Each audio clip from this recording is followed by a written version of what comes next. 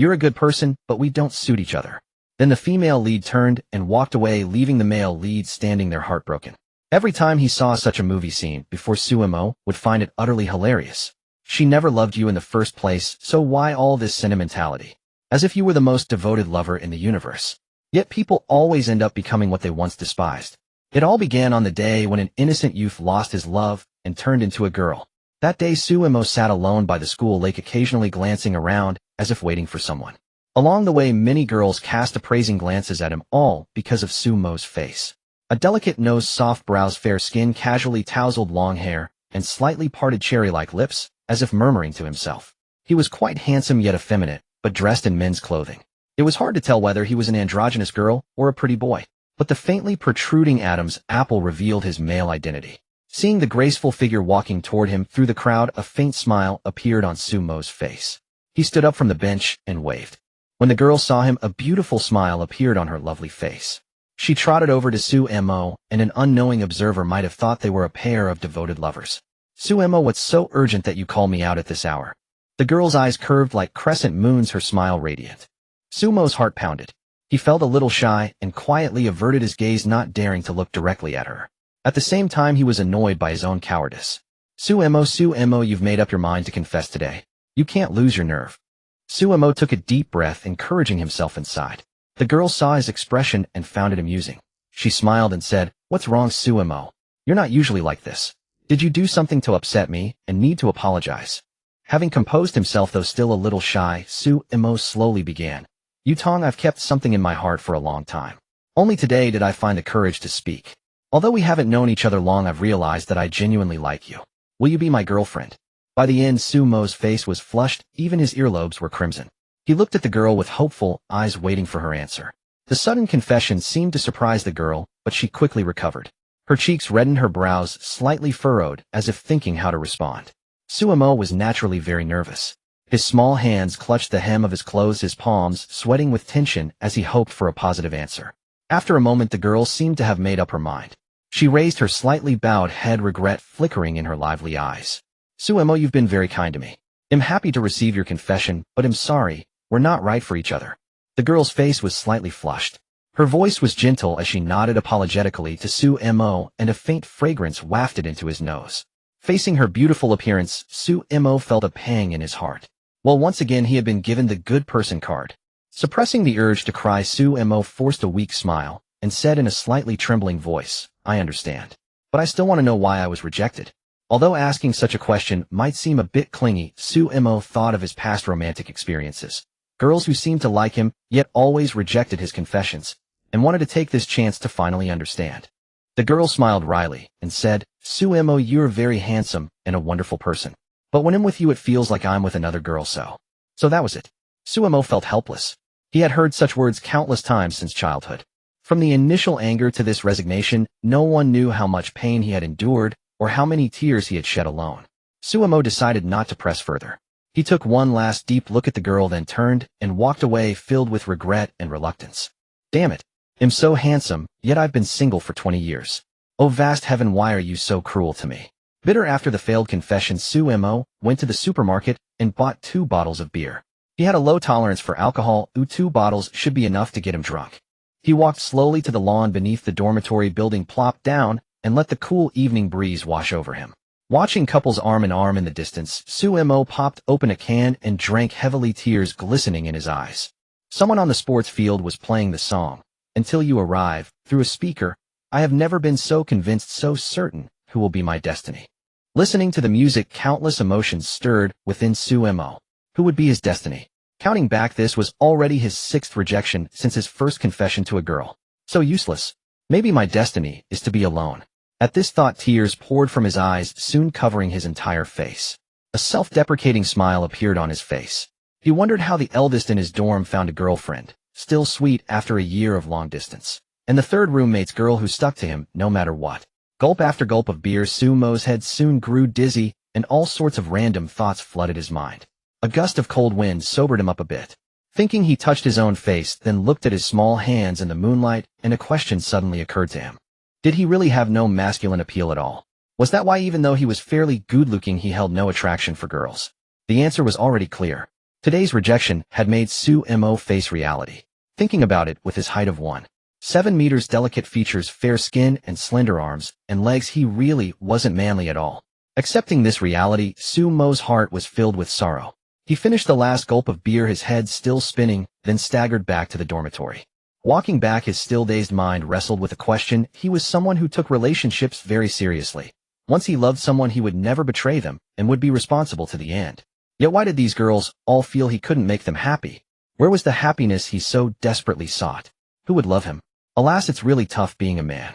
Along the way, many people cast curious and surprised looks at the drunken Sumo, but he didn't care. Compared to the pain of being lovelorn, this was nothing. He made it back to the dormitory without incident. Several roommates saw him so drunk and asked about his condition. Exhausted both physically and mentally, Sumo didn't hear what they said. He fell onto his bed and buried his head in sleep. In his hazy consciousness, he felt his whole body burning and seemed to hear a familiar warm voice in his mind. Detected, although the host is physically male, his appearance is very feminine, and deep down, he possesses a true female heart, meeting the conditions for system binding. Now issuing novice rewards. Please prepare for the novice mission. Wow, Xiaomo has never drunk alcohol before, so how come he's back in the dorm reeking of it today? Zhang Yang, the dorm leader and eldest brother, wondered. Eldest brother, are you stupid? It's obvious that Xiaomo got dumped. Alas, such a handsome face wasted. If I had his looks, I'd have had 3 kids by now. Su Bin, the third brother, sighed. Alright. He looks exhausted. Oh, let's not disturb his sleep. Turn off the lights and get into bed. Zhao Wen, the fifth brother, reminded. Though the roommates loved to tease, they were good-natured. Had it not been for their comfort during the heartbreak, Sumo would have suffered much longer. They washed up quietly, turned off the lights, and climbed into their respective beds. Fearing to wake Sumo, the night passed in silence. Sumo lay with eyes gently closed, a slight smile on his lips, dreaming a beautiful dream. In the dream, he married his beloved, and their wedding ceremony was underway. He held his bride's soft, delicate hand, and they gazed into each other's eyes as friends and family cheered and escorted them onto the stage. As the officiant uttered the familiar words, "Do you take this woman to be your wedded wife, to love and cherish in sickness and in health, for richer or poorer, until death do you part?" Sumo, tears streaming, choked out the heaviest 3 words in the world: "I love you." Just speaking those words drained all his strength. He couldn't see the bride's face clearly, but he knew she was the most beautiful girl in the world, and she too was crying. Sumo woke from the dream, his pillows soaked with tears. The fall from incomparable happiness in the dream back to stark reality left his heart hollow. The joy was ultimately illusory, like a child's balloon that bursts after flying only a short distance, leaving nothing but a nameless melancholy.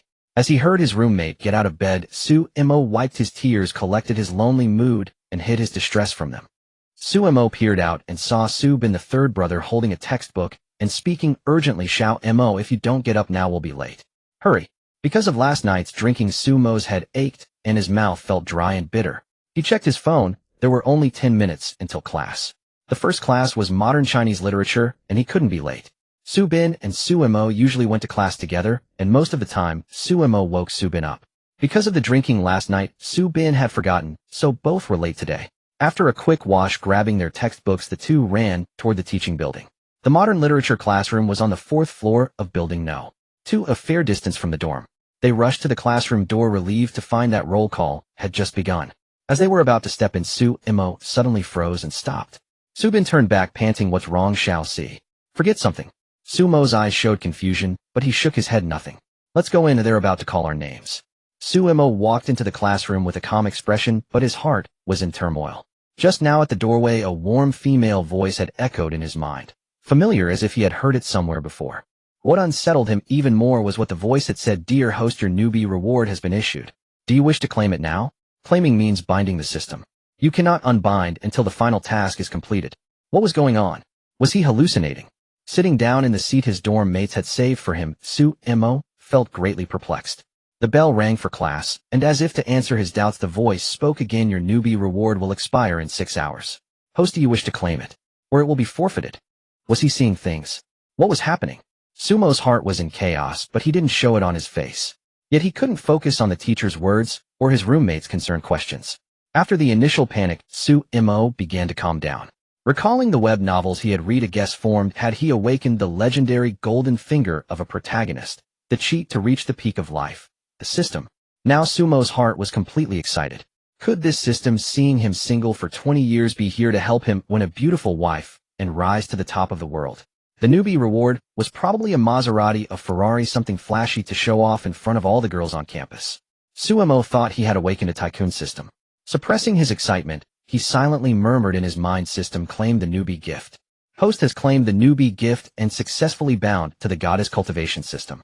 The gift is you will transform into a young girl starting tomorrow. Host, work hard and become the world's most beautiful goddess soon." The voice ended and vanished. Suemo was completely dumbfounded. What goddess cultivation system? Was it like those girl-raising games where he had to slowly woo a goddess? Transform into a young girl. Become the world's most beautiful goddess. What the hell? He was a guy. Had the system made a mistake? But the system didn't answer his confusion, which made Suemo furious. He started cursing the system that wanted to take away his male identity. Damn, what kind of broken system is this? Not only can it make me a tycoon, or even manlier, but it also wants to strip me of my manhood. Go to hell. Whoever wants this binding can have it. Facing such an ordeal, even the usually mild-tempered Suemo couldn't hold back his curses. Seeing the system unresponsive to his insults made him even angrier, and he started to curse the system's ancestors. Don't go too far. If you insult me once more, host, you will be punished, the system said, still in that warm voice, but now with a playful note, like a little demon who loves to tease. Burning with rage, Suemo ignored the threat. System, you. Alas, 3 strikes and you're out. Since you've cursed me 3 times, I'll have to make your little brother become a little sister forever. No turning back. The system laughed, a clear bell-like sound. Those words extinguished Suemo's fury. His face turned deathly pale. This was too much. Why didn't you say earlier that it wasn't permanent? Seeing that the system seemed easy to talk to, he thought of begging. No way, host. Well, he forgot it could read minds. Zhang Yang and Zhao, when sitting beside Suemo, saw his face alternate between red and white like a changing mask. They asked Xiao, "You've looked terrible since you entered the classroom. Are you feeling unwell? Want to go to the school clinic?" Suemo, who had been looking down, lifted his pale face and smiled bitterly. "My body is fine, but my heart hurts." Who wouldn't be upset over such bad luck? Of course, the two didn't know his thoughts. They assumed yesterday's failed confession had hit him too hard, so they said no more. They knew that Suemo was used to comforting himself silently. Too much talk would only make him sink deeper. Dazed, he finished the day's classes. Returning to the dorm in the afternoon, Suemo still couldn't believe what had happened that day. Before returning to the dormitory, Suemo went to the cafeteria with his 3 goofy roommates for dinner. Even after suffering the pain of heartbreak and facing the prospect of turning into a girl tomorrow, one still had to eat. Food is the paramount necessity of man. Skipping a meal leaves one famished. Besides, Suemo had always been a little foodie. After the meal, his mood improved somewhat. Suemo emerged from his day-long silence and began chatting casually with his roommates. Aside from the second roommate, who was somewhat aloof and expressionless, the others were all jokesters. They cracked many jokes along the way, eliciting continuous smiles from Suemo. The gloom in his heart dissipated entirely, and his steps unconsciously grew lighter. The group soon returned to the dormitory. The dormitory key was carried by the eldest Zhang Yang. Although each person had their own key for emergencies, the others were too lazy to bring theirs, so naturally Zhang Yang unlocked the door. Upon opening the door, they saw a long unseen figure standing on the balcony. It was their second roommate, Li Linyun. It had to be said that Li Linyun was indeed very handsome. Unlike Suemo's androgynous good looks, Li Linyun was tall and straight with a handsome and bright countenance. His facial features were sharp and strong, giving him an imposing and manly aura. Hearing the door open, Li Linyun, who was smoking on the balcony, turned around, greeted everyone, stubbed out his cigarette, and returned to the dormitory. "Second, what brings you here? Are you done with all your company work?" Zhang Yang, being the first to enter the dormitory, naturally greeted Li Linyun first. "Hey boss, you know how it is. Second comes back to us whenever he's lonely. I say, Second, you should find a girlfriend soon so you don't have to keep running between home and the dorm." Subin teased, but he was genuinely happy to see Li Linyun back. Haha, Third has a point. With Second's qualities, finding a partner should be easy, yet he chooses to stay a bachelor and hang out with us brothers. How touching, boo-hoo. After saying that, Zhao Wen covered his face with both hands, pretending to be moved to tears, making everyone burst into laughter. After the laughter subsided, Suemo glanced at Li Linyun and said a little awkwardly, "Second, you're back." Upon hearing this, Li Linyun smiled faintly. How have you been lately, Xiaomo?" Same old, same old. Eating and drinking well, feeling great. It's just that some important organ might soon disappear," but Suemo only dared to mutter that to himself. In the past, Suemo would also tease Li Linyun like his other roommates, but something had happened before that changed the dynamic between them. At the start of freshman year, the school usually held 2 weeks of military training. Even if one took leave, they would have to make it up during the next freshman's training. A few days before the semester began, Sumo accidentally fractured his leg, so he got a doctor's note to excuse himself, while Li Linyan was also too busy with company affairs to attend. Thus, after a semester of getting to know each other, the two were assigned to the same squad for the makeup training. Sumo was physically weak. After each training session, he felt utterly drained, barely able to lift his water bottle. So Li Linyan would hold the bottle and feed him water.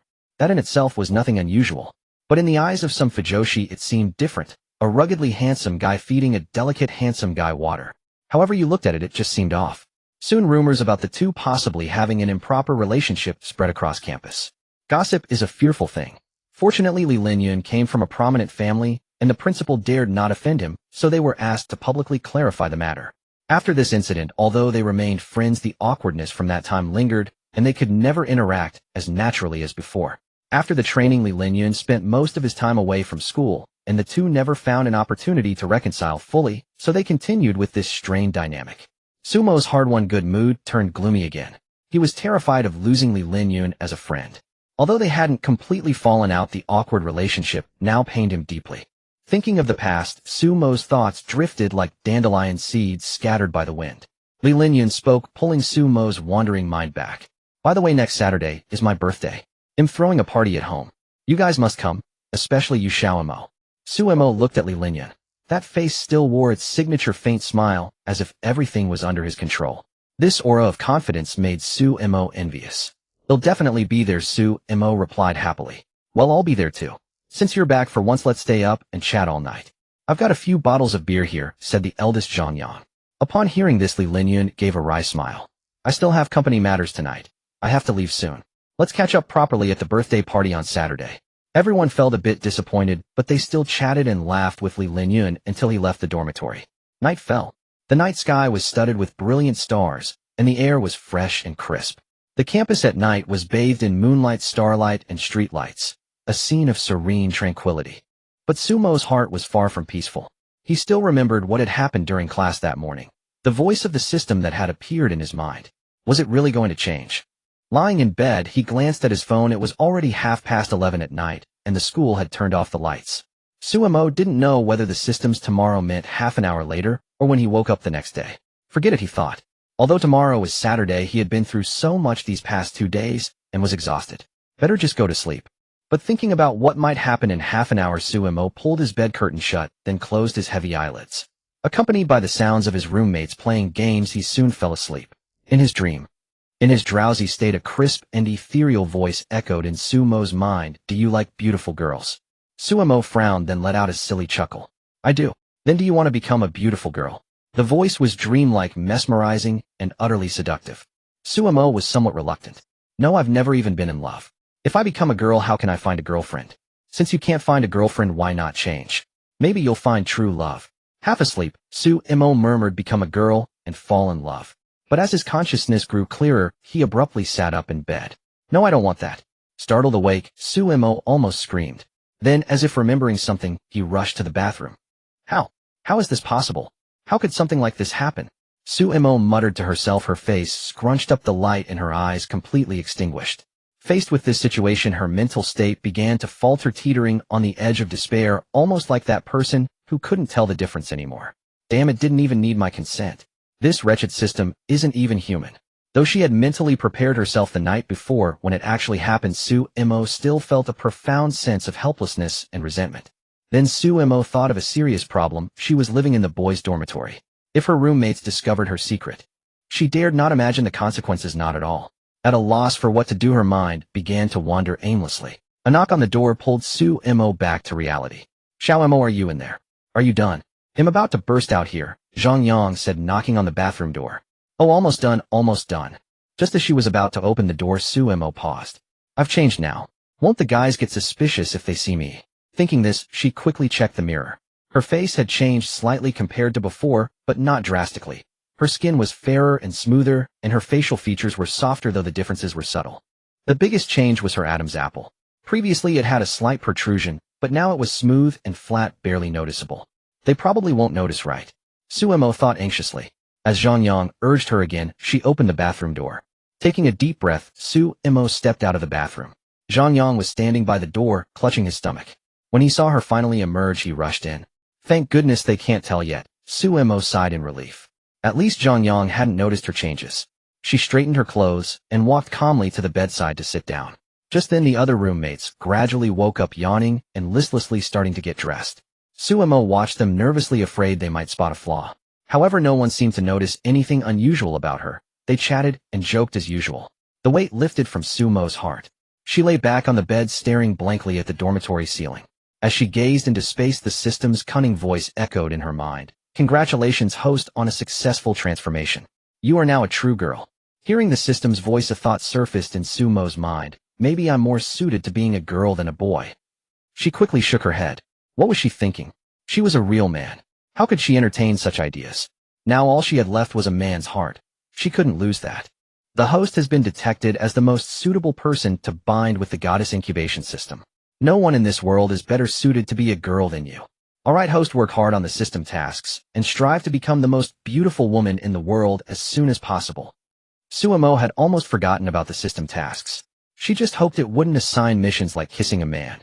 Anything like that would drive her insane. Now issuing the novice task. Task requirement: go to a women's clothing store as a female and purchase a set of women's clothes.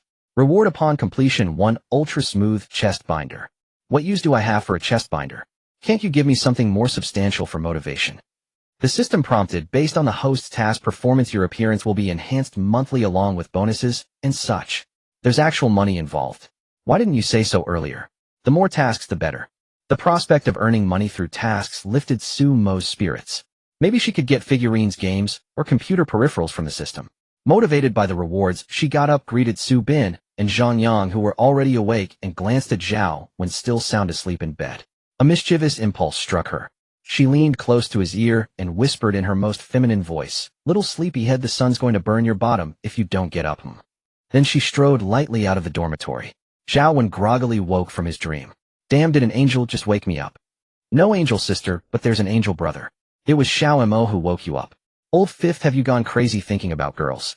You're mistaking a good buddy for a woman. Say nothing. When Xiao-mo gets back, you'd better kneel and apologize. What the hell? It was Xiao-mo who woke me up, so why did I hear a pleasant female voice? Zhao was bewildered. Had he really gone mad from longing for a woman?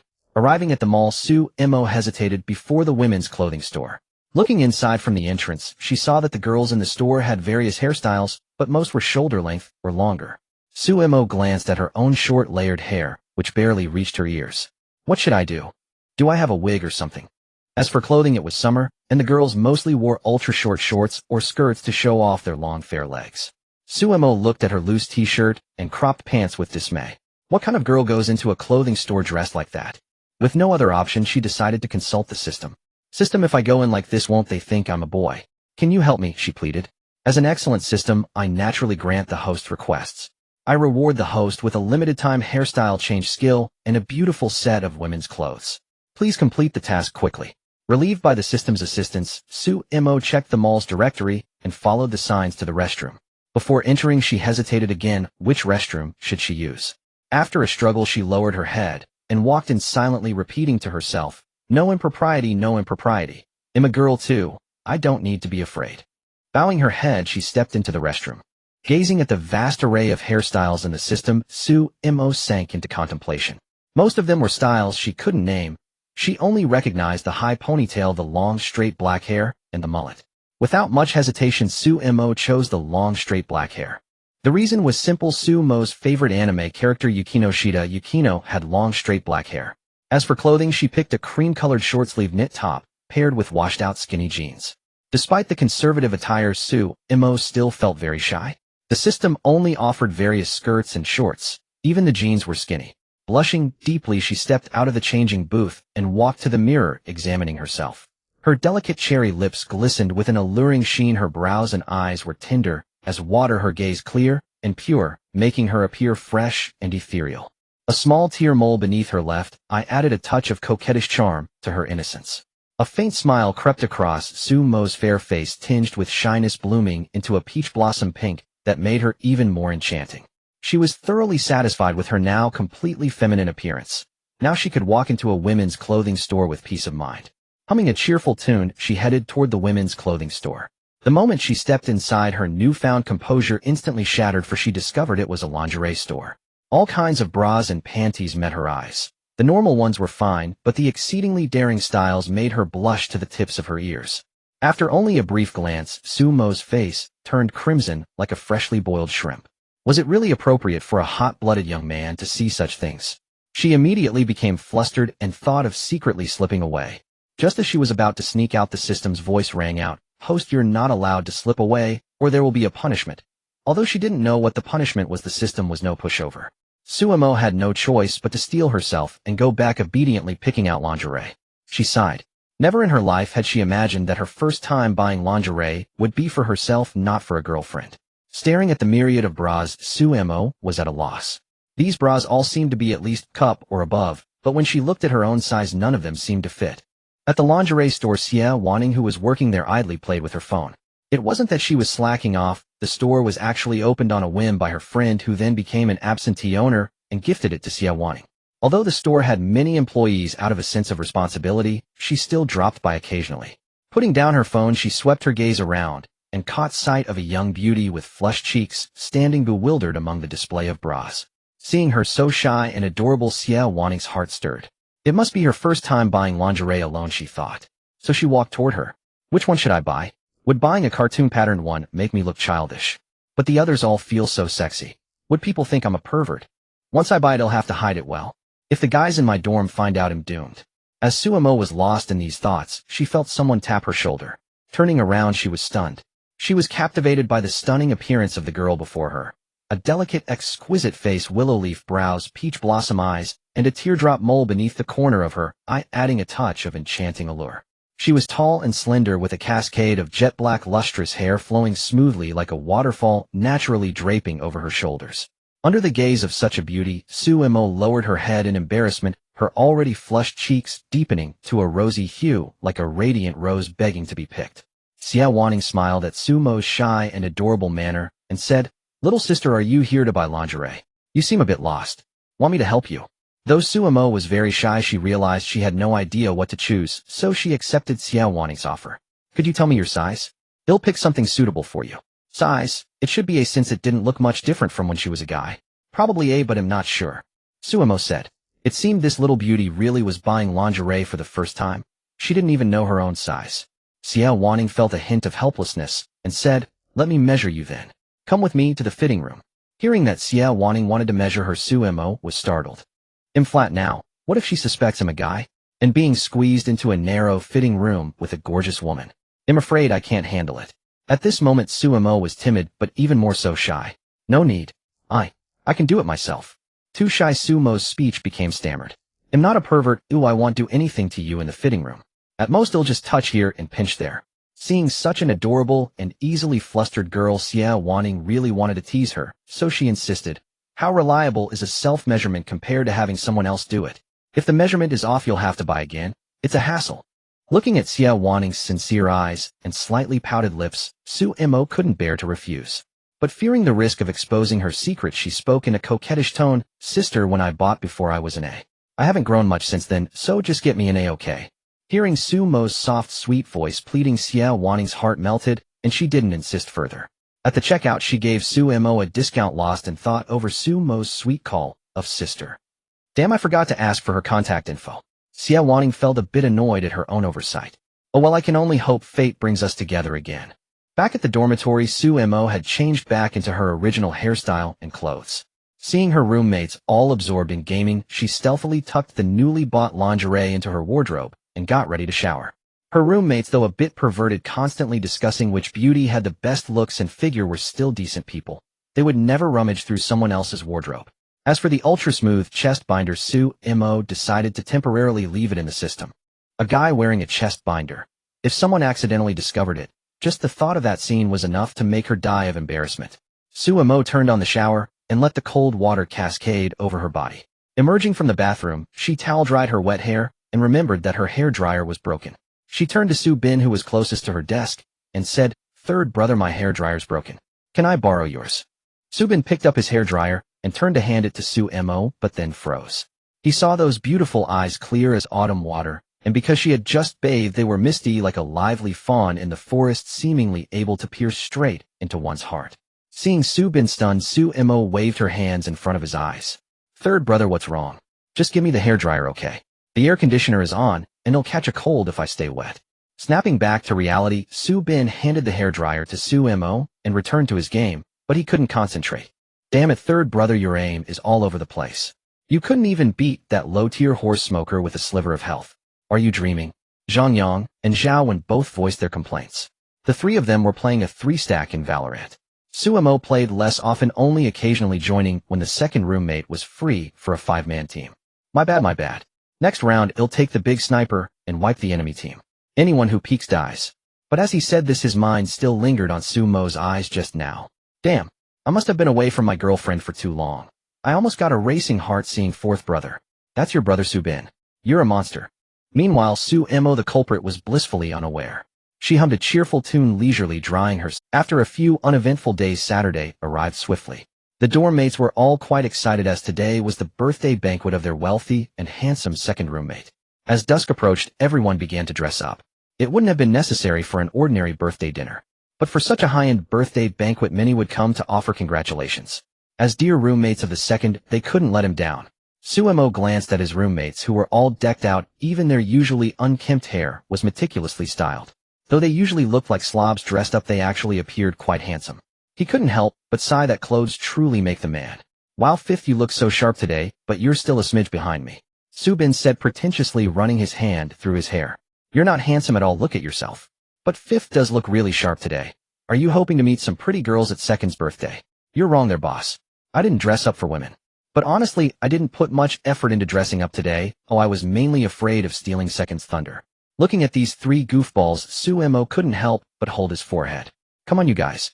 With how vain you are, if people knew you were second's friends, they might never want to come again. This is second's birthday banquet. Don't embarrass him.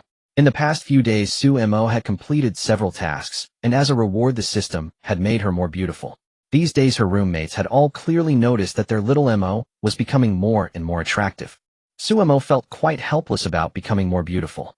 She wanted to keep a low profile and not change so fast, but the system wouldn't allow it. Host, you must understand you are destined to become the most beautiful goddess in the world. The progress is already too slow. If this continues, it will take years for you to become the most beautiful goddess. Little Mo, even though you're getting more handsome, you can't just go dressed like that. Everyone said, looking at Su-imo in a loose t-shirt and shorts. I haven't changed yet. Wait a sec. I'll change and blind you all with my handsomeness. With that, Su-imo picked up her new clothes and pants and went into the bathroom. Before closing the door, she made a cute face at them. Damn, little Mo is becoming more and more like a woman. Not only does she act cute occasionally, but now she even hides to change clothes. Exactly, we're all men here, what's there to be afraid of? It's not like we'll eat him. He must be embarrassed because we're too handsome. Well, charm is just that powerful. Despite their words, the three were quite curious to see how Su-imo would look after changing. Hiding in the bathroom, Su-imo slowly took off her clothes and shyly looked at herself in the mirror. Her skin was as smooth as congealed cream, soft and jade-like, radiating a glow under the light. Su-imo sighed inwardly. The curves were barely noticeable now, but how would she hide them when they became more prominent later? Just as she was troubled, the system's voice chimed in. Leave such problems to this omnipotent system.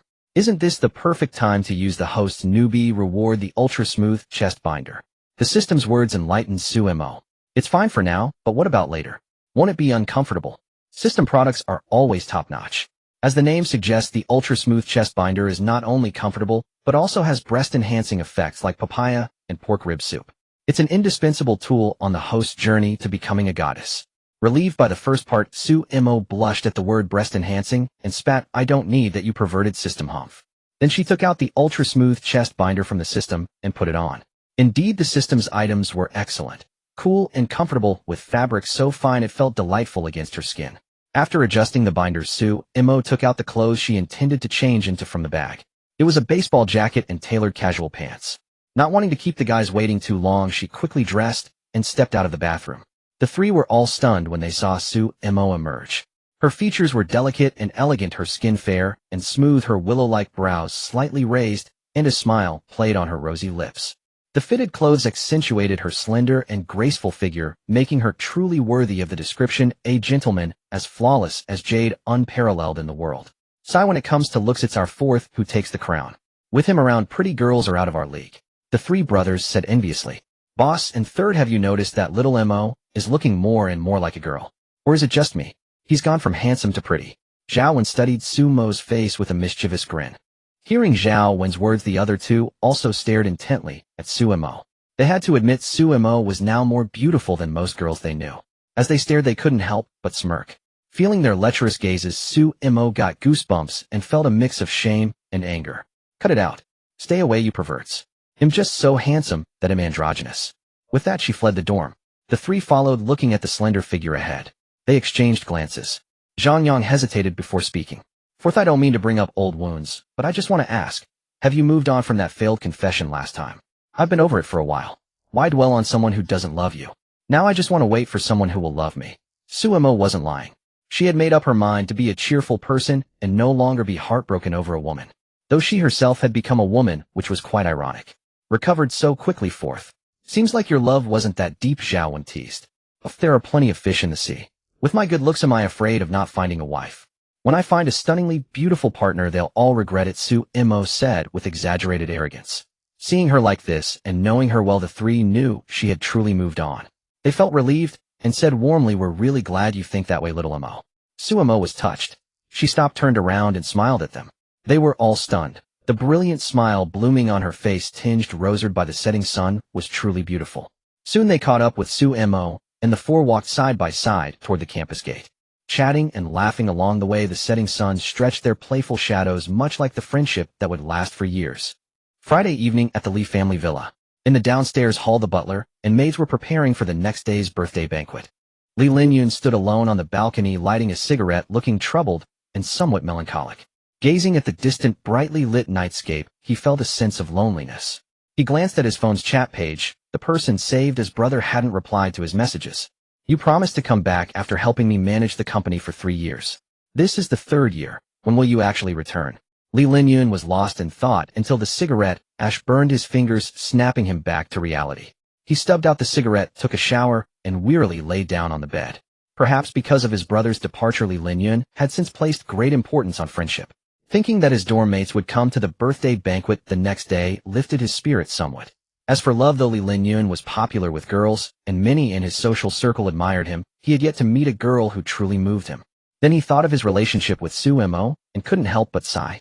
Li Linyun was acutely aware that a rift had existed between them since that incident. Perhaps because both of them valued this relationship too much, they had been pretending not to notice. Li Linyun knew this couldn't go on, but he never figured out how to resolve it.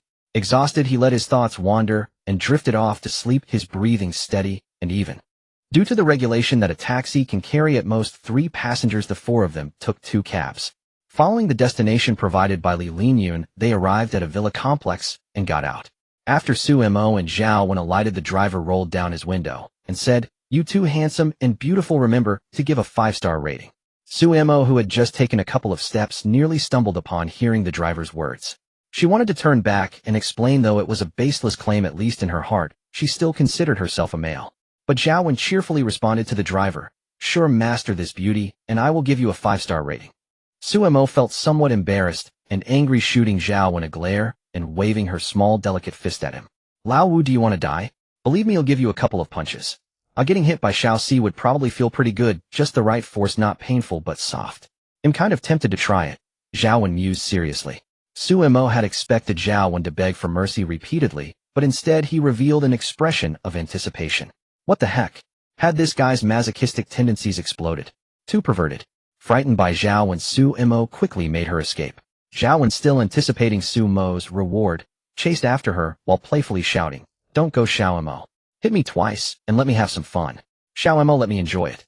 Zhang Yang and Su Bin, who had just gotten out of the car, were so shocked that their phones dropped to the ground. Damn, did I hear that right? Lao Wu wants Xiao Si to give him some pleasure. Boss, you heard correctly. Lao Wu has been single too long and is desperate. We need to rescue Xiao Si from his clutches quickly. The two hurried after them. The group arrived at the villa and looked at the building before them with some astonishment. It was an exquisite private villa, one that even someone with little knowledge could instantly recognize as a wealthy residence. A stately foyer and a tall, imposing gate. The fence surrounding the villa was entwined with precious and beautiful flowers, and in the courtyard sat a fountain topped with an exquisite marble carving, all showcasing the owner's immense wealth. Damn, we knew Lao Air was rich, but we didn't realize he was this loaded. The group excitedly walked into the villa. At the entrance stood two beautiful young women in maid outfits. They weren't the short, stylish maid dresses designed for aesthetics nowadays, but long medieval-style ones exuding elegance and grace. Seeing three boisterous boys and a delicate pretty girl dressed in androgynous attire approaching, the maids curtsied and said, "Are you guests? Please show your invitations." Suemo looked at her three roommates in confusion. "Do we have invitations? Lao Air didn't give us any, did he?" Zhang Yang shook his head. "No, they didn't. Someone as meticulous as Lao Air wouldn't have forgotten something like this, would he? We don't have invitations, but the four of us are Li Linyan's roommates. He should have informed you about us." Upon hearing this, the maid looked at the delicate pretty person, a hint of doubt in her eyes. "The young master did mention his roommates were coming, but are you four his roommates? Then why is there a girl among you?" Seeing the maid's puzzled gaze fixed on Suemo, they understood. The maid's sister had mistaken Suemo for a girl. "Sister, don't be fooled by his looks. He's actually a real boy." Suemo nodded, trying to use her most masculine voice. Yeah, I'm a genuine guy. I have an Adam's apple, see?" With that, she strained her neck to show her Adam's apple. Of course, no one saw any Adam's apple. Instead, the fair, smooth neck made her roommates involuntarily swallow. "You don't seem to have an Adam's apple, and your skin is even smoother than mine." Still, the maid believed them, having heard the young master introduce his roommates to his father, mentioning one who looked a bit like a girl. "Please come in, everyone. Our young master is in a meeting in the conference room. You can look around the villa for now." After speaking, she cast a few extra glances at Suemo. "This boy really is pretty." The group entered the villa, which was even more luxurious inside than they had imagined. Above hung a massive crystal chandelier, and the wide corridors were lined with many exquisite paintings. Elm wine racks stocked with fine liquors harmoniously divided the space alongside the artworks. Various exquisite desserts and delicacies were laid out on tables draped with tablecloths. The villa was already filled with many people, most dressed elegantly and brightly. Suemo patted her stomach, remembering she hadn't had dinner yet, and wanted to drag the others to grab a bite first. Just as she was about to speak, Suemo caught sight of a familiar, beautiful face not far away and froze. Wasn't that the salesgirl from the lingerie shop? What was she doing here? Did she know Lao Air? Detected a person who knows the host's true gender. To avoid the risk of exposure, please attend this banquet in female attire. The system's voice rang out. Suemo frowned slightly. Damn, attending as a female. Now I have to sneak away on my own. How do I explain this to the guys? And where am I supposed to change? I don't even know where the restroom is. The restroom location has been marked for the host. Please complete the task as soon as possible. You wouldn't want your true identity as a girl to be discovered, would you? Why does this damn system sound so Japanese? Though separating from her brothers made Suemo feel a bit sorry for them, she had to come up with an excuse to complete the damn system's task. Boo-hoo, my stomach hurts so much. I need to go to the restroom. Boss, you guys have fun on your own for now. Suemo put on a pained expression, clutching her stomach. Oh, why did this monthly thing have to happen today? What a shame. Did you bring your big band-aid? If not, I'll go out and buy some for you. Don't be shy, Xiaomo. Be good, Xiaomo. Don't drink cold beverages tonight. When we get back, I'll make you some brown sugar water. Suemo was speechless. Ever since she got the system, these idiots had been teasing her daily like she was a girl when she was clearly a boy without the equipment. Go to hell. Buy them for yourselves. I just have an upset stomach. Don't wait for me. They'll find some pretty girls to play with later. With that, she headed toward the restroom marked by the system. Xia Weining, dressed in a light blue gown, wandered aimlessly through the villa. For the banquet, Xia Weining had applied light makeup, enhancing her already beautiful features and making her even more captivating. Unlike usual, she exuded a mature, sexy aura. Her delicate collarbones and fair, slender legs drew admiring glances from many. But most people only stole a quick look. At this social level, everyone was very mindful of their etiquette and image. Looking at the familiar Li family villa, Xia Weining felt a wave of emotion. Li Linfeng had been away for so many years, he should be back this year, right? Li Linyan, that kid, now always acts aloof and unapproachable. He's not likable at all. He was much cuter as a child. Lost in thought, Xia Weining's mind wandered, and suddenly a familiar figure flashed by not far away. Hey, isn't that the shy little beauty from the lingerie shop? If she's here, that means she knows Li Linyan. Could she be his girlfriend? Driven by curiosity and her fondness for pretty girls, Xia Weining followed. It definitely wasn't because she wanted to tease that adorable little beauty again. In the bathroom, Suemo had already changed into feminine attire. Clad in a knee-length white dress, white lace-trimmed socks, and flat black leather shoes, she appeared utterly pure and endearing. Suemo glanced at the mirror, The soft light illuminated her face, making her delicate and refined features glow with a subtle sheen. With large eyes, long eyelashes, a small straight nose, and rosy lips, she smiled at her reflection.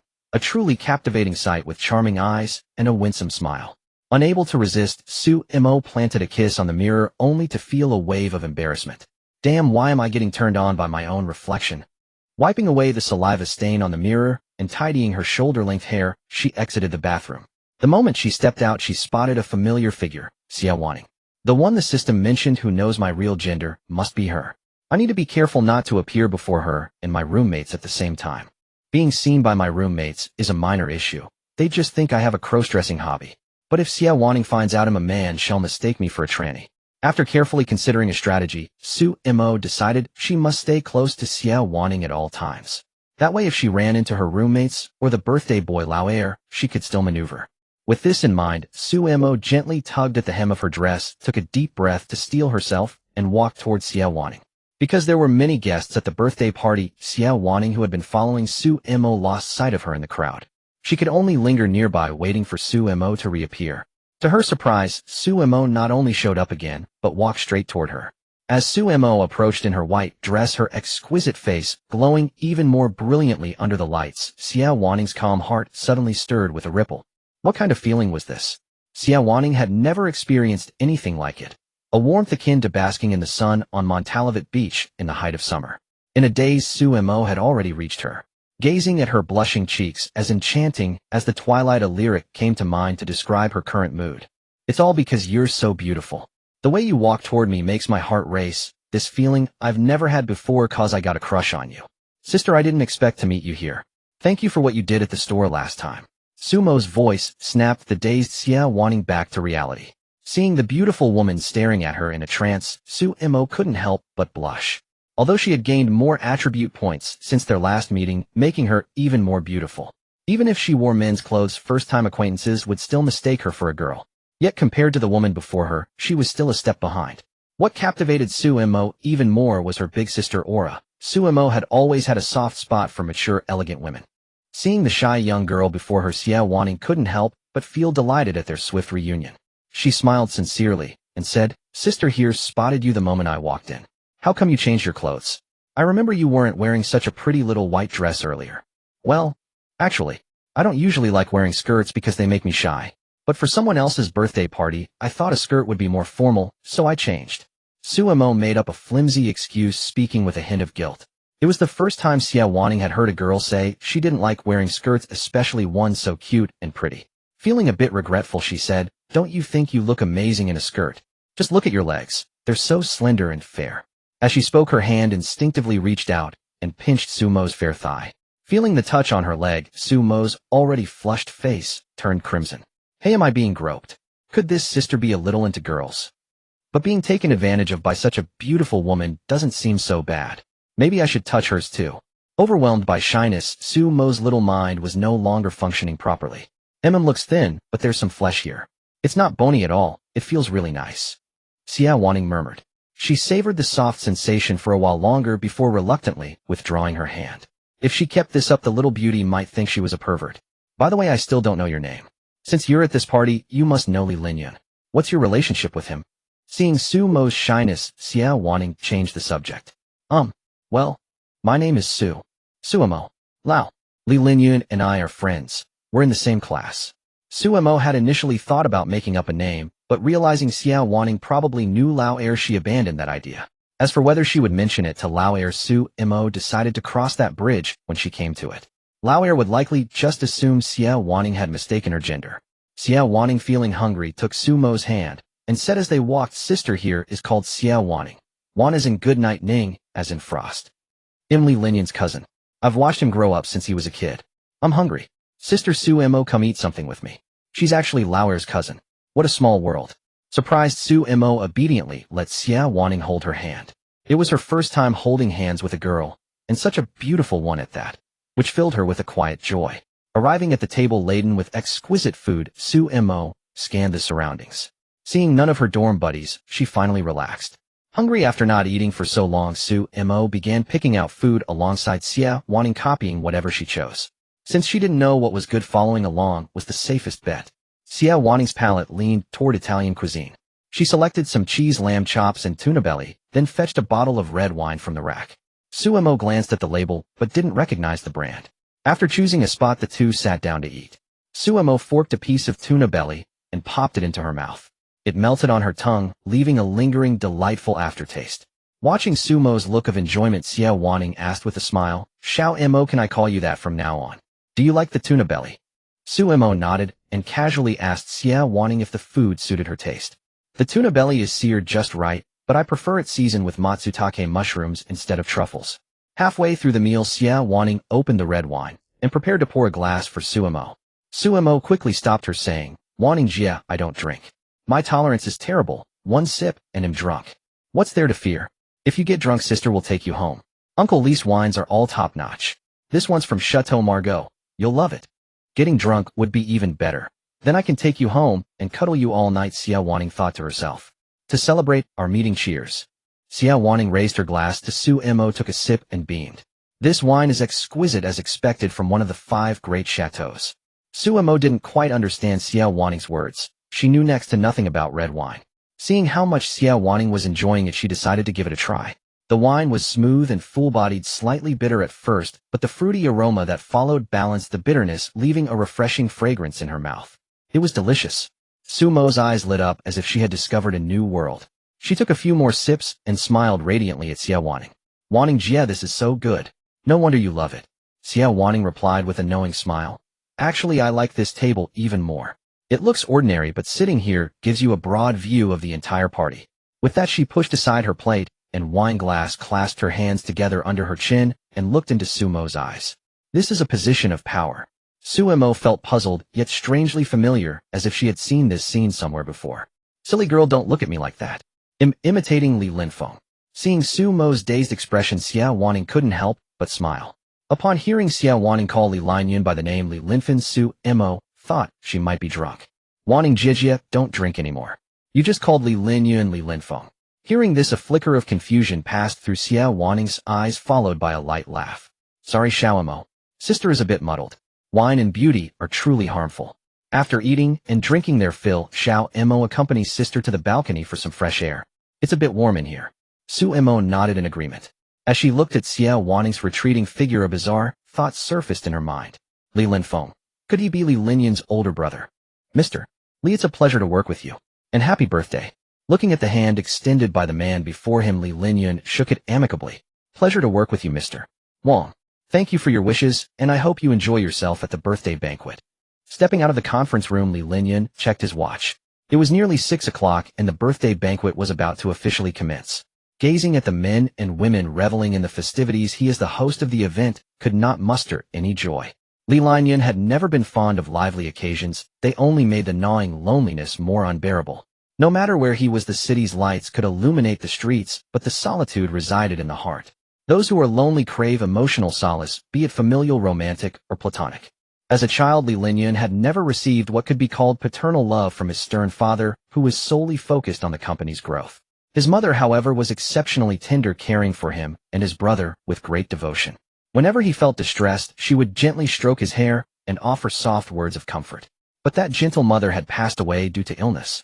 Li Linyun would never forget that day. His mother sat on the bed facing the setting sun. As the sun sank, darkness crept in from the window, casting her long shadow upon the wall. Muffled commotion drifted from the hospital corridor, likely a family welcoming an elderly patient who had recovered and was being discharged. His elder brother was on the phone with their father, hoping he would come to see their mother one last time, but no one answered on the other end. Feeling exhausted, Li Linyun leaned against his mother's bedside and fell asleep. Her warm hand brushed through his hair, and in a daze he heard her voice urging him and his brother not to resent their father. Li Linyun snapped back from the memory. Outside the window, the setting sun had withdrawn its last rays, and the night shrouded him like a dark curtain. He had truly been alone for too long, drowning in memories day after day. Perhaps he should heed his roommate's advice and try to find a girlfriend. But for now, the most important thing was to manage this birthday banquet, steady his emotions, and maintain a faint smile on his face. As he walked toward the banquet hall, he was once again the composed and carefree Li Linyun. Gazing at Xia Waning, who was leaning on his shoulder, Suemo couldn't help but feel a touch of chagrin. When he was still the male Suemo, why didn't he have such good fortune? Now that he had become a girl, he encountered romantic opportunities, yet even if he wanted to do something about it, he was powerless. Suemo found himself instinctively staring at Xie Weining's profile. He had to admit Xie Weining was truly beautiful. Her skin was smooth and fair, and she exuded a subtle fragrance. It wasn't until Xie Weining turned her head to look at him curiously that Suemo realized his lapse. Blushing, he quickly averted his gaze. I see the green hills so enchanting, and presume they see me likewise. In truth, Suemo was also quite pretty now. To Xie Weining she appeared as a slightly adorably dazed little beauty. But having lived 20 years as a straight man, Suemo was too slow to realize it. Seeing Suemo inexplicably flustered, Xie Weining felt her fondness for her growing. She couldn't resist reaching out to pinch her soft cheek and teased with a smile. Our little Emo even knows how to be shy. Just now you were staring at your sister. Anyone watching would think you're a lily-loving girl who likes other girls. Although Xie Weining was beautiful, Suemo wouldn't have been discomposed for that reason alone. It was because Xie Weining, resting her eyes with her head on his shoulder, appeared so gentle and serene, a stark contrast to her usual boisterous self. Hearing Xie Weining's words, Suemo felt his pride as a man severely trampled. He had to retaliate. Weining, I think you're the one who looks like a lily lover. Last time at the lingerie store you insisted on measuring my size. I think you were just trying to take advantage of me, Suemo pouted, trying to sound fierce. But with her harmless, cute appearance, she couldn't frighten anyone even if she was truly angry. Hearing Suemo's words, Xie Weining paused for a moment. It wasn't that she was startled by Suemo, but rather she began to reflect on her own feelings. She didn't have many close friends, and she had never been so intimate with someone she had only met twice. Moreover, when she was with Suemo, she felt incredibly relaxed and joyful, as if they were longtime best friends. Could it be that she harbored special feelings for Suemo, wanting to become lovers? At that thought, Xie Weining turned her gaze to Suemo. Suemo's face was slightly flushed, her delicate willow brows slightly furrowed, her pink lips slightly parted, and her beautiful eyes gentle as water. Xie Weining's heart fluttered, and she realized she might be falling for Suemo. No wonder she had never liked any boy over the years. Her orientation was simply different. Or perhaps it wasn't her orientation, but Suemo's appearance and personality that suited her taste perfectly. Thinking this, Xie Weining couldn't help but laugh. Her parents often said she was pretty but acted boisterously like a boy. Now it seemed her orientation was also akin to that of a man.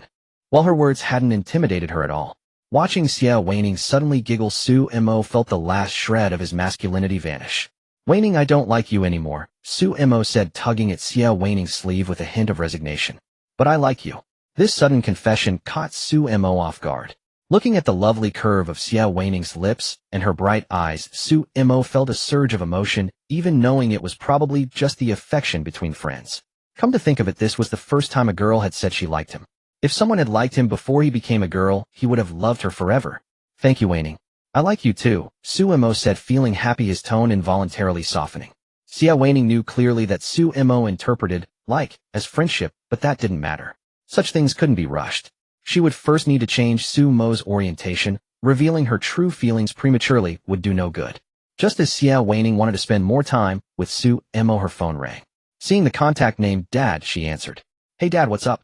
I'm with my friend right now. I don't want to go to the banquet with you. Oh, alright. Since Uncle Lee wants to see me, you'll go. Hanging up, Xie Weining turned to Suemo. Little Emo, since you know Li Linyan, come with me. That kid is getting less and less cute these days.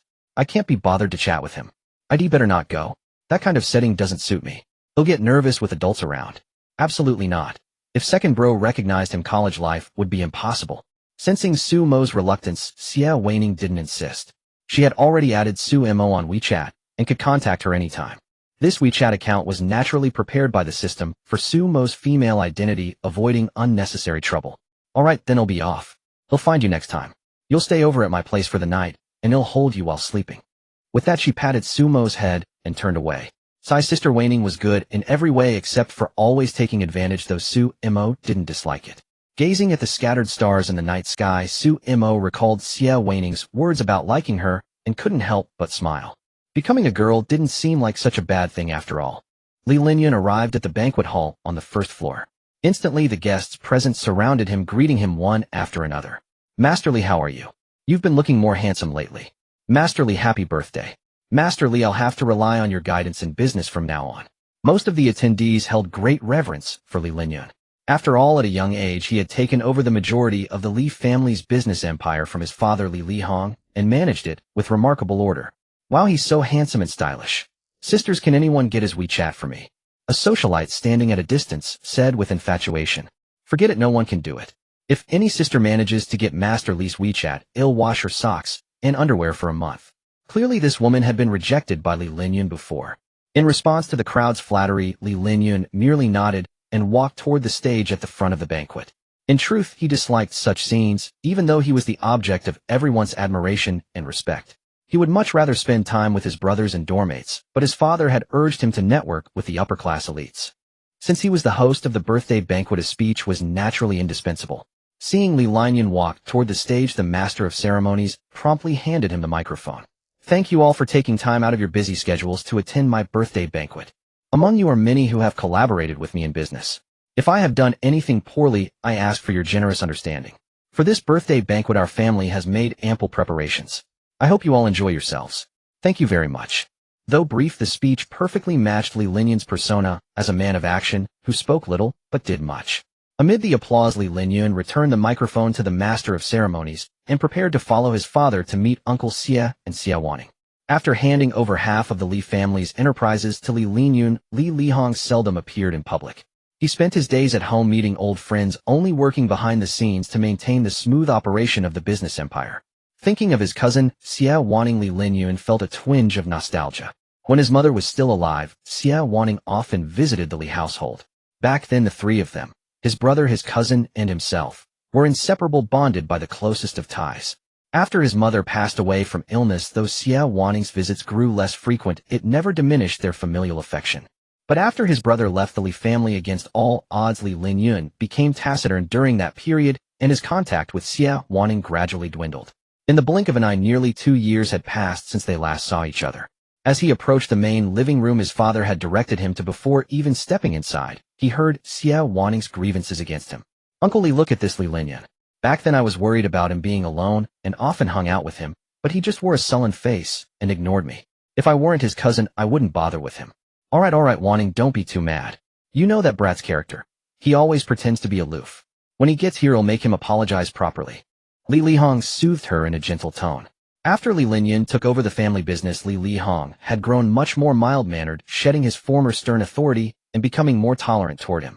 Over the years, Li Linyun had begun to understand his father somewhat. The countless trivialities of the company and the need for an authoritative presence to unite the entire organization.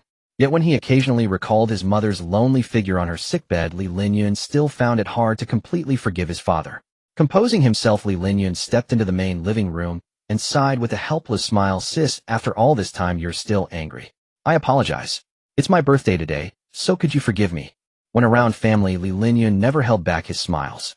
Xie Wanning caught speaking ill of him right when he appeared, coughed to mask her embarrassment. She was about to scold him when she remembered her chance encounter with Su Mo earlier. If not for Li Linyun, she wouldn't have met her again so soon. She changed the subject. Big sister is in a good mood today, so I'll make an exception and forgive you. But with that foul temper of yours, I can't understand how you've managed to be friends with such an adorable girl.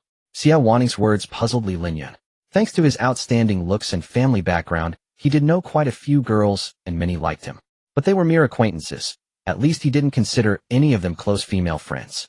Li Linyun, other people's daughters say you're both handsome and aloof with no girls around you. Looks like that's just a rumor. When will you bring a girlfriend home and set your father's mind at ease? Xie Zhaojuan, hearing his daughter's words, assumed Li Linyun had a very close female friend. Uncle Xie, you're joking. She's just a regular friend. You should urge Xie Wanning.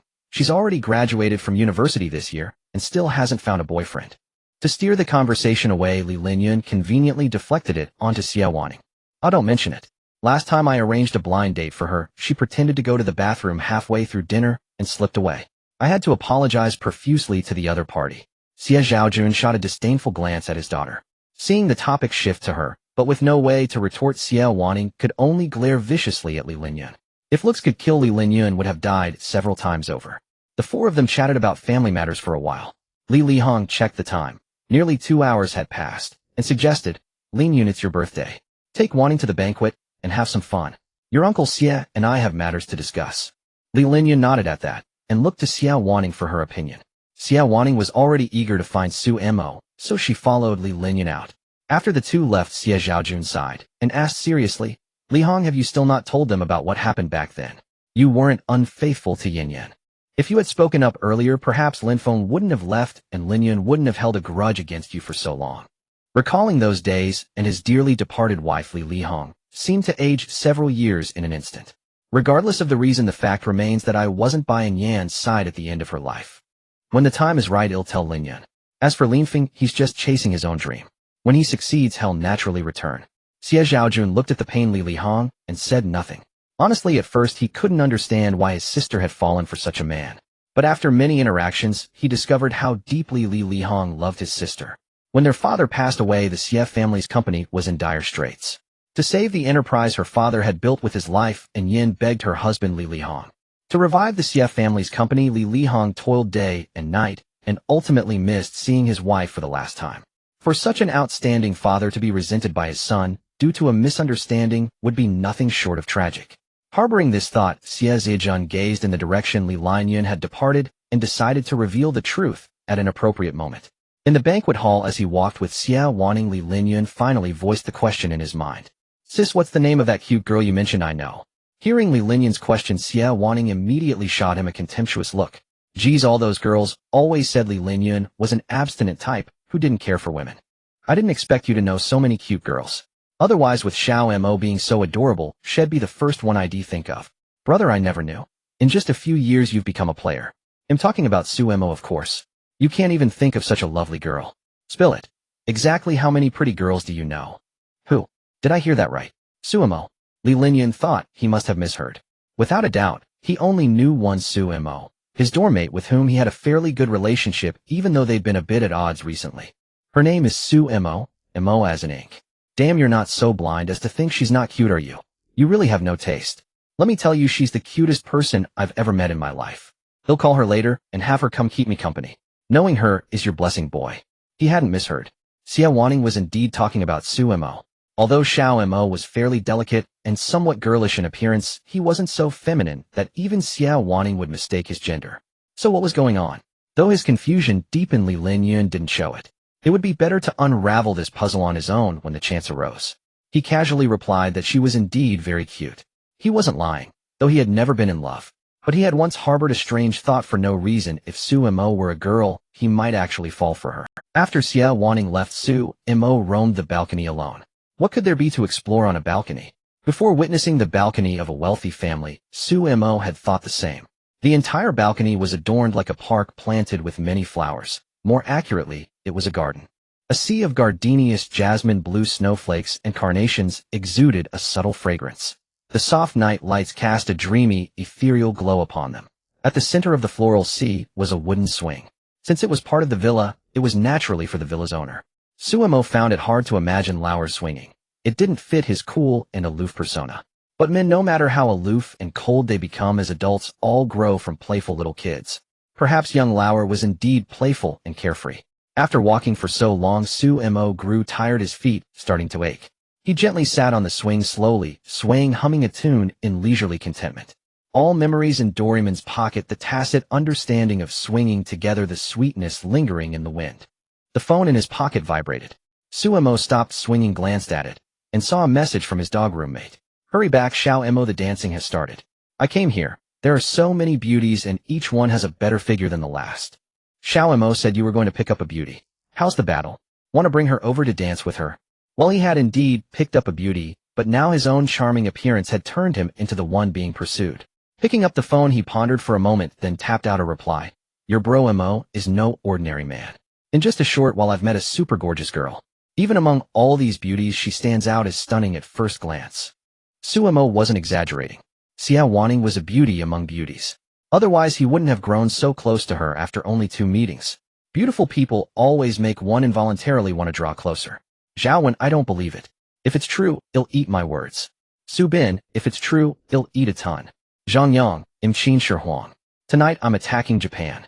Zhao Wen and Su Bin. I knew the great Qin never fell. Although Su Mo had a face that screamed, "I'm truly loved by all," after so long together his roommates had never seen him successfully romance any girl. Naturally, they didn't believe him.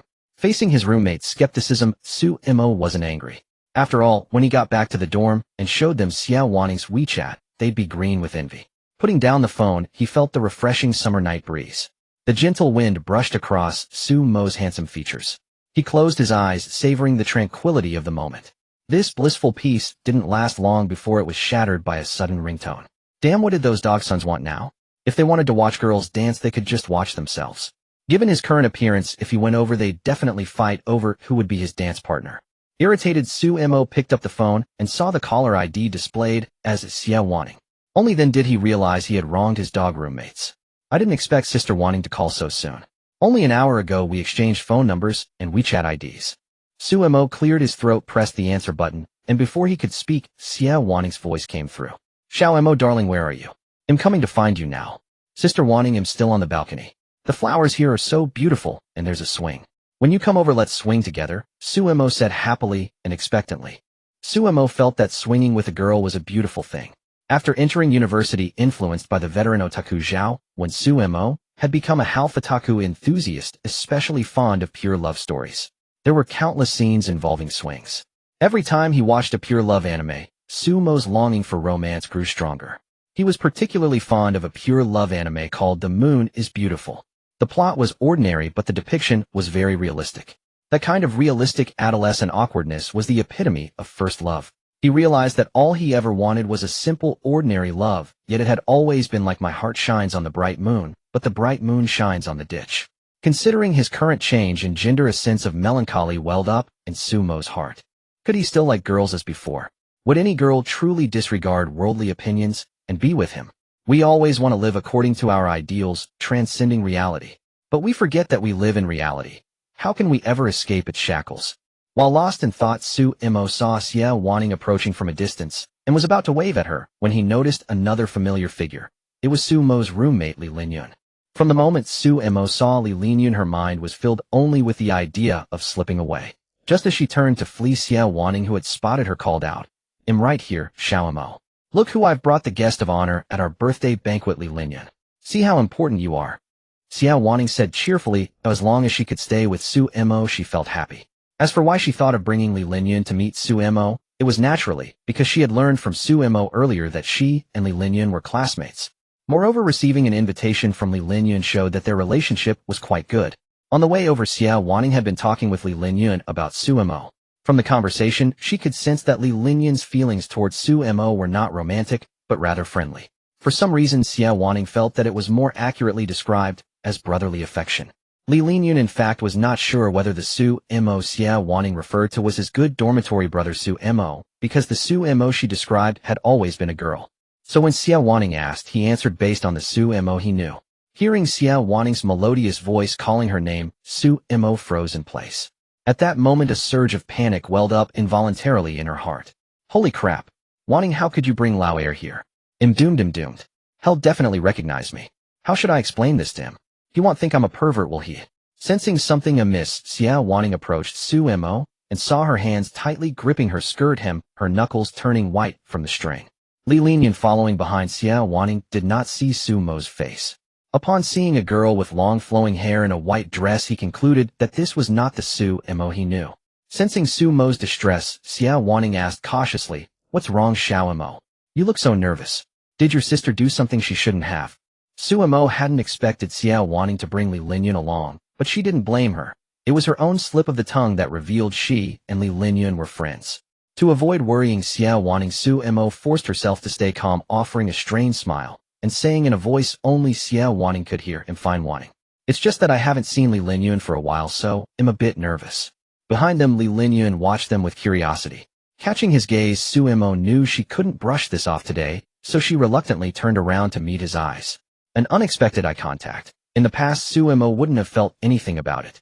But whether it was because Li Linyun was seeing her in this transformed female appearance for the first time, or because Li Linyun was dressed more meticulously than usual and looked even more handsome, Sumo's fair cheeks flushed a light pink, which quickly spread to the tips of her ears. Feeling the warmth on her face, Sumo became even more embarrassed. Her limpid eyes didn't know where to look, and she could only avert her gaze from Li Linyun's astonished stare. When Sumo turned around, Li Linyun's first feeling was one of breathtaking beauty. Whether it was her fair skin, gentle brows and eyes, delicate nose, or cherry blossom-like pink lips, Li Linyun found everything beautiful. But just as Suemo had thought, Li Linyun still recognized that the stunning girl before him was none other than his familiar roommate, Suemo. Li Linyun had thought he was seeing Suemo's younger sister or older sister. But recalling that Suemo was an only child and noticing the distinctive beauty mark under the right eye, he had to believe it was Suemo himself. Yet why would Suemo dress like a girl? Although the outfit suited him perfectly, he was still a boy, and in over a year of knowing him, Li Linyun had never heard of Suemo having a cross-dressing hobby. "Xiaoemo, you look really beautiful today." For no reason, Li Linyun blurted out these words. It was certainly true. When he saw Suemo's exquisite face, his heart skipped a beat. But when he realized that this was his roommate and good brother, he forced himself to calm down.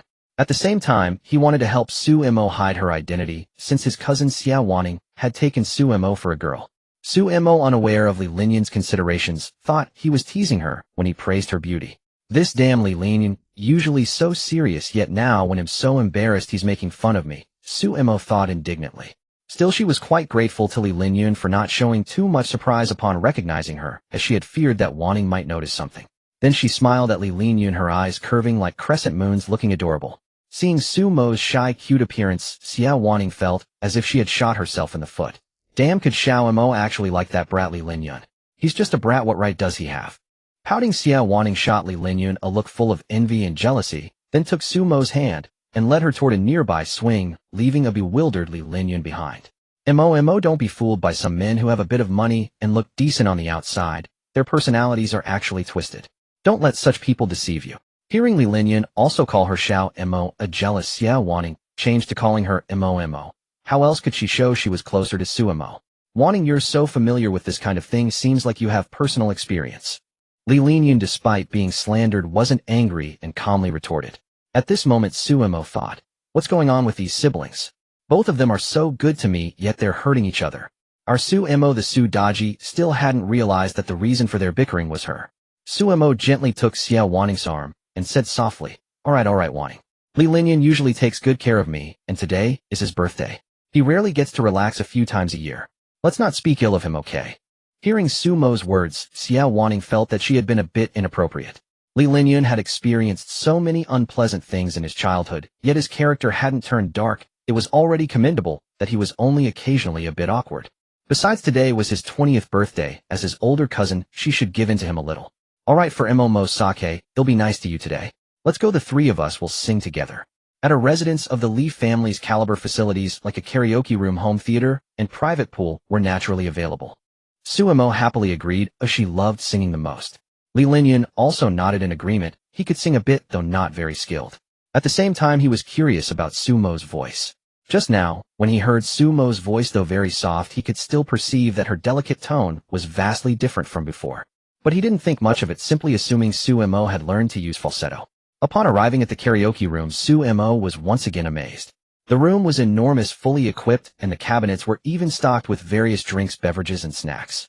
The three of them had a great time, though most of the time, Xiao Wanning sang, with Li Linyun occasionally singing one or two songs. Suemo politely declined Xiao Wanning's request to sing together, citing a sore throat. Although she really wanted to accept, considering that in Li Linyun's eyes she was a boy, and in Xiao Wanning's eyes she was a girl, she didn't know which voice to use. Naturally, singing involved drinking. Xiao Wanning, who sang the most, felt terribly thirsty and gulped down a lot of wine, soon getting drunk. Fill up the glass down it, sing loudly, good friends, how joyful tonight. Suemo and Li Linyun exchanged glances, both seeing the surprised look on each other's faces. They hadn't expected that when drunk, Xiao Wanning would act like a middle-aged man, boisterously singing friends wine. It took Suemo quite some coaxing to get Xiao Wanning to lie down obediently on the sofa. When she tried to fetch a towel to wipe Xiao Wanning's face, she was pulled back. Mo, don't go. Woo, your sister feels so awful. Stay by my side, okay? Faced with Xiao Wanning's please, Suemo's heart softened. Wanning, I'm not leaving. I'm just going to get a towel to wipe your face. Look how much you've drunk, you're so drunk. Be good, don't make a fuss. Suemo comforted her, enduring her embarrassment, especially since Li Linyun was watching. No, without Mo, they'll keep making a fuss. After another bout of fussing, Xiao Wanning had no strength left. She leaned back on the sofa, closed her eyes, and breathed evenly, presumably asleep. It had to be said, a drunk Xiao Wanning was way too lethal. Her fair cheeks were slightly flushed, her sleeping face serene, and her originally neat hair scattered loosely, making her look both gentle and charming. At that moment, Suemo had no mind to appreciate it. Since Xie Wanning was drunk, she would have to be alone with Lao Air next, and she still hadn't figured out how to explain her situation to him. Li Linyan first called a maid to take care of the drunk. Xie Wanning then contacted Uncle Xie to inform him of her condition. Let's go first. It's getting late, and staying here would make it inconvenient for them to take care of Xie Wanning, Li Linyan suggested. Su Mo nodded and obediently followed him as they left. The maid who was feeding Xie Wanning hangover soup glanced at the well-behaved and cute Su Mo. This was the first time the young master had brought a female friend home. Maybe she would be the future young mistress. She would have to behave well when meeting her again. The birthday banquet was still ongoing. Along the way, many guests greeted Li Linyan. Seeing a beautiful girl following him, the two occasionally chatting with intimate rapport, everyone was surprised. Young Master Li, who had never been involved in any rumors, appeared in front of everyone with a young girl at his own birthday banquet. The implications were thought-provoking. Of course, Li Linyan didn't think that much. He wanted to find a quiet place to have a heart-to-heart with Su Mo to dissolve the vague estrangement between them. Today was the best opportunity. In the end, he chose the balcony as the spot. At this hour, no one would come here, and the open space would not make Su Mo feel anxious. Su Mo was no longer so nervous. She felt that since her secret would eventually be discovered, she might as well tell it to someone trustworthy now. She clasped her hands together, trying to speak in as calm a voice as possible, but still felt tense. Lao Air, actually, the way I'm dressed now is because It's okay, I understand. If this matter embarrasses you, you don't have to say it. I won't blame you. Li Linyan's words moved Su Mo and set her at ease. Li Linyan was still so considerate. Do you really know the reason? I haven't told anyone about this. The idea of suddenly turning from a boy into a girl was too incredible and hard to believe no matter how you thought about it. It must be Zhang Yang and the others who made you cross-dress for the birthday banquet. Did you lose a bet with them? If you don't like it, you don't have to do it. They won't force you, Li Linyan said seriously.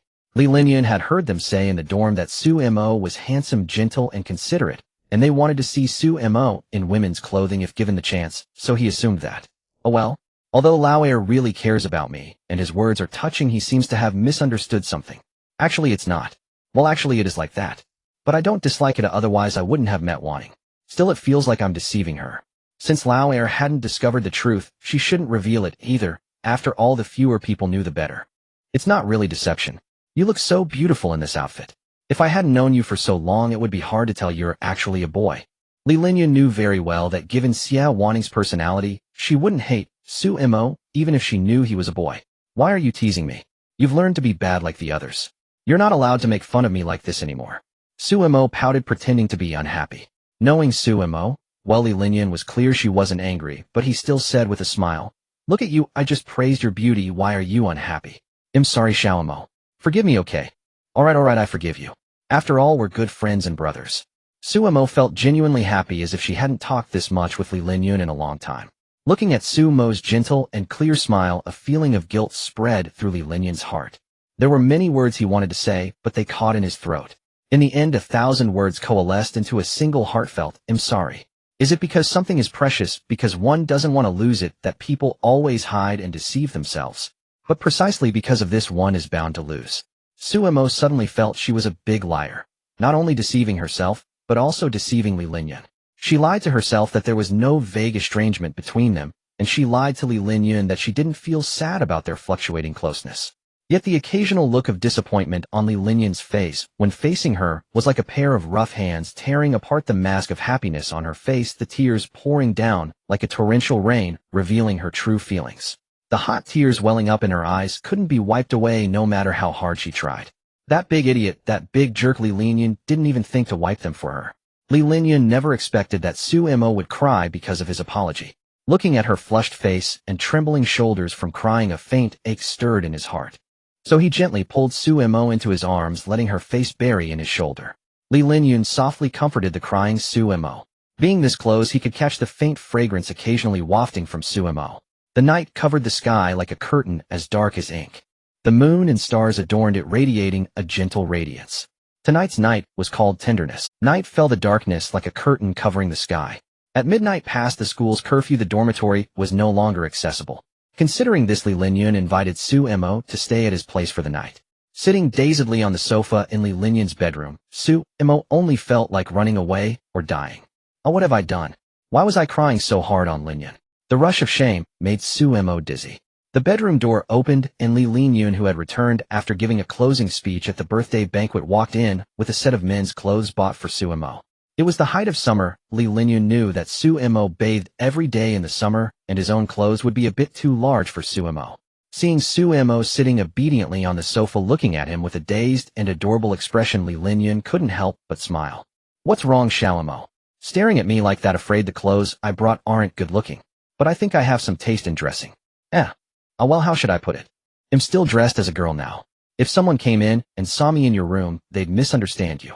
Suemo pressed her fingertips together in front of her chest and stole a glance at Li Linyun. She said that, but actually she was too shy to calm down when facing Li Linyun now. "Except for my dad, no one comes in without my permission." "Alright, it's late. Take a shower and go to bed early. I remember you usually sleep very early in the dorm." Suemo could be called the most well-behaved college student, neither smoking, drinking, nor staying up late, and never going to places like bars or bath centers. It wasn't that she was short of money. Suemo received a generous monthly allowance. She simply never did anything harmful to her health. Except for that one time she got drunk. Just that once, and unexpectedly, she turned into a girl. Speaking of it brings tears. Will go wash up first. Linyun, you should also shower and sleep early. Staying up late is bad for your health. I heard from Lao Da that staying up late might even cause kidney deficiency. Suemo said with sincere concern. Faced with Suemo's concern, Li Linyun found it both amusing and exasperating.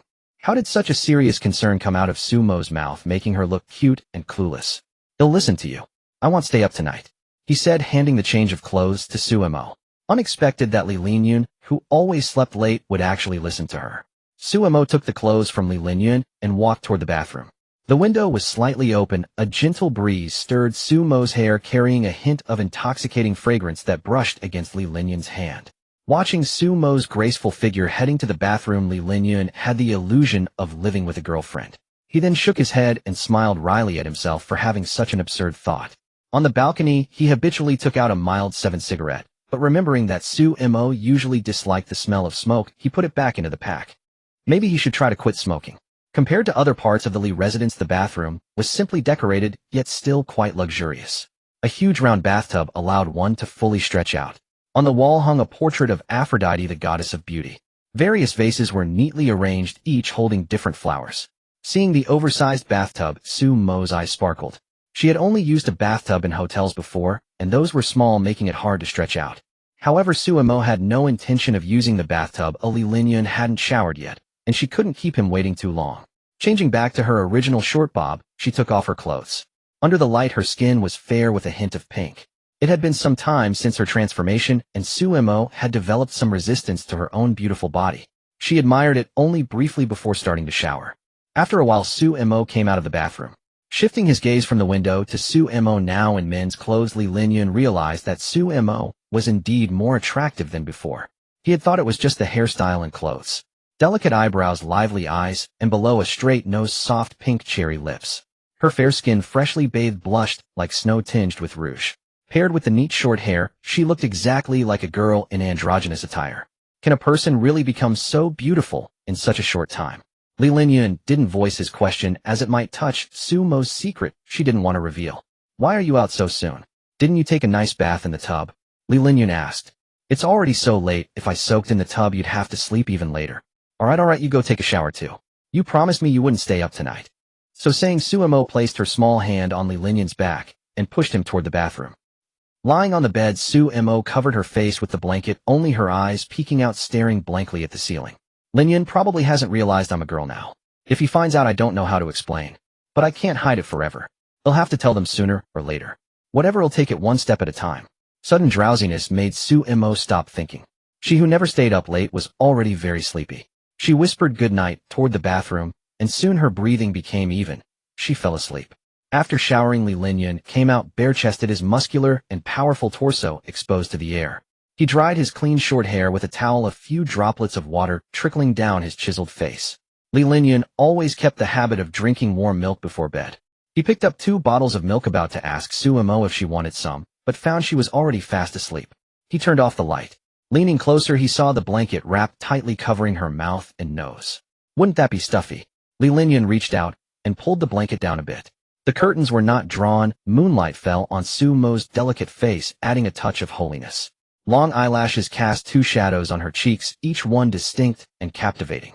The sleeping Sumo seemed to sense Li Linyan's presence. Her steady breath carried sweet murmurs. Good night, Li Linyan. Good night, Xiao. Li Linyan smiled, his heart stirred. It seems he'd have to sleep on the sofa tonight. At the school gate, a gleaming Maybach S680 captured the gaze of nearly everyone. Wow, a Maybach. That must be at least 3 or 4 million out the door. Who at our school is that loaded? If I could ever drive a Maybach, I'd gladly take a rich, beautiful wife and live in a mansion. You're a dreaming kid. You want to have your cake and eat it too. Better take a good look in the mirror. Do you think all the good things are meant for you? The owner of the Maybach was none other than young Master Li Linyan. Previously, he had always driven a low-key Audi A8 to school, but he had forgotten to refuel, so he had no choice but to drive this car today. Make sure to eat it while it's hot. By the time I drove to school, these were almost cold. Li Linyan handed the breakfast he had brought to Sumo, a cheese pork loin panini, and a cup of hot soy milk. It wasn't bought from a fast food chain, but prepared by the family chef using the finest and freshest ingredients. Actually, Li Linyan had wanted Sumo to eat directly in the car, as many foods lose their flavor when cold. But Sumo insisted on waiting until after getting out, afraid of dirtying such a fine car. He had been squinting his eyes, enjoying the seat's massage function, but unexpectedly the journey ended before he could relish it for long. He had to unbuckle his seatbelt, take the breakfast from Li Linyan's hands, and reluctantly get out of the car. Second bro, you drove me back to school. Want your work at the company suffer? I remember your company is in the opposite direction from school. Sumo frowned slightly and asked cautiously. It's fine. The company has been running smoothly lately, and my work isn't as busy as you think. Li Linyan said, showing a reassuring smile. Seeing that Li Linyan didn't seem to be lying, Sumo felt relieved. If his own presence had caused Li Linyan to fall behind in his work, it would have been too unfair. Then he'll head back to the dorm first. When you're free, come back and stay in the dorm for a couple of days. Big bro and the others really miss you. Li Linyan thought for a moment. After the company's annual meeting in 2 days, he would indeed have some free time, so he agreed. Seeing Li Linyan accept, Sumo smiled, waved at him, and turned to walk into the school. After gazing at Sumo's graceful back for a moment, he drove off in the Maybach with a flourish. Seeing a beautiful girl with short hair, fair skin, and delicate features dressed in an androgynous style step out of the Maybach, the onlookers were dazzled and began whispering among themselves. Damn, that girl is really beautiful, and she got out of a Maybach. Could she be the legendary rich and beautiful woman? The bespectacled boy's friend said, didn't you see the handsome guy in the driver's seat? Definitely a tall, rich, and handsome man. I think I've seen him around school a few times. That beauty is obviously his girlfriend. Oh, Xiao replied to my message. He said he's already at the school gate and will be back soon.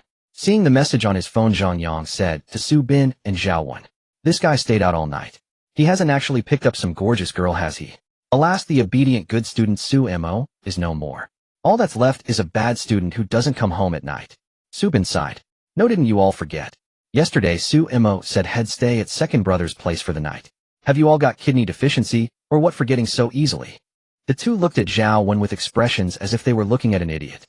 We told you to play less Genshin Impact. Now look, second brother's house is big, but there are only 3 bedrooms. If we stayed, we'd have to share a bed with him, and you know how particular he is about cleanliness. Zhao Wen naturally knew that Li Linyan had a cleanliness obsession. Once in a while, when he slept in the dorm, he would bring new bed sheets and pillowcases to change. If the 3 of them wanted to stay at Li Linyan's house, he would undoubtedly smile and arrange for them to stay at his own 5-star hotel. But Sumo was different. Not only was he even more obsessive about cleanliness than Li Linyan, his features were also as delicate and lovely as a girl's. And lately he had become even more attractive with a gentle temperament. It was no wonder that second bro would allow Sumo to sleep in his room. As they were chatting, the dorm door was pushed open. The 3 turned around and saw Sumo. Even though they knew it was their roommate, Sumo, they still stared in amazement. Bright sunlight fell on Sumo's shoulders, making his already fair complexion shine like translucent white porcelain. His delicate lips curved into a lovely smile. Just like a sparrow eating a strawberry, it was indeed a beautiful sight. Seeing the 3 stunned, Sumo waved his hand in front of their faces, and they snapped out of it. What's wrong? Is there something on my face? You're all staring at me like you've seen a ghost, dumbstruck. They hadn't seen a ghost, but they seemed to have seen an angel. Hey Xiao, tell us the truth. You haven't been taking some sort of medicine you shouldn't have, you? You know, the kind that makes a guy look more and more like a girl.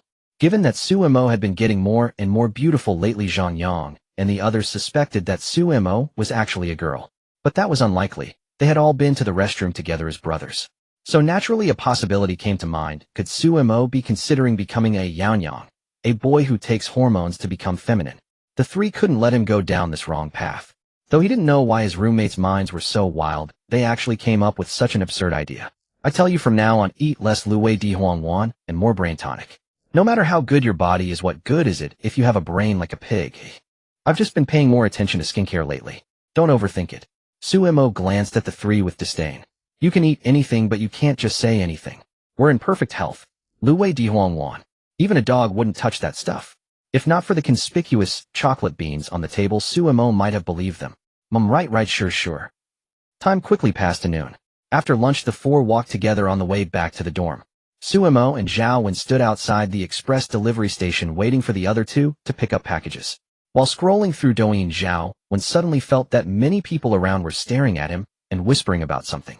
He focused his attention on the surrounding voices. Look at that short-haired girl. She's so pretty. If she grows her hair long and wears more feminine clothes, she'd be a fairy. A girl not far from Zhao Wen said. Yeah, but is that guy standing next to her boyfriend? So envious. I want to get close to a girl like that too. Not likely. That guy is tall, but he's not really handsome. A girl like her should at least find a campus heartthrob, like Li Linyun from the finance department. He's ridiculously handsome. So Xiao was being mistaken for a girl. It made sense. If he hadn't been living with Suemo for over a year, he wouldn't have been able to tell that Suemo was a boy. And those two girls were shipping Xiao and second bro. Haha, if big bro and third bro found out, they'd laugh their heads off. Thinking of this, Zhao Wen couldn't stop smiling, struggling to hold back his laughter. Seeing Zhao Wen standing there giggling to himself, Suemo couldn't help but lightly kick him. What are you grinning about? No wonder you can't get a girlfriend. You look like an idiot when you laugh like that. Look who's talking. You haven't found a girlfriend either. Aren't you still described as beautiful and kind, clever as ice and snow? Zhao Wen wasn't offended when it came to Suemo. He had endless patience. What do you mean beautiful and kind, clever as ice and snow? Those are words for girls. I'm elegant and gallant, handsome and dashing. Besides, I recently got to know a really beautiful girl, and she likes me a lot. Suemo wasn't about to back down. Zhao Wen naturally expressed disbelief. Looking at Suemo's delicate and pretty face, he felt that a straight girl wouldn't fall for Suemo. At least when it came to heterosexual romance, only a gay person would. When Suemo pulled up his chat records with Xia Wanning and photos from her moments, Zhao Wen fell silent.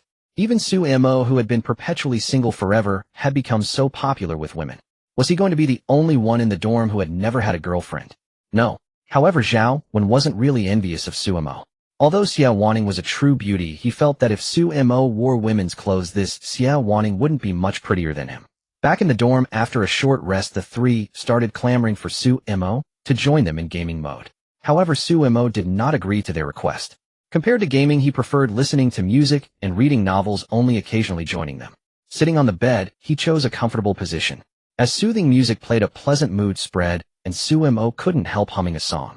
Zhao Wen, who had been instantly killed at mid-lane at the start of the game, took off his headphones and rubbed his slightly sore ears only to hear a melodious singing. The voice was sweet and clear like honey or a spring refreshing the heart. It was Suemo singing. I seem to have fallen into a sea of love. Do you also have expectations? Want to get close and feel your breathing rhythm, to experience all your emotions? Let me lean in your arms. Unaware that Zhao Wen had taken off his headphones, Suemo was using his current most natural voice, crystal clear and sweet, like a fawn charging straight into people's hearts, breathtakingly beautiful. Xiaoemo, although you're adorable, please don't sing anymore. If this continues, bro is really going to fall into a sea of love. Startled by his own thoughts, Zhao Wen quickly put his headphones back on, intending to focus on the game, but he couldn't calm down. Damn, my roommate can't be this cute. In English class, the three of them gathered around Suemo, curiously leaning in to see the message he was replying to with a smile. So this beautiful woman who affectionately calls you Mo is the one you mentioned you were spending time with the day before yesterday, and she's also the second elder's cousin. Everyone stared in amazement at the photo of a stunning, mature woman on Suemo's phone. In the WeChat chat log, this beauty with the note Xia Wanning not only addressed Suemo affectionately as Mo, but also frequently sent voice messages sharing trivial details of her daily life. Not to mention a girl willing to share every little thing about her life with you. That alone proves her special feelings for you. The three of them were utterly convinced she had a thing for Suemo. That meant Suemo had indeed stayed at the second elder's house yesterday. The second elder, who had such a cleanliness obsession that he changed his quilt sheets and pillow every time he returned to the dorm to sleep, actually let Xiaoemo sleep in his room. Could it be that even he had been captivated by Xiao Mo's beauty? See, I'm quite popular with the ladies, aren't I? Such a gorgeous woman invited me to watch a movie tomorrow, so you guys can just envy me. Suemo wore a smug grin. His curled lips and narrowed eyes made him appear even more playful and adorable. Several boys sitting in the front rows kept turning their heads, as if casually, but actually to sneak more glances at Suemo. They were both stunned and curious. Though they'd never seen this beauty before, there was a strange sense of familiarity. It was actually quite normal in college. One might not even know the names of classmates in the same course, let alone English class, which was shared by multiple classes. Damn, I envy those three guys. They get to sit next to such a gorgeous girl in class, whispered a boy in the first row to his roommate beside him. She's pretty. I'd say she could rank in the top 3 of our school. But she's laughing and chatting with 3 guys at once. Maybe she's a heartbreaker. Don't get your hopes up, the roommate replied resigned. After all, ordinary guys like them rarely caught the favor of such beautiful girls. Zhang Yang was scrolling through his phone listlessly. Although the English teacher was a young and attractive woman, the lesson content was dreadfully boring, so most students were killing time on their phones. Glancing up occasionally, he noticed the front row boys' gazes frequently drifting towards Suemo and found it amusing. He wondered how they'd react if they knew Suemo was actually a genuine guy. He looked at Suemo beside him, sometimes quietly listening to the lecture, sometimes softly joking with Zhao Wen and Su Bin. Stillness revealed delicate beauty, while motion exuded charm. Though it might sound odd to describe a boy this way, it suited Suemo perfectly. When had Suemo become increasingly beautiful? It seemed to start the day he was rejected by the girl he liked. Even though he had been quite handsome when Zhang Yang first met him at the start of freshman year after the rejection, Suemo would say he didn't care, but in his quiet moments a look of bewilderment and the sorrow of unrequited love would inadvertently flicker in his downcast eyes. Or in the dead of night, when Zhang Yang got up to use the restroom, he would hear muffled sobs. The crying was so faint it was almost inaudible, yet heartbreaking, as if he was trying hard not to cry into his pillow. Only when the crying stopped would Zhang Yang quietly get out of bed, careful not to wake Suemo, who had finally fallen asleep. He wanted to comfort him several times, but ultimately gave up. He knew their Xiao-Mo, though gentle, also had a resilient side. Love was only a part of life, and Suemo wouldn't lose all hope because of it. Now, not only had Suemo grown more beautiful, but there was also a girl with a pretty face and a great figure who carried considerable affection for him. Zhang Yang thought she and Suemo would probably end up together, and he genuinely felt happy for him. Seeing Zhang Yang smiling so blissfully, the other 3 were curious about what had made him so overjoyed. They had only ever seen his lecherous grin before, never such a benevolent smile like that of a kind old man. It's nothing really. I just look at Xiao-Mo and feel like there's a girl living in our dorm. Don't you get that same feeling? Zhang Yang said, his smile broadening. Su Bin and Zhao Wen exchanged glances and nodded deeply. Having such a beautiful girl in the dorm was not only pleasing to the eye. When feeling irritated, just one glance could lift the mood. Getting close to Suemo, one could also catch a very pleasant fragrance. Although Suemo claimed it was just the scent of his shower gel, the others knew it was his natural body scent. Xiaomo, why don't you buy a nice set of women's clothing and show us? We'll cover the cost. Don't waste your natural talent for cross-dressing, the 3 giggled, their eyes gleaming with anticipation. But no matter how eager they were, Suemo would never wear women's clothes in front of them. It wasn't that he feared ruining their friendship, but who would casually dress as a girl to entertain their buddies? It was far too mortifying. He felt his self-esteem would be shattered. Give it up. I'd rather starve or jump off this building than wear women's clothes even once. He flatly refused their absurd request.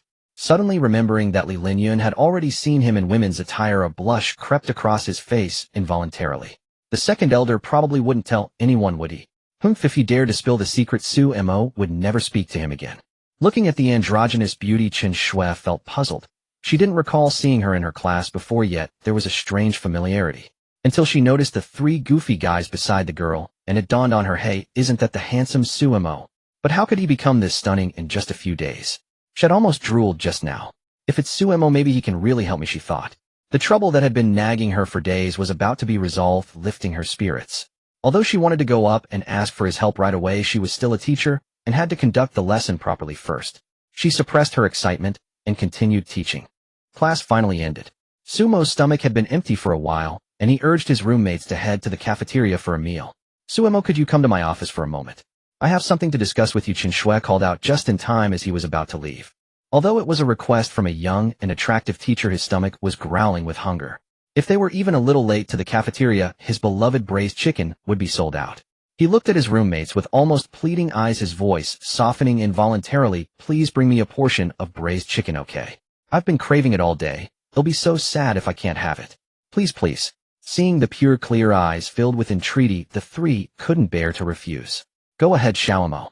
Even if we have to cut in line and get beaten up, we'll deliver that braised chicken to you intact. Suemo hadn't expected these three to be so reliable when it mattered. Now he could head to the office without worry, though he wondered what teacher Qinshui wanted. Qinshui froze. The way Suemo had just begged, the expression, the tone paired with those delicate features, was almost indistinguishable from a real girl. Even she couldn't resist his adorable look. But she quickly recovered and led him to her office, which was empty at the moment, perfect for discussing the matter. In the English group office, Chen Shui eagerly tore open the parcel. The curious Su-mo leaned over to take a look. It was a set of exquisite cosplay costume. Here, it's for you. Try it on. I'm sure it will suit you perfectly. Gazing at the costume handed over by Chen Shui, a black eye patch with a silver crescent pattern knee-high boots and a waist-length white wig, Su-mo fell into contemplation. Teacher Chun, do you have some misunderstanding about my gender? Although I may not look it, I am actually a boy. Seeing Chen Shui's sparkling eyes full of excitement, Su-mo explained weakly, fearing she might personally help him change clothes. Oh, of course I know you're a boy. But this is cosplay, which is a bit different from wearing women's clothing. Many girls enjoy cosplaying male characters, so why can't a guy cosplay a female character? Besides, with your beauty, Su-mo, no one would ever guess you're cross-dressing. Well, that did sound quite reasonable. Although Su-mo was somewhat resistant to wearing women's clothing, the outfit was elegantly antique and quite appealing. He took the clothes from Chen Shui and examined them carefully. The garment was predominantly sky blue and white, exuding the refined elegance of porcelain. On the side of the skirt were many square-shaped patterns, symbolizing auspiciousness. Below the chest was a bronze mirror, and a knight blooming Sirius was tied around the arm. Strange, the more I look, the more familiar it seems. I feel like I've seen it somewhere, Su-mo muttered to himself. Having a clue, yet failing to recall, it was a truly frustrating sensation. As if hearing his muttering, Chen Shui smiled and introduced the character behind this cosplay costume. This is Jinglu, a swordswoman of peerless skill and beauty. She's stunningly beautiful, fair skin, gorgeous long legs, and an icy elegance, though her temperament is occasionally a bit wild. Oh, so this was a character from that game Lao Wu played. Honkai Star Rail, wasn't it? He had recently splurged 648 yuan to pull her. Saw that guy always squanders all his allowance. Suemo actually liked Jinglu quite a bit, though he hadn't played the game himself. When watching Zhao Wengguo's gameplay story, that line, "Even if I must cut down the stars in the sky, I will never break my promise," was both beautiful and fierce. He had to admit he was captivated. But liking something is one thing, just as most boys like pretty girls, yet asking them to become girls or wear women's clothing would make most resist, right? At least Suemo found it quite troubling. Now, when walking alone, he often had boys come up asking for his contact info. Most would leave politely after being rejected, but occasionally a few would pester him, persistently forcing him to refuse by claiming he already had a boyfriend. If they still didn't believe him, Suemo would show them a photo on his phone. A picture with a handsome guy, the boy cold, and handsome, the girl gentle and pretty. Everyone who saw it would sigh that they were a perfect match. That photo was taken on Li Linyan's birthday. Suemo never understood why he made such a request, given that the guy didn't even have a single selfie on his phone. Suemo hadn't even changed clothes in the photo. He was still wearing women's attire. Seeing Sumo's slightly furrowed brows, his soft peach blossom eyes full of conflict, and the adorable pout of his cherry-like lips, Chen Shui felt a pang of guilt. Was her request making him uncomfortable? She was such a sinful woman. But the thought that if Suemo agreed, this year's anime club annual event would be an unprecedented success. By any means, even if she had to hug his legs and beg with tears, Chen Shui would do it without hesitation to make Suemo agree to cosplay Jinglu. While Suemo wasn't paying attention, she took out eye drops from her pocket, put a few drops in, and put on a face on the verge of tears. Suemo, I know this is really hard for you, but we've never found the right person for the role of Jinglu. Our anime club classmates really want to make this event a success, and I truly don't want to let them down. So, help me out, okay? Just as he was about to decline, looking at Chen Shui's tear-filled eyes, a gaze mingling some sadness, feigned, and full of expectation, Sumo's refusal died on his lips. In the Lee Group's conference room, the annual meeting was drawing to a close. This concludes the meeting. Thank you all for your efforts for the company. Dismissed, announced Li Linyan from the head seat. As he declared the end, the company's executives stood up and applauded, praising him for his remarkable achievements at such a young age and thanking him for his wise leadership. It's getting late. Go home and rest early, Li Linyan said with a slight nod. The others, accustomed to the young boss' indifferent response, filed out of the conference room one by one. Once they had all left, the room fell into a sudden silence. Li Linyan picked up his freshly brewed coffee and walked over to the floor-to-ceiling window, savoring the rare moment of tranquility. From this vantage point, he could overlook most of the city's scenery. It was twilight now, the glaring sunlight had faded, leaving only patches of sunset clouds floating at the horizon. The afterglow softly spilled over the streets, and the bustling roads gradually quieted down. The beauty was intoxicating. Yet alas, the setting sun is most splendid, only to be followed by dusk. Within moments, this magnificent view was swallowed by the pitch-black night, never to be glimpsed again. Looking downward, he saw the streets bustling with traffic and crowds. The night lights were illusory and gaudy, lending the city a dreamier quality than in daylight. Wisps of white steam rose from the coffee cup in Li Linyan's hand, gradually dissipating into the air under his gaze. A wave of inexplicable emptiness washed over Li Linyan's heart. He sipped the faintly bitter coffee slowly, as if savoring his current mood. Soon the cup was empty, the slight bitterness turning into a trace of sweet aftertaste, yet the bitterness in his heart remained unabated. "They'll go for a drive to clear my head. The night looks quite beautiful," he murmured to himself. Once the thought occurred, Li Linyan, a man of action, wasted no time and got up to leave the company. Suemo looked up at the sky, now completely dark. When school ended, it had still been sunny. He hadn't realized so much time had passed. "Gosh, I'm so hungry." "Blame it on Shue," Suemo muttered softly, lifting the somewhat heavy clothing bag in his hand, feeling his arms aching. Since becoming a girl, his strength seemed to have waned. Even climbing stairs left him out of breath. He must make that damn system boost his constitution later. Just as he stepped one foot into the dormitory gate, the Sharpie dormitory aunt grabbed him. "Hey, this female student, why are you heading into the male dormitory?" She pointed at the sign that read, "Male dormitory, no female entry." Passers-by slowed down, gazing at her curiously. Wow, what a beautiful girl. Though her attire was somewhat androgynous, it couldn't conceal her charm.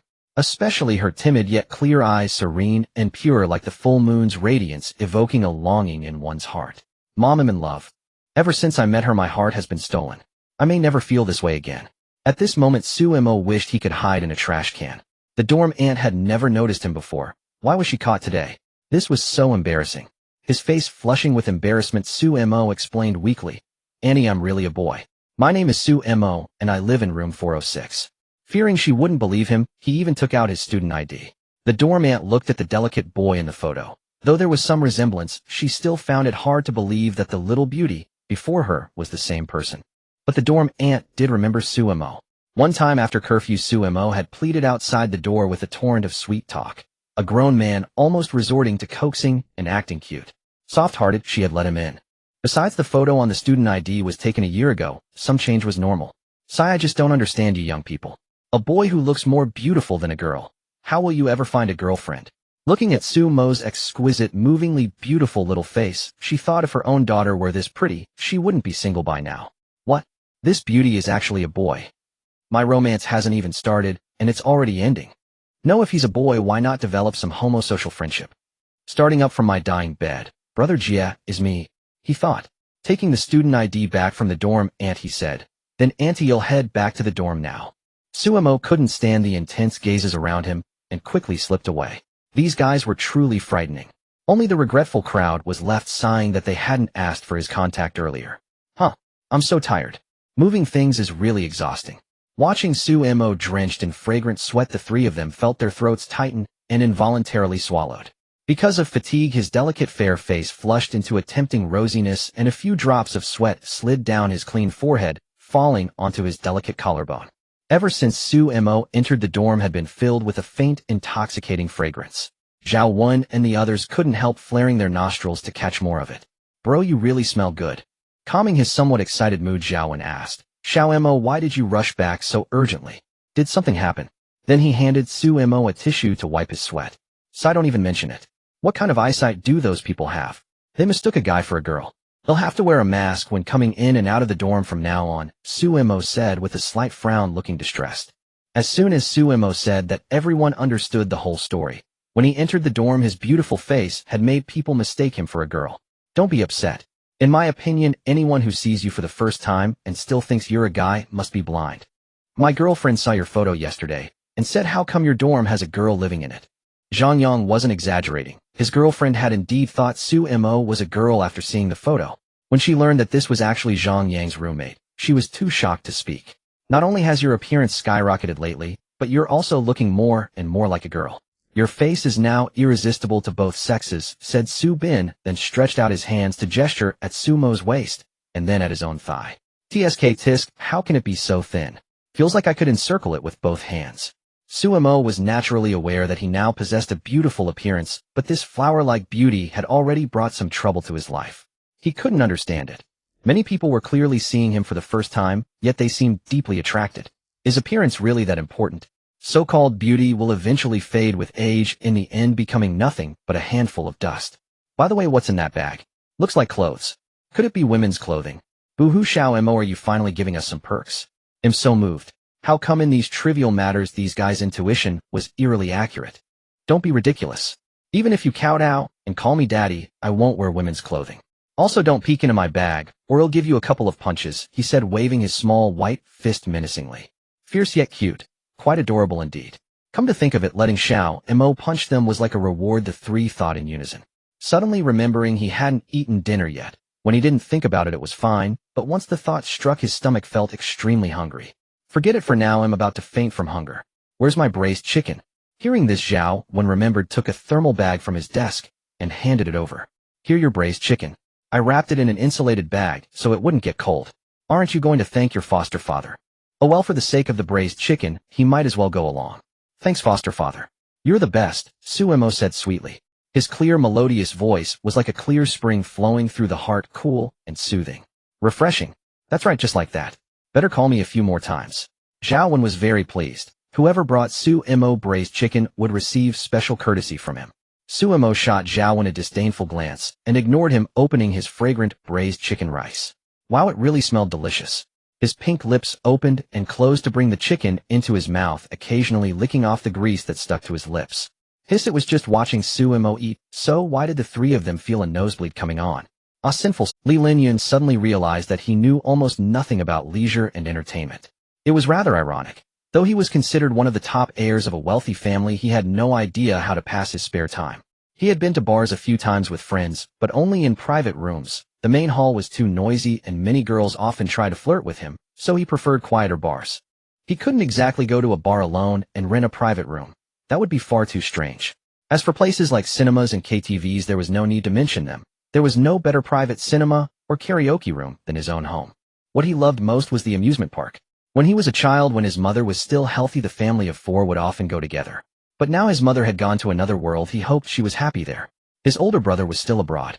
All he knew was that his brother was a painter, seemingly very accomplished, having held several famous exhibitions. It turned out that his heart was too lonely, which made him find so many things boring. That pretty face surfaced in his mind again. Ever since the night of the birthday banquet, Li Linyun had often thought of Sumo, as if some inexplicable feeling was spreading in his heart. But reason told him that this feeling was unreasonable and utterly incomprehensible. No matter how beautiful Sumo was, more beautiful than most girls, the fact that he was a boy would never change. Thinking of this, Li Linyun, who didn't know what to do, suddenly had an idea. Go to the dormitory to see Sumo, the Sumo, in male attire. To figure out whether this inexplicable, unspeakable emotion in his heart would grow stronger or fade away after this meeting. Just as he was about to leave, a message came on WeChat. This was his private account, which only had family members and a few close friends.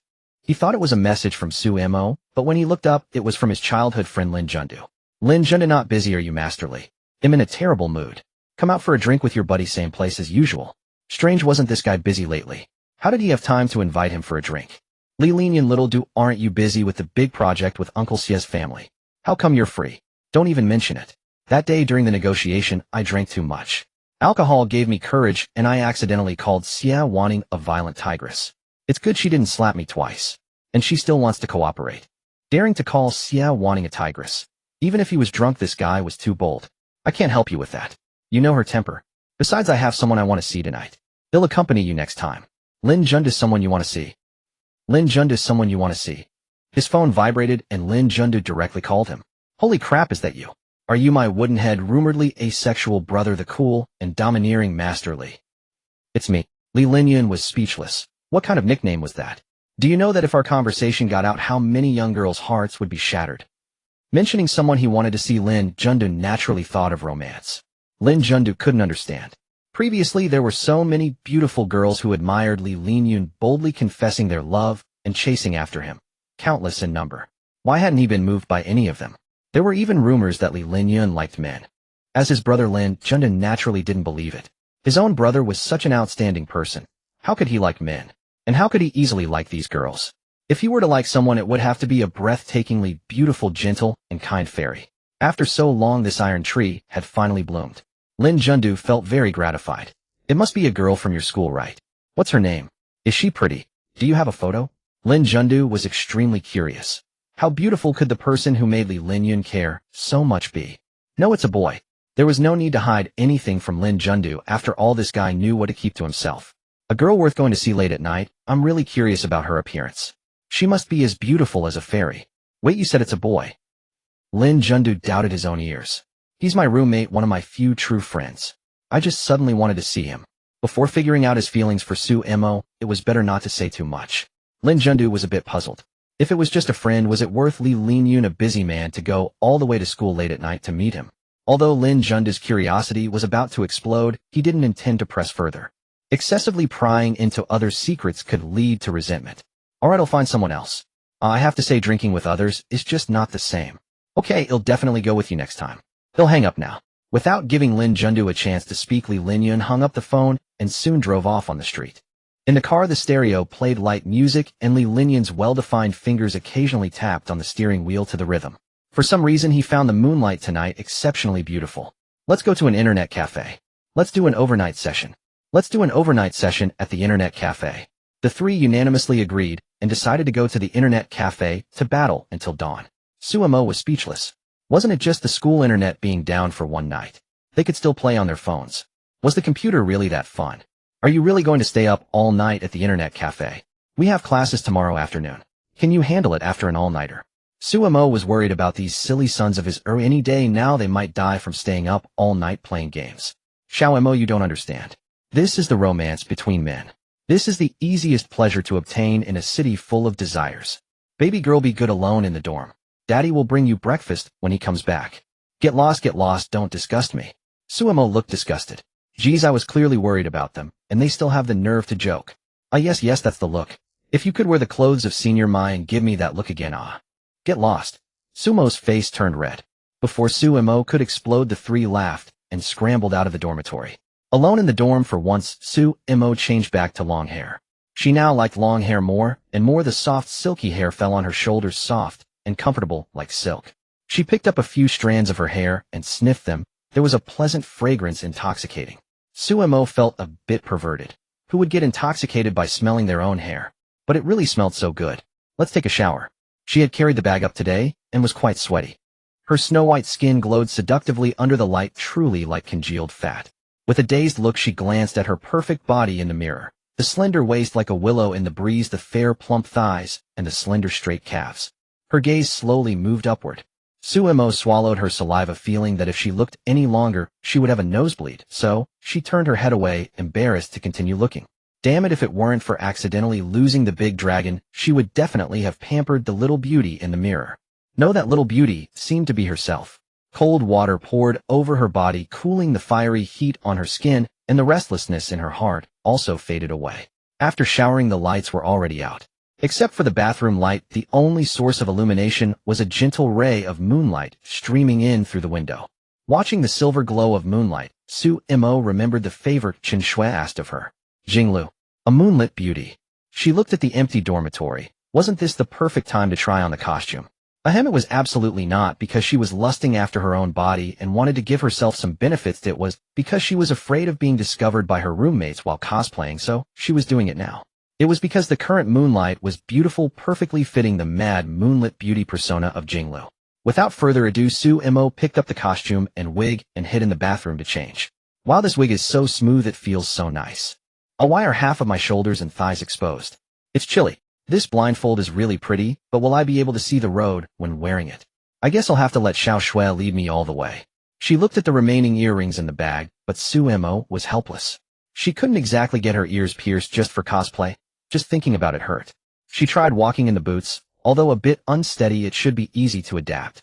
Looking at herself in the mirror, although she didn't have Jinglia's cold and aloof aura with her fair, delicate face pink and tempting lips and graceful maiden figure, she looked like an excellent cosplayer from any angle. Moreover, white hair and red eyes were exactly her preference, though she wasn't wearing colored contacts now. After thinking it over, she decided to put on the blindfold anyway, since she was in the dormitory and wouldn't fall. She could experience the feeling first and adapt more easily later. Overall, Suemo was quite satisfied with her cosplay. She walked to the balcony, since the lights were out, and it was pitch dark. No one could see her, so she wasn't worried. Through the thin blindfold, she could vaguely see the hazy moonlight. The moonlight is so beautiful, Suemo thought. Completely focused on the moon, she had no idea that the dormitory door was gently opened.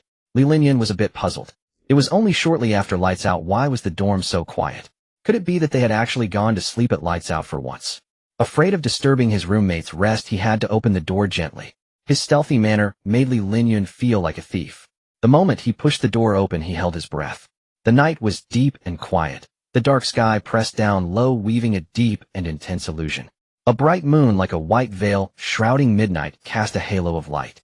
The pristine moonlight embraced the graceful figure on the balcony, her soft white hair shimmering in harmony with the moonlight.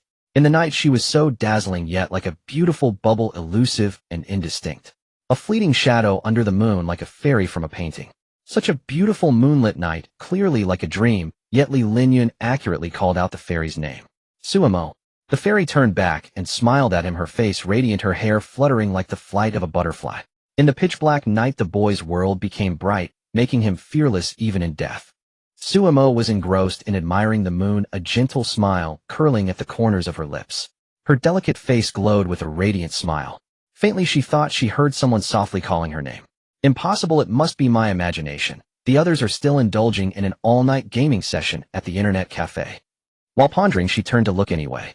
Black ribbons covered her eyes, so she couldn't see clearly, but Suemo vaguely discerned a tall figure standing at the dormitory entrance. No. Could it be? Weren't they supposed to spend the night at the internet cafe? Why had someone returned midway? Ooh, no, what do I do? If the others find me secretly wearing a dress in the dorm, how will I ever face them again? Being discovered wasn't the worst part. Suemo could already imagine each of them holding something, one with a maid outfit, the other two with stockings and cat ear headbands, grinning sinisterly and saying, Suemo, you wouldn't want everyone to know you wear women's clothes in the dorm, would you? Even though it was summer, just imagining the scene sent chills down Suemo's spine. Believing it was Zhao Wan and the others returning, she panicked. Don't look. Actually, I am not Suemo. I'm Jinglu. Yes, Jingliu from the Luofu Xianzhou. Li Linyan was speechless. This fairy maiden, though beautiful, seemed rather dim-witted. He felt uncertain. Why did Suemo always appear in women's clothing whenever he encountered him lately? The atmosphere grew awkward. Not knowing what to say, he decided to remain silent for a moment. Why aren't you saying anything? Suemo asked timidly, her voice trembling with nervousness. Something was definitely off. 9 out of 10, maybe even 10 out of 10. If it were Zhao Wan and the others, they'd already be sidling up lecherously saying, Bro, you smell nice, your hands are so soft. So this person must be the second roommate, who occasionally returns to the dorm. Trembling, she removed her blindfold. In the dim moonlight, Suemo recognized the man, Li Linyan. Suemo let out a long sigh of relief. Her anxious heart finally settled. It wasn't the first time Li Linyan had seen her in a dress, and though still embarrassing, it was far better than being caught by the others. Why does it always have to be the second roommate? I wonder if he does it on purpose or by accident. Suemo pouted, silently complaining. She walked up to Li Linyan, raised her head, and glared at him fiercely. Though she thought her expression was menacing to Li Linyan, it carried a hint of playful petulance. Moonlight fell upon Suemo's face like a thin veil, accentuating her ethereal beauty. Gazing at this familiar yet unfamiliar beautiful visage, Li Linyan's mind wandered, his heart beating a little faster. Among flowers one watches orioles, under the moon one admires a beauty. Seeing Li Linyan's dazed expression, Suemo gently patted his handsome face with her hand. Li Linyan came to his senses, realizing he had been somewhat distracted. Why wasn't Suemo a girl? Heaven had crafted such a perfect countenance upon him, yet granted him the opposite gender. Sorry, I'm a bit tired. Oh, I spaced out for a moment. Not daring to meet Suemo's gaze. It was too heavy a burden on his heart. He looked around the dormitory. Seeing this, Suemo thought he was searching for Zhao Wan and the others. There's no internet at school today, so they went to the internet cafe for an all-nighter. Honestly, you rarely come back. Why didn't you tell us? Suemo complained. Li Linyan had made a spontaneous decision. Half an hour ago he was still driving around aimlessly unsure where to go. I wanted to surprise you all, but didn't expect such bad timing. Looking at Su-Emo, Li Linyan's eyes glimmered with a smile, the corners of his mouth lifting slightly. Smile, smile, smile all you want. And you didn't bring clean sheets today, did you? Where will you sleep? You're not about to turn around and leave again, are you? Su-Emo felt reluctant to let him go so soon after he had finally come. Damn, in my rush to come see Su-Emo earlier, I completely forgot about this. His bed in the dorm hadn't been slept on for ages, though he could crash on someone else's bed for the night, it still felt uncomfortable. Involuntarily, Li Linyan's gaze drifted to Su-Emo's bed. It was clean and tidy with a cute Hatsune Miku Fufu plushie, almost like a girl's bed. In this whole school, the only place where he could truly sleep peacefully was this little bed. I forgot him still wearing this outfit. Have a seat, he'll go change in the bathroom. With that, Su-Emo grabbed her clothes and went into the bathroom. Actually, Li Linyan would have preferred to see Su-Emo in that outfit, but he merely nodded silently and watched Su-Emo walk into the bathroom and close the door. He sat lightly on Su-Emo's bed, feeling weary, and tried lying down. The scent of Su-Emo lingered on the bed, enchanting, intoxicating.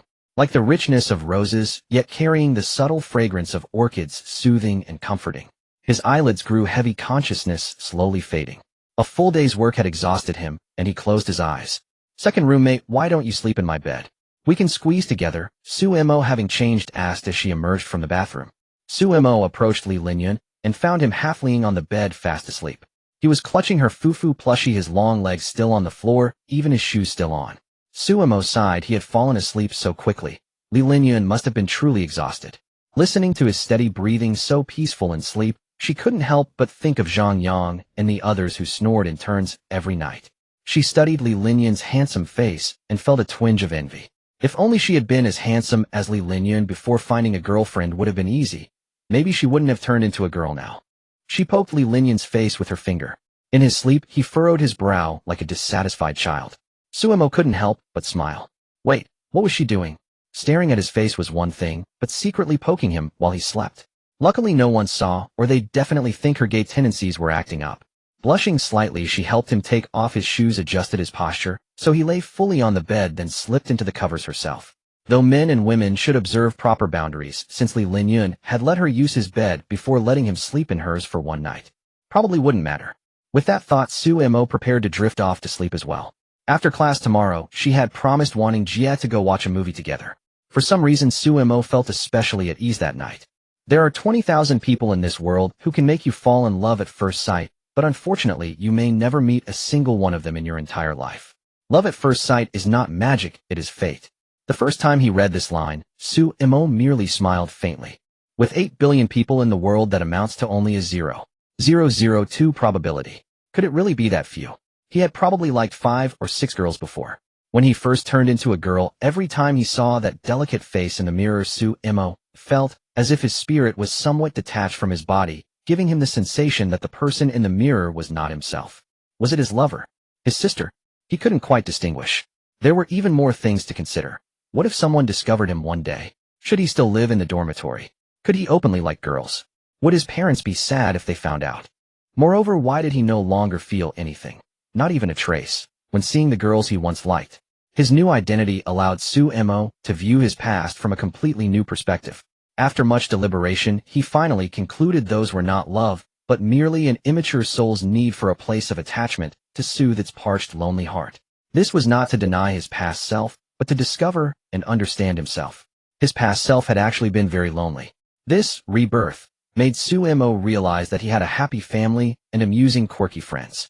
To consider himself lonely simply because of the absence of love was somewhat arrogant and immature. Only by cherishing the happiness one already possesses can one gain more happiness. The happiness she already had was enough to make her feel warm. As for whether she would meet one of those 20,000 people, it no longer mattered so much. Meeting one would naturally be a stroke of supreme luck. If not, one could feel regret, but need not sigh. Understanding that the past is beyond recall, she knew that the future was within reach. From now on, she would be a smiling Su-Emo, a Su-Emo so radiant that everyone would feel warm and dazzled. After the rain, the sky clears and fine weather will come. There are 20,000 people in this world who can make you fall in love at first sight, but unfortunately, you may never meet a single one of them in your entire life. Love at first sight is not magic, it is fate. Love at first sight is not magic, it is fate. Li Linyan first heard these words from Suemo. Li Linyan thought they were beautifully written. So many people in the world could make you fall in love, making life seem full of hope. But he knew better than anyone that in this world of hedonism and pleasure, love is not so easy to define. When you say you love her, are you truly certain that you love this woman and are not just seduced by her? Just like the famous story, Painted Skin, in Strange Tales from a Lonely Studio, where a scholar is seduced by a demon disguised as a beauty and nearly pays with his life. The 3 words, I love you. How many women can you say them to in a lifetime? People of their social class were mostly dissolute in their youth. Those 3 words were not vows to seal a lifetime commitment, but rather incantations spoken to satisfy primal bodily desires. Li Linyan did not want to become that kind of person, the kind he deeply detested. He could say, I love you many times in his life, even from morning till night, but only to one woman, a woman worthy of all his emotions and patience. But his heart remained like an iceberg, difficult to melt. Those who admired him never received the desired response. Instead, they were hurt by his suffocating indifference. What kind of woman did Li Linyan actually like? Even he himself did not know the answer. One morning, half asleep, he felt someone approaching. Li Linyan rubbed his throbbing temples. Then he opened his eyes and met a pair of clear, bright orbs. Ah, you're awake. I was going to cover you with a blanket because it was a bit cold this morning, but I ended up waking you. The pleasant voice carried a hint of apology. Li Linyan glanced at Suemo. Because she was trying to cover him with the blanket, Suemo was leaning very close, and her subtle fragrance was distinctly perceptible. The pleasant scent made him pause for a moment. It was somewhat like peach blossoms under the warm sun. A soft spot deep in his heart was touched, and his originally cool body gradually warmed. Was love at first sight fate? Then perhaps fate truly did exist. Why are you up so early? Go back to bed and sleep a bit more. Okay. When the 2 woke up again, the sun was warm and gently shining on them. Momo, come here, let big sister give you a hug. Wanting Jia, don't I? Sumo's delicate fair face flushed crimson, and she stammered from tension and shyness. Seeing Sumo's adorable shy look, Xia wanted to get even closer to Suemo. She approached Suemo assertively. Every time Suemo stepped back, she took a step forward. Until Suemo was backed against the wall, Xia stared intently at Sumo's face and reached out to touch it. It was a face that was innocent and cute, yet tinged with allure. It was hard to imagine that such contrasting qualities, pure and seductive, could appear on the same face without seeming incongruous. As if wrong, those beautiful peach blossom eyes held a hint of mist with a plaintive look. Xia gently rubbed her cheek against Sumo's. Inhaling Sumo's pleasant faint fragrance, she couldn't help but gently embrace the person before her, bringing her nose to Sumo's snow-white neck. The girl's body was very sensitive, teased by the warm breath on her neck. She couldn't help but moan. The stimulation of touch, sight, smell, and sound left Xia in a state of confusion and infatuation. The girl before her was so beautiful, every part of her body was tempting her, and she couldn't resist. Overwhelmed by emotion, she confessed her feelings. Momo, I like you so much. Will you be my girlfriend? Sumo's face flushed red. She panted softly, her eyes hazy. Gazing straight at Xia soft yet heroic face, she softly said, okay. She agreed. Momo agreed to be my girlfriend. Xia sat up excitedly in bed, wanting to grab Sumo's hand, but she was nowhere to be seen. Hey, where did Momo go? She looked around in confusion and found herself still in bed. What? It was just a dream. Xia sighed in disappointment, stretched, and her thin nightgown slipped from her shoulder, revealing fair skin. She got out of bed and began to dress and groom. After careful grooming, Xia looked at herself in the mirror, red lips, white teeth, fair and delicate skin. Unlike her usual mature and sophisticated style today, she chose a black Armani suit, a white shirt underneath, and a black Gucci tie with a B embroidery. She styled her hair in a half-up wolf cut, paired with more masculine clothing, giving her both feminine softness and masculine elegance, full of heroic spirit. She had heard from friends that this kind of outfit made girls more likely to feel favorable and even develop a crush. Looking like this, she was indeed quite handsome. Today was the day she had arranged to watch a movie with Suemo. Although she had a private cinema at home, she preferred going to the public cinema because it felt more like a date. Speaking of which, she had fallen in love with Suemo at first sight. Ever since they met at the lingerie store that day, she couldn't forget this beautiful, easily blushing girl. Love was truly wonderful. She had never liked anyone before, yet at their first meeting she fell for a girl. Momo, do you think one day you'll become my lover? With an expectant smile on her face, Xia went out the door. In the early morning of the next day, the sky was barely lit. Li Linyan furrowed his brows with closed eyes. He felt something pressing against his neck and chest, and his thighs seemed restrained by something as well. A faint, refreshing fragrance lingered at the tip of his nose. He slowly opened his eyes, his head still heavy with drowsiness. Where am I? Gazing at the bedboard above him, Li Linyun couldn't immediately register his surroundings. But when he saw a pair of fair, delicate little hands wrapped around his neck, he instantly snapped awake. He was in the dormitory asleep on Sumo's bed together with Sumo. Last night, immersed in Sumo's scent, he had drifted off unconsciously. Li Linyun felt a pang of regret. Would this cause Sumo any trouble? She was so fastidious about cleanliness, and he had even climbed into bed without showering. Turning his head to look at Sumo, he saw her cherry-red lips slightly pursed in a lovely curve, sleeping soundly and peacefully. 2 snow-white legs were draped over his own thighs like a clingy little kitten. Sumo. Xiao-emo, he called softly twice, but received no response. Realizing there was no reply, Li Linyun's heart began to pound violently. Whenever he was with Sumo, he felt as though he ceased to be himself. His usual calm and composure seemed enchanted, turning him impulsive and eager for touch. That flawless face was right before him, so close that a mere reach of his hand could caress her cheek, her tender lips, her long lashes, her gentle brows and eyes. Trembling slightly, he extended his hand, yearning to gently stroke Sumo's face. Though only a few centimeters away, it felt impossibly distant. 2 little figures seemed to appear atop Li Linyun's head. One, an angel, the other a demon. The demon urged, "What are you hesitating for? With such a beauty lying beside, can't you even bring yourself to touch her face? Are you not a man?" The angel dissuaded him. People are weak against temptation.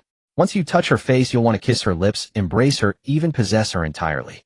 Without a bold beginning, how can there be a beautiful ending? The demon murmured. Love is a hand reaching out yet withdrawn. The forbidden fruit only tastes bitter, the angel whispered softly. Love? But Sumo was a boy. Could he truly fall in love with another boy? Li Linyun agonizedly drove away the demon. The angel had won. In the end, he lowered his trembling hand, refraining from touching her flawless cheek, only brushing away a strand of black hair stuck to the corner of her mouth.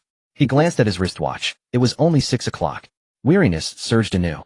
After tucking in Sumo's small fair feet that were exposed, he adjusted his sleeping position and closed his eyes again. Staring at the words victory on the screen, Zhang Yang yawned, took off his headphones, stood up, and stretched comfortably.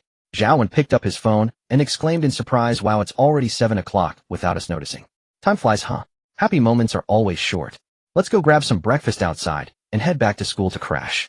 Subin slurped down the last mouthful of instant noodles, got up, and walked outside. The 3 arrived at a breakfast shop, took a seat, and ordered 3 steamer baskets of zilongbao and 3 baskets of xiaomai. Dipping them in the shop's secret chili oil was pure bliss. 1 basket was the crab roe zilongbao, pricey at 30 yuan a basket, but the flavor was exquisite, well worth the cost. Since they were regulars and had ordered so much, the owner treated them to 3 cups of freshly brewed soy milk. Soon they were full and satisfied. When it came time to pay, the owner noticed one of the usual 4 was missing and asked, "Where's that handsome lad who often comes with you? The one with the delicate features?" The 3 were taken aback. Who was he talking about? Could it be the second roommate? But he had never come for breakfast with them here. Then it dawned on them. He must mean Sumo.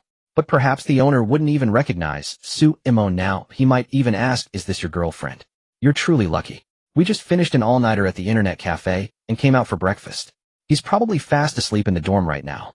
Boss, next time we bring him here for breakfast, make sure you don't mistake him for someone else." After saying that, the 3 bid farewell to the owner and headed toward school. The owner chuckled at their words. "Nonsense, how could I forget someone I saw not long ago? Do you think I'm that senile?" Soon they returned to the dormitory. Zhao knocked on the door. "Breakfast, here's Sumo. Come open the door for daddy." After a while there was no response. "Strange, it's almost 8. Xiaomo is usually awake by now." Zhao scratched his head. Subin yawned. "Man, I'm dying of sleepiness. Boss, do you have the keys? I guess Xiaomo is sleeping in today too." Upon hearing this, Zhang Yang fumbled through his pockets and finally found the keys in his right pants pocket. He inserted the key into the lock and gently opened the door. They all tiptoed in softly. Had they woken Sumo with too much noise, they would have felt so guilty they'd slapped themselves. Zhang Yang, who entered first, glanced at Sumo's bed. His drowsiness vanished instantly, and he snapped wide awake. On that cozy little bed now lay 2 people deep in affectionate bliss. The bed's owner, Sumo, had a faint blush on her pretty face, her little hands resting lightly on Li Linyun's chest. Staring at the 2 lying face to face on the bed, the 3 fell into deep thought. What the heck was this? I remember when we left, only Xiaomo was in the dorm, right? Maybe. Or perhaps the second roommate was hiding under the bed all along, and we just didn't notice. What happened? I saw nothing. I must have opened the door the wrong way. Suemo slowly woke up, her loose pajamas slipping slightly to reveal her delicate collarbone. Still drowsy, she didn't notice the three roommates and nudged Li Linyan. Time to get up, Li Linyan. We stayed up so late last night, and the others will be back soon. Li Linyan sat up in bed, rubbing his throbbing temples. Didn't sleep well last night and my head feels fuzzy now. The three who had just returned exchanged bewildered glances. So the two of them had shared a bed last night. How sensational was that? It seemed they had inadvertently overheard something quite momentous. The three of them exchanged glances, lewd grins spreading across their faces. Second brother, you're something else, pursuing true love without caring about worldly judgment. It was then that the two noticed the three lecherous figures staring at them with suggestive eyes. What? Are you staring at us like that? Suemo felt a chill run down her spine and instinctively grabbed Li Linyan's sleeve. Li Linyan was equally bewildered, not understanding the situation. Xiaomo Linyan, it's okay. As long as you truly love each other, you don't need to mind the world's opinions. The three wore expressions like doting parents. It was then that Suemo realized how easily their conversation earlier could be misunderstood. Her ears burned crimson and a blush spread across her cheeks. What nonsense do these perverts have in their heads all day? Don't get the wrong idea, she stammered. Second brother and I are completely innocent. Nothing happened. We just slept in the same bed, that's all. Hearing this, Li Linyan could only facepalm, feeling that her explanation only made things worse.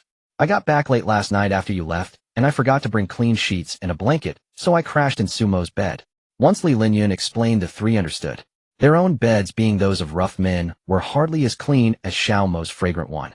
It made sense that second brother with his slight OCD couldn't tolerate that. Still, they felt Suemo treated Li Linyan differently than she treated them.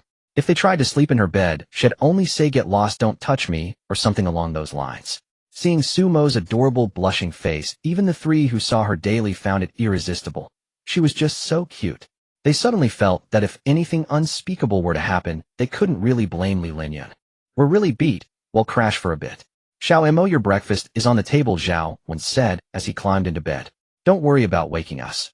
Even if you two collapse the bed, we won't stir. Soon enough, snoring rose in succession. They must have been truly exhausted. Usually it took a while for them to start snoring, but today they began the moment they lay down. After washing up, Suemo was about to eat breakfast when Li Linyan stopped her. It's been so long, the food must be cold. Eating cold food is bad for your stomach. Let's go to the cafeteria together. Feeling through the bag, it was indeed cold. She cast a reluctant glance at the steamed buns. Thank Li Linyan for those little buns. They owed their lives to him. Saddened by the waste of food, Suemo pouted and looked at Li Linyan, saying casually, "What, you're treating me?" Sure, Li Linyan agreed with a smile. Suemo had forgotten. This was Li Linyan after all. Even if he bought a limited edition sports car, he wouldn't bat an eye. He'd simply hand his credit card to the clerk, turn around, head to the smoking area to light a cigarette, leaving behind an invincible, lonely silhouette for the clerk, who would be starry-eyed. The clerk might wonder what such a young and successful handsome man was thinking. Perhaps how to broker deals worth billions. In reality, Li Linyan never had to worry about business. Others always vied to cooperate with the Li family. He might have been thinking of nothing at all, just wanting to clear his mind and quietly finish his cigarette. Or perhaps he recalled the flowers on his mother's grave, wondering if they were about to wilt, and thought of buying her a beautiful one. Why overthink? A person's life holds only a few important matters and a few important people. Suemo was overjoyed. Though she knew Li Linyan was wealthy, and even if he treated her to breakfast for the rest of her life, it would be a mere trifle for him, she was still happy. Hearing him agree to her trivial request with a smile and a simple okay filled her with elation. So she smiled too. Li Linyan's breath caught, and his steps unconsciously slowed. Only when Suemo waved him over, smiling and urging him to hurry, did he snap out of it and catch up. They chatted amiably along the way, talking about mundane topics that became interesting when shared with the right person. Soon they reached the cafeteria. Li Linyan quickly grabbed breakfast and sat down, watching Suemo's back as he waited for her. Taking a sip of milk, he noticed most eyes in the room were fixed on him, especially those of the female students who were whispering among themselves. Look, that guy is so handsome," once said. "And his physique is amazing too. And he's wearing Louis Vuitton, super expensive. Definitely a rich, tall, and handsome guy." They then glanced at another girl dressed in a white dress, elegant and beautiful. She was staring at the handsome boy with a hint of infatuation in her eyes. The two exchanged knowing smiles. Wei looks like you really like him. Why don't you be brave and ask for his WeChat? Yeah, even though he's handsome, you're quite the catch yourself. Maybe he'll say yes." The girl called Wei hesitated, but nodded at her friend's encouragement. "But I'm not sure I dare. Can you two come with me? Just wait a little further away." The two agreed and accompanied her. Suemo stared at the oversized cup of milk the cafeteria auntie had given her, lost in thought. Annie, this is too much for me to finish. It'll go to waste. Normally the milk here came in small cups. Why had she swapped it for a big one filled to the brim? The auntie looked at the pretty delicate girl before her. Little girl, you're very beautiful, but you're too thin. Drink more milk. It'll help with development. Then you'll be even prettier, maybe even our school's campus belle. Suemo, always mistaken for a girl. What could she do? It was hopeless. Carrying her tray, she looked around for Li Linyun. He was easy to find given his outstanding looks. She was about to head over when 3 girls beat her to it. Clearly he was being hit on. No choice but to hide nearby. A guy next to her was chuckling while scrolling through short videos and eating breakfast when a short-haired girl set her tray beside him. Curious, he looked up and was struck by her pure beauty. He became fidgety. Oh no, a pretty girl seeing me like this. Better just eat properly. He put down his phone, straightened his posture, and occasionally stole glances at her. But the girl's attention wasn't on him. It was fixed on the handsome guy being approached by 3 girls not far away. Handsome, can I have your WeChat? A straightforward approach. Though success might not be high, it at least didn't cause annoyance. Suemo was slightly taken aback. Girls nowadays were so direct. She never had such luck back in the day. Unsurprisingly, the girl's request was denied. No, I already have someone I like. While others accepted, everyone Li Linyun rejected them all. Suemo mused. Wait, had she heard correctly? This blockhead second brother actually had a crush. Who could this beautiful, ethereal lady be to be liked by the discerning Li Linyun? As she imagined what his crush looked like, he spotted her eavesdropping and waved her over. Forced to endure the awkwardness, Suemo approached. Weiwei was reluctant to give up. She was a beauty herself, yet when she asked for his WeChat, he hadn't even looked at her. Just as she was about to turn away, a pleasant voice sounded carrying sincere apology. I'm sorry, miss. He's just like that, speaks bluntly. Please don't be angry. Following the voice, she saw an exceptionally pure girl. Meeting her timid, yet clear gaze, it was like the serene beauty of the moon. Even as a fellow woman, she felt a flutter of attraction. So this was the kind of girl she had lost to. She could accept defeat gracefully. I should be the one apologizing who I disturbed him. Thank you for your understanding, little sister. After the 3 left, Suemo sat opposite Li Linyun, smiling. Second brother, I heard you have a crush. Is she pretty? Tell me. Her gossip-loving spirit stirred. She had never known Li Linyun to like anyone, so this piqued her curiosity. Li Linyun's hand holding the milk trembled, nearly spilling the cup. He stared at Suemo in silence before finally speaking. I lied to them. It's easier to make them give up that way. Fine, keep your secret stingy. Li Linyun's lie was too obvious. Suemo could see through it at a glance. Inside the lecture hall, sunlight streamed through the windows, casting dappled patterns that were both warm and soporific. Suemo and his 4 roommates sat together in a row, a rare occurrence indeed. The entire dorm had actually come to class. Since it was a Mao Zedong thought class, most students were either on their phones or asleep, while Suemo and his friends started chatting idly. His phone beeped twice. Suemo picked it up and saw a message from Xia, wanting a faint smile involuntarily curling at the corners of his mouth. Mo, remember we agreed to watch a movie tonight. Don't forget. I'll come pick you up. Zhaowen noticed Suemo grinning at his phone. Hey Suemo, what's got you so happy? You've been secretly smiling over there. It was hard to ignore Suemo's smile. It was the kind that could charm anyone. Oh, a lot of new movies just came out. I'm planning to watch one tonight. Thinking about watching a movie with Xia wanting, Suemo was filled with anticipation. You never mentioned it to us. Were you planning to go alone? How could you bear to abandon us in the dorm and go off to have fun by yourself? Li Linyun, however, knew why Suemo was so happy. Going with Xia wanting. Caught red-handed, Suemo nodded shyly. Zhaowen and the others finally understood. He was going to the movies with that mature, stunning beauty. No wonder Suemo was so thrilled. They couldn't help but feel envious. But then again, Suemo himself was extraordinarily beautiful, the kind of pure, easily flustered type. The only potential flaw was, well, maybe he had something bigger than you. Li Linyun frowned, slightly uneasy about his cousin's wild nature. If you get tired, have her send you back early. She gets carried away and might drag you into an all-nighter. For someone who never stayed up late, an all-nighter was pure torture. Don't worry, I'll ask wanting to bring me back if I get sleepy. I'll make sure she doesn't go overboard, Suemo assured him softly, knowing Li Linyun was concerned. Wow, that sweet little voice, those charming expressions. Zhaowen and the others were almost mesmerized. It was utterly unfair that someone as gorgeous as Suemo had been single for 20 years. The afternoon classes passed quickly amidst the chatter. Li Linyun accompanied Suemo to the school gate, while the other 3 parted ways at the teaching building. Suemo carried a bag containing a JK uniform that Xia Wanning had bought for him, planning to change into it later. He recalled the day he opened the package in his dorm only to blush furiously down to his neck, when he saw what was inside. Fortunately, his roommates were engrossed in their games and didn't notice his reaction or the JK uniform in his hands. Suemo had initially wanted to refuse Xie Waning's request. He was a boy after all and would never wear a JK uniform. He played the voice message from Xie Waning, "Please Momo, you'd look amazing in a JK uniform. Let me see my little Momo." Suemo couldn't help but smile. Waning could be so cutesy. He decided to grant her small wish.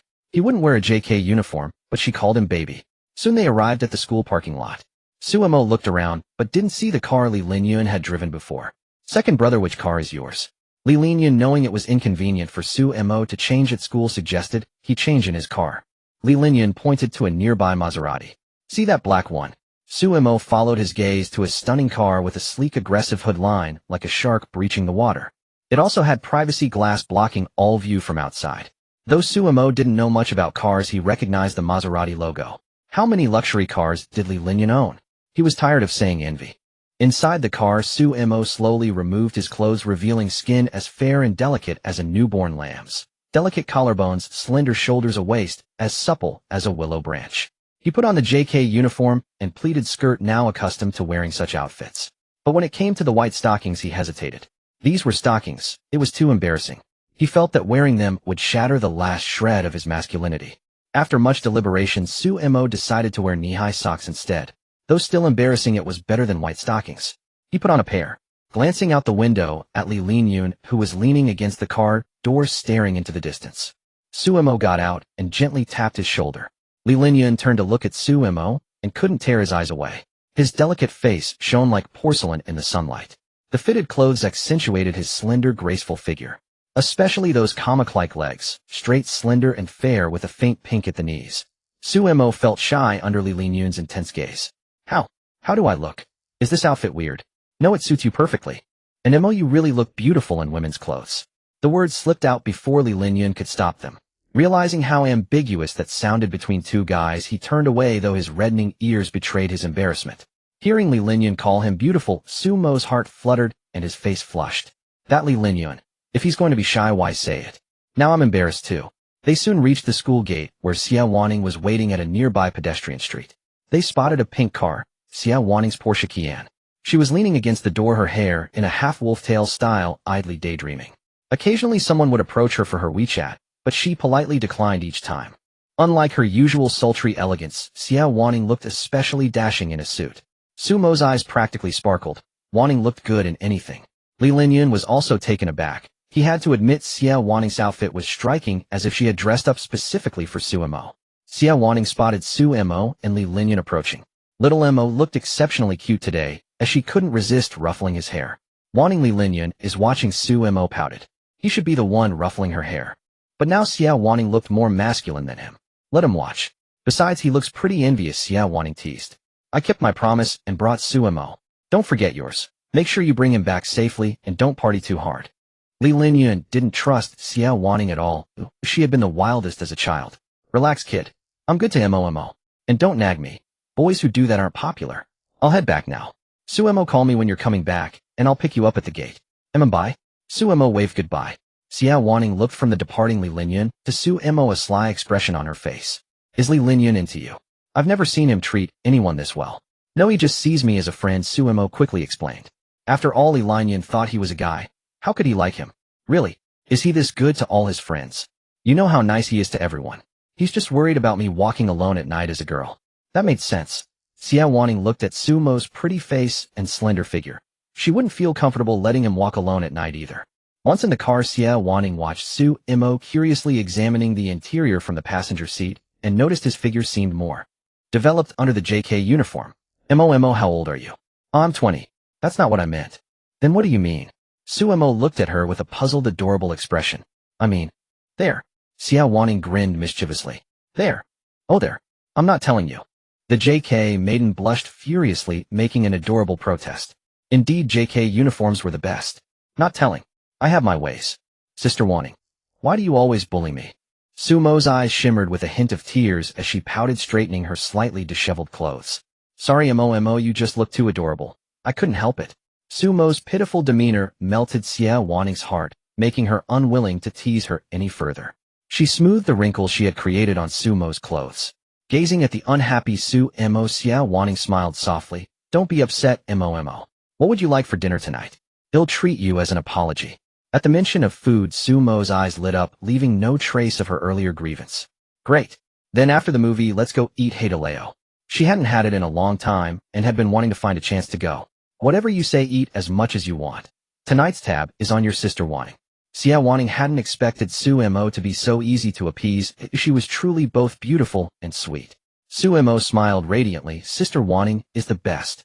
It was hard not to adore such a stunning, free-spirited, and generous older sister. Since I'm so good to you, could you call me sister, and let me hear it? Xiao Wanning looked at Su Mo expectantly. Sister. Sister is the best. Su Mo's sweet voice made Xiao Wanning's bones melt.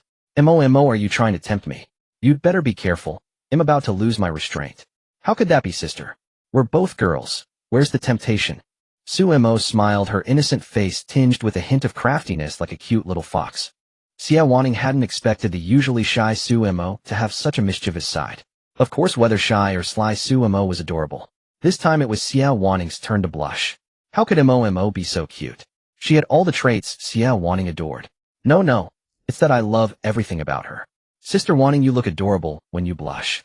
Su Mo covered her mouth with a light laugh, teasing her. After knowing Xiao Wanning for so long, Su Mo finally had the upper hand. The failed flirtation and being flirted back left Xiao Wanning feeling a bit dejected. This won't do. I need to find a chance later to regain the initiative, she thought, while driving, contemplating her next move. Seeing Xiao Wanning so focused on driving, Su Mo didn't disturb her further and turned her gaze to the window. Before they knew it, they had reached the commercial district. Night had just fallen, and the dazzling lights and bustling crowds all testified to the vibrancy of the evening. What a gentle and beautiful night, Su Mo thought to herself. The car soon arrived at Intai Department Store, a place Su Mo knew well. It was here that she had first met Xiao Wanning at the lingerie shop. The two quickly made their way to the cinema, where Xiao Wanning went to pick up the tickets while Su Mo was in charge of buying popcorn and cola. Could I please have 2 medium buckets of popcorn and 2 bottles of cola? Pepsi, please. The shop assistant followed the voice and saw the speaker. Wow, such a beautiful girl. If perfect was 100, shed, give her a 99. The only point deducted was for lack of curves, though she was wearing a bustier, so there was still a little. Miss, here are your popcorn and cola. Are you here on a date with your boyfriend? The assistant asked. Su Mo was startled, then realized the assistant was looking at her, and she was being addressed. It seemed she still had some difficulty adjusting to being seen as a girl. Su Mo took the popcorn and cola, which felt heavy, so she held them close to her chest. No, I'm with. Let's go, Mo. The movie is about to start.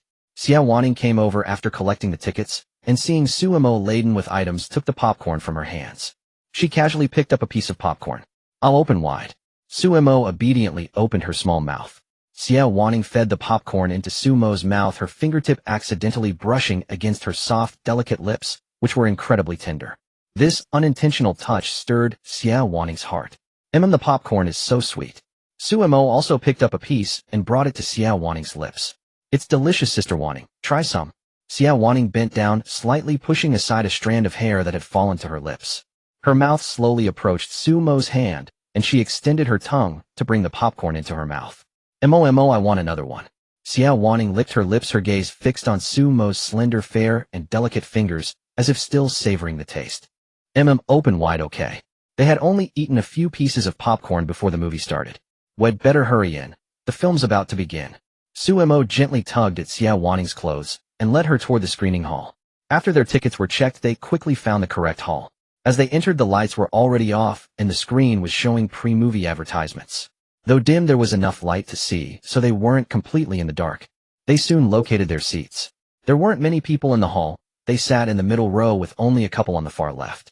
As soon as she sat down, Su Mo felt a chill and couldn't help shivering. Was the central air conditioning set too low? Xiao Wanning noticed Su Mo trembling and touched her hand. It was as cold as ice. Silly, if you're cold, just tell your sister. She took off her blazer and draped it over Su Mo. Then she clasped Su Mo's icy hand, wanting to transfer her warmth. Su Mo, flustered by the touch, instinctively wanted to pull away. But feeling the soft, warm touch, she let Xiao Wanning hold her hand. Sister Wanning, like this, it'll be hard for both of us to watch the movie. He'll just put my hands in my clothes. I won't let go until your hands are warm. You have a weak constitution. Getting chilled wouldn't be good. Xiao Wanning spoke while gently squeezing Su Mo's boneless soft hand, her concern evident. Faced with Xiao Wanning's tenderness, Su Mo blushed, lowered her head, and dared not meet her eyes. She wanted to speak, but didn't know what to say. Her cold hands gradually warmed, her heartbeat quickened, her breathing became uneven, and her head felt dizzy. Sister Wanting is so good to me, so gentle and beautiful. If I were still a boy, I would surely fall for her. Thinking this, Su Mo lifted her head and met Xiao Wanting's gaze. Xiao Wanting was looking at her tenderly, smiling softly. In the dim theater, the faint light from the screen fell into Su Mo's clear eyes, reflecting Xiao Wanting's own face. Not far away, a couple sat intimately, the girl, leaning her head on the boy's shoulder, nestled together in affection. Seeing this scene, Xiao Wanting's heart stirred. Mo, are you tired? Su Mo looked puzzled. Not at all, we just sat down. No, you're clearly tired. Say you're tired, come on. Xiao Wanting shook Su Mo's hand, her tone gentle. All right then. Su Mo somewhat helpless played along. I'm so tired, Sister Wanting, really tired. I just want to rest. Though he didn't look fatigued, he gave off a slightly languid air. Then let me lend you my shoulder to lean on, okay? Xiao Wanting patted her right shoulder, a smile of obvious anticipation. Su Mo was taken aback. Wasn't this the very scene he had dreamed of? In the cinema, a beautiful girl leaning on his shoulder, gazing at her in the dim light, and they smile at each other. Only now the beautiful girl in that scene was himself, and the one offering a shoulder was also a beautiful girl. What a twist of fate. Su Mo gave a wry smile and gently leaned on Xiao Wanting's shoulder. It felt so comfortable that he couldn't help rubbing against it. Feeling the touch of Su Mo's hair, Xiao Wanting couldn't resist stroking his head. The atmosphere feels a bit ambiguous, but that's exactly how it should be, she thought. The movie began, and neither spoke, quietly watching and enjoying the reassuring beauty of the moment. After the movie, sitting in the Haidaleo restaurant, Su Mo felt an inexplicable oppression. The film was called Love Like a Bouquet, and its ending left an indescribable melancholy satisfaction mingled with regret. Su Mo felt the ending could have been better, but she couldn't articulate what that better ending would be. She could only watch as the couple who had loved each other parted ways, each heading into a future without the other. Perhaps life is like that, full of all kinds of regrets. The gloom in her heart lingered, so she could only turn sorrow into appetite, eating mouthful after mouthful of cooked lamb tripe and other delicacies. The waiter nearby was stunned. This young lady had quite an appetite. Xiao Wanting, however, found Su Mo's puffy-cheeked, big mouth eating adorable, though she was puzzled as to why Su Mo's mood had suddenly soured. What's wrong, Mo? Does this Haidaleo not suit your taste? Xiao Wanting asked with concern. That couldn't be it. She had barely eaten a few bites herself, but Mo had already finished several plates. Su Mo put down her chopsticks, her delicate brows slightly furrowed due to unhappiness, and said sullenly, Sister Wanting, why do two people who love each other so much end up separating in the end? Xiao Wanting then realized that it was because of the movie's ending. She was a bit stunned, unsure how to answer. She had never been in a relationship, and before meeting Su Mo, she had never liked anyone either. She knew nothing about such matters. Mo is so innocent to be upset over a love story that has nothing to do with her. That's exactly the type I like. Once she's set on you, shall be devoted to you for life, and never leave. She carefully recalled the movie's plot and thought about her words. Seeing Su Mo's downcast eyes, Xiao Wanting's heart tightened. She then slowly spoke. Their love is focused on soulful and spiritual connection, a romantic, idealistic love. She paused and took a sip of water. Su Mo looked up, gazing at her earnestly, waiting for her to continue. There's nothing wrong with that kind of love, but once faced with the worries of daily life, everything changes. Like sand in your hand, scattered with a single blow. Most people in this world will be changed by the burdens of life, and the male lead is no exception. After starting work, he lost the ability to empathize with literary works. He could no longer read the manga he once loved, and had no time to properly accompany the female lead. So they drifted apart. Su Mo nodded, half understanding. Then who was at fault for them ending up apart? Xiao Wanting propped her chin on one hand, she didn't know the answer either. Maybe both were at fault, or perhaps neither. Could it be that love is inherently like this, romantic and fleeting like a bouquet? So that was it. No wonder the film was called Love Like a Bouquet. Even after parting, they still cared, so when they finally met again, they turned away without looking back, yet waved goodbye in a tacit understanding. But Su Mo didn't think love should be like that. Otherwise, why would so many stories and songs tell us that there is eternal, unchanging love in the world? Hasn't Hugo sung that love is the only unchanging, beautiful myth in the heart? Su Mo had adored him since childhood. If Hugo had lied to her, she would be heartbroken. But I think what love is like depends on the person. These words pulled Su Mo out of her gloomy thoughts, and she looked at Xiao Wanting in a daze. Take Mo, for example. As if thinking of something wonderful, Xiao Wanting's lips curled into a smile. Falling in love with you must be a very happy thing. After all, you are so gentle, and so beautiful. If someone who loves you could be with you, that would be the happiest thing in the world. That person would certainly spend the rest of their life loving you with all their might. How could they bear to part with you? So Mo, your love cannot be described by fleeting things like flowers or fireworks, but by something more precious. Gazing into Mo's eyes clear as a lake, the gloom in them had dissipated. Your love will be eternal and beautiful like a diamond. This is a love as eternally beautiful as a diamond. After Xiao Wanning's words, Mo's mood brightened instantly. She smiled sweetly. Sister Wanning, you're so good at this. If you were a guy, you could definitely charm a lot of girls. Is that so? Then beautiful maiden, have I struck a chord in your heart. Xiao Wanning laughed, interlocking her fingers and resting her chin on them, leaning over the table towards Mo with a beautiful smile. Her dashing appearance made it hard to tell whether she was a girl or a handsome young man, but the proudly jutting pair on the table betrayed her. No, not at all. I'm not a little girl who can be fooled by sweet talk. Mo's cheeks flushed, and she puffed out her cheeks like an adorable hamster. It was all because they were too big and round. Otherwise, she wouldn't have been shy. The dinner ended in a joyful atmosphere. It was just past 8:30, still early to go back, so they discussed what to do next. Xiao Wanning suggested going to a KTV, singing and drinking, snacking when hungry, and lounging on the sofa when tired. Very comfortable and pleasant. But singing makes it easy to lose track of time, and Sister Wanning, you drove. You can't drink.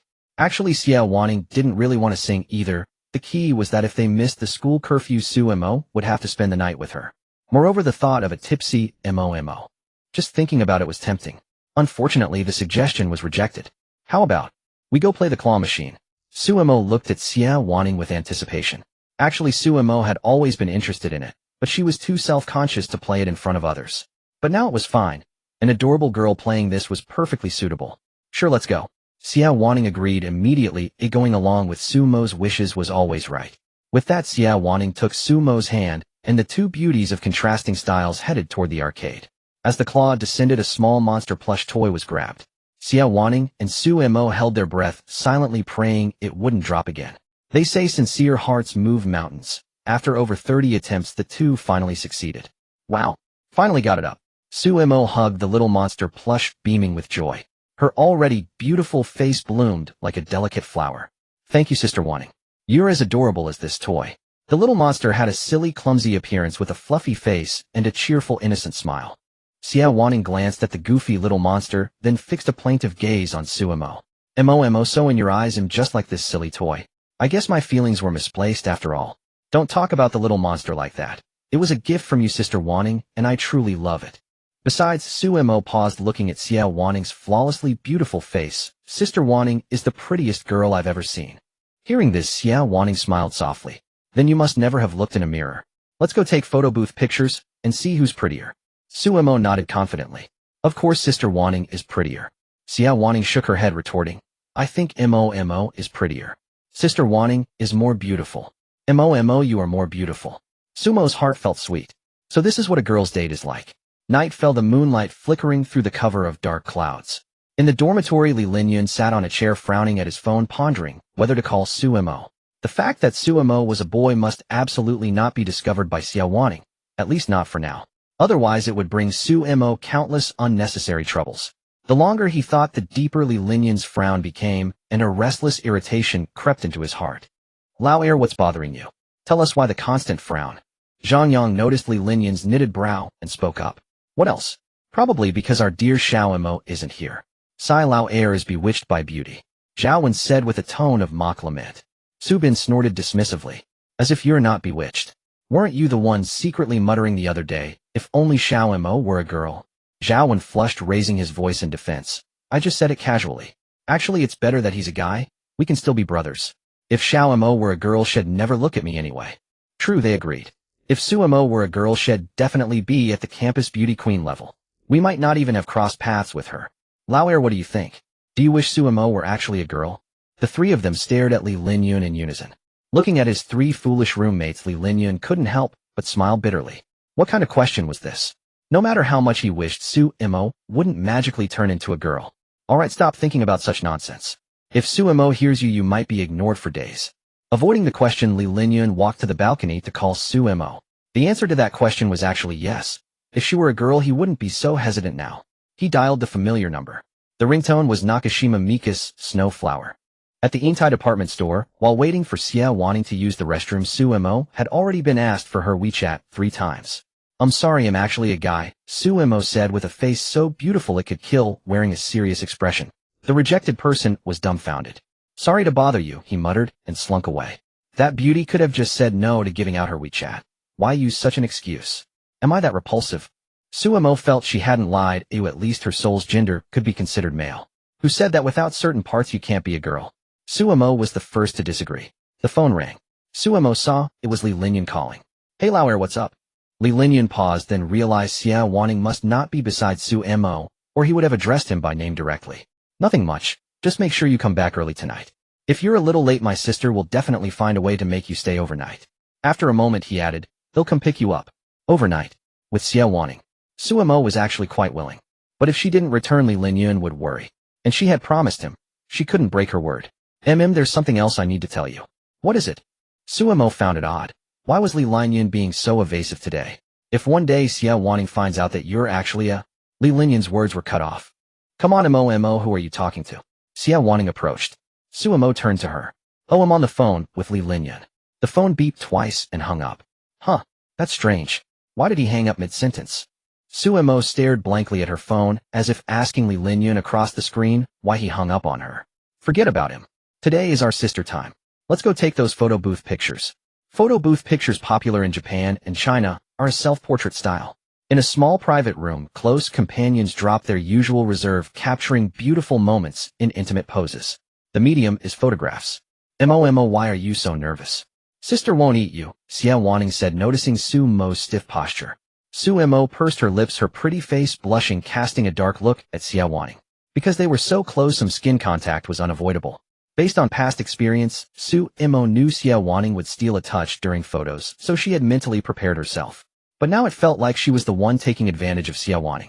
Realizing this, Suemo panicked. Sister Wanning, I think you're doing this on purpose, Suemo said softly. What do you mean? Xia Wanning looked puzzled. You're playing with your chest. Suemo flushed bright red. Realizing what she meant, Xia Wanning burst into laughter. We're both girls. A little touch is completely normal. Why are you so shy, Mo? She reached out playfully. Let me touch yours. Suemo was startled, quickly covering her chest with a wary expression. Okay, I'll stop teasing you. Let's take the photo. Make a heart sign. 3, 2, 1, a cheese. Suemo hurriedly posed, revealing a shy smile. With a click, the photo paper froze the moment. Sister Wanning will head back to school now. It was almost 10:30 when Suemo was finally escorted by Xia Wanning to the school gate. Quite a few students were still coming and going through the entrance. I'm a little reluctant to let you go. Can I have a hug? Xia Wanning said softly. So many people are watching, Suemo muttered with a hint of embarrassment. Yet when he caught the disappointed look in her eyes, his heart immediately softened. Carefully extending his arms, he gently embraced Xia Wanning. Suemo's cheeks flushed, his voice tinged with tension and shyness. Only for a little while, okay? Xia Wanning wrapped her arms around Suemo's back, feeling the warmth radiating from his body, as if a warm current had seeped into her very bones. At the same time, a faint, elusive fragrance lingered at the tip of her nose, intoxicating her heart. She thought of that dream. In it they had embraced just as tenderly. Suddenly, she yearned to pour out her feelings to Suemo without restraint. She looked at the lovely young man before her and parted her rosy lips. Moi. Her words caught in her throat when she caught sight of Li Linyan standing not far away.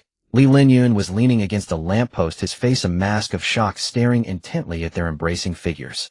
This sudden interruption vexed Xia Wanning, who could only glare at Li Linyan with irritation.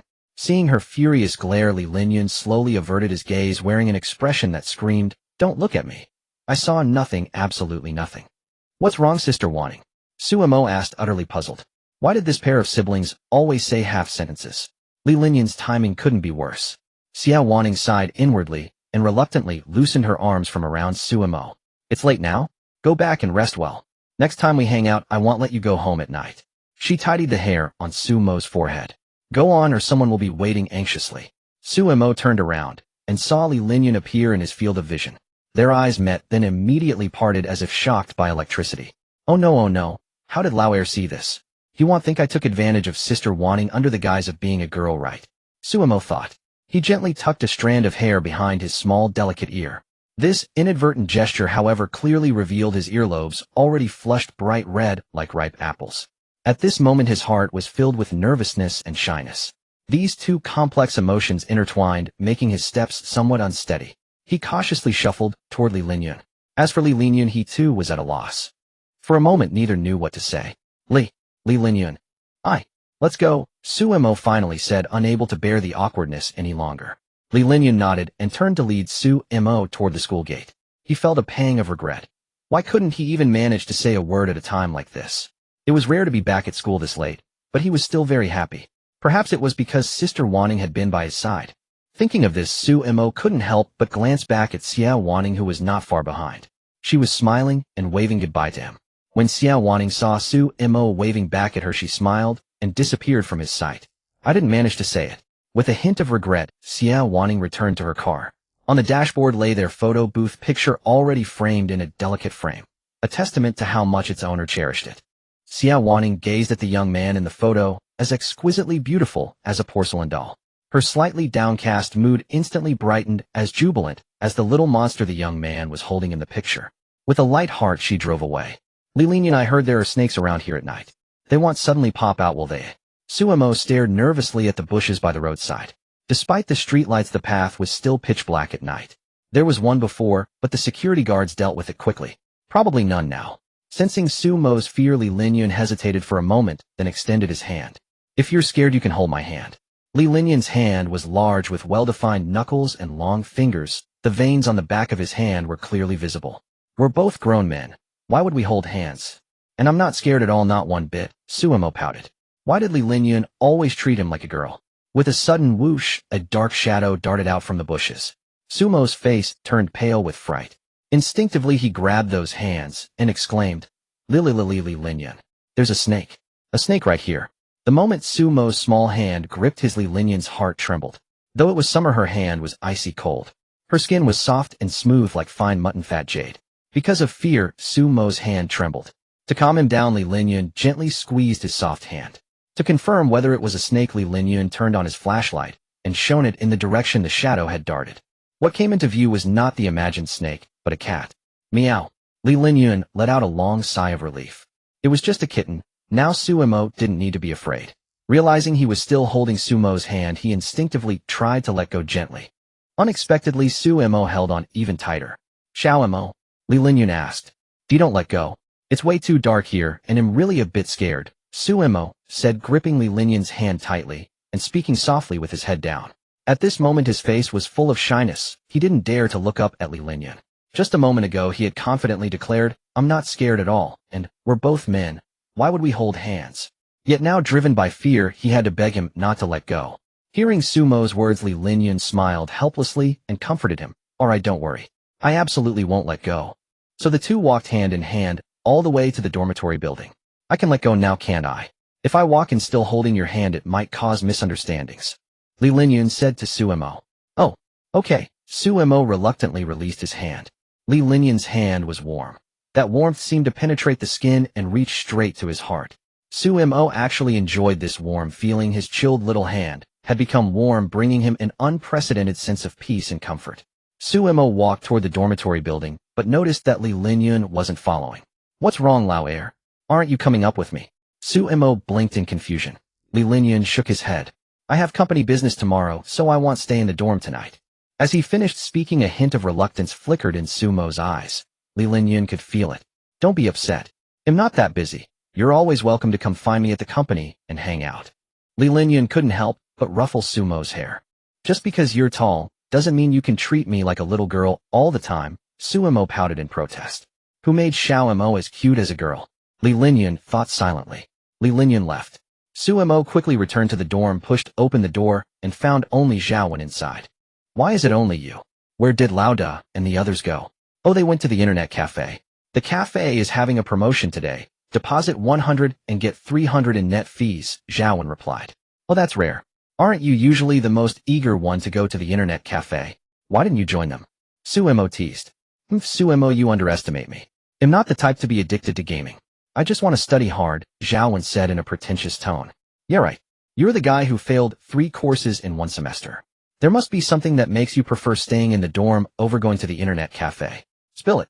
Xiaowen scratched his face. He hadn't expected Suemo to see through him so quickly. How was his sixth sense sharper than a woman's? There's an anime convention tomorrow. If I stayed up all night, and then when ID looked too awful to show my face. By the way, do you want to come along? If he brought Xiao Mo along, then Xiao Mo could help him get the cosplay beauties WeChat IDs. Xiaowen didn't believe any girl could resist a handsome young man like Suemo. An anime convention. Suemo actually wanted to go, but unfortunately, he had a general education class tomorrow. I'd love to go, but I have class tomorrow. Remember to bring me my Sakurajima figure, the bunny girl version. No way unless you cosplay as my Sakurajima for me. Get lost. You got it. Xiaowen set out early. The comic convention was very close to the school, only a 10-minute subway ride away. Arriving at the ticket gate, although he came early, quite a few people had already gathered, most of them in cosplay costumes. Is this the legendary paradise? Looking at the diverse cosplayers around him, Xiaowen couldn't suppress the grin on his face. Just as he was admiring the fair legs of the beauties, the roar of a sports car caught his attention. If it were an ordinary sports car, it would be nothing special. After all, he had seen plenty at Lauer's place. But this one was different, a strikingly eye-catching Itasha, covered with paint and patterns of Alexia from Honkai Impact 3rd. Which man wouldn't love a sports car? Which otaku wouldn't adore a cute pink-haired girl? Xiaowen couldn't tear his eyes away. This was his dream car. However, the model looked familiar. It seemed Lauer also had one, just not modified into an Itasha. Xiaowen's gaze followed the car until it slowly came to a stop. Then the door opened gently, and a figure stepped out. It was a handsome man wearing cool sunglasses and a finely tailored suit, crisp and immaculate. Although this suit wasn't from a top luxury brand, it perfectly fit the man's tall and slender figure, as if custom-made, clearly the work of a master tailor. Wow, this guy is so handsome, but why is he wearing a suit? This is a comic convention. No idea. Maybe he's cosplaying Twilight from Spy X Family. After getting out of the car, Lin Jundu breathed a sigh of relief. His old man had finally given him a day off so he could go out and have some fun. He had come straight from the company, without even changing clothes. Lin Jundu was a seasoned otaku. 10 years ago, during a family trip to Japan, he saw a poster for my youth romantic comedy, Is Wrong As I Expected, on a huge billboard in Akihabara. From then on, he couldn't forget the long, black-haired, sharp-tongued beauty from that series. From then on, his standard for evaluating beauties added one more criterion: long black straight hair. He took off his sunglasses and tucked them into the collar of his chest, then looked around. Many people were staring at him, including many beautiful female cosplayers. However, Lin Jundu was not pleased. Instead, he felt somewhat disappointed. I know I'm handsome, but why are you looking at me? Look at my car. This is Alexia, the best Alexia in the world. Just as Lin Jundu sighed, a hand patted his shoulder. Bro, your car is awesome. Can I take a few photos? I really like Alexia, Xiaowen said excitedly. Lin Jundu was taken aback for a moment, then smiled approvingly. He could tell this guy genuinely loved his car. Take as many as you want. If you like, you can even take it for a spin, Lin Jundu said generously. I wouldn't dare drive it. If I dented it, a poor student like me couldn't afford to pay. Just taking a few photos is enough for me. Oh, so you know how much this car costs? Lin Jundu asked in surprise. His car was a relatively niche supercar. Not sure, but it looks like a McLaren P1.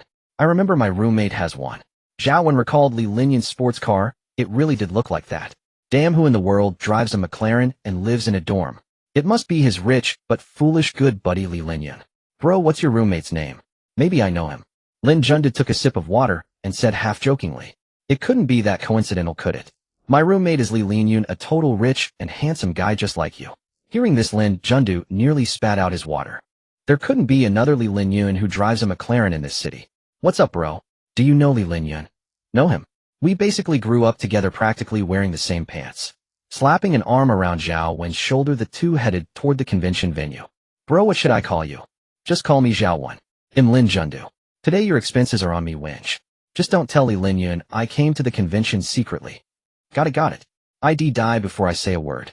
Sunlight streamed through the window into the room, and Suemo slowly woke up, still listless.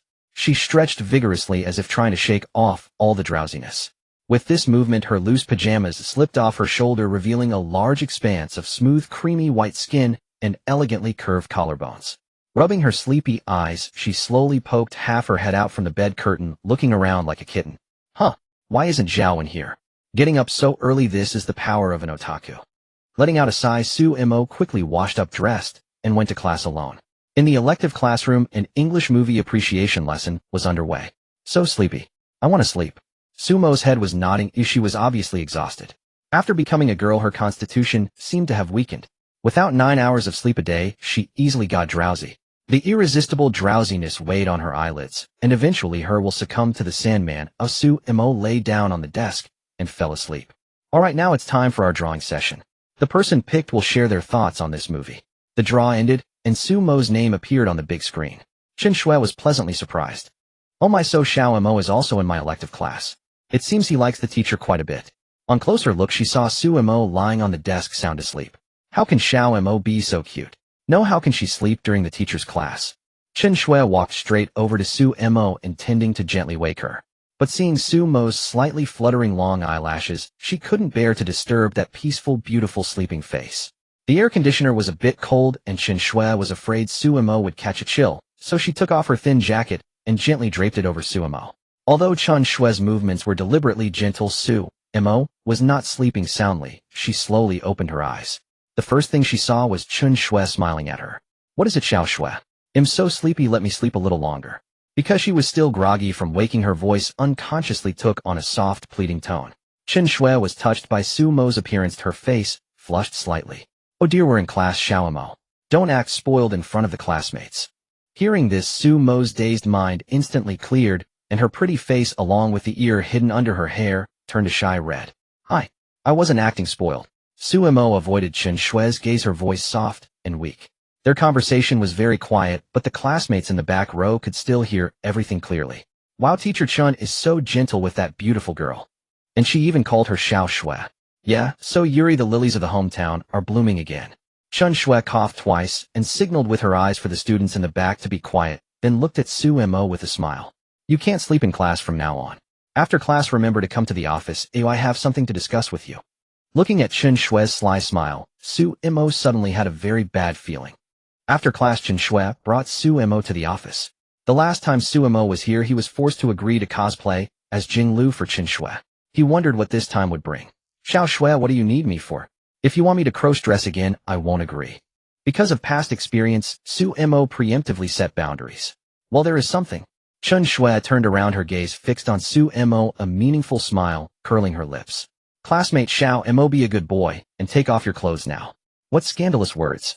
Su-mo quickly covered his chest with both hands, his face flustered, eyeing the smirking Chen Shui warily like a startled kitten. What are you doing? No way. Even though Xiao Shui is a teacher, I won't obey you in this. What do you mean by this?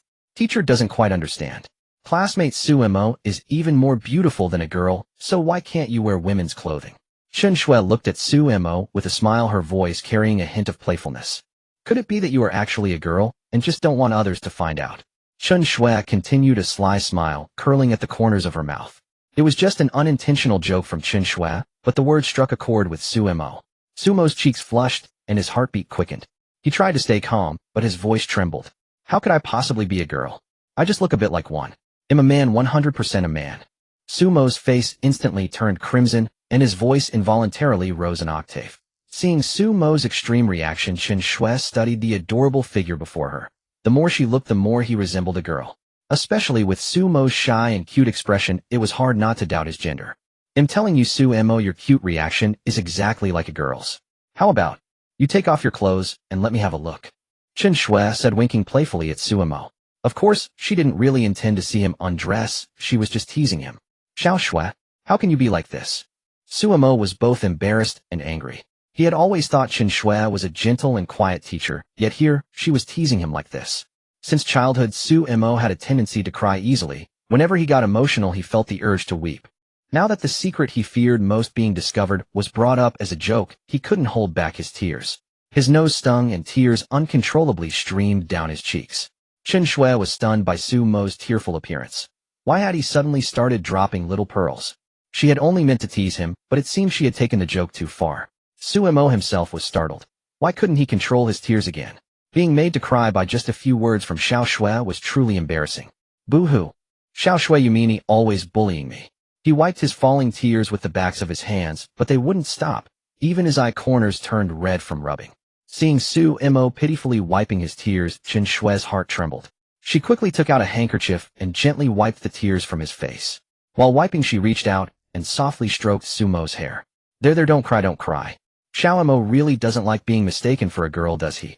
I shouldn't have joked about that. After a while, Su-mo finally stopped crying, but his delicate nose still sniveled. I'm sorry, Xiao-mo. He'll never make that kind of joke again. Please don't be mad at me, okay? Chen Shui noticed Su Imo wouldn't look at her and thought he was still angry. In truth, Su Imo wasn't angry at all. He just felt embarrassed about crying like a little girl in front of Chen Shui, so he couldn't meet her eyes. I'm not angry. By the way, Xiao Shui, you called me here. It can't be just to make fun of me, right? Su Imo pouted discontentedly. Chen Shui touched her earlobe sheepishly. She had been so focused on teasing Su Imo that she almost forgot the real matter. She coughed twice to cover her embarrassment, then said, "Remember the anime club's convention event I mentioned last time? It starts the day after tomorrow. Do you want me to take you along? I'm not good with directions, so we'll go with you." Su Imo remembered. There was indeed such a thing. Moreover, the system had issued a quest with very attractive rewards. But there were also some concerns. Su Imo frowned slightly and asked with worry, "Xiao Shui, how did you introduce me to the anime club members?" "Don't worry, I'll protect your privacy. I only said that a very good-looking person would cosplay as Jinglu to help out. You can use whatever identity you want when the time comes." Su Imo breathed a sigh of relief. He didn't expect that despite Xiao Shui's occasional flippancy, she was actually quite reliable. "Xiao Shui will go back to eat first. Okay, don't forget to bring the costume the day after tomorrow." The thought of wearing the cosplay outfit in front of Chen Shui made Su Imo feel extremely shy. He fled the office. Not sure what to eat, he decided to go back to the dormitory and order takeout later. Pushing open the door, Su Imo was surprised to find Zhao Wen already back with a lot of food spread on the table. There was a whole chicken, a piece of smoked pork knuckle, a beef burger, and a box of tiramisu. It looked like he had been to Sam's Club. Next to the delicious food were two My Sakurajima figurines, one in a school uniform and one in a bunny girl outfit. "Wah? It's my favorite maizen pie." Su Imo pounced on the table and hugged both figurines to his chest. "Hold on, one of them is mine. But I'm generous, so Xiao Imo, you can pick first." "I'll only one." Su Imo pouted, looking at the two My figures conflicted. "Zhao, and since you're so generous, how about giving me both?" Su Imo smiled and blinked, trying to charm his way through. "No way, no way. This is my waifu. Even for Xiao Imo, you can only take one." Zhao Wen refused firmly. Cute as Su Imo was, he couldn't give up his beloved maizen pie. "Fine." Su Imo put down the school uniform My figurine and pushed it toward Zhao Wen with trembling hands, his eyes filled with reluctant longing. "Don't be sad. When Lao Air is free, we'll have him take you to a convention. He could buy you all the figurines there. You haven't eaten yet, right? Sit down and have some." Zhao Wen said while chewing on the pork knuckle, his words muffled. "Why would he spend so much money on me? Even if Lao Air is rich, it's not like money grows on trees." Su Imo put on gloves, tore off half a chicken, and began his battle with the drumstick. "His money is your money. You two have already slept together." "Nonsense. What do you mean slept together? We just slept in the same bed. I think you've been single too long and see everyone is gay." Su Imo's cheeks flushed as he argued. "Really? But I think Lao Air kind of likes you." Zhao Wen smirked slyly. "Zhao Wen, why don't you just drop dead?" Su Imo shouted in embarrassment, his ears bright red. Outside the door, Su Bin and Zhang Yang, who had just returned after an all-nighter, were stunned. What had Zhao Wen done to make Su Imo, normally as gentle as water, this angry? Su Imo woke up very early. While his roommates were still in deep sleep, he quietly washed up, grabbed his clothes, and slipped out. He wouldn't be back in the dormitory for almost the entire day, and he still hadn't figured out a good excuse to cover it up. Maybe he could just say he spent the whole day in the library. As soon as he went downstairs, he saw Chen Shui waiting by the dormitory entrance. Su Imo trotted over and waved at her.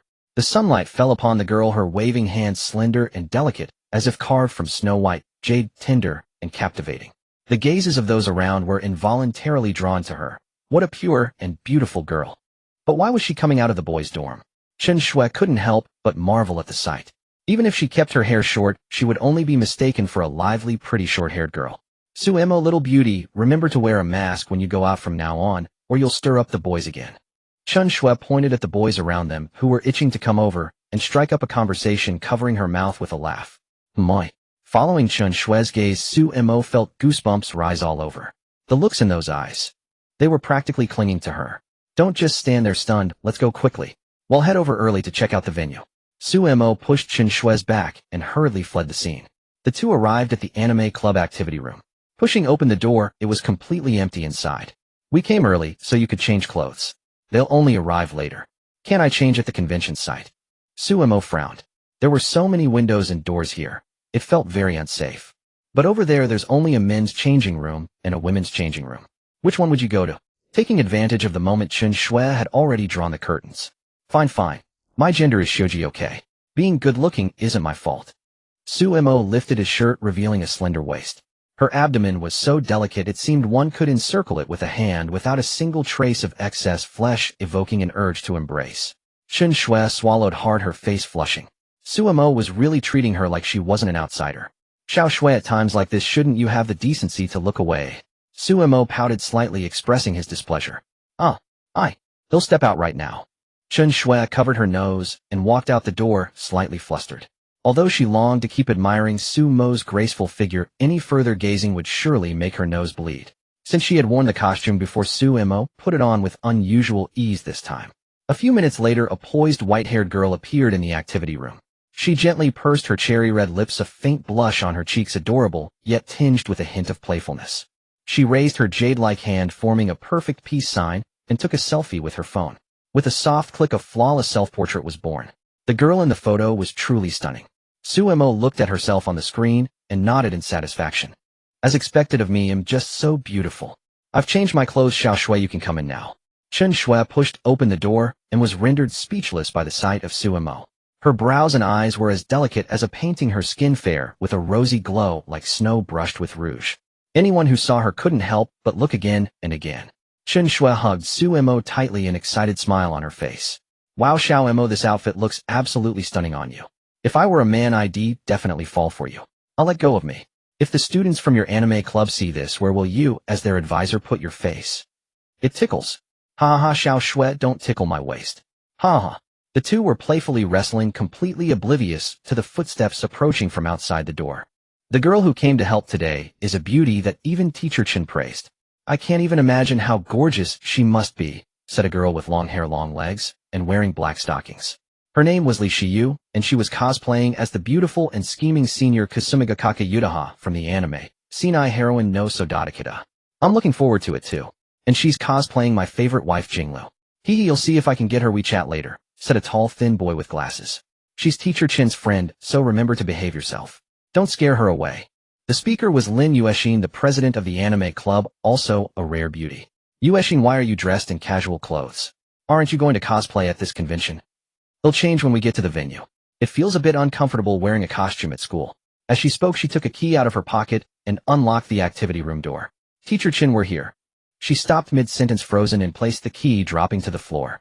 Inside the activity room, a girl wearing an eye mask was sitting on the table, her pretty face flushed, breathing slightly heavily. And Chen Shui, who in their eyes was always gentle and proper, was smirking mischievously at the girl. Comfortable. If you want more, I can keep going. Such a suggestive dialogue. It was hard not to misunderstand. It seemed they hadn't noticed the door was open. Lin Yuexin didn't know whether to enter or retreat. What's wrong, Yuexin? Why are you standing at the door? Li Shiyu leaned in to look inside. Such a steamy scene. It seems we came at the wrong time. I never thought Teacher Chen had this side to her. Huh? What's that sound? Chen Shui and Suemo finally noticed the commotion at the door. You. When did you get here? Chen Shui's face flushed. She had lost face in front of her students. It was all Xiaomo's fault for being so alluring. Suemo took off the eye mask. A group of people stood at the door staring at her. From the look in their eyes, they seemed to have misunderstood something. You've got it wrong. Xiao Shui was just tickling me. As Suemo spoke, her face still carried a rosy hue. Because it was a bit warm, a few crystal beads of sweat clung to her temples. The group couldn't help but swallow. This girl was just too beautiful. No wonder Teacher Chen had lost her composure. Don't worry, we understand. Just tickling, right? Everyone wore an expression of we get it. They didn't get it at all. It was all Xiao Shui's fault, just like Sister Wan Ning, always taking advantage of me. Suemo grumbled inwardly. Alright, stop messing around. If they kept it up, she would really be taken for a lesbian leader. With a tactical throat-clearing, Chen Shui began to introduce Suemo to the anime club members. This beautiful girl is called Suemo, my best friend. You're not allowed to hit on her, okay? Seeing everyone staring at her, Suemo smiled gently and spoke softly. Hello, everyone. Although I'm your Teacher Chen's bestie, please treat me like a friend. Seeing how gentle Suemo was, everyone happily gathered around to chat with her. The topics included whether she had a boyfriend, what her hobbies were, and which anime character she liked most. Suemo found it a bit overwhelming at first. Being somewhat socially anxious, she felt flustered being surrounded by so many enthusiastic people asking questions. She cast a pleading look at Chen Shui. Suemojiji's shy, speechless expression is really adorable. Ask these questions when we get to the convention venue. Don't forget it opens in an hour, Chen Shui said, stepping in to ease Suemo's embarrassment. Yuexin and Shiyu, come with me in my car. Xiaomo, and I will take you there. Great. I want to sit in the back with Sumojiji. Let Yueshin take the front passenger seat with Teacher Chun. Lin Yueshin rolled her eyes at her good friend. What a fair-weather friend. Teacher Chun, you're so cruel. You're leaving us guys to take the bus again. We want to chat happily with Sumojiji too, the boys protested. Hee in the car, not only will we chat with Suemo, but we'll also apply sunscreen on her body later. With that, Chen Shui walked away with the three girls, leaving the boys lamenting in the classroom. It was nearly noon when they left the activity room. It was summer and the sun was still bright, but not scorching hot. The four of them brought 3 umbrellas to shield from the sun. Only Suemo didn't bring one, so Li Xiu volunteered to share an umbrella with her. Although Chen Shui was somewhat reluctant to miss the chance of sharing an umbrella with Suemo, she didn't compete with her student. Li Xiu intimately hugged Sumo's arm, her little face brimming with contentment. As long as she was a bit closer to Sister Suemo, she could catch the incredibly pleasant fragrance. That fragrance possessed both the rich aroma of roses and the fresh sweetness of jasmine. In short, it was irresistible, making one want to keep smelling it. Moreover, her slender arms with skin as fair as snow and frost felt incredibly tender when held. Sister Suemo, you're so fair, but you don't even bother with sunscreen. You didn't even bring an umbrella under such a scorching sun. Suemo touched her face sheepishly. She wasn't just skipping sunscreen. She only owned a bottle of facial cleanser and a jar of Debeo lotion. I used to apply sunscreen, but later I realized I just couldn't get tan, so I stopped. Suemo casually came up with an excuse to brush it off. Li Xiu nodded lightly, thinking that such a super beauty must be naturally blessed. You still have to take good care of your skin. Such perfect skin needs to be cherished. He'll apply sunscreen lotion for you when we get to the car. It's not necessary. Suemo pursed her lips, sensing an ominous feeling of being taken advantage of again. It's all right, Sister Suemo, don't be polite with me. Li Xiu looked at Suemo with sparkling eyes. Suemo sighed softly. It seemed she couldn't escape the fate of being teased by girls again. The four of them drove quickly to the convention venue. Fortunately, Chen Shui's car had sunscreen spray instead of lotion, so Suemo narrowly escaped. After getting out of the car, the other three wore expressions of regret to varying degrees, while only Suemo breathed a sigh of relief, a relaxed smile on her face. A long queue had already formed at the entrance, at least 10 times longer than the cafeteria line in high school. However, Chen Shui had booked the convention in the school's name, effectively cooperating with the organizers, so a staff member led them through a dedicated entrance. Once inside the venue, the quartet drew many glances. Most of the attention was focused on Suemo and Li Xiu, who were wearing cosplay outfits. Most attendees at a convention were seasoned anime fans, and many quickly recognized the characters they were cosplaying. A dark-haired long straight beauty and a silver-white long-haired beauty stood together, their two colors complementing each other, creating a strong visual impact. Especially the one cosplaying Jinglu. Her features were delicate and captivating, her beauty indescribable in words. She gave the impression that Jinglu herself had stepped into the real world. That silver hair was extraordinarily beautiful, part of it was tied into a high ponytail, while the rest cascaded freely. It gave an impression of both elegance and casualness. The beautiful hair seemed real. Of course, it wasn't a wig. Suemo had modified her hairstyle using the system while changing clothes, which was much more comfortable than wearing a wig. Sister Suemo, you're really beautiful. Can I take a couple of photos of you? Lin Yueshin took out a camera from her shoulder bag. As the president of the anime club, bringing a camera to the convention was a must. Suemo was already not good at refusing requests from pretty girls, and with that look of eager anticipation she agreed. Lin Yueshin found a suitable angle, knelt on one knee, and started shooting. Suemo cooperated by posing. Yueshin, remember to send me the photos, Chen Shui said. Me too, me too. After taking dozens of photos one after another, seeing that Suemo was a bit tired, the three put away their cameras reluctantly. Lin Yueshin handed the camera to Li Xiu. You two take Sister Suemo around for a while first. We'll go to the changing room to change clothes. Then I'll touch up my makeup first. Sister Suemo, has your makeup faded? Do you need me to help you touch it up? Li Xiu asked. She hasn't put on any makeup. She's only wearing contact lenses. With her face, she can pull off any anime look without makeup, Chen Shui explained. Li Xiu covered her small mouth in surprise. No wonder I can't see any trace of makeup. After Li Xiu finished touching up her makeup, the three of them began to explore the convention. Many attendees had already entered, and the cosplayers in the exhibition areas had started performing. Visitors began asking for photos with their favorite cos characters, and many approached Suemo. The one that left the deepest impression on Suemo was an enthusiastic girl. Hello, can I take a photo with you? It was a girl attending the convention in a Yukino Shida Yukino cosplay. Yes, of course. Sumo's eyes sparkled. She had finally met someone cosplaying Yukino Shida Yukino. Can you make a heart gesture with me? Of course. The girl cosplaying Yukino was also delighted. This Jinglu cosplayer was not only beautiful, but also surprisingly easy to get along with. After taking the photo, they added each other on WeChat. Before parting, the Yukino cosplayer asked Suemo, "Can I kiss your cheek?" Of course, this was resolutely stopped by Chun Shui and Li Shiyu. They hadn't even kissed Suemo yet. How could they let a stranger get ahead? After this episode, the trio continued exploring the convention. The convention was divided into many zones, of which the domestic IP game zones occupied the largest area. For example, 3 games from MiHoYo NetEase's Naraka Blade Point and On Myoji, and several games from Tencent.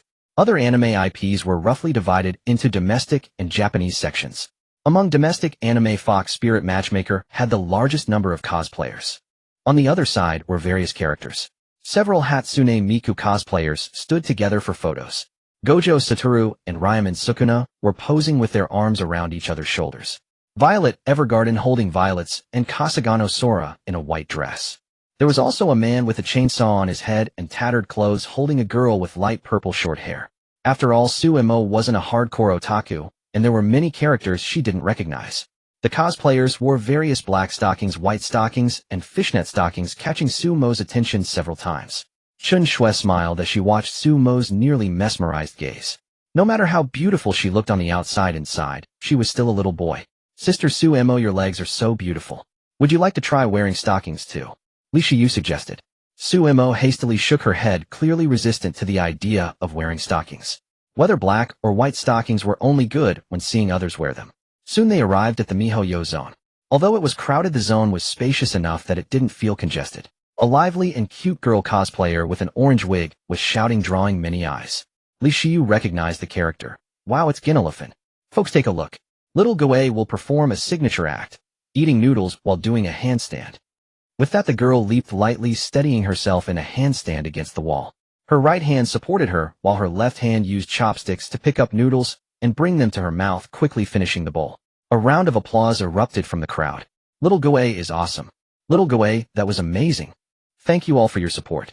If you think Little Goe's performance was good, please follow my Douyin account." Sumo was also amazed by Ginefen's acrobatics and secretly followed this hard-working girl. But even more astounding things were yet to come. A stirring battle anthem blared from the massive speakers on the exhibition stage, filling the air with a tense combat atmosphere. Steam rose from the stage as a silver-white mecha of formidable presence emerged. It strode toward the crowd with a cold, relentless gait, a flame-like light blazing from its chest. After scanning its surroundings, it pointed at the crowd and spoke in a frigid mechanical voice, "Leave now, and no one will be hurt. Otherwise you will all die." The mecha's words ignited the emotions of everyone present. "Wow, it's Sam. He's so cool," Li Shiyu exclaimed, shaking Sumo's arm excitedly. Sumo's eyes were fixed on it, utterly captivated. This was as awesome as Iron Man or a Gundam in her book. Even after leaving the MiHoYo exhibition area, Suemo couldn't stop thinking about Sam. After all, what boy doesn't love mechas? Even though Suemo wasn't one anymore. Among the many mechas in anime, her favorite was Unit 01, piloted by Shinji Ikari in Evangelion. Unfortunately, she hadn't seen anyone cosplaying it. They'll definitely buy a Unit 01 figure later. "You must be thirsty after all this walking. Let me treat you to some milk tea," said Chun Shui, the teacher, never one to shortchange her beloved students. "Sounds great. But I'm watching my weight, so just a fruit tea will do." Li Shiyu was close with Chun Shui and didn't stand on ceremony. Suemo nodded, figuring since Xiao Shui had already taken so many liberties, treating her to milk tea was only fair. In the women's changing room, Lin Yueshin had already changed clothes, but couldn't find the blonde twin-tail wig in her bag. "That's strange, I must have left it at home." She frowned, recalling the morning's events. It seemed she had left it in the dressing room while trying on clothes. Now she had no choice but to ask her brother. She dialed his number. "Bro, go home and check if my errand wig is in the dressing room. I am at work. This big company would be leaderless without me," Lin Junda mumbled indistinctly. He was munching on potato chips, his 32-inch monitor playing the anime Mushoku Tensei. Lin Yueshin sighed helplessly. Her brother was such a grown man, but still so immature. How could Lin Yun be friends with him? "Bro, you'd better hurry, or he'll tell mom and dad you spend all day gaming and watching anime at work and occasionally harassing female subordinates." Hey, forget the rest, but when have I ever harassed a female subordinate? I'm a gentleman. Don't pin that on me. Lin Jundu protested indignantly. Where had his once obedient sister gone? She must have been corrupted by that wretched woman Xiao Wanning. "I don't care. If you don't bring it right now, I'll make up all sorts of stories to dad." Lin Jundu had no choice but to plead, "I'm sorry, my lady, you'll rush over with the wig right away. That's more like it. When you come, bring 4 cups of milk tea from Bawang Chaji." Lin Yuexin smirked. Lin Jundu quickly agreed. If she started gossiping to their parents, his good days would be over. After hanging up, he drove home post-haste and soon found the errand wig in the dressing room. He grabbed it and drove to the convention venue, stopping at the Bawang Chaji near the entrance. While waiting in line, he overheard a group of girls chattering. "Did you see that girl cosplaying Jingliu sitting there drinking milk tea? She's absolutely stunning. Wow, she's so beautiful. I almost walked into a pillar just now. Was it really that exaggerated? And she was cosplaying Jingliu." Though Lin Jundu had always preferred long black hair, a white-haired beauty was quite appealing too. He started scanning the area looking for the girl they described. Soon his gaze landed on a white-haired beauty sitting not far away. Suemo was alone in a corner seat, her delicate oval face tinged with a hint of melancholy. Her eyes were like a clear spring crystal pure. She slightly parted her cherry petal lips, gently biting the straw. Her beautiful white hair cascaded like a waterfall over her snow-white shoulders, swaying softly and exuding an intoxicating charm. Ethereal and beautiful, she could only be admired from afar, not approached. The only flaw was that her figure was somewhat flat. Since Chen Shui and Li Xiu had gone to grab anime merchandise, Su Mo was left to fetch the milk tea alone. When the three were together, fewer people dared to approach. Now that she was alone, many boys and girls came to ask for her contact info. Some even offered a large bouquet of flowers, but Su Mo declined, saying it was too extravagant. "So tired and awkward, boo-hoo, Xiao Shui, please come back soon." Lin Jundu secretly took a photo. Wow, she really was too beautiful. But it wasn't for himself. He wanted to send it to his monkish friend Li Linyan to admire. He had never called any girl pretty before, maybe this one could catch his eye. Lin Jundu opened their chat. Lin Jundu image. "Lin Jundu, what do you think? Is this girl at the con pretty enough for you, brother Yun?" Li Linyan was reviewing the company's financial report in his office when his phone buzzed twice. It was a message from Lin Jundu. Looking at the photo, his heart raced. He immediately recognized Su Mo and silently saved it. Li Linyan, very pretty. Remember to delete the photo. Taking pictures without permission is illegal. After sending the message, he unconsciously walked to the floor-to-ceiling window, gazing down at the bustling street below. So that's why Su Mo wore that outfit that night. She was preparing for the convention. His thoughts drifted back to that night, the night bathed in moonlight. The person who turned and smiled at him under the moonlight, her eyes shimmering with a gentle bright light like the moon. Her smile was as pure as moonlight. But that person might never be his. Li Linyan sighed softly, collected his tangled emotions, and returned to reviewing the financial report. Lin Jundu vigorously rubbed his eyes, hardly believing what he had just seen. It wasn't until he saw the words, "very attractive," again that he was sure he wasn't mistaken. Wow, this guy actually complimented a girl as beautiful. Truly a rare occurrence, like the sun rising from the west. Could it be that this blockhead has finally become enlightened? If so, as his good buddy, I have to help him get her WeChat account. Lin Jundu turned his head toward the corner, only to find to his surprise that the silver-haired beauty had vanished without a trace. Damn, how did she disappear in just a blink? Lin Jundu felt a pang of regret. It was rare to meet someone even Li Linyan considered attractive. Since we're already here, maybe I'll wander around for a while. Strolling the comic convention alone was a bit dull, and Li Linyan was certainly busy with work right now, so he immediately thought of Zhao Wen. Although they had only just met, they hit it off well. Moreover, he was Li Linyan's roommate, which truly made them fated acquaintances. So Lin Jundu sent Zhao Wen a message. "Want to come to today's convention? Let's get 2 VIP tickets. My treat." After sending it, he suddenly thought of something, and his fingers flew across the keyboard, quickly adding, "Just saw a girl cosplaying as Jinglu. Even Li Linyan said she's attractive." Not long after, Zhao Wen's reply came, "What? Even Lauer says she's attractive. Then I've got to see for myself." Looking at the reply on the phone screen, Lin Jundu's lips curled slightly. He had known since their last convention together that Zhao Wen had no resistance to pretty girls, and this time would be no exception. Suemo was now heading toward the dressing room. She had no intention of changing clothes or watching the girls change. It was simply because Lin Yuexin had said she felt bored alone, so she decided to go keep her company. Soon she saw Lin Yuexin outside the dressing room, idly playing with her phone. She had already changed into her cosplay costume, but hadn't put on the wig yet. The jeans she had been wearing before didn't highlight it, but now clad in white stockings, her legs appeared exceptionally slender and enchanting. The small strip of thigh revealed between the white stockings and the hem of her skirt created an irresistibly charming, absolute territory, causing Su Mo to pause in a daze, unable to tear her gaze away. Seeing Su Mo approach, Lin Yuexin smiled happily and waved. "Sister Su Mo, I'm over here."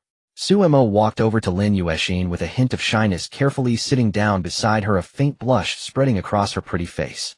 In her heart, she silently scolded herself. Suemo, oh Suemo, she treats you like a big sister, yet you keep staring at her legs. Huh. Sister Suemo, your face seems a bit red.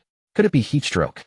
Although the venue had central air conditioning, Suemo's frail constitution made it plausible that a short while in the sun had given her a touch of heat stroke. Lin Yuexin gently reached out to touch Suemo's forehead, only to find her temperature perfectly normal. I'm fine, just feeling a bit warm. By the way, Yuexin, why aren't you wearing your wig? Suemo awkwardly changed the subject, trying to cover her unease. Lin Yuexin leaned against Suemo's snow-white shoulder, so close that she could catch the faint fragrance wafting from Suemo's hair and skin. Captivated by the alluring scent, Lin Yuexin couldn't help reaching out to gently stroke Suemo's hair. The strands beneath her fingers were soft and smooth like silken satin. Sister Suemo, you smell so nice. And your wig is so soft. Where did you buy it? Although she had been this close to Xia Wannin and Chen Shui before, it was the first time she had been so intimately approached by a cute younger sister who called her big sister. Suemo couldn't help feeling shy and instinctively turned her head aside when speaking. I'm not really sure. I don't know much about these things. I asked a friend to help me buy it. Seeing the blushing face before her, too shy to meet her eyes, Lin Yuexin couldn't help smiling. Why are you so easily embarrassed? A girl as beautiful and easily shy as Sister Suemo. Anyone would want to tease her a little. Just as Suemo and Lin Yuexin were happily playing together, Lin Junda's phone call came. Where are you, my dear lady? I brought your wig and milk tea. Remember not to blab to mom and dad, okay? I'm outside the dressing room. You know the way, right? I'm with the pretty sister, so I won't come find you. Watching Lin Yuexin's cheerful smile while on the phone, Suemo wondered if she might be talking to her boyfriend. Yuexin, who are you on the phone with? Suemo asked. She had finally met such an adorable junior who liked her so much. If Yuexin already had a partner, Suemo would feel like she was poaching and wouldn't dare to be this close. Lin Yuexin quickly waved her hands. I don't have a boyfriend. It's my brother calling. He just brought my wig. Just as Suemo breathed a sigh of relief and her guilt faded away, two envious voices came from behind. When did you two get so close? Alas, some people, once they have a sweet younger sister, forget all about their good friend. Chen Shui muttered sourly. Suemo was speechless. Wasn't this best friend status just a pretense? How did it become so real? People always get tired of the old and love the new. Poor little Shui, I've lost my freshness for you. Suemo raised her jade-like hand, lightly covering her cherry lips, and smiled. Like a peach blossom in full bloom, delicate and tender. Yet deep within that tender, watery gaze hid a flicker of barely perceptible slyness. The three were startled by Suemo's sudden contrast. They hadn't expected that beneath her angelic, innocent exterior lurked a mischievous side, like a little devil. This kind of Suemo? I like her even more. You little rascal, and here I was buying you milk tea. Chen Shui pouted, handing the cup to Suemo with feigned displeasure. Wow, thank you, Xiao Shui. I hereby declare you my forever best friend. Suemo was delighted. She hadn't expected Chen Shui to buy her favorite boy a Yuexin. Gently sipping through the straw, she tasted the refreshing crispness of green tea mingled with the rich, lingering sweetness of black tea. The tea aroma was fresh, mellow, unique, and long-lasting. Chen Shui asked, how is it? Good. I love it. It's really delicious. Seeing Suemo's adorable smile, Chen Shui was briefly lost in thought. Then an earnest question crossed her mind. Could Suemo's roommates really maintain their original orientation without being swayed by her? It really seems difficult. The vast venue buzzed with activity, yet remained clamor-free. Suemo and his three companions sat side by side, idly chatting, while sipping bubble tea and enjoying the venue's central air conditioning. A picture of leisure. As they chatted, Li Shiyu and Chen Shui noticed that Lin Yuexin still kept her long, straight black hair. Yuexin, where's your wig? Don't tell me you're cosplaying a black-haired, straight-haired limited edition Eriri. I forgot to bring it. I'm waiting for my brother to deliver it, Lin Yuexin replied with a grimace. Look, isn't that your brother over there carrying a wig and wearing sunglasses, glancing around? Li Shiyu pointed to a handsome man, and everyone followed her gaze. Beneath the sunglasses, his nose bridge was high and his facial lines distinct, giving his face a striking three-dimensional quality. His casual yet tasteful attire exuded a unique sense of style. Your family's genes are incredible. You're beautiful, and your brother is so handsome too, Li Shiyu sighed. Suemo secretly felt envious, wishing he had been a handsome guy himself, but he had looked feminine since childhood. To be fair, by Suemo's aesthetic standards, the man before him was indeed handsome. Quite outstanding, in fact, though still a notch below Li Linyan. Lin Yuexin nodded to confirm it was her brother. She hadn't expected him to deliver the item so efficiently, unlike at home, where it took ages to get him moving. Suemo thought Lin Yuexin's brother would come straight over, but instead he walked past them as if he hadn't seen them. What's going on? Could this guy be blind? Suemo looked at Lin Yuexin in confusion. She pressed a hand to her forehead and said helplessly, "Brother, I'm right here. Take off those stupid sunglasses." Honestly, having such an unreliable brother was a complete embarrassment. Lin Jundu turned around, pushed his sunglasses up onto his forehead, and looked at Lin Yuexin in surprise. "When did you sneak up behind me? Trying to stab me, or what?" "Yes, I can teleport." The three of them exchanged glances, all reading the same helplessness in each other's eyes. Truly siblings through and through. He handed over the wig. "Your big brother is off to explore the convention. Have fun with your friends." But Lin Jundu's words trailed off abruptly because he noticed the girl sitting beside his sister. Wasn't she the stunningly beautiful woman he'd just seen at the bubble tea shop entrance? He turned and called into the crowd, "Brother, when can you walk any slower? If you keep this up, I won't cover your VIP ticket." "What's the rush? Whoa, that girl has such long legs. And at least 36. Do girls develop this well nowadays?" As Zhao approached, he couldn't help admiring the beauties. Upon recognizing the newcomer, Chen Shui was surprised. Wasn't this her student Zhao? And wasn't he Sumo's roommate? The smile on Sumo's pretty face instantly froze, overwhelmed by a surge of intense shame and panic. Why did it have to be Zhao? When did he even get to know Yuexin's brother? But that wasn't the pressing issue. What mattered was how to avoid being recognized. Even though dressed in women's clothing and wearing a wig, she looked like a complete beauty. Still, Zhao had been her roommate for 2 years, so recognition wasn't far-fetched. As Suemo watched him draw closer, his gaze beginning to land on her, she could only hurriedly cover her small face with both hands, trying to mask her embarrassment. Lin Jundu patted Zhao on the shoulder. "Here, this is the girl cosplaying Jinglu I told you about."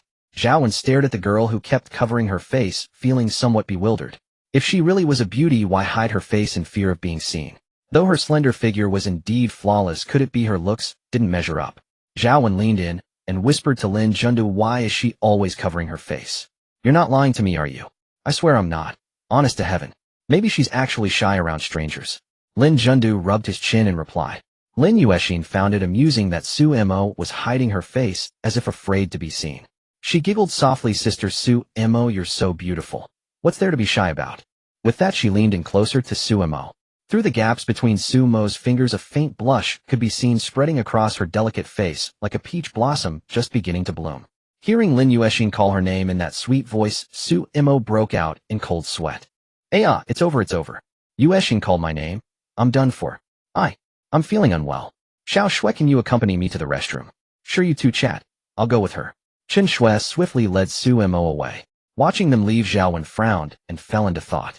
If he wasn't mistaken, that woman was teacher Chen Shui, and the girl cosplaying Jinglu was named Suemo. She was about the same height as Suemo, around 165 meters. Considering Suemo had left the dorm early today, the girl who had been covering her face was almost certainly Suemo in female attire. "The beautiful Jinglu is actually my roommate. Xiaoemo, if you want a cross-dress, just do it in the dorm. We're not strangers." Those pale legs and that slender waist, hee. Standing before the bathroom sink, Suemo wore a miserable expression. "What do I do, Xiao Shui? If Xiaowen finds out, I'll never be able to show my face again." Chen Shui was also anxious. After all, she had asked Suemo for this favor. "Well, you can put on Jingliu's blindfold. That way he won't recognize you." Chen Shui pulled a black blindfold from her bag and handed it to Suemo. Suemo, suddenly remembering she had a blindfold, quickly took it and put it on. "How is it? He shouldn't be able to tell now, right?" Suemo asked. Chen Shui's gaze fell upon Suemo wearing the blindfold. She couldn't help swallowing. Though those beautiful eyes were covered, it didn't detract from her charm. Instead, it added an air of mystery and elegance. Especially her delicate, rosy little mouth. It looked even more alluring against the black blindfold. It's great. And I'll cover for you. There's no way Zhaowen will recognize you." Suemo nodded. At least with the blindfold on, she couldn't see Zhaowen, which, though a bit like burying her head in the sand, offered some reassurance. When Chen Shui and Suemo returned, Zhaowen immediately fixed his gaze on the blindfolded Suemo. He muttered to himself, did she really think I wouldn't recognize her as Suemo? And she put on a blindfold of all things. "Sister, can you see the path with that blindfold? Do you need us to help you?" Lin Yuexin and Li Xiu asked, worried she might trip while looking so beautiful in the blindfold. "It's fine. Xiao Shui is holding my arm," Suemo replied, her voice trembling with nervousness. Lin Jundu elbowed Zhao and whispered, "See, I didn't lie. If you don't trust my judgment, at least trust Li Lingyun's." Zhao nodded in agreement. No wonder Lao Air said she was pretty. Turns out the so-called beautiful girl was Sumo after all. Lin Jundu suddenly suggested, since we rarely come to an anime convention, how about we take a group photo to remember the day? Everyone agreed and lined up. Sumo's shoulders and waist were embraced by the three girls, and a helpless expression crossed her slightly flushed face. After the photo, Lin Jundu and Zhao Wen said they wanted to look around more and left first. Watching them depart, Sumo finally breathed a sigh of relief, grateful to have escaped this crisis. After browsing a few more exhibition areas, the event soon ended. Before heading back, Sumo visited a Bandai store. She spotted a Unit 01 figure. The price tag of over 2,000 yuan genuinely shocked her. Gritting her teeth, Sumo picked up the Unit 01 figure and paid decisively at the counter. What choice did she have? It was the cool Unit 01A, and in berserk mode no less. The three girls returned to the school and parted ways at the activity room. After changing clothes, Sumo returned to the dorm with a nervous heart. Zhao Wen had already come back. Yo Xiaomo, you're finally back. What did you do today? Su Bin and Zhang Yang looked at her curiously. Two went to the library to study. Exams are coming up soon, aren't they? Sumo's eyes darted away, avoiding their gaze. Is that so? I thought you might have sneaked off to the anime convention. Oh, by the way, I ran into a super gorgeous Jingliu cosplayer today. Let me show you.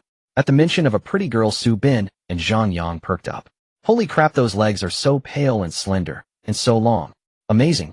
Too bad she's wearing a blindfold, but you can tell she's a beauty. Hey, did you ask for her WeChat? Hey, let's send it to Lao Air. As Zhao Wen openly Lin Yun's chat, Sumo blushed and protested, no, you can't send it to him. A detestable morning. The sky was shrouded by a dense mass of dark clouds, and a heavy rain was falling, raindrops incessantly tapping against the window pane, producing a monotonous and clamorous sound. The rainwater streaming down the glass blurred the view outside. Having worked late into the night before finally sleeping, he was jolted awake by the violent drumming of rain. When he opened his eyes, the world before him was plunged into gloom, as if it were the apocalypse. Lin Yun had always loathed rainy days, and now a wave of irritation washed over him. He shifted his weary body, climbed out of bed, and headed toward the bathroom. Cupping water in his hands, he splashed it onto his face. The water for washing his face today was slightly colder than usual. After washing, his muddled thoughts cleared, and he couldn't help but wonder why he worked so tirelessly. Even his father often called him a workaholic. People usually strive to gain something, or to avoid losing something. Was it to manage the company well and earn more money? But his family already had more wealth than could be spent in several lifetimes. Perhaps it was out of a sense of responsibility. His father was growing old and would eventually hand over all the family's business ventures to him. There were indeed people who acted with positive motivations, but he himself might just be drifting with the tide. Lin Yun couldn't help but shake his head, using a towel to dry the remaining droplets on his face. Overthinking was futile. Many things in the world could not be resolved by mere reasoning alone. So he turned and left the bathroom.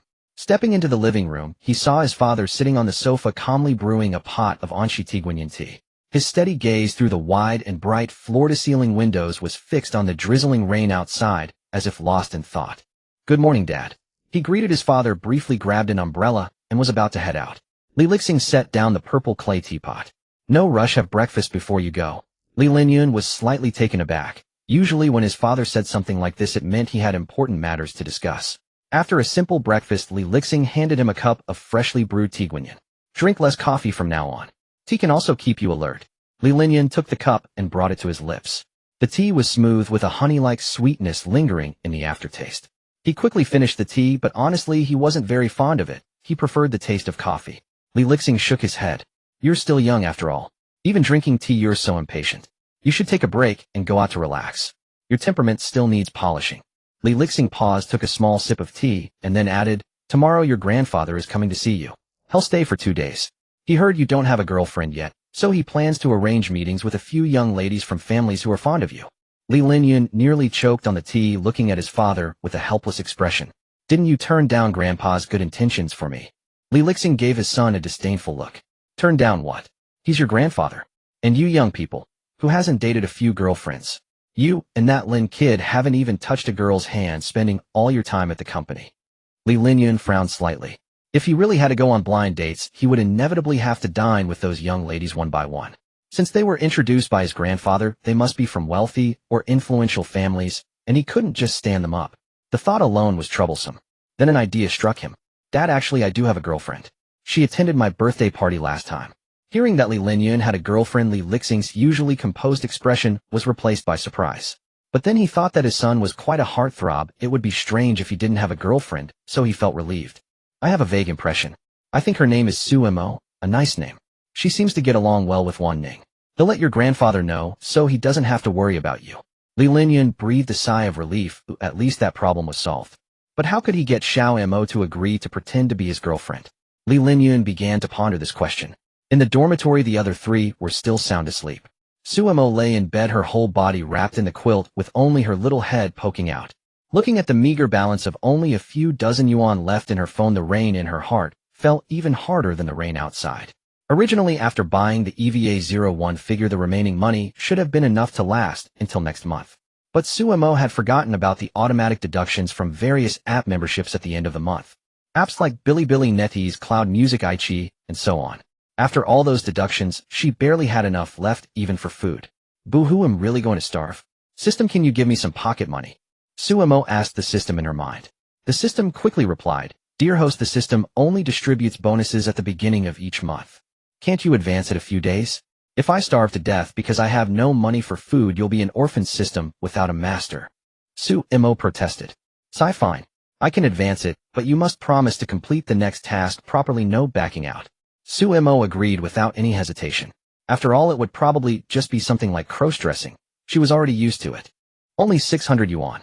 Suemo pouted in dissatisfaction. After all the effort she had put in, the system was really stingy. But she decided not to argue. Her goal was just to survive until the end of the month. She generously ordered a cup of milk tea that cost over 20 yuan, which could be delivered to the dormitory door, even though it added a few extra yuan. But on a rainy day like this, not having to risk getting wet to pick it up was well worth it. Suemo loved rainy days. Curling up in her little room listening to the patter of rain made her feel secure. She lounged in bed scrolling through her phone, and soon there was a knock at the door. Coming. Suemo pulled back the bed curtain, got out of bed, and quickly walked to the door. The person standing outside surprised her. The strands of hair on his forehead were slightly damp, but instead of detracting from his handsomeness, it added a touch of unruly charm. Li Linyun, why are you here? Suemo was delighted, blinking her lively eyes and smiling warmly at him. Li Linyun smiled back, but his heart was in turmoil. He wondered if it was his imagination. Only a few days apart, and Xiao seemed more beautiful and charming than before. He couldn't help but want to reach out and ruffle Sumo's hair, but he finally restrained the impulse. Li Linyun spoke, There's something I need your help with, but I don't think you'll agree. What are you talking about? We're best buddies. Don't be so formal. Go ahead, tell me. Suemo looked at him with slight dissatisfaction. Did he still consider her a friend? Taking a deep breath to calm the turmoil in his heart, Li Linyun looked at Suemo, seriously, his gaze deep. His voice was soft, audible only to the two of them, as if afraid to shatter this rare moment of tranquility and beauty. Xiao, would you be my girlfriend? Suemo widened her peach blossom eyes, wondering if she had misheard. Li Linyun asked her to be his girlfriend. Was he out of his mind? What? What are you even saying? You've got rained on and lost your head. They'll go get a towel to dry you off. Suemo turned and walked into the bathroom, her mind still a blank. She slapped her cheeks vigorously in front of the mirror, trying to calm down. What's wrong with second brother? Did he actually find out I'm a girl? Suemo bit her lower lip, then shook her head. I've hidden it so well it's unlikely he discovered me. Unable to find an answer and not wanting to keep Li Linyun waiting, she grabbed a towel and walked out of the bathroom. Dry off first. Your hair is dripping. Li Linyun took the pink Hello Kitty towel and gently dabbed his hair, catching a faint fresh scent.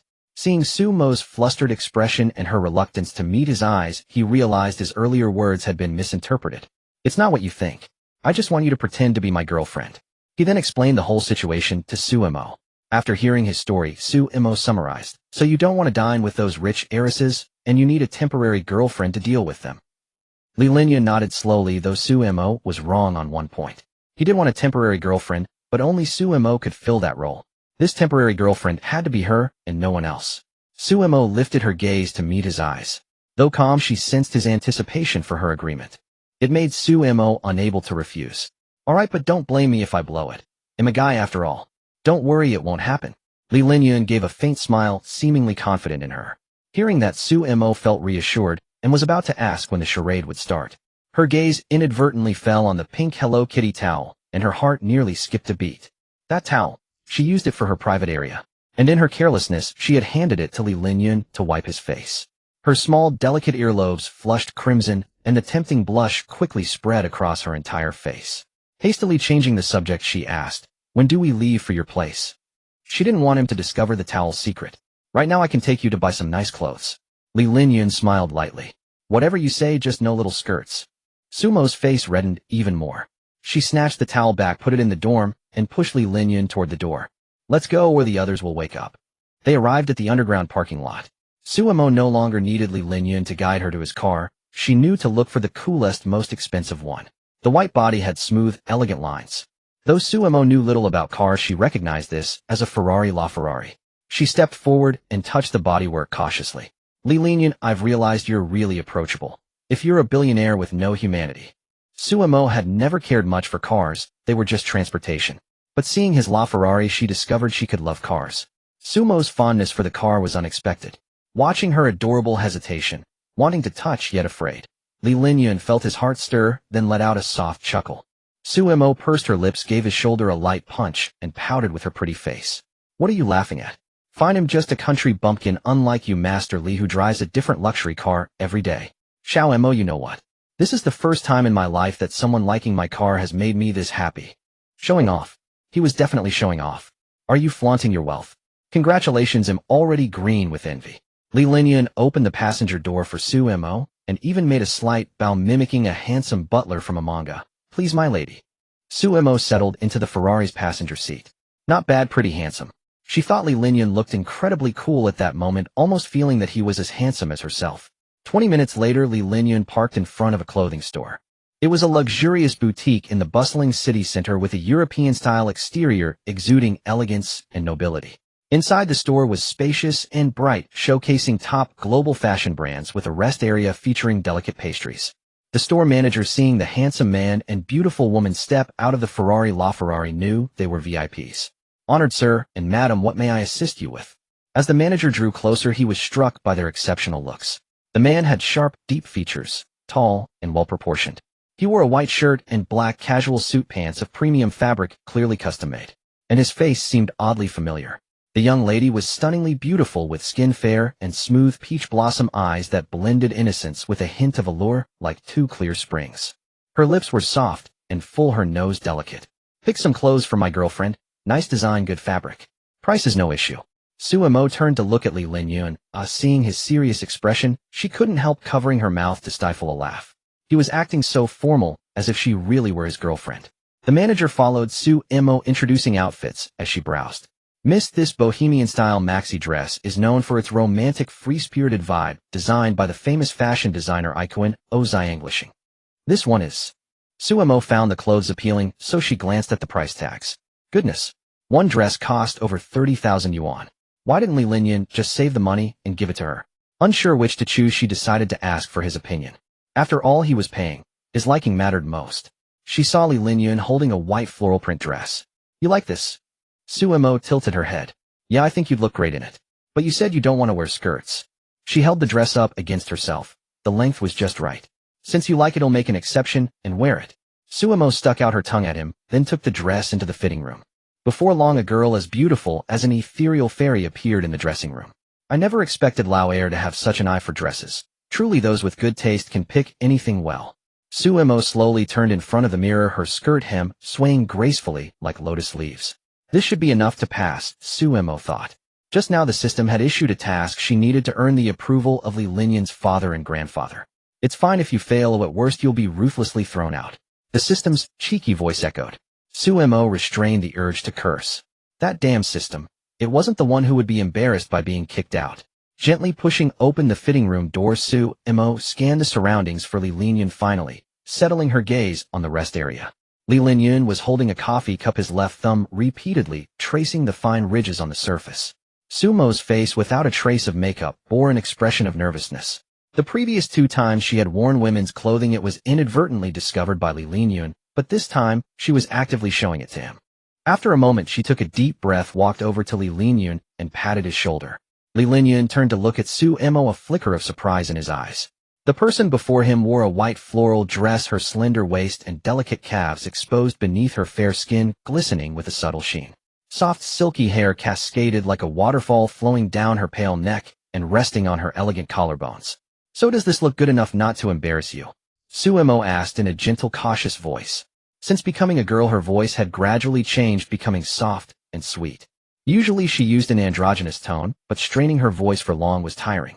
Since today she was to pretend to be Li Linyan's temporary girlfriend, using her natural voice would be less likely to arouse suspicion. Li Linyan was almost overwhelmed. Whether it was Sumo's flawless appearance, her intoxicating scent, or her melodious voice, all were irresistibly tempting to him. Though he didn't know where the long hair came from. It must be a wig. That wasn't the point. He cleared his throat twice to mask his inner agitation, his deep eyes fixed on Sumo.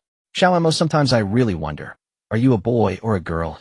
Though it was meant as a joke, Li Linyan didn't know why his tone had become so serious. Perhaps he was hoping for the answer he wanted.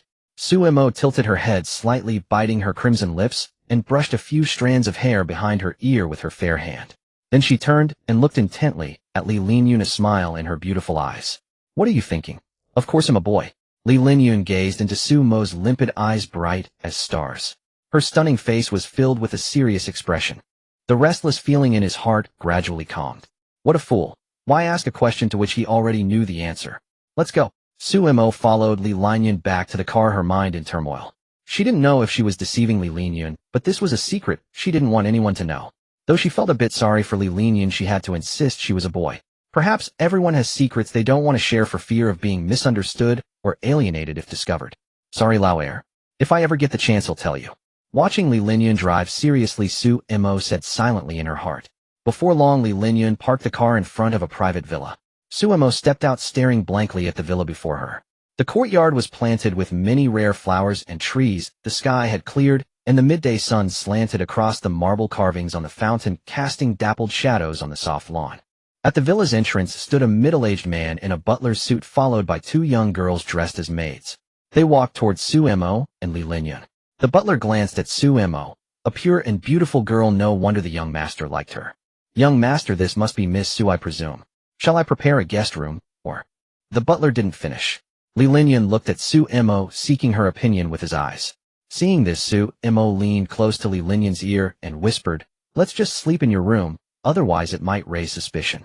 Her voice was soft and warm, her sweet breath sending a tingle through Li Linyan's ear. Whatever you say. No need to trouble yourselves, go about your own business. The two walked through the villa, passing an artificial pond. The pond rippled with clear blue water dotted with lotus leaves, and gold and white koi fish swam beneath. Xiaomo, you don't need to be nervous. Though my old man is a bit strict, he's easy to get along with. Sumo nodded. In truth, she wasn't nervous. She was just envious of Li Linyan for being able to see so many young cute maids every day. Seriously, you have so many maid sisters here. Confess. Did you hire them just to have them serve you every day? Sumo stared fiercely at Li Linyan. That's unfair, Xiaomo. Seeing Sumo suspecting him of being improper in his private life, Li Linyan, usually calm, grew flustered. My family has always recruited poor students from nearby schools, giving them easy jobs to support their education. It's not just maids, there are plenty of boys too, Li Linyan explained. Sumo believed in Li Linyan's character, but seeing him so flustered, she couldn't resist teasing him. I don't believe it. I'll ask the maids myself. If I find out you've ever laid a hand on them, you're done for. Sumo crossed her arms and walked quickly, just like a girlfriend who was angry with her boyfriend and couldn't be held back. The two arrived at the reception hall. Li Linyan led Sumo into a room.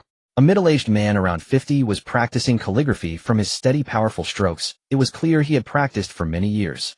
His hair was slightly gray but meticulously combed. His face was calm and imposing, exuding an air of authority that commanded respect without anger.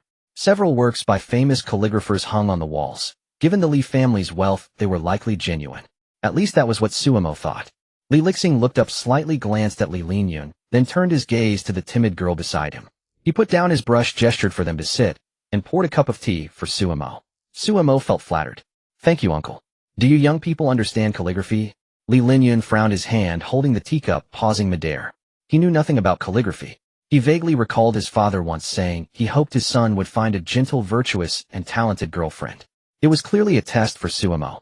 Li Linyan was about to make an excuse for her, but Sumo reached out and stopped him, offering a reassuring smile. Li Linyan looked at Sumo, his mind filled with question marks. He gently shook his head at her, signaling that she should not overestimate her abilities in such matters. Xiaomo, calligraphy is no ordinary challenge. Yet when he saw Sumo's calm demeanor, showing no sign of stage fright, he wondered, could Xiaomo really understand calligraphy? Despite her outward calm, Suemo was panicking inside, her legs nearly trembling like sieves. She knew nothing about calligraphy. She was utterly clueless, a complete novice. However, she did have some exposure to the arts of music, chess, and painting, regarding which she could claim a modicum of knowledge. As for music, she had acquired master-level piano proficiency after completing the last cosplay task.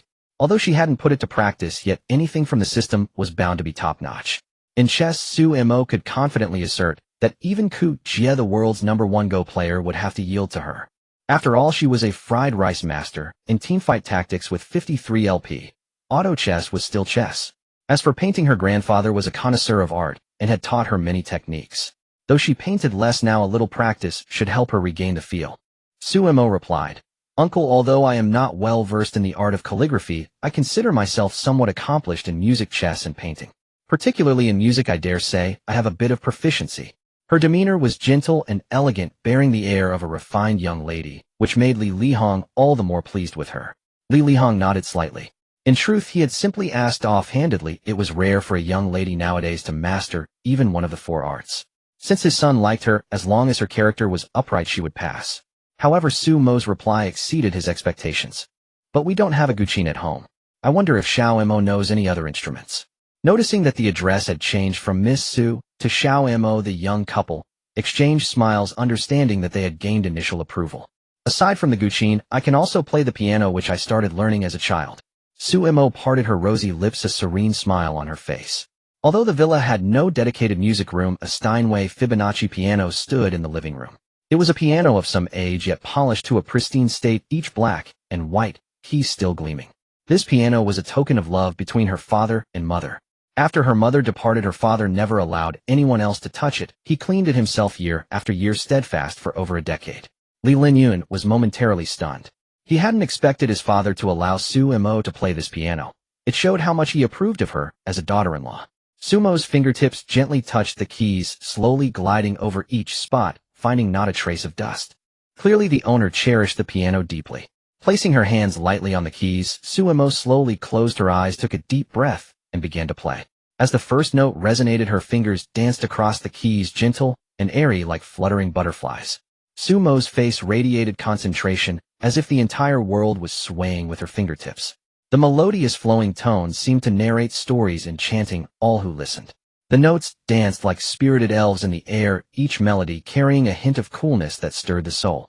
Amidst the enchanting music, a gentle breeze swept by, bringing a hint of coolness. It was like a summer breeze over a lake, lightly rippling the surface. Everything around seemed to grow still, with only the beautiful piano melody echoing in the ears. Li Linyun was immersed, his spirits soaring. As the piece ended, its resonance lingered. Suemo gently gathered her skirt and rose slowly, speaking in a soft tone. "If my performance was inadequate, please forgive me, uncle." Then she curved her brows and glanced at Li Linyun, her playful expression seemingly asking, "What do you think? Aren't I amazing? Hurry up and praise me." Li Linyun smiled and gently applauded Suemo. He hadn't expected Xiao Mo to surprise him so greatly. Not only could she play the piano, but she played it so well. It was on par with master-level skill. But the final judgment of good or bad rested with Li Lihong. Both of them turned to him simultaneously. "Excellent, excellent. Your piano skills far exceed my expectations." Li Lihong clapped and laughed, lavishing praise on Suemo without reservation. "Not only do you master the 4 arts, but you are also humble and courteous." Li Lihong looked at Suemo with eyes full of admiration. "More importantly, you possess a beauty that captivates the nation. No wonder Linyun is so fond of you." Hearing his father's high praise of Suemo, Li Linyun couldn't help but feel deeply moved. If the old man knew that this breathtakingly beautiful and talented young lady was actually his roommate of 2 years, what would he think? At this thought, Li Linyun stood up and walked toward the kitchen. "He'll go order some of Xiao Mo's favorite dishes." "Hold on a moment," said Li Lihong. "You two have been together for some time now, haven't you? Have you ever gone on a date?" Li Lihong observed that his son and Suemo seemed quite close. Anyone could see they had a good relationship, but they rarely had physical contact. Even when sitting together, they consciously kept a small distance, as if shy about physical contact. This was clearly unusual. However, Li Lihong didn't doubt the authenticity of their relationship. He simply thought his son was not proactive enough. "Not yet. Work has been quite busy." Li Linyun dared not lie. For some reason, ever since he was a child, the old man could always tell whether he was telling the truth. Li Lihong nodded. This was within his expectations. "Then today take Xiao Mo out for a nice stroll." After your grandfather arrives, we'll have dinner together, said Li Hong. Have fun. Shortly after, the two were back in the car.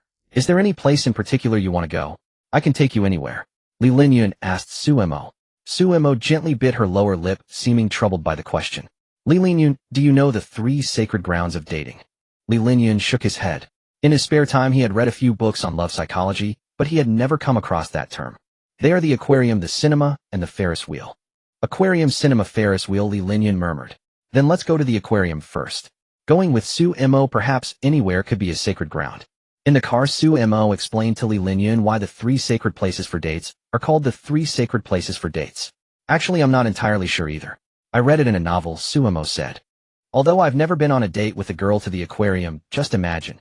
2 people holding hands strolling through the blue underwater tunnel surrounded by such silence that you dare only whisper, as if you're the only 2 in the world. Li Linyun nodded. The mere thought of such a date atmosphere was quite wonderful. As for the cinema, I don't need to explain it to you. In the dim environment, a girl will unconsciously rely on the boy, which helps bring them closer. As for the Ferris wheel. Suemo paused, propping her delicate chin on her hand, her gaze drifting out the window. What's wrong? Li Linyun asked. Actually, I've never ridden a Ferris wheel. Everyone says that when it reaches the highest point, the view outside is the best. And they say that kissing your lover at the highest point of the Ferris wheel will make you stay together forever. But I'm a bit afraid of heights. Being so high up makes my heart flutter nervously. Li Linyun could almost guess why the Ferris wheel was ranked among the 3 sacred places. A ride on the Ferris wheel takes about 10 minutes. During that time, nothing will disturb you. Lovers can kiss recklessly and confess their affection to each other. Even if they're not yet a couple, but merely nursing a secret crush, that time is enough to reveal their true feelings. For a boy skilled in sweet talk, those 10 minutes are enough to move a girl to tears of joy. Let's go to the aquarium and the cinema first, and leave the amusement park for last, Li Linyun said with a smile. Don't be afraid of the Ferris wheel. He'll be with you. Suemo looked at Li Linyun's smile and realized for the first time that a boy's smile could be so charming. Her ears felt a little hot. What are you thinking, Suemo? If second brother finds out, he'll think you've gone gay. What's wrong? Your face looks a bit red. Is it? Maybe it's just hot. Second brother turned down the air conditioner a bit. Suemo made an excuse. Let's go to the aquarium later. It's still early. Let's head to the mall first. I'm a bit hungry. Soon they arrived at the mall entrance. Suemo couldn't help but envy Li Linyun's driving skills, smooth and steady. Unlike herself, who hadn't driven a car since getting her license last year and would probably be a road hazard on the streets. It was just past noon, and the mall wasn't very crowded. People at the entrance were drawn to the luxury car. The man who stepped out was handsome and exuded an extraordinary aura. The passenger door opened, revealing a pair of slender, beautiful legs that shone brilliantly under the sunlight. The combination of a handsome man and a beautiful woman naturally struck everyone as a perfect match. Suemo casually grabbed Li Linyun's sleeve and said as they walked, Come on. They'll tell you there's a place here that makes super delicious egg waffles. You have to try them. The line at the store wasn't long, and it was Suemo's turn soon. 2 chocolate egg waffles, please, and 2 nut chocolate ice creams. Li Linyun looked at Suemo helplessly. One was a sugar oil mixture, the other high-calorie food. She seemed to love these things. He wondered how she could stay so thin. Miss, that'll be 200 yuan. As she took out her phone to pay, she caught a glimpse of her meager remaining balance. Oh no, she forgot she was broke now. Suemo turned around and gave Li Linyun a helpless look. Their eyes met. Driving over, Li Linyun had already planned to pay for everything today. He'll cover it. Oh, is that the young Master Li? Take me in, Li Linyun. Suemo bit into the freshly baked egg waffle, its tempting aroma wafting. The texture was both crispy and soft, every bite full of sweet, sticky goodness. Still as delicious as before. A smile tugged at the corners of her mouth. Then she extended her little tongue and licked the ice cream, cool and silky with the fragrance of chocolate and nuts. Sumo's face was radiant with satisfaction. Li Linyun couldn't help but wonder if it was really that good. He took a bite of each. The egg waffle was too sweet for him. The ice cream was okay, but seeing it reminded him of Suemo licking it. The more he ate, the more it seemed to stir something inside him. They finished almost at the same time. So how was it? Not bad, right? Li Linyun nodded. Yeah, not bad. His eyes deepened, his gaze settling on the corner of Sumo's lips where a bit of ice cream had accidentally stuck. You've turned into a little kitten, Li Linyun said, gently wiping the ice cream from her lips with a careful touch as if afraid of hurting her.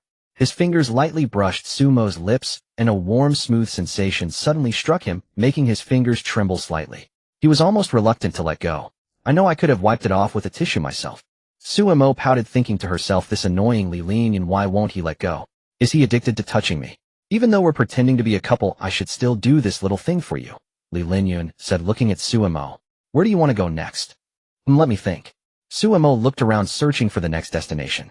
Finally, her eyes landed on a cat cafe named Meow Meow Cat Cafe. As the name suggested, it was a cafe themed around cats where you could enjoy coffee and interact with adorable felines. Let's go see the kittens. They have your favorite coffee too, Suemo said, gently pushing Li Linyun's shoulder with an expectant look.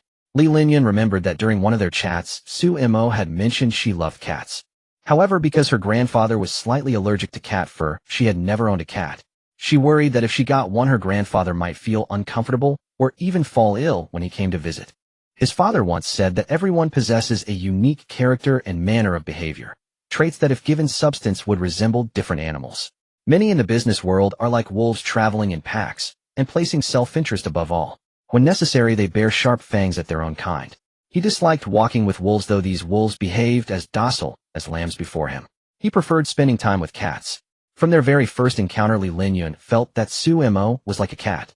Her temper, for instance, could be tender and adorable, her smile as warm as sunshine.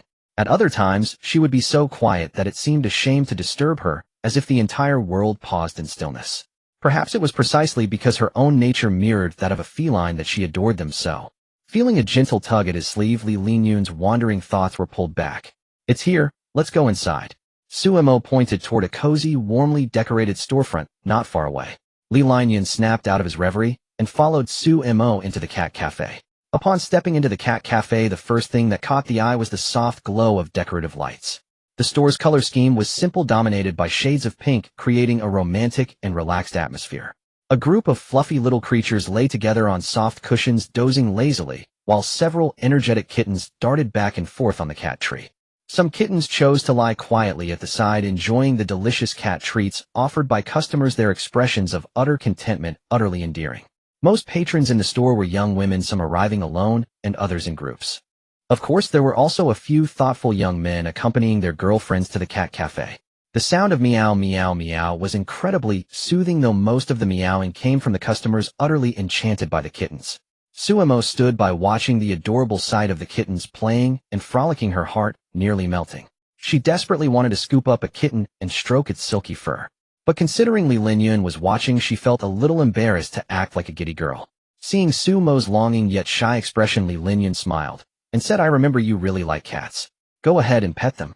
With Li Linyun's encouragement, Suemo no longer held back. She glanced around, then cheerfully approached a blue-eyed ragdoll cat.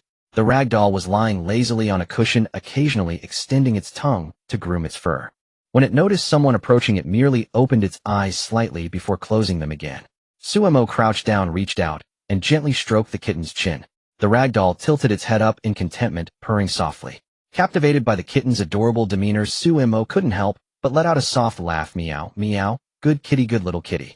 The nearby kittens, witnessing this scene, also scampered over to surround Suemo, gently rubbing against her legs.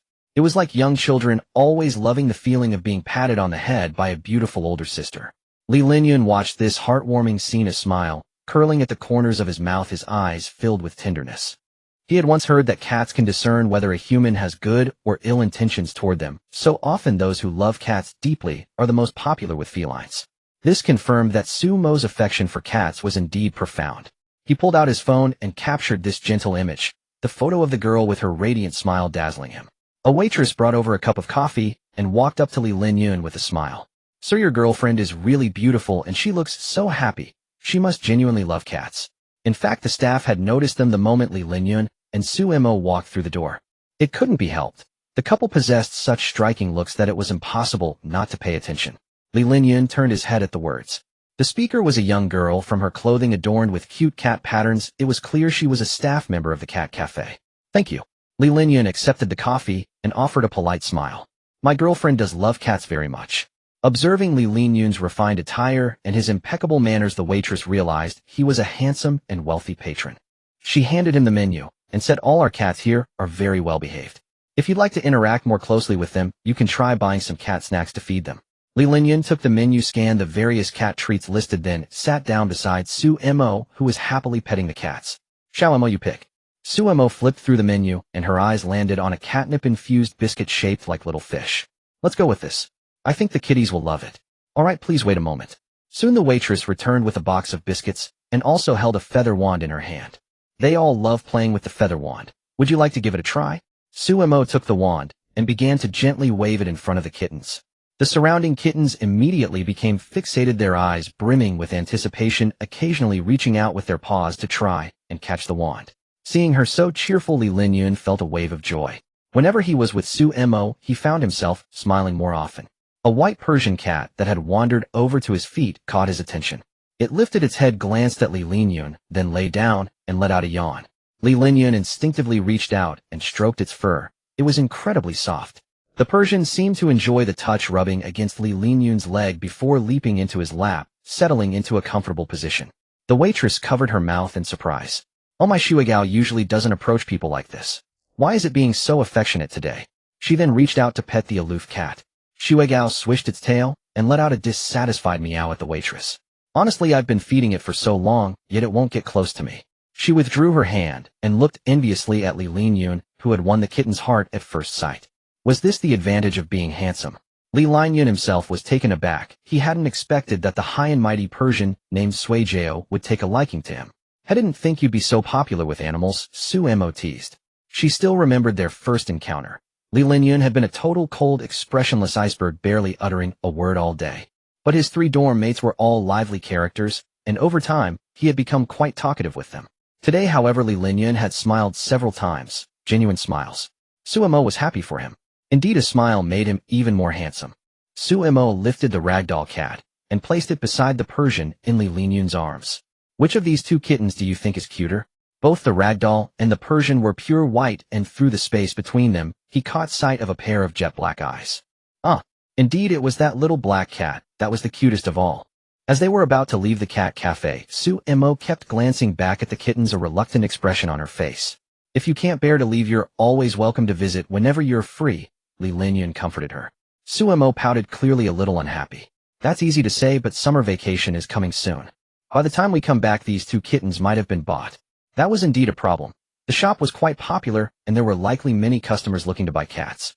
Li Linyun pondered. Buying them and taking them home was out of the question. He had no idea how to care for cats, nor did he have enough time to properly look after them. After thinking it over, he proposed a solution. We could buy Snowball and Tang Yuan and entrust them to the cat cafe for care. If we offer a bit more money, the owner should agree. The ragdoll was called Tang Yuan, and Snowball was the Persian cat that clung to Li Linyun. Hearing Li Linyun's suggestion, Suemo nodded repeatedly, her eyes lighting up.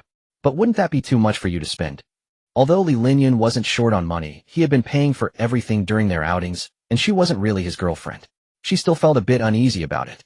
It's fine as long as you like it. There's no need to worry about saving me money, he said, then went to discuss it with the shop owner. Before Li Linyun had even said much, the owner was already beaming, shaking his hand, and thanking him profusely. There was no helping it. He had offered an irresistible amount. Let's go to the aquarium, Li Linyun said. Suemo nodded. I really wonder if you'll end up buying 2 sharks when we get there.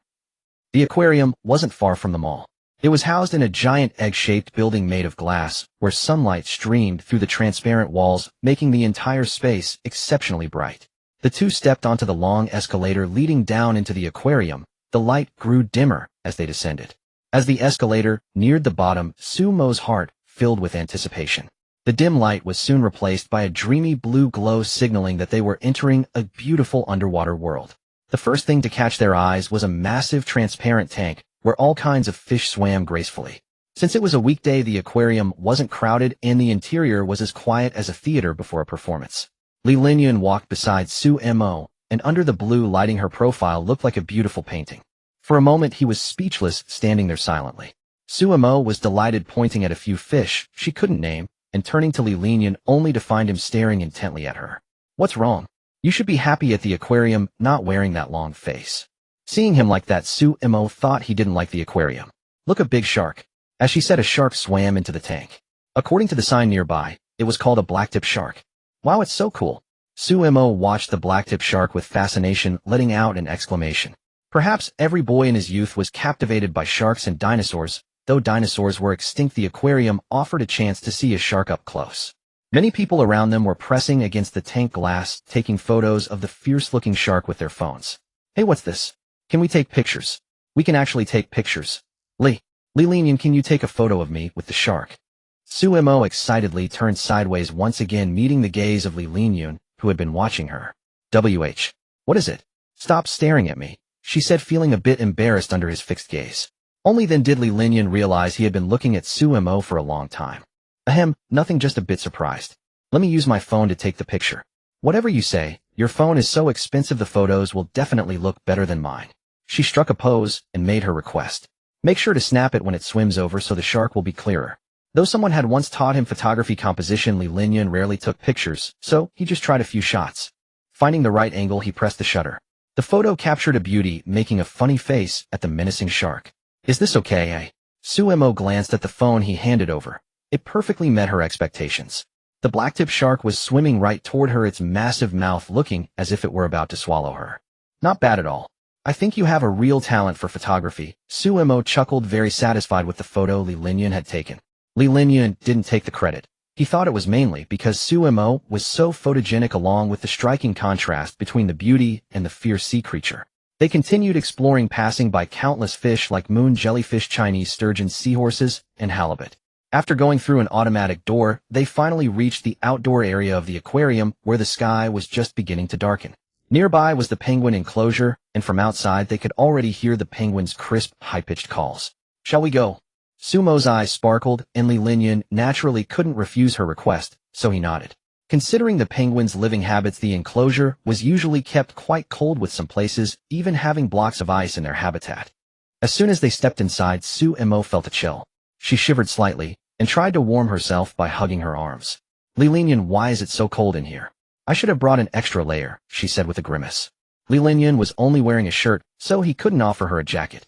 Instead, he gently put his arm around her shoulders and asked with concern, Are you still cold? I can have someone bring a coat. Feeling the warmth from his touch, she finally felt a bit warmer. Though it was a little odd for two grown men to be like this, it was better than freezing. Suemo let out a long breath. No need, this is just right. The habitat was filled with artificial rocks, and countless round penguins were chirping and frolicking about. Wow, look. The penguins are so cute too. Suemo quickly grabbed Li Linyun's phone to take pictures. Li Linyun looked over and noticed a pair of penguins that seemed like a couple waddling side by side, with a comical swagger. After taking the photos and sending them to herself, Suemo pulled Li Linyun toward the stairs leading to a large pool. At the bottom of the stairs was a wide platform where they could watch the penguins swim. In the water, penguins were no longer as clumsy as on land. They swam as fast as arrows shot from a bow and could change direction with agility. Suemo watched with interest for a while, then turned her attention to a nearby information board titled Penguins' Faithful Love. The board read, penguins practice a monogamous breeding system. Once they form a bond, they usually stay with their partner for life. If one penguin dies, the other typically does not find a new mate, but instead chooses to die of a broken heart or live alone. Suemo recalled the pair of penguins she had seen earlier huddled close together, preening each other's feathers. Her shoulders trembled slightly. She thought of her own past, people who had come close and then left her a love that went unanswered, leaving her exhausted and helpless. The strong heart she had painstakingly built now crumbled, becoming as sensitive and fragile as it once was. In matters of love, the faithful penguins were far more devoted than most humans. What kind of love is right, and what kind is wrong? The penguins' calls echoed once more in her ears, and Suemo felt a hint of sorrow woven into their cries. Li Linyun could clearly feel the slight trembling of Suemo's shoulders and the somber, oppressive gloom that had settled upon her. Glancing sideways, he saw her face on the verge of tears. Though he understood what she was thinking and why she was sad, he found himself at a loss for words to comfort her. Sometimes words are powerless. So he simply gave her shoulder a gentle squeeze, as if to say, Don't be sad, I'm still here by your side. They continued their visit to the aquarium with heavy hearts. When they emerged, night had fallen and the amber streetlights along the road had flickered to life. The fatigue accumulated from an afternoon of wandering now settled in with full force. Seeing that Suemo showed no signs of cheering up, Li Linyun suggested, How about we go to the amusement park for a while? It might help lift your spirits. Suemo shook her head and replied softly, I'm a bit tired.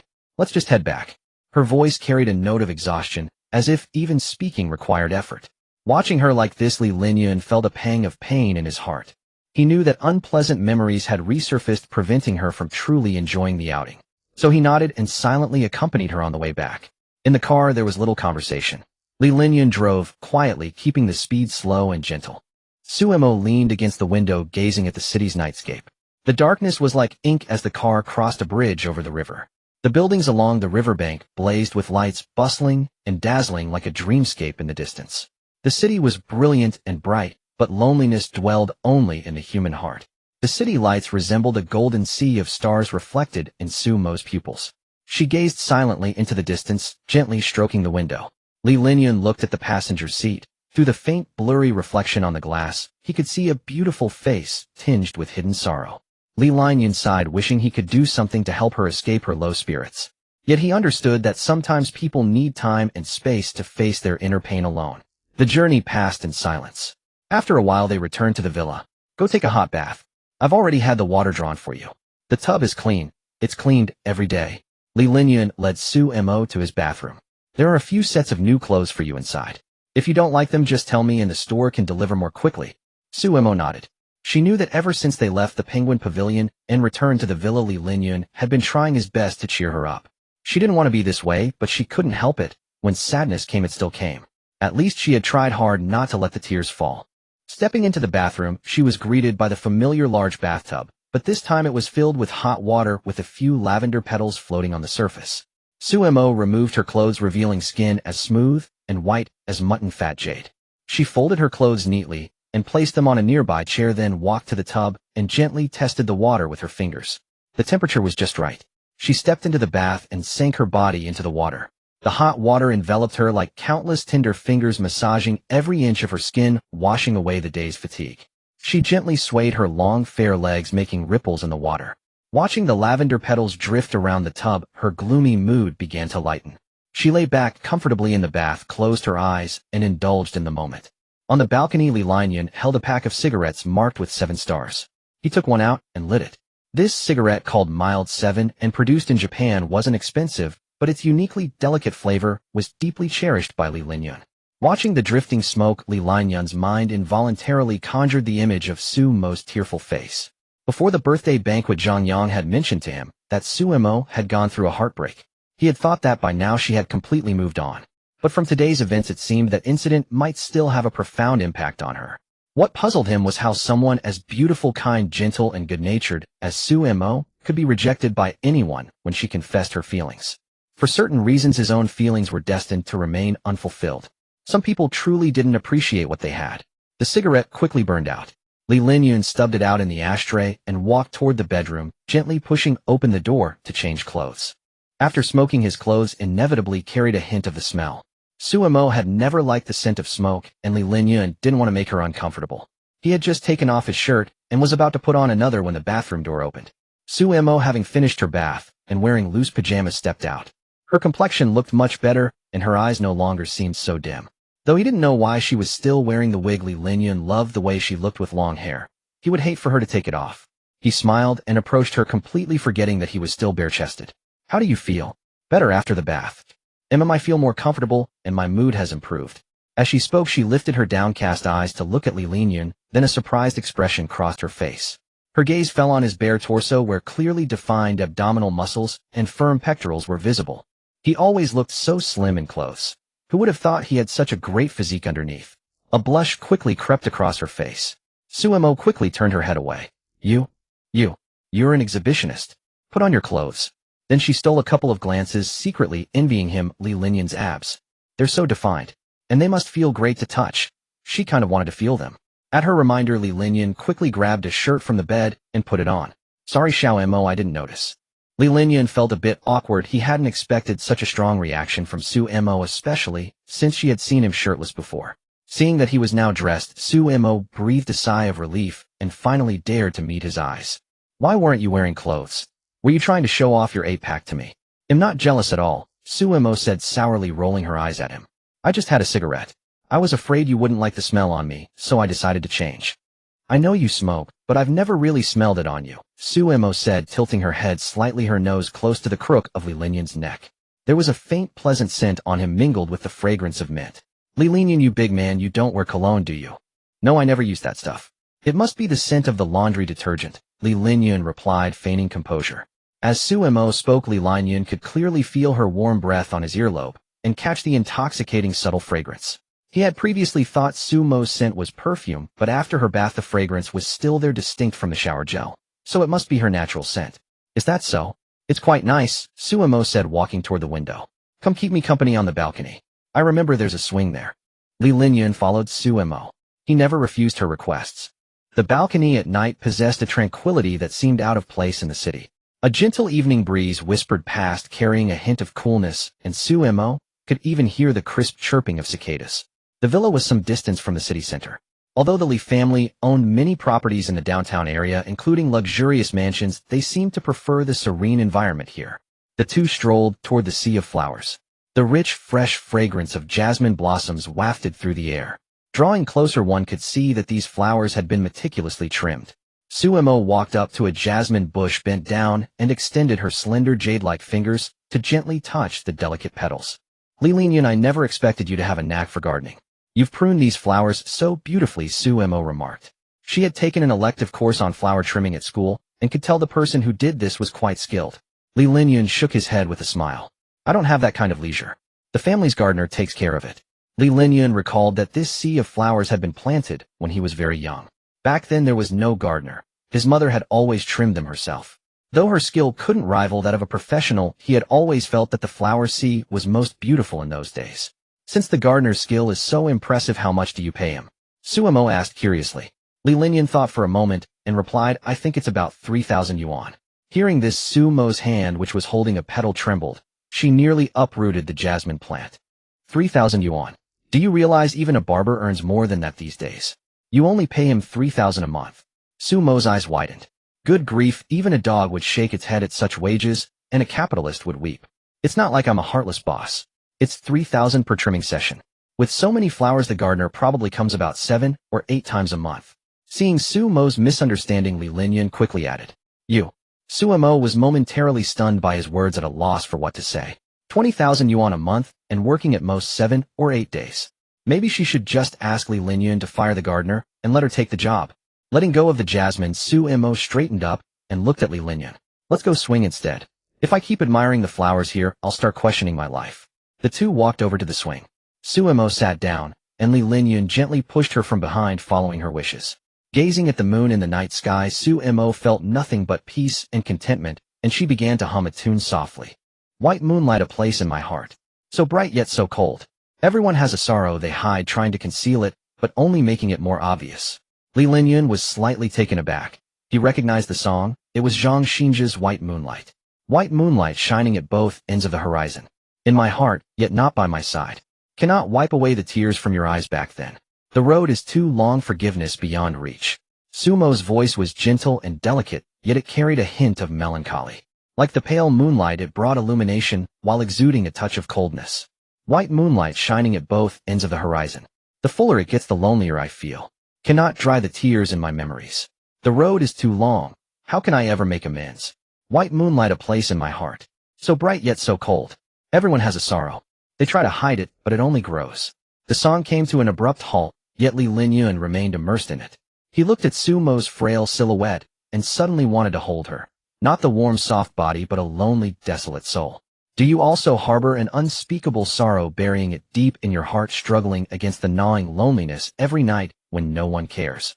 A breeze blew, brushing off a jasmine petal, which landed perfectly on Suemo's silky hair. Li Linyun reached out and gently took the petal, rubbing it softly in his palm. Suemo, do you still like that person? Li Linyun finally asked the question, his voice a little hoarse. Suemo turned around, her expression calm. You mean Yutong? Actually, I don't think it was ever really about liking her. She was kind to me, a gentle person. Who hasn't once yearned for a gentle girl? I just mistook her tenderness toward me as something unique, but gentle people are kind to everyone. Wan Ningjie is also very good to me, even better than Yutong. If it were the old me, I would probably have fallen for her. But I think she only sees me as a close friend. Suemo sighed. Li Linyun, thank you for wanting to comfort me, but I'm really not that fragile. I just don't know if I'll ever meet the one destined for me. And then fall in love with that person, holding hands all the way into old age. That kind of love would be right. I don't want to make the mistake of loving wrongly anymore. After saying this, Suemo looked into Li Linyun's eyes. Met with such a pure gaze, Li Linyun found himself at a loss for words. It was rare for him to feel so powerless, and this helplessness made him clench his fists. What should he say? Even if he racked his brain for beautiful, comforting words, would that give Suemo the right kind of love? But if the one who gave her love wasn't him, what meaning would it hold? Though Li Linyun said nothing, Suemo still felt very happy. because she knew he had been listening earnestly to her confessions and was troubled by her worries. It's getting late. I'll go back to my room to sleep. Suemo rose and walked toward her room. Wait. Her hand was firmly grasped and a warm sensation spread from his palm. Li Linyun. Suemo asked in confusion. Their eyes met, gazes locked. Just as Suemo thought the silence would stretch on forever, Li Linyun spoke. I believe everyone will meet someone someday and then fall in love with them.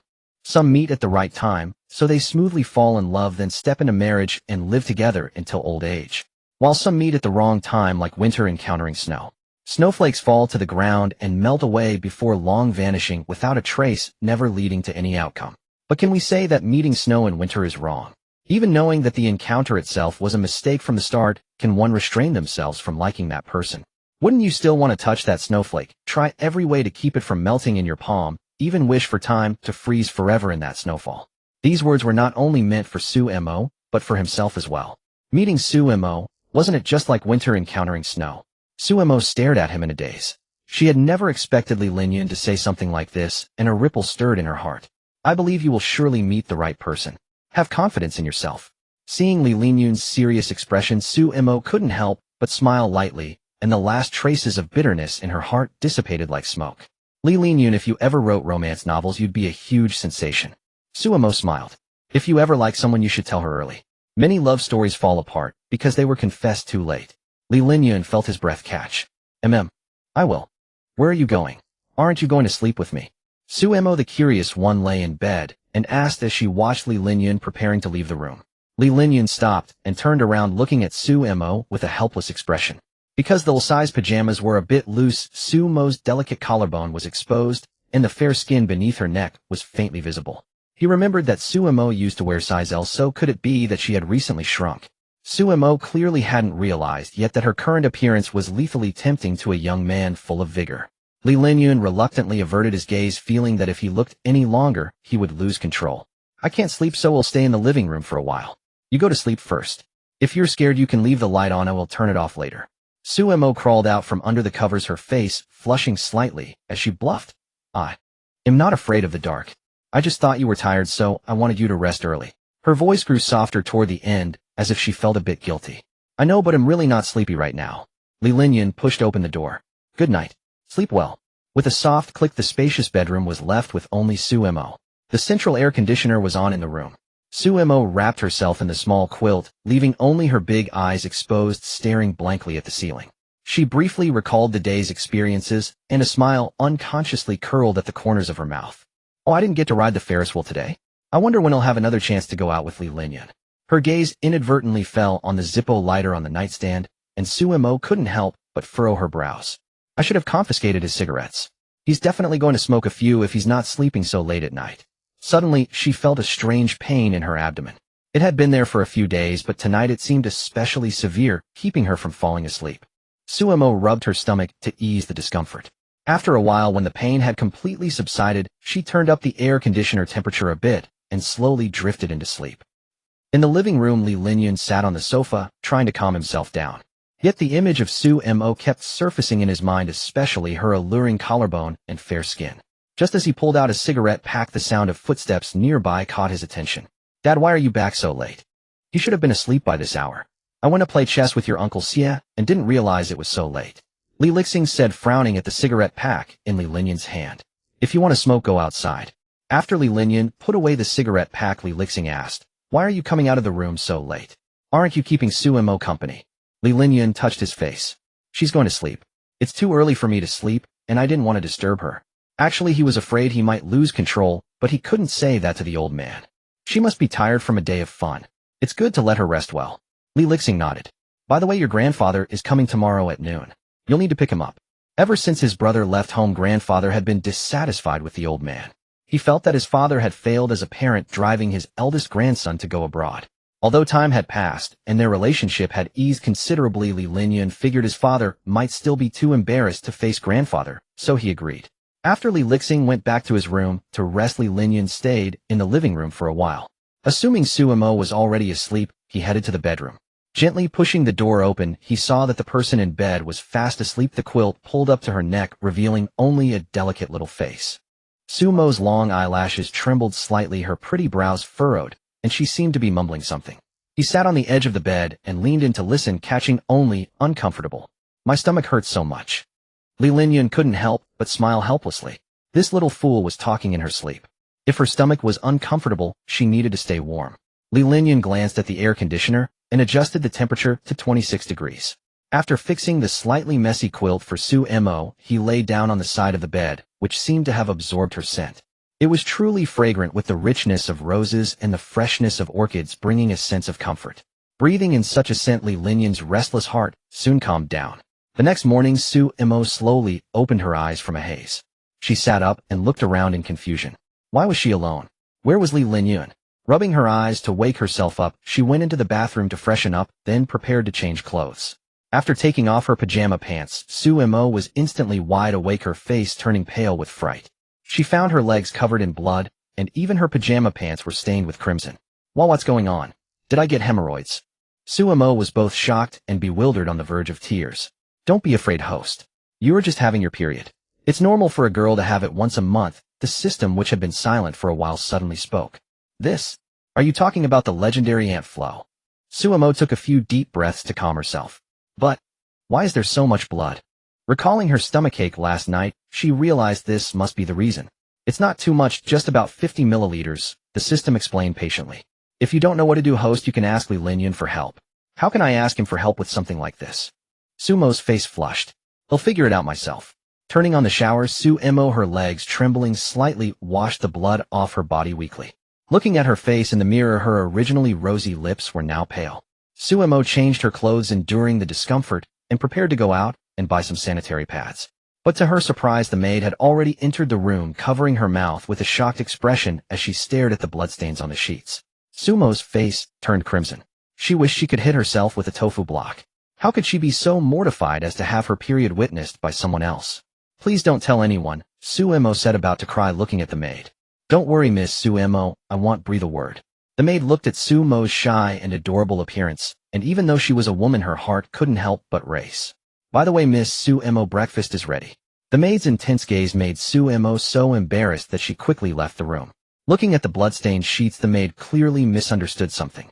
She murmured to herself, Miss Su is so beautiful, no wonder even the usually composed young Master Linyan turned into a beast. Su Mo entered the hall, but found it empty. On the dining table lay a beautifully arranged breakfast. She sat down, picked up a slice of toast, dipped it in blueberry jam, and took a bite. As she bit into it, Su Mo's eyes lit up. Indeed, this is a wealthy household using top-quality ingredients. Even the toast is so delicious. Just then her phone rang. It was a message from the dorm group. Xiao Mo, where have you been gallivanting off to? Last night's room check almost failed to fool the dorm matron. And you went out until late a few days ago, and stayed out all night yesterday. Did you get lucky? Which pretty girl did you go out with this time? Come clean. Su Mo scratched her cheek. Yesterday she was too busy having fun and feeling emotional to remember to report to these rascals. If they found out that her staying out all night was actually because she had to pretend to be Li Linyan's girlfriend, she would be utterly embarrassed. Then with a smug expression she replied, I did go out with a beautiful lady, and we even slept in the same room at night. Just envy me. Then were you on top or bottom? I'm not sure who to envy. Pa, you shameless perverts, Su Mo muttered softly. Just then a passing maid greeted her gently. Good morning, Miss Su.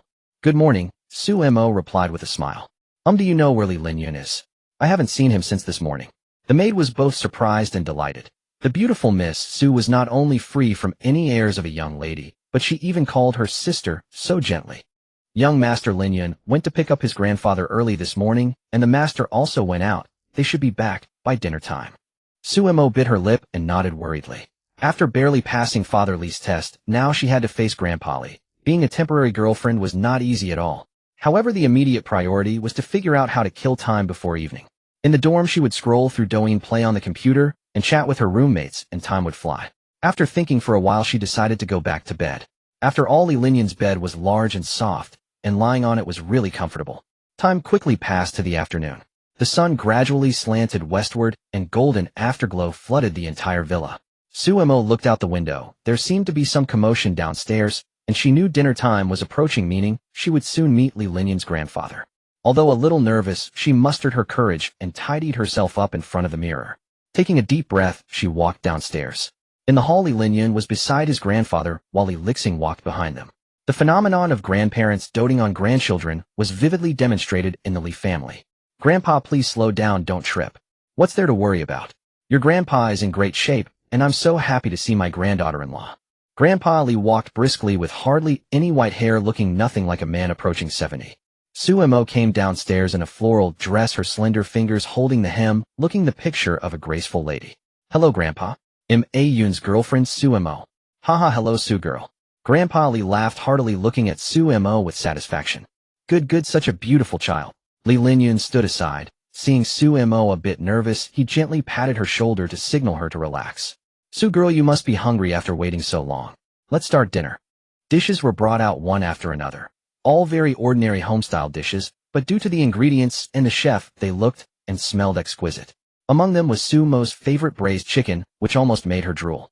Knowing you like braised chicken, I specially asked the kitchen to make it, said Lee Linyun.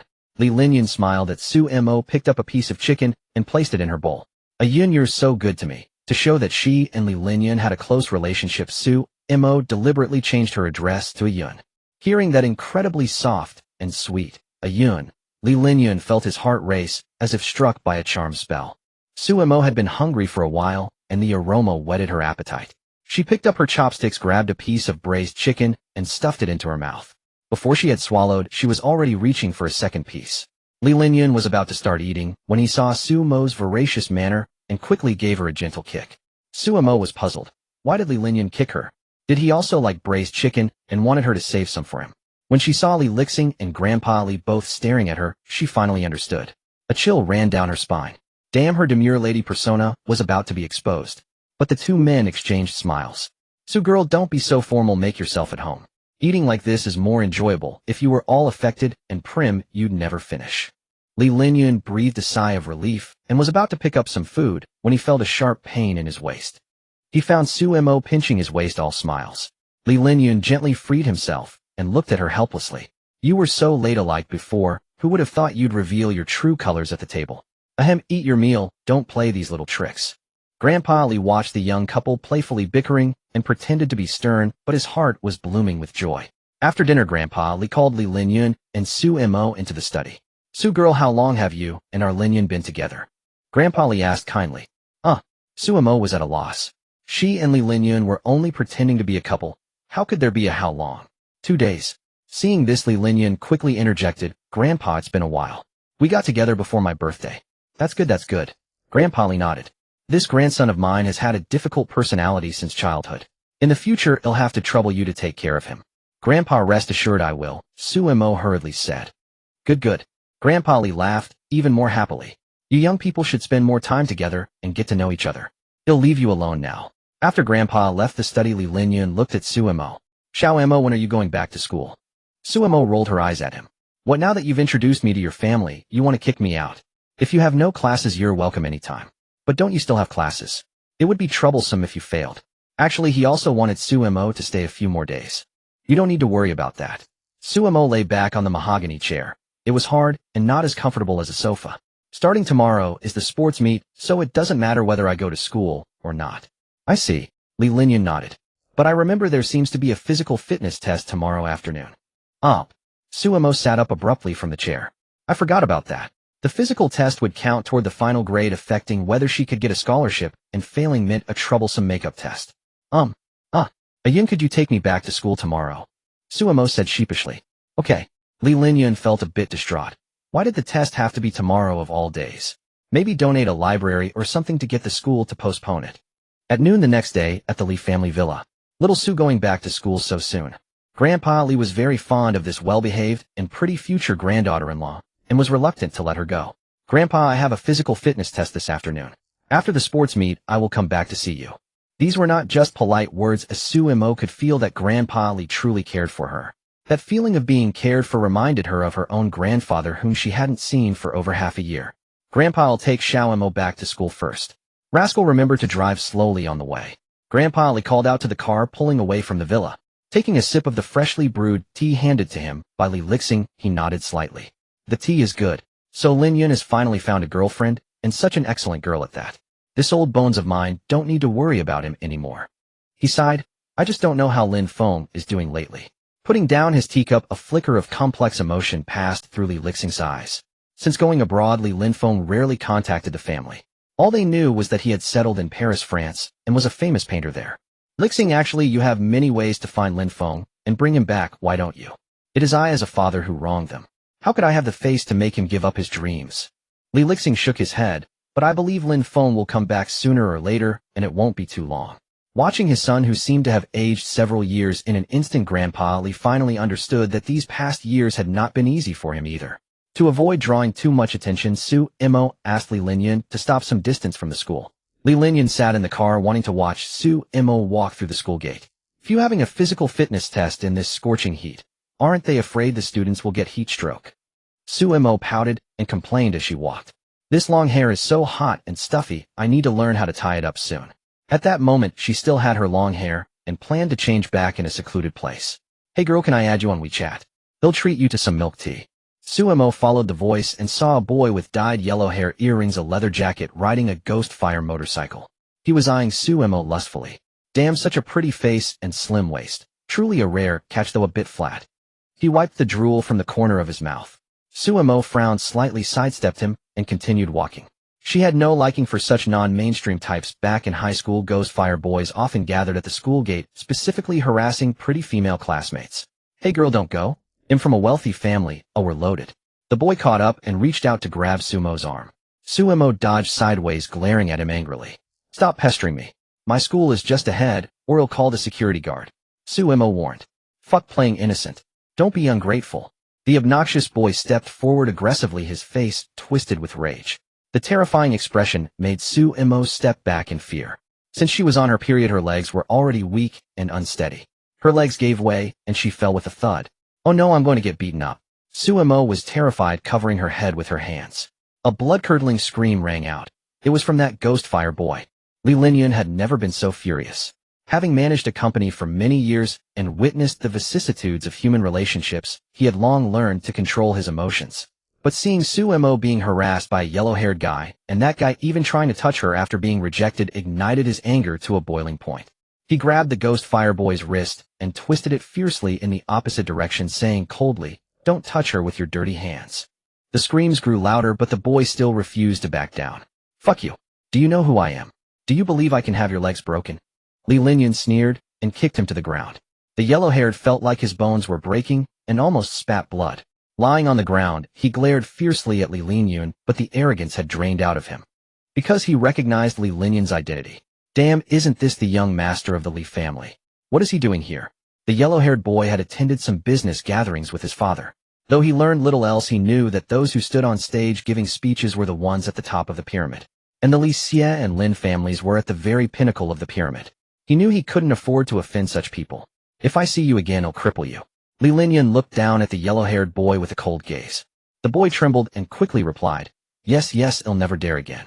Then he scrambled away, even abandoning his beloved ghost fire motorcycle. Li Linyan helped Suemo up and saw the graze on her fair arm. His heart ached as he asked softly, Does it hurt? Want to go to the hospital? Suemo looked at Li Linyan's concerned expression and couldn't help but chuckle, all her fear dissipating.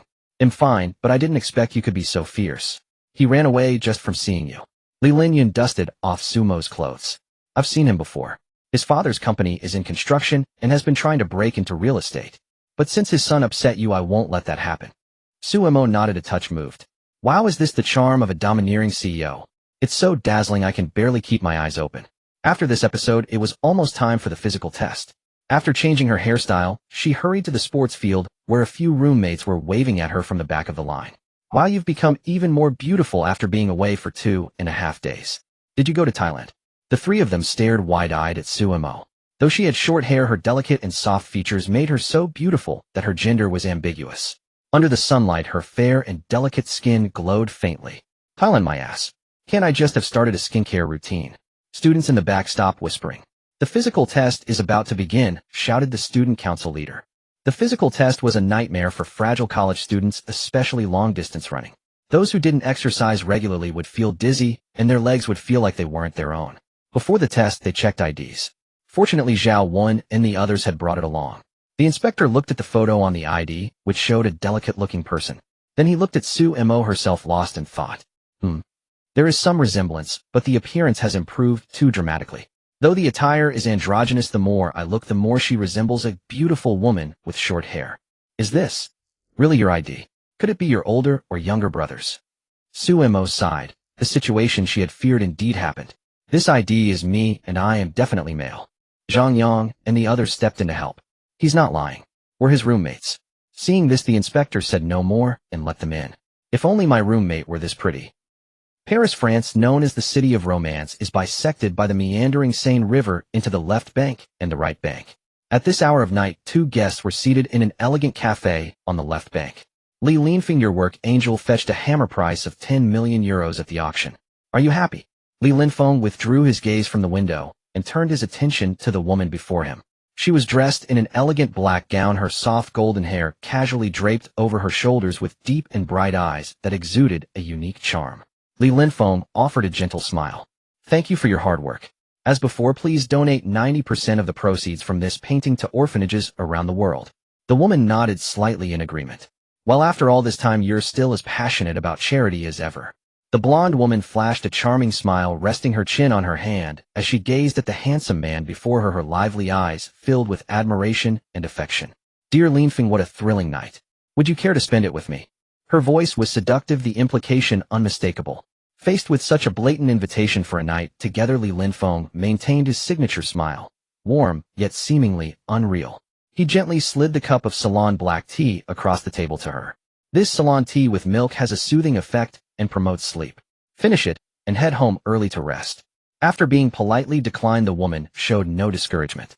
All right, I knew you'd say that, but I still want you to know that I've always been serious about my feelings. She then picked up the teacup, savoring the aroma of the red tea. After enjoying the tea, she walked lightly to the door, then turned back to blow Li Linfeng an enchanting kiss. Li Linfeng gave a wry smile. He knew she was actually in love with another version of himself, the one who always wore a smile and spoke with a warmth like a spring breeze. Mr. Li will be closing soon, the waiter said as he served coffee, reminding the only remaining customer. I understand. He'll leave after finishing this coffee, Li Linfeng replied, turning his gaze back to the night view outside. The banks of the Seine were ablaze with lights. Under the glow of the lights, the Eiffel Tower and the burned Notre Dame Cathedral stood solemn and majestic, yet tinged with a hint of melancholy. If time could turn back, have you ever thought of returning to some moment in the past? He tasted the coffee the waiter had brought, its bitterness spreading across his tongue. I have. The fragments in his memory were blurry like an autumn afternoon from his childhood. We've finally arrived. Xiaoyan, let's go inside. Li Linfeng ran forward excitedly. It was a day he had long awaited. His father finally had time to take them to the amusement park. Running too fast, he tripped and fell. Just as he was about to get up, his father scooped him up and gently placed him on his broad shoulders. His mother held Li Linyan's hand, looking worried. Xiaofeng, are you hurt? Why were you so careless? I'm fine, Mom. I've got thick skin and tough flesh. It doesn't hurt at all, he said, playfully patting his bottom to show he was unharmed. Entering the park, his father pointed at a giant rotating structure. Xiaoyan, look, that's a Ferris wheel. From up there you can see a very distant and beautiful view. Li Linfeng and Li Linyun immediately looked in the direction their father pointed, and indeed saw a giant wheel towering into the clouds, slowly turning. After the Ferris wheel, they went on the carousel, the pirate ship, the roller coaster, and the bumper cars. The two brothers had a wonderful time. You must be tired. Mom bought you some iced milk tea. Take a rest and sit down for a while. He and Li Linyun drank the milk tea, leaning against their mother on either side. Their father stood not far away, watching them with a smile. He quietly watched the sunset descend, gradually withdrawing the sunlight until the night sky completely covered everything. Unconsciously, the coffee in his cup had reached the bottom, and the waiter began preparations for closing. Leaving a generous tip on the table, he slowly walked out of the cafe. Li Linfeng strolled along the Seine, enjoying the cool evening breeze when a light drizzle began to fall. He sighed. Really, the weather is uncooperative. He had intended to take a leisurely walk home, but without an umbrella, he had to drive instead. Li Linfeng arrived at a private villa near the Louvre. The villa's owner, a great admirer of his paintings, had willingly gifted the residence for his stay. His clothes were wet and clung to his skin, an unpleasant sensation. As soon as he got home, he took a hot shower. Stepping out of the steamy bathroom, Li Linfeng felt every inch of his skin suffused with unprecedented ease and comfort. He let out a soft sigh, poured himself a glass of water, then walked to the large floor-to-ceiling window, quietly watching the rain grow heavier outside. His thoughts drifted with the wind and rain until they landed on a beautifully framed painting. He reached out and gently touched the frame in his memory. Mom, your painting is so beautiful. When will I be able to paint that well? His mother gently stroked his head, a faint smile on her lips. Our Xiaofeng is so talented. I'm sure it won't be long before you become a very accomplished painter. He looked up trying to see her gentle face, but was blinded by the sunlight. Human memory is unreliable like a worn-out videotape. Years later the images on the tape distort, and when you put it in a DVD player it's like looking at a faded old photograph, blurry and hard to recognize. He remembered the day he left home when Lin Yun gently tugged at his sleeve and whispered, "Brother, don't go. Don't go." He couldn't make out the expression on that face, but he knew that his seemingly strong younger brother must have been covered in tears. Ladies and gentlemen, welcome aboard flight from Hangzhou to Paris. At that time he was crying silently in first class, and must have looked just like that, else several flight attendants wouldn't have gathered around to comfort him. Feeling tired he turned off the light and lay in bed folding his hands over his chest, reminiscing about the moments he didn't want to forget. The rain outside kept falling, pattering against the window. Once this painting is finished it will be time to go home. I wonder if that kid Lin Yun will hate me, he murmured softly, slowly closing his eyes. If time could turn back, have you ever thought of returning to some moment in the past? I have. But time cannot reverse, I can only keep moving forward. The physical test grouping was based on classes and dormitory numbers, with the 3 dorms of each class forming one group. This arrangement reassured Su Mo quite a bit. At least he still had a few roommates to keep him company. Holy crap. This is Brother Mo. Did you get plastic surgery or take a trip to Thailand? Exclaimed Zhang Lei, a classmate who lived in the adjacent dorm. The 2 dorms used to visit each other often and were quite familiar. But one day they accidentally woke up Lin Yun from his nap. Though he merely gave them a faint glance, they were so terrified that they never dared to visit again. Moreover, during class they would either lie down to sleep or spend the entire period playing on their phones. So before today's physical test, no one had noticed Su Mo's transformation. Get lost. How about the possibility that I've always been this good looking? Even Su Mo himself didn't believe that. Zhao Wen patted Zhang Lei on the shoulder. Zhang Lei, you little brat, don't you get it? Xiao Mo is like a girl changing 18 times before she's grown. Got it. Now I get it. No wonder your dorm turns off the lights so early. It's always pitch black whenever I pass by. You guys? Get lost. Su Mo protested, his cheeks flushed with red. After waiting another while their group finally started the physical test. With so many events, which one should we do first? Asked the sports committee member holding the roster. Everyone unanimously decided to measure height and weight first, wanting to seize the chance to expose those who usually claim to be a bare 180 centimeters tall. Su Mo wasn't keen on measuring his height. Looking around, everyone was taller than him. His roommates were almost a head taller. Moreover, he felt that after his gender change his height seemed to have shrunk. The clothes that once fit him perfectly now hung loosely. After a student stood on the measuring device, the student council member reported the height and weight to the recorder. Wang Qimbua, height 175 centimeters, weight 60 kilograms. Haha, this guy always claims he's a bare 180. Probably not even 180 with shoes on. Chun Zhaoxia, height 179 centimeters, weight 65 kilograms. Sigh, it's a pity I'm still too short. Just a little shy of 180, humbly boasted the boy named Chun Zhaoxia. After Zhao Wen finished, it was Su Mo's turn. Those who had finished measuring stood aside to watch, making Su Mo feel a little nervous. This student Su Mo is male. The recorder glanced at the name on the roster, then at Su Mo in his white t-shirt, a flicker of admiration in his eyes. Yes, this is Su Mo from our class. Don't let his girlish looks fool you. He can run almost as fast as me, said the sports committee member. Although he wasn't very familiar with Su Mo, that didn't stop him from wanting to show off in front of him, for the love of beauty is universal. Fast runner. The recorder looked at Su Mo's slender arms and legs, thinking he'd be rather good at yoga. Su Mo was about to step onto the platform when he was stopped.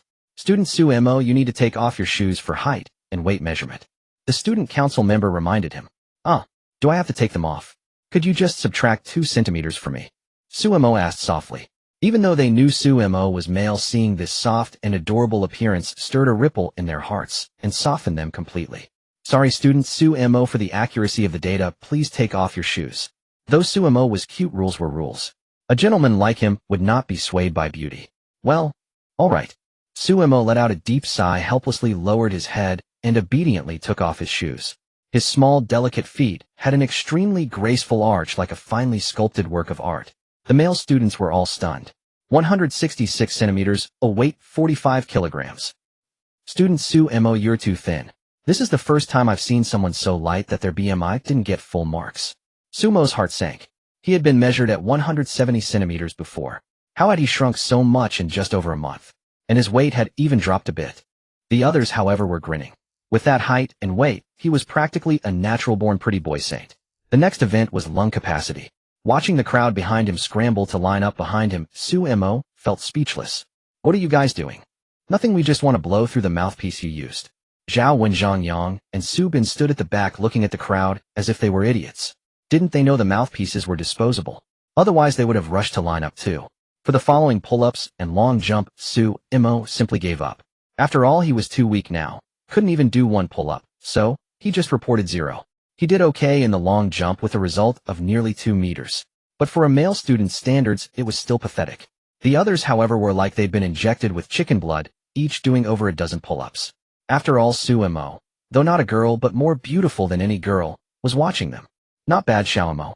What kind of love potion did you feed them? Looks like our group is guaranteed first place, Zhang Yang teased with a grin. Sumo pouted. How should I know? They all know I'm a guy, yet they're so excited. There are so many pretty girls on the field, but they don't even look at them. The three exchanged glances, then broke into knowing smiles. Maybe it's precisely because you're a guy that they're even more excited. After nearly half an hour of fussing around, all that remained were the Satandreach test and the long-distance run. Damn, is this Satandreach even meant for humans? My waist is almost breaking, and I've only moved this far. Xiaowen sat up from the mat, clutching his back with a pained expression. This proves that we brothers are both steadfast, tough guys with unyielding spines. If it weren't for Su Bin's Satandreach score being negative, Sumo might almost have believed it. Go on up, Xiaomo. It's finally your turn to face the music, Zhang Yang said. They still remembered that during the last physical test, Sumo's Satandreach result was just as embarrassing as theirs. They were good brothers, so they should share the disgrace together. Don't you dare laugh at me. I didn't laugh at you all just now. After saying that to them, Sumo slowly stepped onto the mat, took a deep breath, then bent her slender waist and pushed forward. I didn't pay close attention before, but now I realize Sumo's waist is really slim. No wonder she's my goddess. And the goddess waist is very flexible too. Just a casual bend, and she's almost at full marks. Although being called a goddess annoyed her, it seemed they were saying she was close to a perfect score. Sumo looked up in surprise, not understanding what had happened. She tried pushing forward a bit more, only to discover that her body had become extraordinarily supple, letting her easily achieve a perfect score. Zhao Wen and the other two stared wide-eyed, their jaws nearly dropping to the ground. No way, Xiaomo, how did you do that? Last time she was as stiff as a steel rod, impossible to budge. Now she had suddenly turned into a rubber band. I don't know either. It just went down with a crack sound. You guys should understand, right? Sumo explained weakly. What do you mean by crack? That sounds like the noise of a bone breaking. Sumo had a rough idea. Since turning into a girl had made her shorter, it made sense that her body had become more flexible. Well, forget about that. You guys should focus on the upcoming long-distance run. Don't end up barely passing like last time. It wasn't that they couldn't run, it was just that staying up late in the dorm every other night made them fear running too fast and blacking out meeting their maker. Just then the physical education teacher in charge approached. Students, line up according to your groups. It will be your turn on the track soon. The grueling 1,000-meter run was imminent, and many were already groaning. However, a few with athletic prowess began to taunt each other. You think you can run ahead of me? With Goddess Sumo pacing me, just watch me crush you. Oh, putting on airs. I'm afraid you won't even taste my dust when I run. The sports monitor stood in front of Sumo, turning back to flash what he thought was a charming smile. Classmate Sumo, make sure to run behind me later. My broad body can shield you from the wind. Cheesy. That was way too cheesy. Sumo couldn't bear to look, offering only an awkward but polite smile. Thanks, but I've been feeling a bit unwell lately. I might not be able to keep up with you. I see. Then I'll wait for you at the finish line. Don't ask why I can't jog slowly with you. I've become addicted to the thrill of speed and can't turn back. Sumo didn't know how to respond. This guy was cheesy enough, and now he was acting all Chinibu. You may step onto the track. Listen carefully for my start command. If you jump the gun, you'll have to stay behind for a retest. The PE teacher spoke, rescuing Sumo from her embarrassment. Sumo didn't rush to the first lane, but stood with her roommates at the back. Xiaomo, you're pretty fast at long-distance runs. Why are you hanging with us slackers? I'm being kind and keeping you company. Passing is good enough for me, Sumo said casually. She couldn't exactly say her period had made her legs weak and her stamina had dropped badly lately. But it was only 1,000 meters. She could grit her teeth and finish. Since when did Xiaomo become so beautiful and kind? Just don't lap us while running. The trio of slackers were skeptical. Most people had probably experienced this, promising to slack off with a buddy during a long run only to have them sprint ahead right from the start. When asked later, the typical reply was, I was already running slowly. TCH, believe what you want. Suemo couldn't help feeling worried. Her legs still lacked strength. She wasn't even sure she could hit the passing mark. Soon the PE teacher's voice rang out, on your marks, get set, go. At the command with a whoosh, several boys shot forward like arrows from a bow, bolting out far ahead. Hearing the start signal, Suemo also began to move, stepping slowly. At first she could barely keep pace with the pack, but as time passed her speed gradually dropped. The trio of slackers gradually caught up to Suemo. They immediately sensed something off. Why was Suemo actually slacking today? Xiaoemo, if you can't handle it, don't push yourself. Just run with us. We'll make sure you pass. Suemo didn't reply. She focused on regulating her breathing. But her fatigue grew heavier. Her legs felt like lead, impossible to lift. The sun was also harsh, making her dizzy. She had to slow down further. Damn, I was too optimistic, she panted. Her legs trembled weakly, and her face even grew pale. A few strands of hair on her forehead were slightly damp, with sweat sticking to her delicate face, adding to her fragile beauty. Are you okay, Xiaoemo? You don't look right, the trio asked with concern as they nearly overtook her. I am fine, just a bit tired, Suemo said stubbornly, not wanting them to know she was unwell. Don't be stubborn. We'll jog slowly with you. They slowed down without argument. No, don't. Aren't you afraid of failing PE? Suemo was touched, but didn't want to cause them to fail. So what if we fail? We'll all fail together, and we can retake it later. The four of them jogged along slowly, not caring about being overtaken by those behind. Finally crossing the finish line, Suemo felt her chest stifling and her head growing dizzier. Not easy, not easy. We made it to the end, Zhaowen said, wiping sweat from his brow. Xiaoemo, are you okay? How do you feel? All right. Suemo's vision blurred, and she vaguely felt herself lying on the ground, hearing shouts around her. Holy crap, goddess, Suemo collapsed. Is it heatstroke? Xiaoemo. Big bro, let's take her to the infirmary. My head pounds so badly. Suemo knitted her brows, forcing herself to endure the unbearable headache as she slowly opened her sore eyes. The scene before her was somewhat blurry, but as her vision gradually cleared, she found herself lying in an unfamiliar place. It was a room as pristine as snow, a white ceiling, white walls, and a white bed. Silence reigned all around, broken only by the soft whisper of the air conditioner and the faint lingering scent of disinfectant. Suemo lay still, attempting to organize her chaotic thoughts. After a moment she finally recalled what had happened. Oh right, I just finished running 1,000 meters and passed out. Right in front of so many people. At this thought, Suemo's face flushed an intense red. This wasn't just any social death, it was utterly humiliating. Yet as she recollected the moments before fainting, she vaguely remembered that the people closest to her at the time were her roommates. They must have carried her here. Though deeply embarrassed, she had to admit those guys were pretty loyal. The thought eased her mind a little. Wait, I was carried over. That means... Her delicate face turned pale with fright, for carrying would inevitably involve skin contact. That meant chest pressing against back. The more Suemo thought about it, the redder her face became, and her body grew increasingly hot. No, she had to go back and probe the situation. Just as she was about to sit up, the door to the school clinic opened, and a middle-aged woman in a white coat walked in. Suemo's heart instantly leaped to her throat. They weren't going to ask her to undress for an examination, were they? Her student ID still listed her gender as male. She stared nervously at the school nurse, meeting her slightly reproachful gaze. Young lady, what can I even say to you? You're a college student now. You ought to know not to engage in strenuous exercise during your period. And you didn't even eat lunch before running, no wonder you fainted. The nurse finished by pinching Suemo's cheek. So she sat up and asked, I'd like to ask. Before she could finish, the nurse gently pressed her back onto the bed. All right, just lie down and rest. I know you want to ask who brought you here. Suemo obediently lay on the bed and nodded. 3 boys carried you here. Judging by how anxious they looked, you must have quite a special relationship. The nurse tidied the stray hair on Suemo's forehead, a mischievous smile playing on her lips. In the days when she was still young and beautiful, she too had had so many boys fawning over her. You're such a pretty young lady. If you grew your hair long, you'd be truly stunning. Tell Annie, are there lots of boys chasing after you at school? Seeing the nurse's expression, Suemo knew she had the wrong idea. Not at all. We're just classmates. No need to explain, dear. I've been around the block. I understand. The nurse chuckled. They're still waiting outside for you to wake up. Shall I call them in? Suemo instinctively wanted to refuse, but then she nodded. Better to face the music now than to endure this gnawing unease. As the nurse went to open the door, Suemo nervously lowered her head, her fingers anxiously twisting the bedsheet. Don't be afraid, Suemo. If they find out, just say you have pseudohermaphroditism. It'll be fine, it'll be fine. Suemo took a few deep breaths, silently comforting herself. Rapid footsteps pattered closer, and the person at the front soon arrived at her bedside, his handsome face full of concern. Surprise was written all over Suemo's delicate face. Li Linyun, why are you here? This is a total disaster. Now the whole dorm will know she's actually a girl. The boss and the others called me and said you fainted. I was worried, so I came to check on you. Seeing Suemo awake, the anxiety that had been gripping his heart finally eased. Suemo wasn't the only one surprised by Li Linyun's arrival. The school nurse was even more astonished.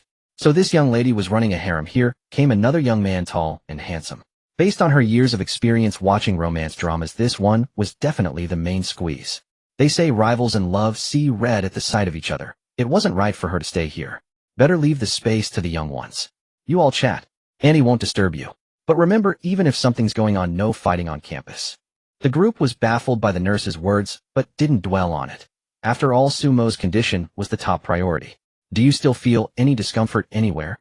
If so, tell me, and he'll take you to a private hospital for a few days of recovery. Li Linyun gently touched Suemo's forehead with the back of his hand.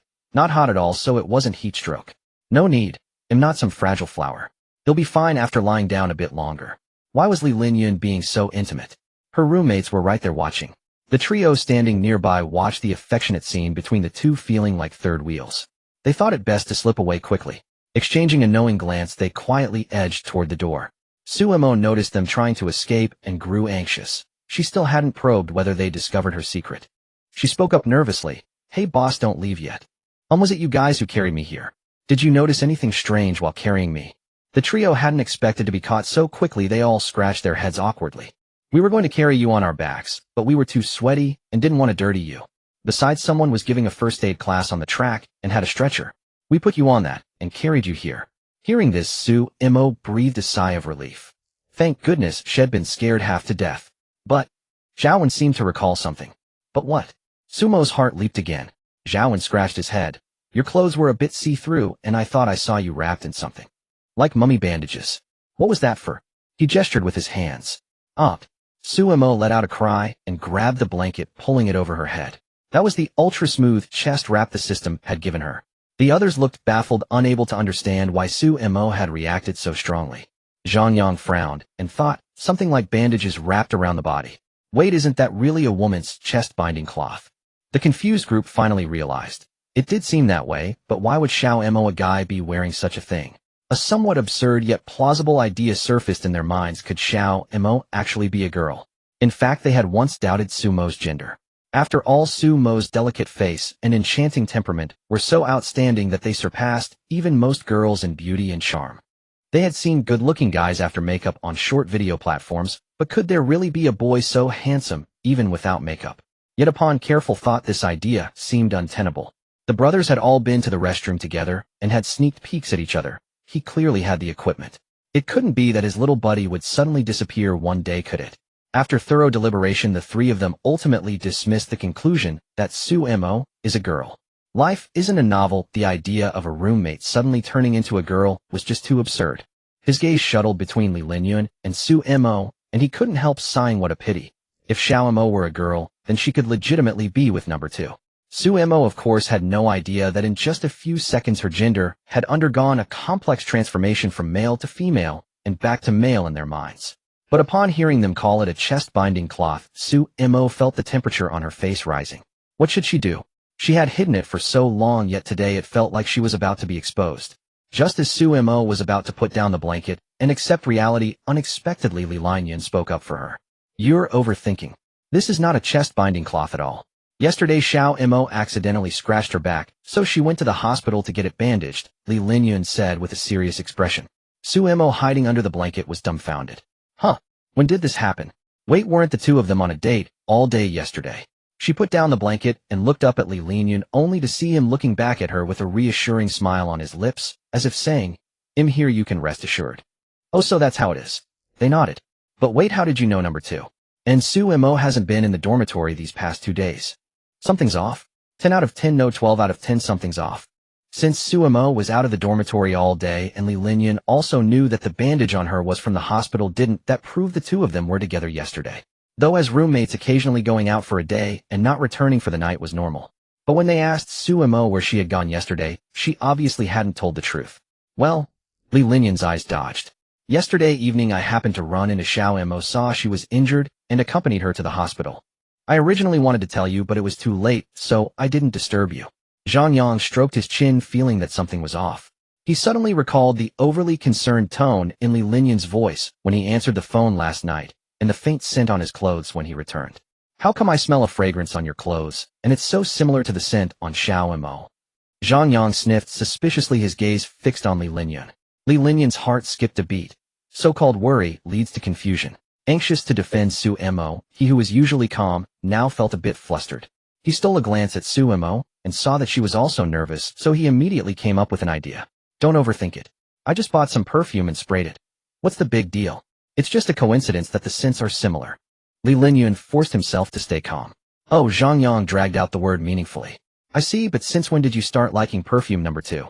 Li Linyan was momentarily at a loss for words. He had indeed said before that he didn't like perfume. Suemo smiled helplessly. Li Linyan really wasn't good at lying in front of his brothers. Li Linyan, let's just tell the truth. As she said this, a faint blush appeared on Sumo's face. This caught Li Linyan slightly off guard, but he took a deep breath and continued with the truth. Actually, yesterday Xiao Mo accompanied me home to meet my parents. Zhang Yang and the others were stunned. They hadn't expected that they had already met the parents. Didn't that mean the two of them were almost together? It took them a while to react. You two have been hiding your relationship well, but do your parents know that Xiao Mo is actually a boy? Sumo's face turned even redder. She didn't know if Li Linyan, that big idiot, was doing it on purpose, saying such misleading words. Don't listen to Li Linyan's nonsense. I did accompany him to meet his parents, but only as his fake girlfriend. Oh, I see. Zhang Yang and the others suddenly realized, then showed ambiguous, meaningful expressions. So how are you two developing? Any plans to turn the fake into reality? Suemo was about to explode with anger. Unbelievable. She was really fed up with these bastard sons. Every one of them had a girlfriend, yet they loved watching such a bromance plot. Oh, except Zhao Wen. He might actually be into guys. Wait, since you met the parents, Xiao Mo must have been wearing women's clothes, right? You only show it to number 2 and not to us, right? That's so biased. Zhao Wen teased. Previously, through 1,000 coincidences, they had seen Suemo cosplaying as Jinglu. Leaving aside other aspects, just with that face alone, she could perfectly recreate the beauty of a two-dimensional character. But they had never seen Suemo in proper women's clothing, and the mere thought of it was exciting. Yeah, let us see Xiao in women's clothes too. The other two joined in the teasing. Li Linyan looked at Suemo and asked with a smile, can we Xiao? Actually, I'd like to see it again too. Sumo's face flushed red again. She glared at Li Linyan reproachfully and said through gritted teeth, why are you asking me? If you dare to agree to this, I'll strangle you. However, Li Linyan seemed not to hear her threat and turned to Zhang Yang and the others, saying, all right, once Xiao recovers, well, let her wear it for us. Yeah. Zhang Yang and the others cheered excitedly. As expected of number 2, a true Sigma male not afraid of his wife at all. Suemo was almost on the verge of tears. How could she have such a group of terrible friends? Now it was done. How could she ever hold her head up in front of them in the future? She stared at Li Linyan with a puffed-up face, never expecting that the usually gentle him could be so cunning. She silently swore in her heart that when she got the chance, she would tell Grandpa and have him teach Li Linyan a good lesson. Xia Wanning sat on the office sofa, one hand propping up her chin, while the other idly played with her hair. So boring. I really want to go play with Mo. She wore a professional suit paired with a black skirt. The skirt's hemline ended just above her knees, showcasing her long, slender legs. No, every time I'm the one to invite her out. This time she has to take the initiative. Recently, the company had been extremely busy with countless matters requiring her personal attention, leaving her with hardly any free time. As soon as the busy period ended, her first thought was to invite Suemo out to play. After all, feelings need constant nurturing. But one day, scrolling through their chat history, she stumbled upon a harsh truth: every conversation had been initiated by her. At first, Xia Wanning thought Suemo was merely accustomed to her taking the lead. Haha, if I don't text Mo for 2 days, she'll definitely beg me to talk to her, crying and throwing a tantrum. Xia Wanning could already picture Suemo throwing herself into her arms, acting coy. But reality seldom aligns with fantasy. 2 days had passed, and Suemo still hadn't sent a single message. Now Xia Wanning couldn't sit still. She kept refreshing her phone screen, hoping to see a message from Suemo. Yet the phone remained stubbornly silent, making her wonder if the signal in her office was poor. Does Mo really not care about me? She lay down on the sofa, squeezing the little monster plushie. Sumo had given her a flicker of disappointment rising in her heart. No, that can't be. Mo must be too busy with reviewing to check her phone. Final exams are coming up, aren't they? She decided to wait a bit longer, but another half hour passed without a single word from Sumo. Sigh, I guess I have to make the first move again. After all, I like Mo so much. Xia Wanning finally gave in. She just wanted to hear Sumo's sweet voice. Hello? What's up, Wanning Jia? Sumo's voice sounded a bit nervous. Mo, what are you doing? You haven't texted me lately, though I'm bored to death. Though her tone carried complaint, Xia Wanning was genuinely happy to hear Sumo's voice. Sumo glanced at her roommates who were in the middle of a heated discussion, unsure how to answer. If you ask me, we should make Sumo wear a maid outfit. Just imagining it makes my nose bleed. Everyone nodded in agreement. Another voice chimed in, oh, not bad. But I think a sailor uniform would be even better. The short kind. It would perfectly show off Xiaomo's figure. Pair it with a short black pleated skirt. Gosh, just thinking about it is gorgeous. This suggestion immediately sparked resonance among the others, and they began debating passionately. Don't you want Sumo to play the role of a beautiful, gentle nurse?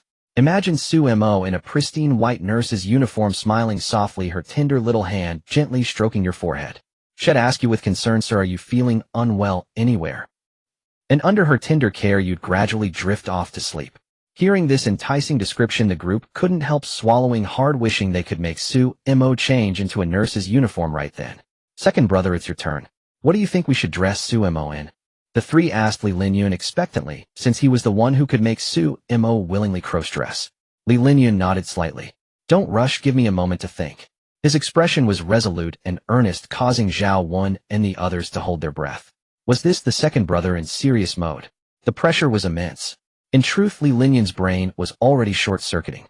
He just wanted to see Sumo wear that printed dress again. He hadn't expected them to be into maid outfits, sailor uniforms with pleated skirts and nurse costumes. So Li Linyun turned to Sumo and imagined her in those clothes. Ayun, would I look strange dressed like this? Sumo tugged at the hem of her skirt, her pretty face flushed crimson, eyes seemingly on the verge of tears. Li Linyun felt a rush of heat to his head. On the other end of the line, Xia Wanning heard the noisy background and asked curiously, Mo, why is it so loud over there? Sumo hurried to the balcony, lowering her voice. Nothing much, Wanning Jia, my roommates are just joking around. What fun thing are you all planning? Tell me too. Recalling how her roommates were pressuring her to wear seductive women's clothing, Sumo's face instantly reddened. After a pause, she stammered, nothing, just everyday stuff. Oh, Wanning Jia, are you tired from work today? A little, but chatting with you makes it all go away. Xia Wanning smiled. Mo, are you free tomorrow? Let's go shopping. Tomorrow. She turned to look at Li Linyun. If nothing else came up, Sumo would have been happy to go out with Xia Wanning. But she had already promised Li Linyun to continue playing his girlfriend tomorrow, so that Grandpa Li could rest easy. Sumo didn't consider herself someone who prioritized romance over friendship. Since both Xia Wanning and Li Linyun had invited her, she had to follow the first come first serve principle. Sorry, Wanning Jia, I already have plans tomorrow. But if you're free the day after tomorrow, I can spend the whole day with you. Xia Wanning gladly accepted. Since Sumo could accompany her for an entire day the day after tomorrow, she was willing to wait one more day. After hanging up, Sumo returned to the dorm from the balcony. Seeing everyone looking at her expectantly, she sighed helplessly. Alright, so is it the maid outfit or the sailor uniform? I suppose the nurse uniform is barely acceptable too. Truth be told, she didn't want a cross-dress at all, especially in front of people she knew. But she couldn't withstand their persistent pleading, thinking that if she just wore it this once, they would stop pestering her about it. It's none of those. Sumo breathed a sigh of relief. Had they finally had a change of heart, planning to pick something normal? But something felt off. Why were they all so excited, and why wouldn't Li Linyun look at her? Fine, what exactly do you want me to wear? Sumo swallowed, nervously, a foreboding feeling creeping over her. Ahem, just so you know, this idea was from your beloved Li Linyun, nothing to do with us. Sumo glanced at Li Linyun, who seemed absorbed in scrolling through his phone, as if he hadn't heard a thing. Alright, I'll spill. Actually, let me show you the picture. Xiaowen pulled up an image. It was a sweater. Sumo gritted her teeth in fury. Isn't this a backless sweater? Good for you, Li Linyun. The next morning, as Sumo was about to get up and go to the bathroom, he pulled open his bed curtain and found Zhao Wen and the others still awake. You guys pulled another all-nighter, didn't you? Were you gaming all night again? Sumo rubbed his sleepy eyes and sat up in bed.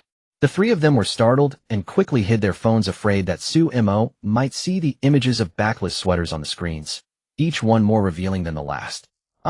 We weren't doing anything much. By the way, Xiao Mo, when is second brother coming to pick you up? At the mention of Li Linyun, Sumo's face immediately clouded with displeasure. When his roommates had suggested they wanted to see him in women's clothing, Sumo had thought Li Linyun would help him refuse, but instead he had joined in the teasing. And he even suggested I wear a backless sweater. What a pervert. A scoundrel. A big idiot. The more Sumo thought about it, the angrier. He got his face flushing as red as a freshly boiled shrimp. He threw off the covers and got out of bed, grumbling petulantly. I'm not going to pretend to be his girlfriend. He can find whoever he wants. Then he'll just tell his father like this, hello uncle. Actually, I'm your son's roommate. We've known each other for 2 years, and we're truly in love. I hope you'll bless us. After venting about Li Linyun to his roommates, Sumo felt much better.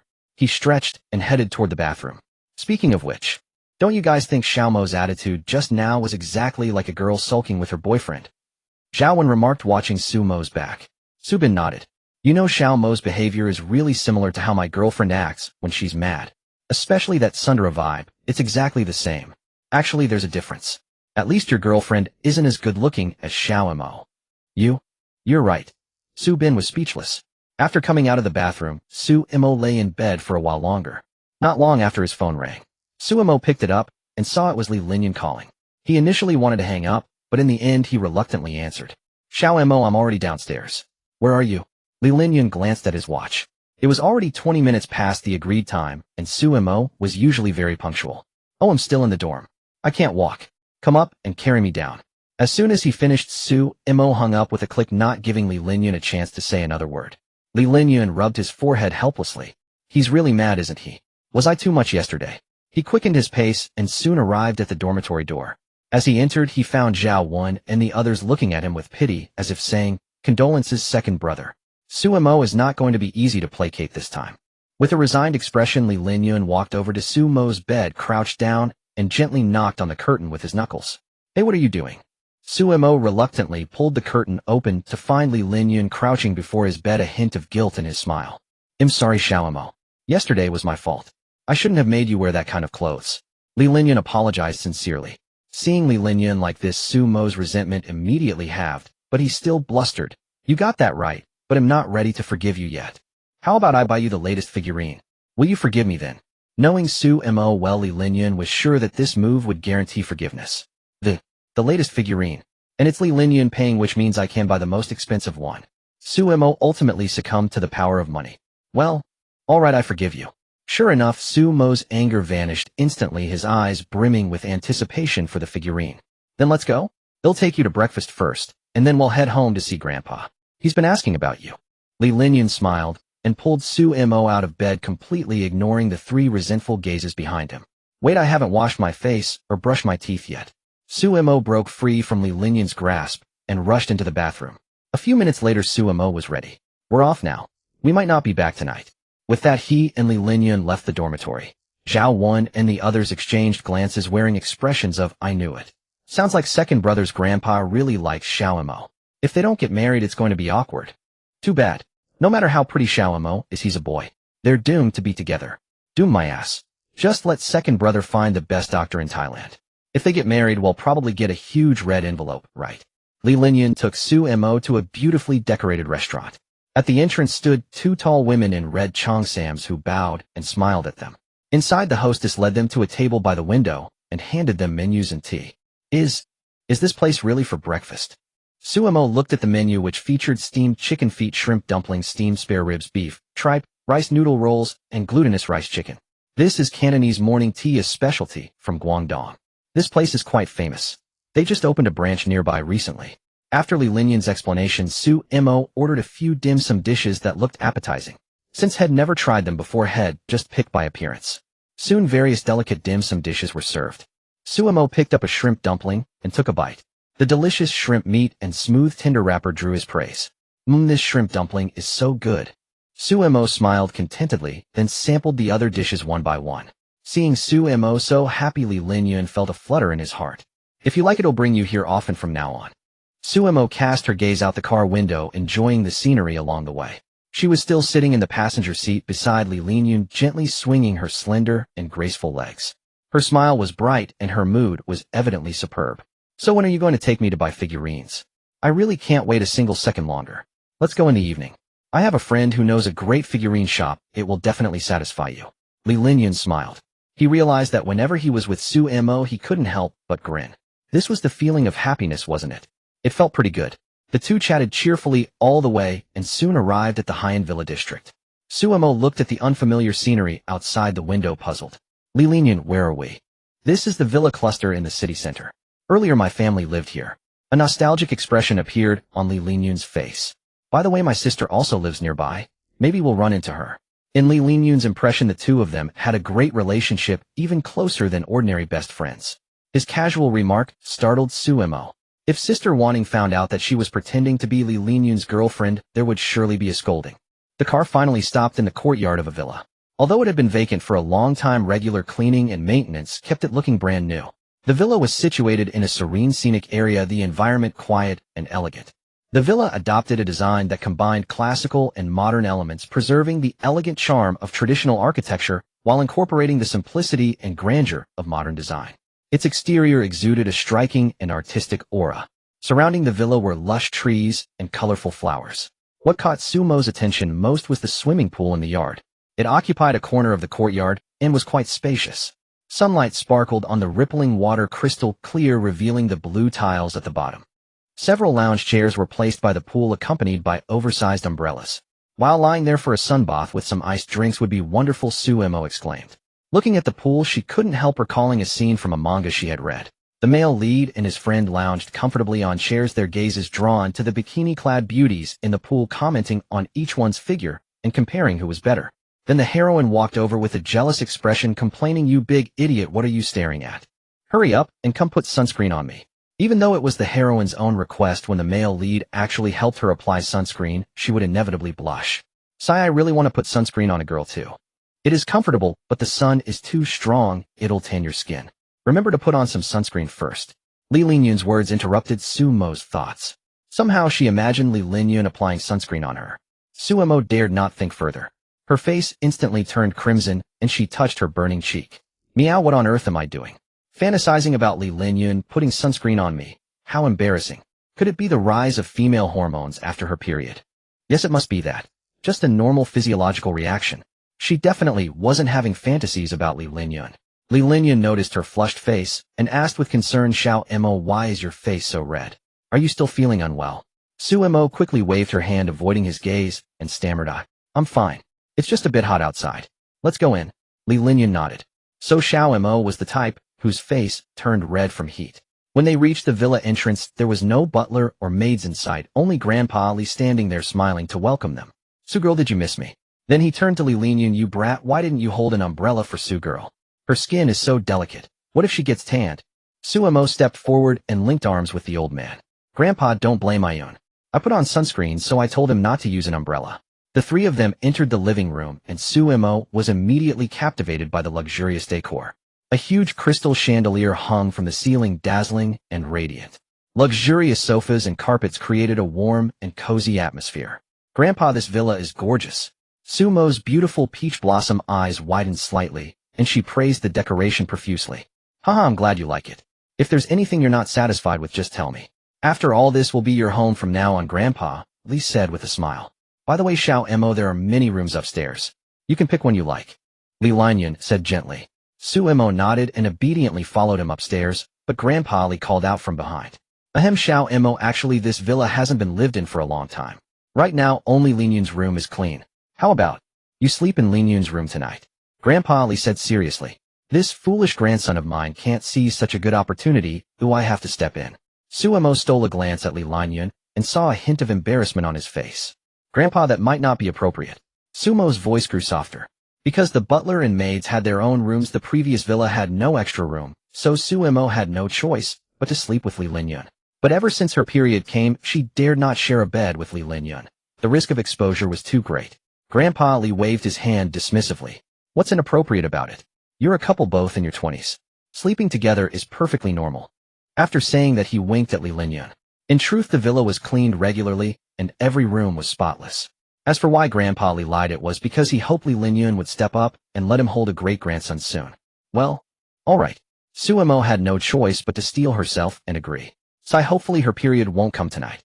At dusk, Su Imo and Li Linyun were strolling along the outskirts of the villa district. The sunset painted the sky like a scroll of art, and the golden-orange glow of the setting sun cast upon Su Mo's face. Under the shining sunlight, her delicate porcelain-like skin blushed with a faint rosy hue as enchanting as the first blooming peach blossoms. Her eyes were as clear as autumn waters, and beneath them her nose was straight and delicate. Her tender lips bathed in the sunset's glow seemed even more pink and alluring, tempting one to steal a kiss and taste the sweet fragrance of her smiling mouth. The villa district was quite lively at dusk, with a group of children laughing and chasing each other, their joyful giggles filling the air. Not far away, several mothers watched their children with tender eyes, occasionally exchanging parenting tips and daily trivialities, their faces brimming with contentment and happiness, painting a very warm picture. In Li Linyun's eyes, this warm scene seemed blurred, with only Su Mo's exquisite profile standing out clearly at the center. He suddenly recalled a lyric in the crowd, "The picture where you belong only to me," which perfectly captured his feelings at that moment. Grandpa really is something, kicking us out right after dinner. It's still so early, and there's nowhere much to go. Early is good. Is there any place in particular you'd like to go? I'll take you there. Su Imo propped her delicate chin with one hand, pondering. Then let's go to Candao Lake. I've studied here for 2 years, and still haven't been there yet. Candao Lake is nice, but don't you want to visit Shihu Lake? Li Linyun asked. Shihu Lake should be more famous than Candao Lake. I've been to Shihu Lake before, and there are so many people there I couldn't really enjoy it. I went with high hopes, but came back disappointed. Su Imo pouted, recalling how she had wanted to have a fun day, but the sea of crowds ruined her mood and left her gloomy for days. Then Candao Lake it is. It's a bit far, but we should get there in about an hour. For him, Shihu Lake and Candao Lake made no difference as long as he could be with Su Imo. An hour later, the sun had sunk below the horizon, replaced by a silver moon hanging in the dome. A mist veiled the cold sand, and the moon shrouded the shore. At this moment, Candao Lake seemed covered in a layer of silver gauze, hazy and incredibly beautiful. Su Imo, dressed in a white dress, strolled along the embankment of Candao Lake, her beautiful eyes scanning the surroundings. Li Linyun followed behind her, watching her slender and fragile silhouette. Under the moonlight, this scene was so exquisitely beautiful that he even wondered if he was dreaming. As a breeze lifted Su Mo's hair, her unique fragrance lingered around Li Linyun's nose. Brushing a strand of hair behind her ear, she turned to look at Li Linyun, a joyful smile on her face as she pointed at a nearby fountain. Let's go to the fountain. It has its own lights, so beautiful.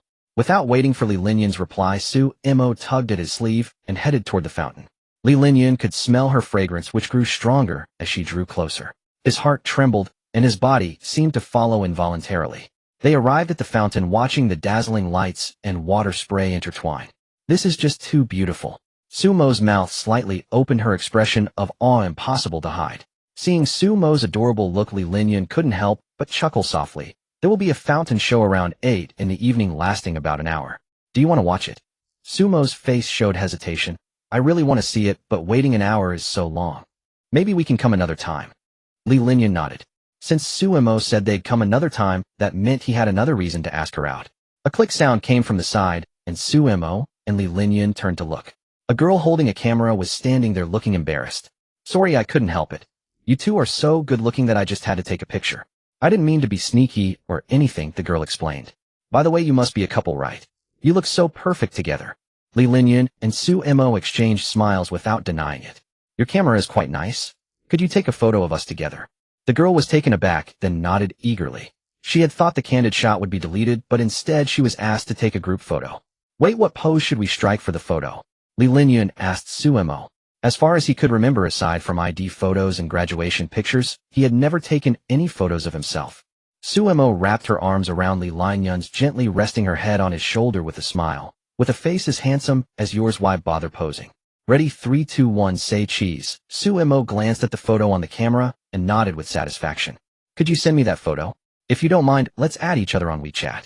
The girl was more than happy to add the beautiful lady, and they quickly exchanged WeChat. Then I won't disturb you two anymore. Have fun. The girl waved goodbye to Su Imo. Su Imo opened the group photo and looked at it, quite pleased with the girl's photography skills. Li Linyun, look. We really look like a couple in this photo. Li Linyun, who had been burning with curiosity, leaned in to take a look. In the group photo, Su Imo smiled brightly, her eyes curved like crescent moons. As for him, his smile appeared a little stiff due to nervousness. Nevertheless, his handsome features held up well, and the two of them really seemed like a genuine couple. Xiao Imo, can you send me that group photo?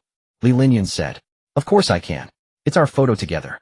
But you have to promise not to post it on your moments. It would be awkward if someone we know saw it. Li Linyan nodded in agreement. Then where should we go next? I don't know either. By the way, have your friends outside school been urging you to find a girlfriend? I can help you act the part if needed. Sumo's words stirred Li Linyan's heart, and he picked up his phone to make a call. Call everyone tonight. Meet at the usual place. Someone too lazy to come. Then tell them I've got a girlfriend now. Back in the car, Sumo watched Li Linyan's excited expression, wondering why he was suddenly so thrilled. By the way, what exactly is this old place you mentioned? You were being so mysterious about it. Sumo asked. Nothing much, just a live house a friend of mine runs. Sometimes we hang out there when we're free. Li Linyan glanced at Sumo. Sumo didn't understand. What kind of house was this? Was his friend selling houses or something? What's a live house? I don't get it. Speak plainly. Well, it's a bit like a bar, but the main feature is live music performances. The drinks are just a side thing. If it were a traditional bar, Li Linyan wouldn't have taken Sumo there. He knew Sumo disliked that kind of place, and he himself had no interest in the noisy bar environment. Plus, he had been there a few times, and the atmosphere was decent. He hadn't seen any shady characters there. Then, alright, I'll go with you. Hearing the word bar, Sumo instinctively felt a bit resistant. She didn't like such places. In fact, she loathed them. But since Li Linyan was accompanying her, and it was run by his friend, maybe it would be fine. Soon they arrived at a lavishly decorated live house. It was brightly lit with a variety of luxury cars parked outside. Men in designer clothes came and went, accompanied by glamorous, curvaceous women clinging to their arms. Sumo looked down at her own simple white dress, which cost less than $100, and frowned slightly. She wished she had worn the floral dress Li Linyan had given her. Seeing Sumo standing there with a frown, Li Linyan thought she didn't want to go in. He said, not a fan of this place. There are private rooms inside, so no need to worry about anyone bothering you. Sumo shook her head. No, it's not that. I just feel like everyone here is so well dressed, and am so plain. One I stick out. Li Linyan took a good look at Sumo. She wore a knee-length white dress, her slender calves pale and delicate beneath the hem. Her jet-black hair cascaded over her shoulders, gently stirred by the breeze. She tucked a strand behind her ear with her fair hand. In just black and white, she was stunning. Plain. I think you look beautiful. Li Linyan smiled. Besides, what does it matter how flashy these people are? The world is just a giant shoddy stage. Most of those who appear golden on the outside are rotten within. I've seen plenty of that. And if you want, I could hire the world's most famous designer to tailor the most expensive and beautiful gown for you. But you don't need any of that. Xiaomo, you are truly beautiful. You need no adornments. Just standing there, you outshine everyone in the world. Hearing Li Linyan's words, Sumo was momentarily stunned. She hadn't expected him to say such things. Being praised like that was nice, but the way he said it sounded almost like a confession. Sumo smiled. Li Linyan, I've noticed you're really good with words sometimes. If you ever set your sights on a girl, she'd be completely charmed by a few of your sentences. Is that so? Then have you been charmed by me? Li Linyan asked with a grin. Charmed. I'm practically dizzy from it. Brother Ayun, tonight, am your biggest fangirl. Sumo's voice was incredibly soft and sweet, her eyes curving into beautiful crescent moons. Li Linyan couldn't help but swallow, nearly losing himself at that, Brother Ayun. Xiaomo, don't blame me for being weak. Blame your irresistible charm. Li Linyan led Sumo to a private room. Inside sat a young man who looked up at the sound of the door opening. Brother Yin, you're finally here. He then noticed a girl behind Li Linyan, so pure and beautiful with a hint of shyness. Li Linyan nodded, slightly glanced at Sumo, and smiled. This is my girlfriend, Sumo. Hello, sister-in-law. I'm Sun Hongfei. Sun Hongfei extended his hand casually. Though he was shocked that Li Linyan had suddenly fallen in love, seeing how beautiful his sister-in-law was, it seemed perfectly normal. Hello, Mr. Sun. Sumo extended her hand politely in return. Sun Hongfei gave a symbolic handshake, then withdrew his hand as lightly as a dragonfly skimming the water. Sumo approved inwardly. Truly a friend of Li Linyan's with such impeccable manners. By the way, where are the others? Li Linyan asked Sun Hongfei. They should be here soon. Lin Jundu just said he was almost there. He'll go check outside. You and sister-in-law enjoy yourselves for now. After Sun Hongfei left, Sumo sat on the soft sofa and took in the room. The room's lighting was mainly blue dim, creating a romantic and intimate atmosphere. The sofa was spacious and comfortable, and on the table were exquisite smoking paraphernalia and glasses. Through the floor-to-ceiling windows, she could clearly see the scene downstairs. Groups of people sitting in their seats, drinking and chatting, waiting for the resident performers to take the stage. Li Linyan walked over and sat beside Sumo, asking softly, "How do you feel? Do you like it here?" Sumo nodded. "It's pretty nice, much better than I imagined." Her gaze fell on the smoking set on the table, and she asked curiously, "What are these for?" Li Linyan picked up an ashtray and explained, "This is for ashes. But since you don't like the smell of smoke, you'll tell them not to smoke in the room today." "Just them? Are you going to sneak a smoke yourself?" Suemo questioned. "Of course not." Li Linyan shook his head. "Actually, I've started quitting. Though when I'm in a bad mood, I still occasionally can't resist one. But I do smoke a lot less than before." Suemo had heard that smoking could ease anxiety and sadness. Because tobacco contains something called nicotine, which has a calming effect on people. A man of Li Linyan's caliber, handsome, rich, and privileged, was born to be looked up to by most. Driving luxury cars most could never afford, living in a villa with a garden of over 100 square meters. And so many people adored him. If he wanted, he could change girlfriends every day without a problem. Yet someone who could effortlessly obtain everything he desired. Could he still have moments of sadness and pain? Li Linyan. Suemo was about to ask something when footsteps came from outside the room. It seemed his friends had arrived. "Hurry up, brother. Don't you want to see what Linyan's girlfriend looks like?" Lin Yuexin tugged at Lin Jundu behind her. "Of course I do. Why else would I bring you? It's really strange. How did he suddenly get a girlfriend without a word?" Lin Jundu was annoyed. Usually when his family pressured him to find a girlfriend, he could use Li Linyan as an excuse. Now that excuse was no longer available. And wanting, "Why haven't you said much along the way? Are you nervous about meeting your future sister-in-law?" Xiao Wanning wasn't nervous, but she felt a bit uneasy. When she heard Li Linyan had a girlfriend, a thought crossed her mind. Could it be Suemo?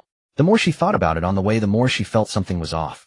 After all, in her impression, her brother, who usually kept his distance from women, had been exceptionally attentive to Mo. Xiao Mo said she had something to do today. Could it be a date with Li Linyan? Xiao Wanning quickly shook her head, trying to banish the thought.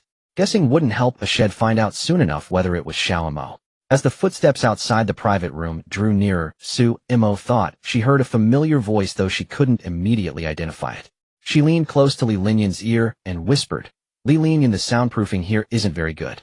I can hear the footsteps outside so clearly." Her warm breath brushed against his earlobe, sending a shiver of tingling sensation through Li Linyan's body. Caught off guard, he accidentally knocked over the wine glass in front of him. Fortunately, the glass didn't fall to the floor, but his pant leg was slightly dampened. He was about to grab a tissue to wipe it when Suemo bent down first and began cleaning his pant leg. "Sorry, Li Linyan. I didn't mean to startle you by suddenly whispering in your ear," Suemo said, her voice laced with apology. Li Linyan couldn't bring himself to admit that he had knocked over the glass because it felt too pleasant, so he simply watched Suemo in silence. She was now bent over, placing one hand on his thigh for support. Her silky hair gently brushed against his fingertips before slipping through the gaps. Li Linyan couldn't help but wonder, could a wig really be this smooth? And it seemed to emit a faint, pleasant fragrance. Just as he was savoring the soft touch of Suemo's hair, the door swung open. Lin Yuexin poked her head in through the doorway and exclaimed excitedly, "Brother Linyan, let me see my sister-in-law. She must be an absolute stunner." Before she could finish, she froze. From her perspective, a girl in a white dress was intimately bent over Li Linyan's lap, her head bobbing up and down.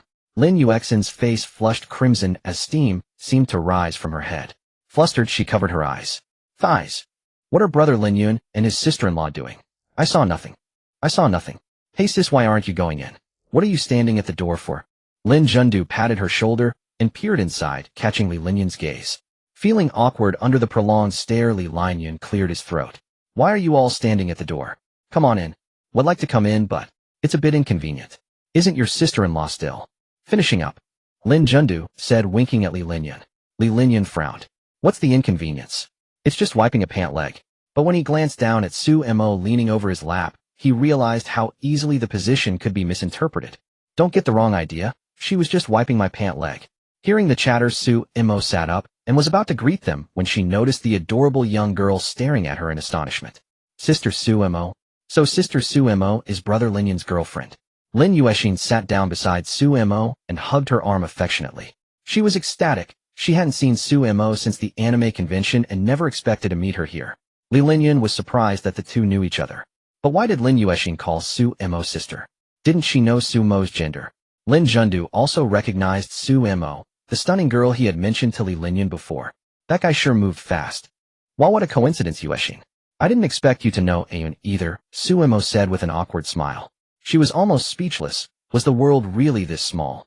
Because Lin Yuexin was clinging too closely, Suemo was too focused on avoiding any inappropriate contact to notice Xiao Wanning standing nearby. When Lin Yuexin called out, "Sister Suemo," Xiao Waning's heart nearly leaped into her throat. It couldn't be. Was it really Mo? But she had told me that she and Li Linyan were just friends. When she saw that unforgettable face, her lingering hope finally died. Why did it have to be Suemo? And why did Suemo have to fall for Li Linyan? Why did such a wonderful girl have to be taken by that brat? The more Xiao Waning thought about it, the more furious she became, and the more she envied Li Linyan. She clenched her fists so hard that her molars nearly ground to dust. The person she loved was about to become her sister-in-law. Who could bear that? Lin Jundu standing beside, Xiao Waning was startled. What was wrong with this woman? Was she so bitter from being single that she couldn't stand seeing anyone in love, even her own brother? Yuexin, stop fooling around. Sit properly, or he'll get angry, Suemo said, knitting her brows in mock displeasure. Okay, Sister Suemo, Lin Yuexin replied, sticking out her tongue playfully before obediently settling down. Li Linyan watched this scene with curiosity. How did you two meet? He asked. Coincidentally, our anime club was short on members last time, so Teacher Chen invited Sister Suemo to help. By the way, the two of them are close friends, Lin Yuexin answered. Li Linyan looked at Suemo with a hint of a smile, as if to say, when did you become such good friends with Teacher Chen? Suemo pouted and shot him a sidelong glance. There's a reason for everything. Don't be nosy about what you shouldn't. Watching the interaction between Li Linyan and Suemo, Xiao Waning's heart felt as sour as if she had bitten into a lemon. What was this? Were the young couple deliberately flirting? If it had been anyone else, she wouldn't have cared. It was none of her business. But this couple was Suemo and Li Linyan. She couldn't pretend not to care. Being a third wheel beside them was unbearably uncomfortable, and what's more, she was standing right there, yet Mo treated her as if she were invisible. It was so infuriating. So in a fit of pique, she walked over to Suemo, and Li Linyan sat down between them and shoved Li Linyan to the side. Li Linyan, Sister Waning, you're here too, Suemo said with a smile, though her heart was racing with anxiety. Oh no. I should have known Sister Waning would come too. Suemo didn't want to be scolded by Xiao Waning, so she wondered if it was too late to act cute and smooth things over. But there was no reproach as she had imagined. Instead, Xiao Waning raised an eyebrow at Li Linyan. Li Linyan, you smoke, you drink, and you seem to be a regular at bars. How can Mo feel at ease being with you like this? Li Linyan, what's wrong with his elder sister today? She's been targeting him all along. But Li Linyan wasn't one to back down. These are indeed my shortcomings.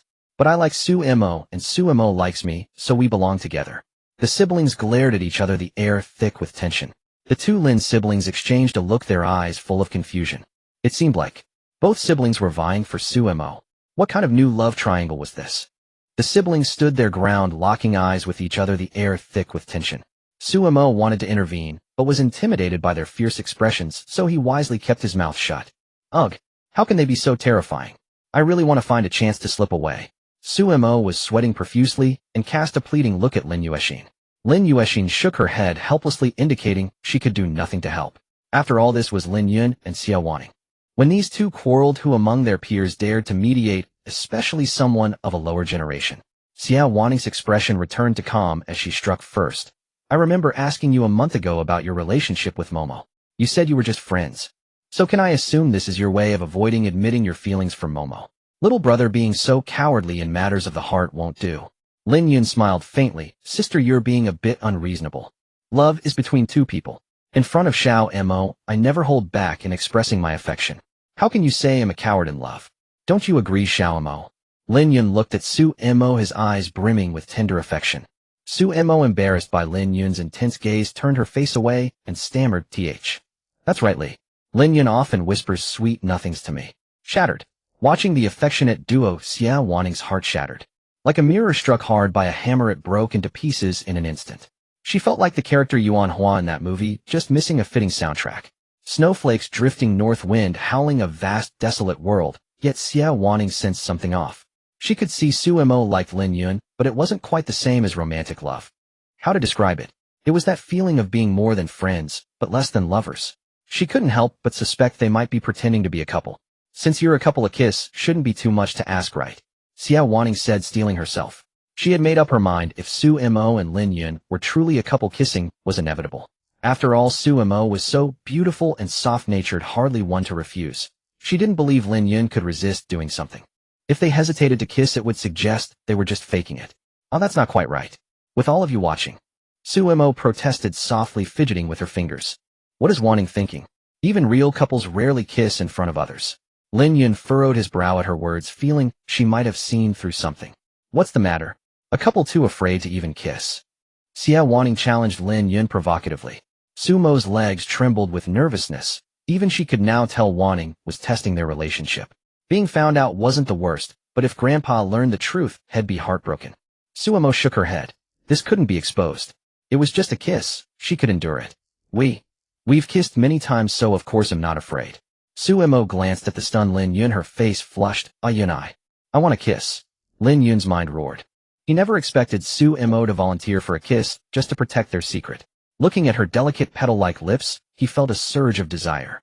But thinking of the sacrifice she was making for him, his heart ached. Yun, kiss me now. Sumo's voice trembled with shyness, as if on the verge of tears. Lin Yun could no longer suppress the impulse surging within him. He sat beside her, his gaze fixed on her blushing face.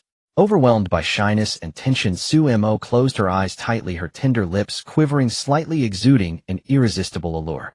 Lin Yun slowly leaned in until their noses touched, their lips nearly meeting. Wow. Kiss. Kiss. The Lin siblings cheered, inwardly more excited than the couple themselves. Lin Yun could clearly feel the sweet fragrance of Sumo's every breath. His heart raced, as if the whole world had faded to just the two of them. Xiaomo, I really love you so much that I can't help myself. Just as their lips were about to touch, the private room doors swung open with a bang. Startled, Lin Yun and Sumo quickly pulled apart, turning away from each other. I brought the new shipment, dry red wine from Chateau Margaux. Tonight we drink till we drop. Sun Hongfei announced cheerfully. Hey, why is everyone staring at me? Is there something on my face? He felt uneasy under their gaze. Sun Hongfei, what have you done? I want to throw this wine right in your pig face. Lin Jundu exclaimed. He felt like punching Sun Hongfei. Damn it, Lin Yun and his sister-in-law were finally about to kiss, and this guy had to barge in. Sun Hongfei scratched his head, glancing at the awkward Lin Yun and the blushing sister-in-law, realizing he had done something terribly wrong. Forget it, it's no big deal. Let's sit and have a few drinks. Lin Yun looked at Sumo, recalling her sweet breath. So close, it just a little more. If only they could have another chance. He dared not dwell on it, downed his glass and reached for another pour when someone tugged at his sleeve. Yun, you drove here. How will we get back? Sumo asked worriedly. I remember you have a driver's license. Want to try driving my car? Lin Yun suggested. Sumo waved her hands frantically. No. I haven't driven since I got my license. And it's so late. What if I accidentally hit someone? Seeing his sister-in-law didn't want Lin Yun to drink, Lin Jundu and Sun Hongfei exchanged knowing glances. Don't worry, sister-in-law. My staff can drive. We'll find someone to take you home. Yeah, or we can call a designated driver for you.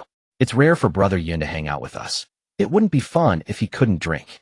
Sumo remained hesitant. Well, alright, but Yun, don't drink too much. It's bad for your health. Seeing Sumo's concern for Lin Yun, Lin Jundu and Sun Hongfei felt envious. When would they find a girlfriend who was beautiful, gentle, and caring? Wanting Jia, you should drink less.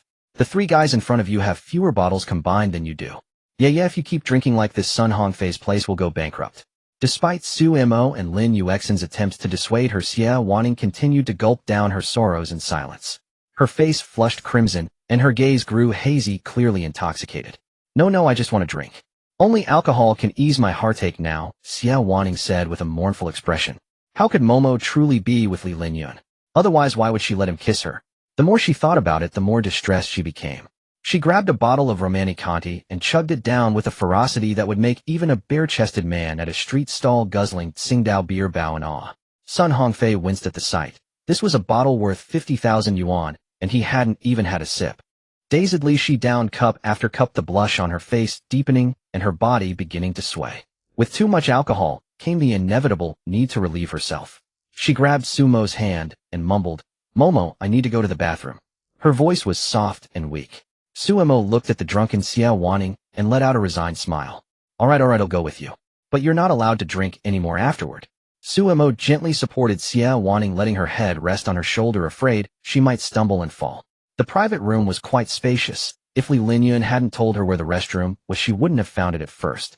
Xia Wanning leaned against Sumo, muttering incoherent words. Wanning, Jia, what are you saying? I can't hear you clearly. With great effort, Sumo managed to lead Xia Wanning to the restroom door. Alright, Wanning, Jia, you go in by yourself. Just as Sumo was about to let go, she found Xia Wanning clinging to her like a koala, arms tightly wrapped around Sumo's. No, I want to hold you. Okay, hold me if you must. But didn't you need to go to the bathroom? Sumo sighed in resignation. Well, Alright, I'll hold you again after I'm done. Watching Xia Wanning's unsteady steps, Su Mo couldn't help but worry. Could she really manage not to fall into the toilet? Wanning Jia, that's the men's room. The one next to it is for ladies. Oh, well it's in a private room, so it doesn't matter much. Of course it matters. Let me help you inside. Fortunately, the private room had its own restroom, otherwise Wanning Jia would definitely be mistaken for a drunken woman barging into the men's bathroom. After using the restroom, Xia Wanning didn't leave immediately. She stood staring blankly at the mirror. Should I tell Momo or not? She murmured to herself. What should one do when the person they like already has a lover? Should she bravely confess her unspoken feelings knowing it might be improper, just to put a period to this hopeless relationship? Or should she remain silent, letting this love fade into oblivion until she herself forgets? If Sumo's partner were anyone else, she would have chosen the former without hesitation. But Sumo's partner was Li Linyun. Although she often bickered with him, she actually cared deeply for this younger brother figure, even if he wasn't as adorable as he was in childhood. She didn't want to affect their relationship in any way. Though she couldn't help wanting to cuddle with Su Mo, didn't close girlfriends do the same? Yet if she didn't speak out, it felt suffocating. The alcohol hit her again, leaving her dizzy. Xia Wanning splashed her face with water trying to sober up, but it was useless. Wanning Jia, are you done? You've been in there a long time, came Sumo's worried voice. Coming. Xia Wanning opened the door and threw herself into Sumo's arms. Dizzy. She closed her eyes tightly, gently rubbing her cheek against Sumo's chest. He's so soft and fragrant, just like cotton candy. But it would be even better if it were a bit bigger. What a pity this soft, sweet little cotton candy would soon belong to Li Linyun, destined to be tasted and needed at will. At that thought, Xia Wanning grew sad again, whimpering and fussing against Sumo's chest. Why do you turn into such a child after drinking? I shouldn't have let you have so much, Su Mo said with a helpless shake of her head, supporting Xia Wanning as they walked back. Just as they were about to return to the private room, Xia Wanning suddenly stopped. What's wrong, Wanning Jia? Su Mo asked in confusion. Xia Wanning looked up, meeting Su Mo's eyes directly. Momo, I have something to tell you. Go ahead, I'm listening. I really super. Like. Su Mo froze, her heartbeat quickening. This was shaping up to be a confession. I really super love drinking. I'm awesome at it. Having said that, Xia Wanning seemed to have exhausted all her strength, collapsing limply against Su Mo and falling asleep. Su Mo breathed a sigh of relief caught between laughter and tears. She had thought Xia Wanning was about to say something important, but it turned out to be this. Ah, that drunkard Wanning Jia, Su Mo sighed, helping her into the private room. Under everyone's astonished gaze, Su Mo laid Xia Wanning on the sofa, asked Sun Hongfei for a blanket to cover her, and then returned to her seat. Su Mo, Jia, is Wanning Jia alright? How did she fall asleep after going to the restroom? Lin Yuexin leaned in and whispered. She should be fine. She drank so much it's easy to get drowsy. Su Mo looked at Li Linyun. Maybe we should have someone take her home. She can't rest well here. Li Linyun nodded. But she's a girl, it wouldn't be safe without a familiar companion. They'll call Uncle Xia to pick her up. Everyone was worried about Xia Wanning except Lin Jundu. Xia Wanning is such a lightweight. She's drunk after just a few cans. Oh, so you're saying you're tough? Are you kidding? I'm super tough, I can drink like a fish. Seeing how much the drinkers were enjoying themselves, Su Mo grew curious about the taste. Hey brother Yin, it's no fun just drinking with us. Why not let your lady have a drink with you? Sometimes getting drunk is the chance to take things further. Lin Jundu poured a glass of red wine for Su Mo. Alright, I'll try a little. Su Mo parted her cherry lips and took a small sip. Sweet and smooth on the palate. Su Mo's eyes lit up, it was surprisingly delicious. Soon she downed the glass in one gulp. Her tolerance was poor, and after just one glass of red wine her pretty face flushed, and her gaze grew dazed. Don't push yourself, Xiao Mo. You look like you're about to get drunk, Li Linyun said worriedly. Alright. He'll stop for now. He'll chat with you, Yuexin. Call me when it's time to leave. Su Mo sat down beside Lin Yuexin. Su Mo, Jia, you're not drunk, are you? But you only had one small glass of wine. Yuexin, don't talk nonsense. I'm an amazing drinker. It's just that a Yun won't let me have more. Su Mo rubbed her stomach, which had suddenly begun to ache faintly. Could this red wine have expired? Why does my stomach feel uncomfortable after just one drink? The wine was nearly gone, and the gathering was drawing to a close. Li Linyun glanced at his watch. It was already 10 in the evening. It's getting late, let's meet up another time. Alright brother Yun and sister-in-law, do drop by when you're free. No, you haven't drunk me under the table yet. Though his face was already flushed crimson, Lin Jundu refused to concede. Damn, this guy's still as messy when drunk as ever. Yuexin, please take him away. After bidding Sun Hongfei farewell, Li Linyun left with Su Mo. He didn't call a designated driver, but instead phoned the family chauffeur. So your family has a chauffeur? How come you always drove yourself before young master? He's my father's driver. Before I got my driver's license, he used to drive me everywhere. Suemo nodded. She remembered that Li Linyun already had his license at the start of freshman year. So before college, he was always chauffeured around. Many people, if they had a private chauffeur at home, would talk about it with a hint of pride. Yet she could sense a trace of loneliness in Li Linyun's tone. Suemo felt a kindred spirit. During high school, her parents worked in another city, so she lived with her grandparents. They were elderly and not very mobile, so she went to school alone every day. After evening self-study, parting ways with friends at the school gate, watching their parents take their backpacks, and ask with concern, "Were you tired at school today? Did you eat well, eh?" She always felt a pang of envy. In Sumo's memory, Li Linyun had never mentioned his mother in front of others. Moreover, in his home, she had never seen any trace of his mother. So she guessed that Li Linyun might have experienced something like his parents divorcing. The lack of familial warmth made it impossible for him to find joy despite such a privileged life. A vivid image formed in her mind. At the school gate after class, a luxury car, symbolizing wealth and power, pulled up, and Li Linyun got in under the envious gazes of those around him. The students watched the sleek car drive away, marveling that this was what a tall, rich, handsome man looked like. But no one knew that the moment the car door swung open, the hope in his eyes would turn into deep disappointment. "Not my father picking me up today. Xiaomo. Xiaomo." Hearing Li Linyun call her name, Suemo gradually came back to her senses. Lost in thought. "Get in. The night wind is still a bit chilly." He opened the door for her. Only then did she realize her hands were ice cold and obediently climbed into the car. Suemo and Li Linyun sat together in the back. The interior was dim, without the lights on, though barely visible. A partition separated the driver's seat from the back, completely blocking sight and sound between them. It feels like we're prisoners. When I'm alone, I never put it down. Now he's probably trying not to disturb us." Li Linyun smiled and pressed a button. The partition slowly rose. "Uncle Wang back to the villa complex in the city center?" "Yes, young master," replied the middle-aged man in the front. Suemo gazed out the window at the nightscape, the city bright with lights. "When I was little, I always thought how wonderful it would be if one day I could ride in a car like this." Suemo murmured. Li Linyun turned to her. "Why did you think that?" "Because it feels so cool and majestic, making others envious." Suemo smiled. "And now," he asked, "do you still think it's cool and majestic?" Suemo shook her head. "No. Instead, it feels very lonely." She recalled the image from her mind just now. Without someone important to share the joy with, the more expensive the car, the lonelier it feels. Li Linyun was slightly stunned. He had once felt the same way, exactly as Suemo described. Yet Suemo was bringing up such heavy topics. He couldn't help but think she must be drunk. "Xiaomo, are you drunk?" "Huh?" Suemo withdrew her gaze from the window and fixed it on Li Linyun. "You're the one who's drunk. Imperfectly sober." She even put on a fierce expression, but her adorable look came across more as a playful pout. Li Linyun said nothing, looking at her with concern. She really seemed drunk, even though it was just a small glass of red wine. "What are you staring at?" "I'm totally clear-headed." "I'm really not drunk. Why don't you believe me?" Li Linyun shook his head helplessly. "Fine, I believe you. But your face seems really red." "I don't believe it. I don't believe it. Unless you turn on the light, so I can see." Li Linyun obliged. When the light came on, the back seat brightened instantly. Meeting Sumo's eyes, his heart raced, and for a moment he was speechless. Under the light, Sumo's usually fair cheeks were flushed with an enticing blush. Her eyes, half flitted with a hint of coquettish reproach, looked slightly dazed.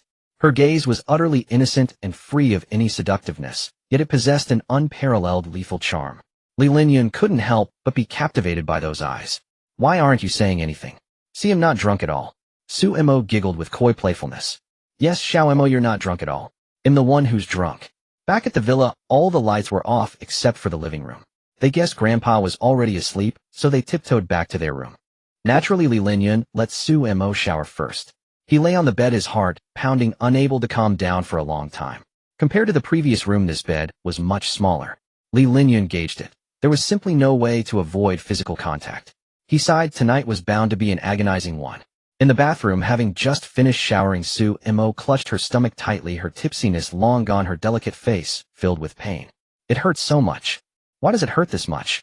She suddenly recalled that after drinking the red wine, her stomach had begun to ache faintly, and couldn't help suspecting the wine was the culprit. But Li Linyun had drunk it too, and he seemed perfectly fine. She had hoped the pain would gradually fade, but instead of abating, it only grew worse. Unable to bear it any longer, Suemo quickly dried off, changed clothes, and came out of the bathroom. "Li Linyun, my stomach hurts terribly. Do you have any painkillers or something?" Suemo asked weakly. At the sight of her pained and helpless eyes, Li Linyan's heart tightened. Lie down first. He'll call the private doctor to come right away. Suemo nodded and obediently lay on the bed. Watching him panic over her warmed her heart, and the pain seemed to ease a little. You can use your hands to hold your stomach. The doctor says it helps relieve the pain.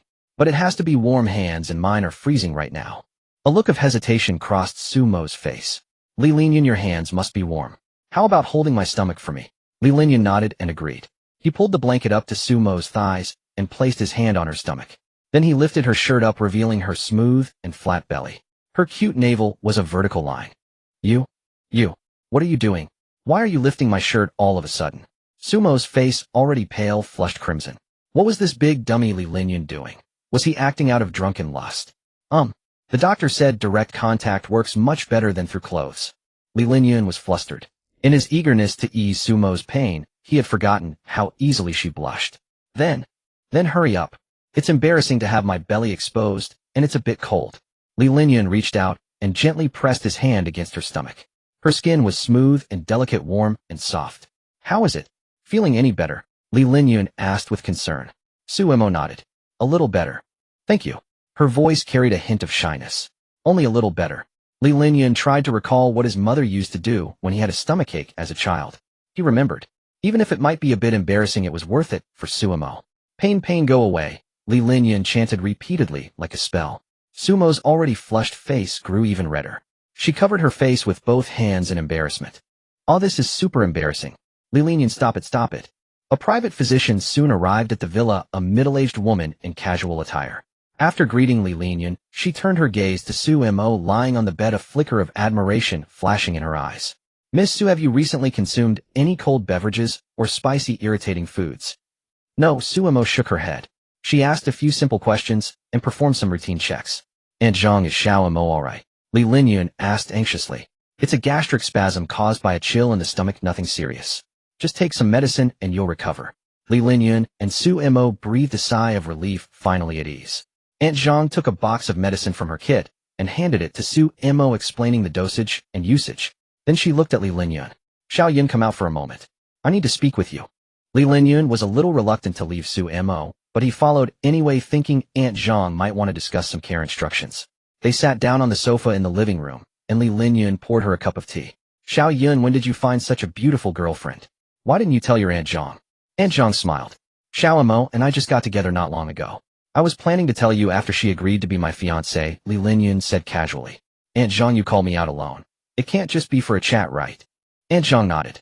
Actually, Miss Su's stomach ache isn't caused by a gastric spasm at all. Li Linyan looked up in surprise, asking nervously, then why did you say that, Aunt Zhang? Could Xiaomo have a serious illness? No, it's not that. But Xiao Yin, you should know that girls should not drink alcohol during their menstrual period, Aunt Zhang said. I know that, but what does that have to do with Xiaomo's stomach ache? Li Linyan was puzzled. Aunt Zhang couldn't help but rub her forehead. This kid had always been clever. Why was he being so foolish now? I mean, Miss Su has started her period. Drinking alcohol would naturally cause stomach pain. And as her boyfriend, you should at least keep track of the timing. Aunt Zhang looked at Li Linyan. If she didn't know his character, she would have suspected he was a scumbag. Xiaomo is on her period. How is that possible? If he hadn't known that Aunt Zhang was an excellent physician, Li Linyan would have thought she was losing her mind. What's impossible about it? It's perfectly normal for a girl to have her period. Aunt Zhang, you don't understand the situation. How should I put it? There's absolutely no way Xiaomo could be having her period right now. Although she didn't know why Li Linyan insisted so firmly, Aunt Zhang patiently explained, I wouldn't make baseless claims. Both the observation results and the instrument tests confirm that Miss Su is indeed in her menstrual period.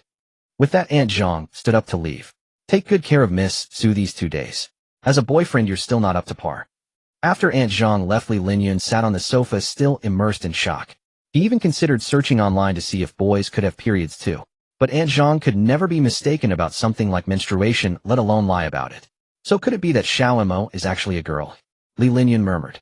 Recalling Sumo's soft, delicate figure, her pretty face, and the faint fragrance emanating from her, Li Linyan grew increasingly convinced that Sumo was female. But why did she live in the boys' dormitory and insist she was male? Even her ID card listed her gender as male. Unable to make sense of it, Li Linyan stood up and walked slowly toward the bedroom. He gently pushed the door open. Sumo was lying quietly on the bed, staring blankly at the ceiling. Her long eyelashes fluttered like butterfly wings, making her appear both innocent and adorable. Noticing the door open, Su-imo looked toward the entrance.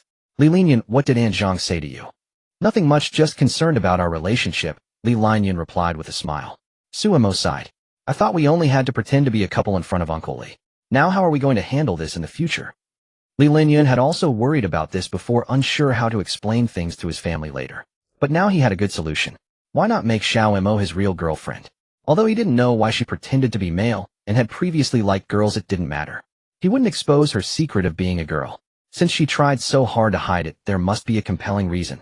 However, he would make Su-imo unable to do without him and gradually steer her orientation back. Take your medicine and go to sleep early. Maybe you'll wake up tomorrow and it won't hurt anymore. Li Linyan helped Su-imo cover herself with the blanket, then gently pinched her cheek. Su-imo's face instantly turned as red as a ripe apple. You rascal, taking advantage of your own brother. She shyly turned away, ignoring him. Yet whenever Li Linyan was by her side, Su-imo always felt at ease, and soon she drifted off to sleep. Li Linyan watched her adorable appearance, a faint smile curling at the corners of his mouth. He sat by the bedside, gazing quietly at Su-imo, pondering his feelings for her. So the person he had always liked was actually a girl. This filled him with boundless joy, and his smile became harder to contain until he let out a soft laugh. Yes, he should have realized it long ago. How could there possibly be a boy as beautiful as Xiao-imo in this world? Li Linyan began to believe in fate. It was destiny that brought Su-imo to him, and he fell helplessly in love with her. At first he thought it was fate's cruel joke. Why would it bestow upon Su-imo the world's most beautiful face, yet give her the wrong gender? Then fate told him, go ahead and love, young man. Don't care about worldly judgment because the person you love is actually a girl. His gaze never left Su-imo. What a beautiful night it was. Silence all around, and the girl he loved was lying on his bed sleeping peacefully. She smiled faintly, breathing softly, as if enjoying a sweet dream. Her long eyelashes trembled slightly, casting two faint shadows on her small face. Li Linyan's heart stirred. The youth who once knew nothing of love now overflowed with tenderness, and love took on a tangible form. Xiao-imo, whether you are a boy or a girl, none of that matters. Because no matter what, I will always be by your side. Su-imo slept deeply and did not stir until past 9 the next morning. The first thing he did upon opening his eyes was to look around, and sure enough, Li Linyan was nowhere to be seen. Going to bed so late and getting up so early every day, can his body really take it? Su-imo recalled that during last year's sports meet, Li Linyan had won the 2-kilometer long-distance race. And after finishing, he had looked completely at ease, making Su-imo feel he had been worrying unnecessarily. Heading downstairs to the living room, he found Li Linyan sitting on the sofa drinking freshly ground coffee with faint dark circles under his eyes. Li Linyan, you didn't sleep well last night, Su-imo said, seeing him so listless for the first time. I had some insomnia last night, Li Linyan replied, setting down his coffee and gently massaging his temples. Lying in bed, the thought that Su-imo was a girl kept him wide awake. Moreover, he feared he might lose control, constantly battling the restless urges within. It couldn't be helped. When the one you love lies right beside you, what man could resist having any thoughts at all? By the way, let me make you some brown sugar water. It can help soothe your stomach ache. Li Linyan was about to get up, but Su-imo stopped him. Wait, isn't that something girls drink? And only in certain special circumstances. She couldn't help but feel flustered. Why would Li Linyan suddenly want to make brown sugar water for her? Could it be that he had noticed something during Aunt Zhang's checkup yesterday? But seeing his calm expression, she decided she was overthinking. Aunt Zhang said your stomach caught a chill. Drinking some brown sugar water can warm it up and is good for you. As he prepared the brown sugar water, Li Linyan couldn't help but curl his lips slightly. It had to be said, Xiao-mo's acting really wasn't that good. Her nervousness was written all over her face. Carrying the prepared brown sugar water, he walked over to Su-imo. Drink it while it's hot. Su-imo looked at Li Linyan with some confusion. Why are you suddenly so considerate? Although Li Linyan had always been good to her, today felt distinctly different. I've always cared about you, Li Linyan said with a smile, handing the brown sugar water to Su-imo. Drink up. Su-imo took the cup, even more convinced that Li Linyan knew her secret. She looked up, meeting his eyes directly. Do you know something? Li Linyan was secretly delighted. Su-imo's words were practically an admission that she was a girl. But he maintained a puzzled expression. What do you mean? I don't know what you're talking about. Seeing this, Su-imo breathed a sigh of relief. So Li Linyan didn't know after all. What a scare, she thought she had been found out. By the way, where did Grandpa go? Why isn't he home?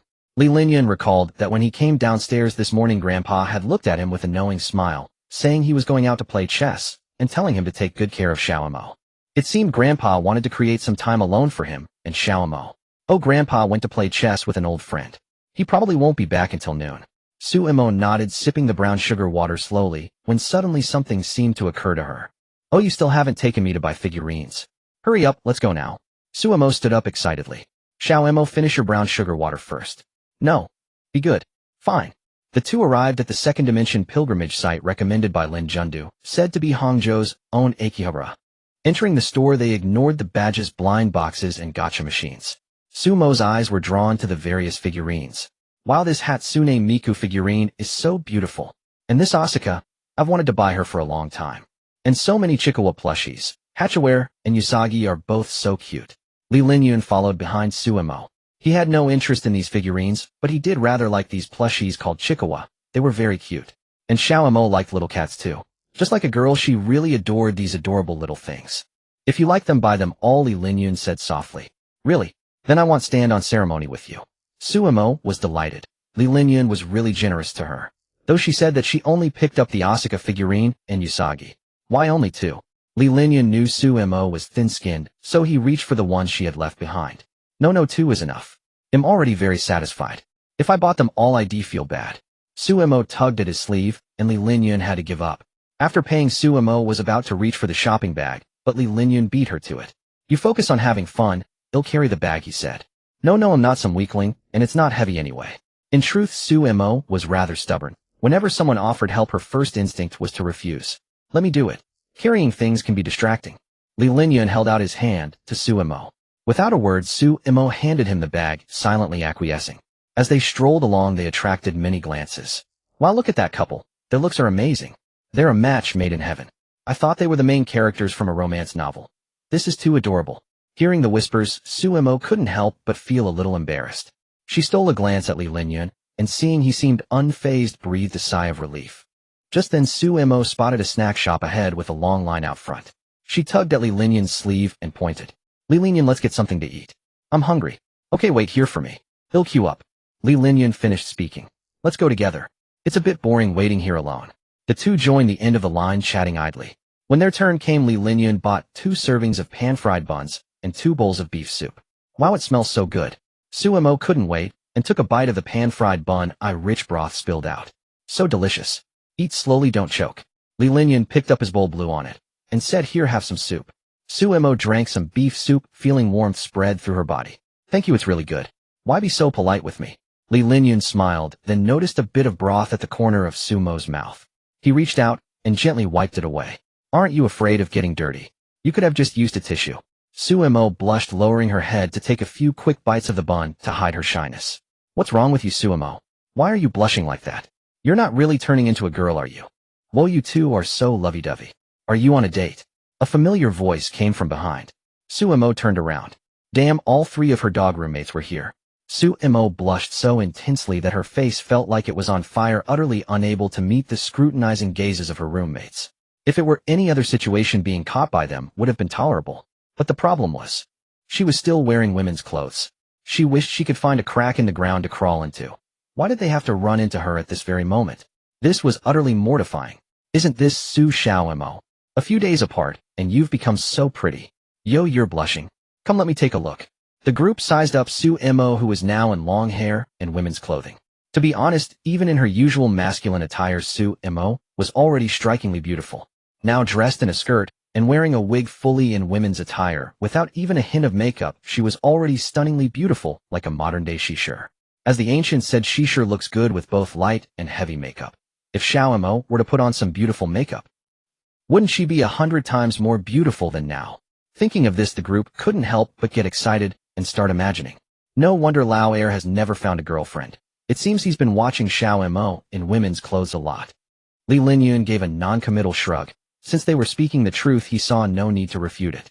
Alright, Xiaomo's face is thin enough as it has stopped teasing her. Hearing Li Linyun come to her rescue, Suemo shot him a grateful glance. But that glance only made the roommates cheer louder. We get it. Exactly, Lao Air, don't bother explaining. After the teasing, the group finally got serious. Hasn't there been a great movie recently? Do you all want to go together? Suemo had a vague impression of the movie they mentioned. Isn't that the adaptation of Fujimoto's manga Listen to Your Heart? It's indeed quite good. Besides, the 5 of us haven't gone out together in a long time. This is a perfect chance to go see it. Seeing that Sumo wanted to go, Li Linyun nodded in agreement. The group arrived at the cinema, collected their tickets, and entered the theater to wait for the movie to start. Since the tickets were bought at different times, Sumo and Li Linyun's seats were a bit far from Zhao Wen and the others. A bit far away. Just as well we won't be a third wheel. Xiao Mo, take it easy. Don't let Lao Air devour you while we're gone. Sumo shot them what she thought was a fierce glare. Gosh, I'm so fed up. Being treated like a sissy by these dog roommates every day. I get angry too, okay. But from others' perspective it just looks like she's being cute. The lights dimmed, and the once bright theater instantly became dark. Then the screen lit up, and after her eyes adjusted, she could barely make out the surroundings. Before the movie officially started, Sumo leaned over to Li Linyun and said, "This movie is adapted from a manga, and the original is incredibly touching." Hearing this, Li Linyun became intrigued. Is it really that touching? The kind that can make you cry, eh? Uh-huh. Probably not that much, Sumo replied, scratching her cheek sheepishly, though she had actually shed a few tears after watching it.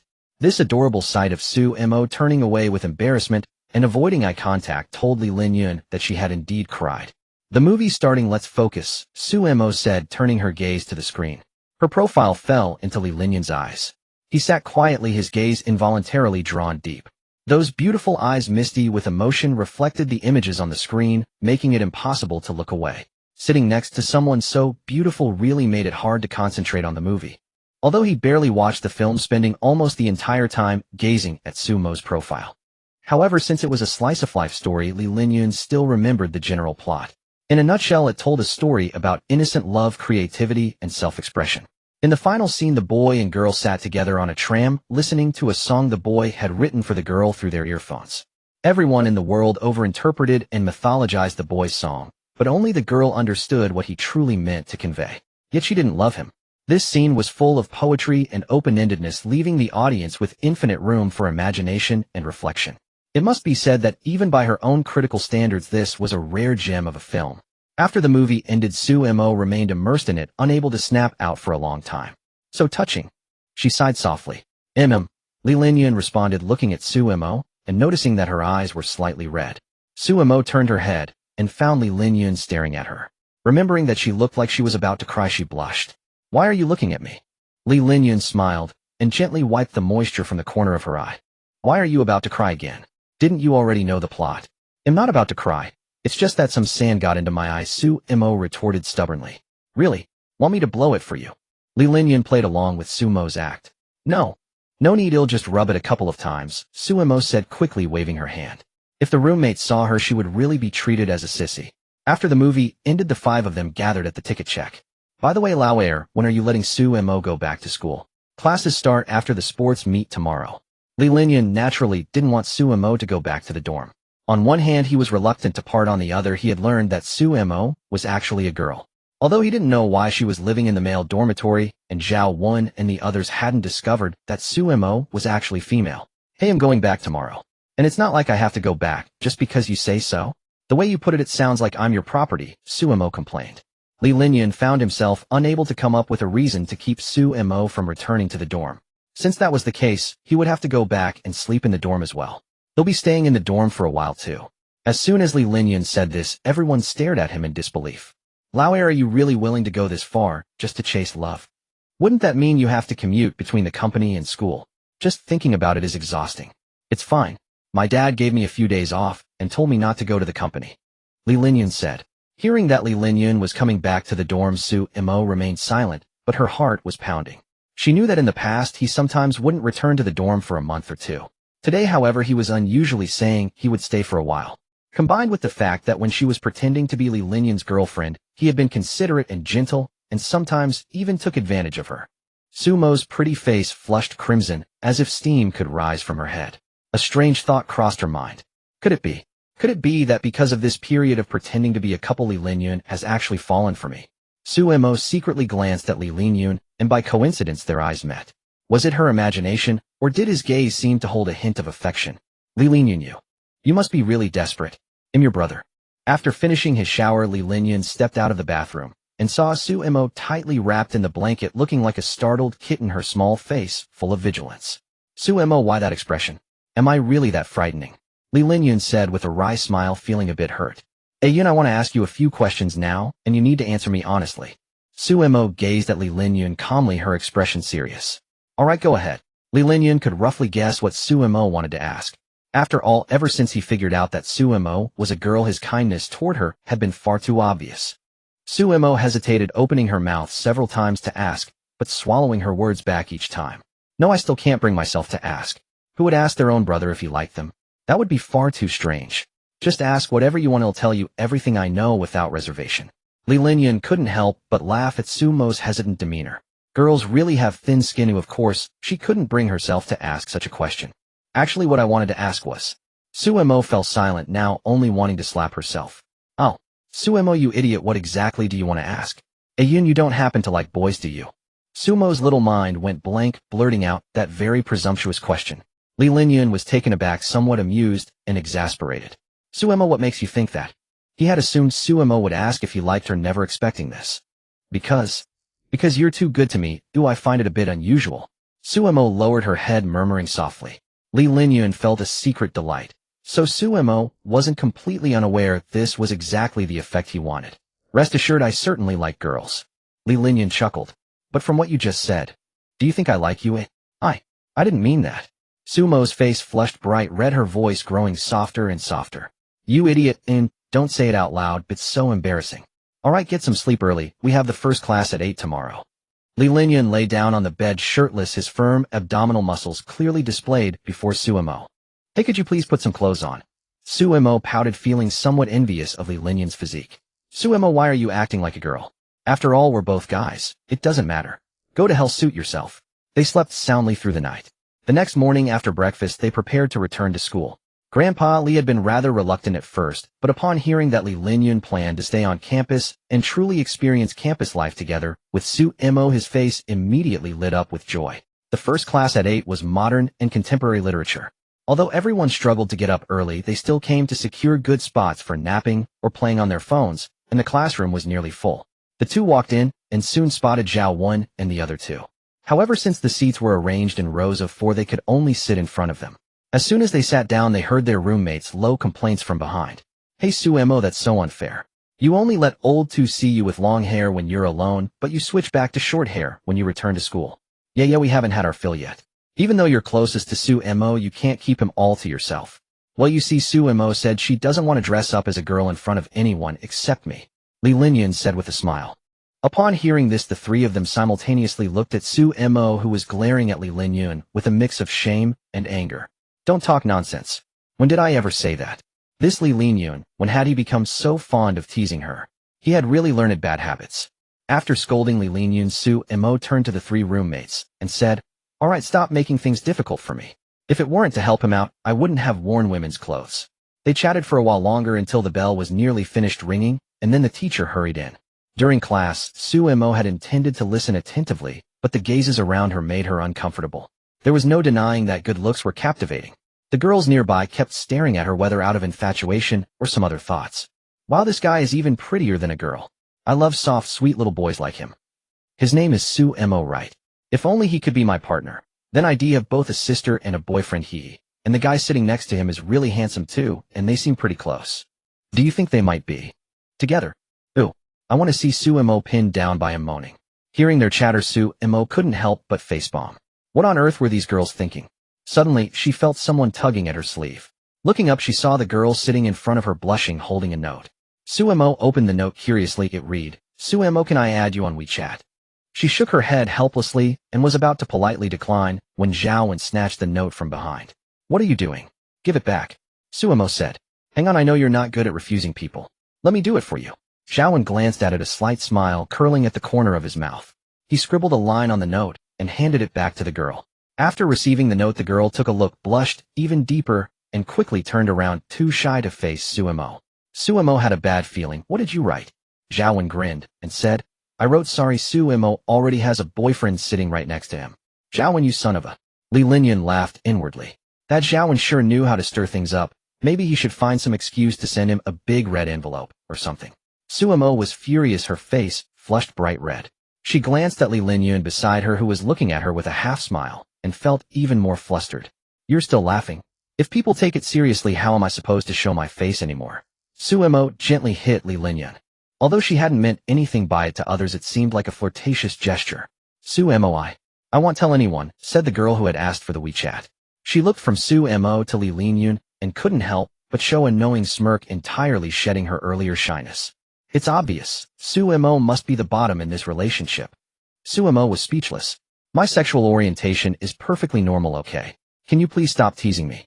Since Li Linyun moved back into the dormitory, Su-mo felt she was on the verge of becoming a socially inept waste. Every morning, when she opened her eyes, a steaming, fragrant breakfast was already laid out on the table, and the variety never repeated itself. If there was one commonality, it was that the taste was superb and the ingredients were expensive.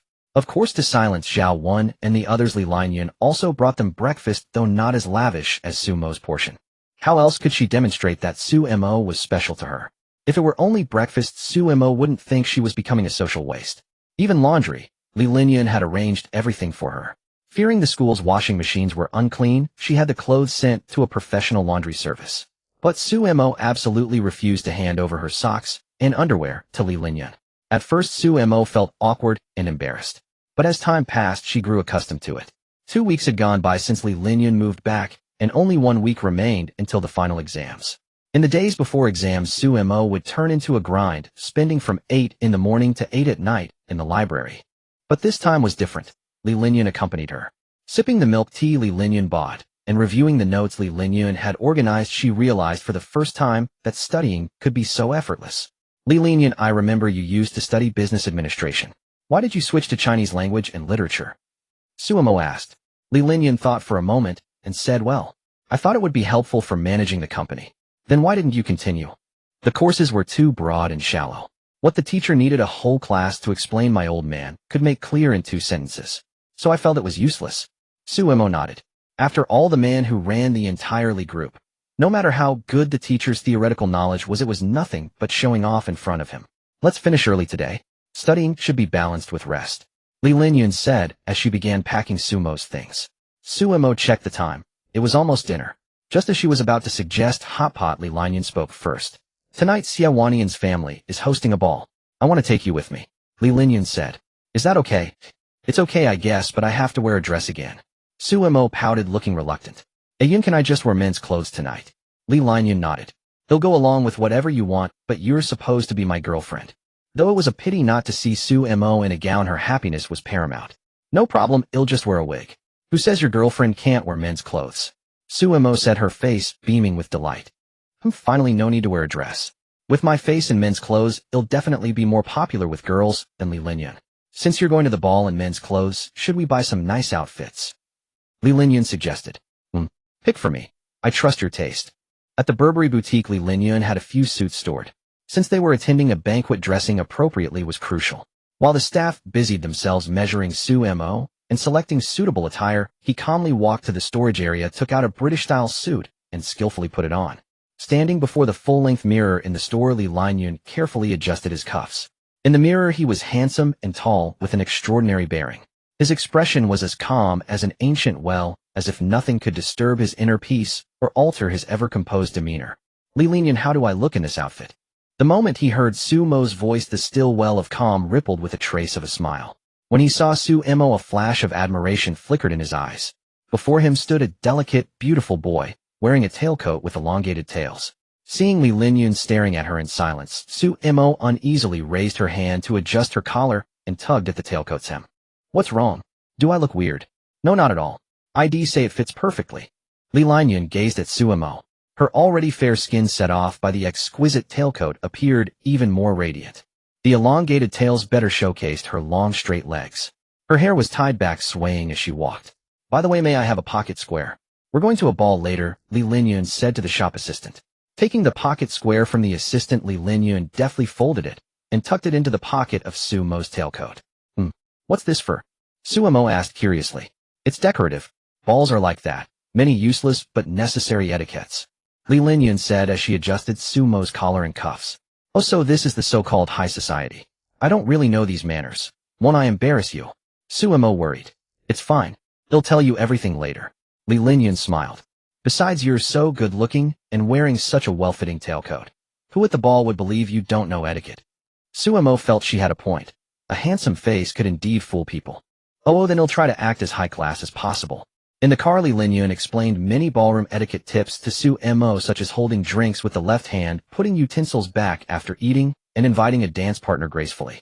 Su Mo didn't plan to dance anyway since she didn't know how, so she only remembered the eating etiquette. Besides wearing such a sharp outfit, Su Mo felt she was so good-looking that she'd be forgiven for anything, so she didn't worry about looking foolish. The car arrived at a grand mansion. Earlier, Li Linyun had mentioned that Sister Wanyan lived in a villa complex, so Su Mo had thought the ball would be held there. So the rich really do own several villas. Entering the resplendent hall, guests were clinking glasses and waiters carrying drinks wove through the crowd. A crystal chandelier hung from the ceiling, flooding the hall with light. Perhaps because of Li Linyun's status, or perhaps because the two were exceptionally striking the moment they stood at the entrance, they became the center of attention. Among the guests at this banquet, Li Linyun's status was clearly the highest, with people constantly approaching him to greet him. Everyone was curious about Su Mo standing beside him. She was strikingly beautiful and could only be a girl, yet why was she wearing a men's tailcoat? Young Master Li, may I ask who this is? Someone finally inquired. This is my girlfriend. Her name is Su Mo, Li Linyun said with a smile, introducing Su Mo to those present. After speaking, he fixed his gaze on Su Mo without blinking. Hello everyone, I'm Su Mo, Su Mo said with a smile, nodding to those around her. Her smile was pure and elegant, as fresh and refined as a jasmine blooming at dawn. Everyone was astonished. The young Master Li, who had never shown interest in women, actually had a girlfriend. And he had brought her to the banquet openly, the implication clear. Realizing that this impossibly beautiful girl, whose smile rivaled flowers, was highly likely to become the future young mistress of the Li family, people eagerly stepped forward to chat and leave an impression. Naturally, conversations revolved around Li Linyun as the medium. So most of the time Li Linyun handled the chatting, while Su Mo accompanied him with a smile. Su Mo's demeanor and actions were not entirely in line with ballroom etiquette, but her otherworldly air made others simply think she was indifferent to such mundane rules. Having skipped dinner because Li Linyun said there would be plenty of food at the ball, Su Mo's stomach was long empty. She gently tugged at Li Linyun's sleeve. I'm so hungry, I want to go eat something. Sure, the food area is on the second floor. Want me to come with you? No, it wouldn't be good to leave them hanging. And they'll just have a little bite, they'll be right back. Su Mo excused herself briefly to the group and happily headed upstairs. The lights shifted and figures interwove. Walking alone, Su Mo paid no heed to the gazes of others. She picked up a plate and wandered, searching for the dishes Li Linyun had recommended. Soon her plate was piled high with food. Etiquette be damned. Filling her stomach was the priority. Besides, this was Sister Wanning's family banquet, and she definitely wouldn't let her go hungry. Setting the plate on a corner table, Su Mo also asked a server for a cocktail. Though she had a low tolerance for alcohol, one small cocktail shouldn't be a problem, right? She speared a slice of watermelon with her fork and put it in her mouth, the sweet juice flooding her palate. She then tasted a slice of roast suckling pig, golden and crispy with tender juicy meat. But when she tried the steak, Su Mo frowned. Why is this still raw and bloody? Isn't it only rare? Su Mo had never been able to stomach bloody things. Wasting is shameful, ill, just make do. In another room, Xia Wanning lay gloomily on the sofa, unable to muster interest even in her favorite ball. Wanting, if something's troubling you, just tell us. Your father and I can share your worries. Xie Zhaojuan, watching from the side, had never seen his daughter so dejected and was deeply concerned. Dad, some things you just wouldn't understand. You'll get it when you're my age. Xie Zhaojun sighed. All right, cheer up. Go downstairs and show your face. I remember you're good friends with Linyun's girlfriend. You can go find them and take your mind off things. All right. Xia Wanning rose. After all, she was the host of this ball. Not showing up at all would be inappropriate. She walked downstairs, nodding absently to the many greetings she received along the way. A server handed Xia Wanning a glass of champagne, which she took casually. Swirling the flute, slowly savoring the aroma of the champagne, she took a light sip. If only I could run into Momo, but she's probably with Li Linyun now. Lost in thought as she walked, she accidentally bumped into someone, spilling champagne all over that person's tailcoat. I'm so sorry, I wasn't paying attention. Xia Wanning apologized hastily, pulling out a handkerchief to dab at the champagne stain on the other's clothing. When she looked up, she was startled to find the person before her impossibly beautiful. Skin fair as snow, delicate features, a slender frame, like a fragile, handsome youth from a manga. Because of the tailcoat, Xia Wanning instinctively assumed the person was male. Xia Wanning blushed slightly. Could boys be this beautiful too? Almost rivaling Momo. Su Mo felt a pang for the tailcoat. It was so lovely, and Li Linyun had given it to her. Su Mo looked up and saw the woman before her, wearing an almost white pale pink gown with scattered lace trim at the chest. The waist was cinched, accentuating her curves. Wanning Jia. You look stunning today. Edge. It's actually Momo. Why are you dressed like this? Xiao Waning's mouth fell open as she never expected this handsome youth to be Suemo. With a face like that, she'd be stunning as either male or female. My dress got accidentally stained, so I borrowed a tailcoat from Li Linyun, Suemo said. So what do you think? Am I handsome in this outfit? Very handsome, even more so than that brat Li Linyun. Xiao Waning glanced at Sumo's plate and chuckled. You sure eat a lot. But it seems you're not fond of the steak.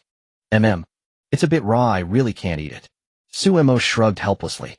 Then Il asked the chef to make you a well-done one. Xiao Waning offered, about to call a passing server. No need, him full already.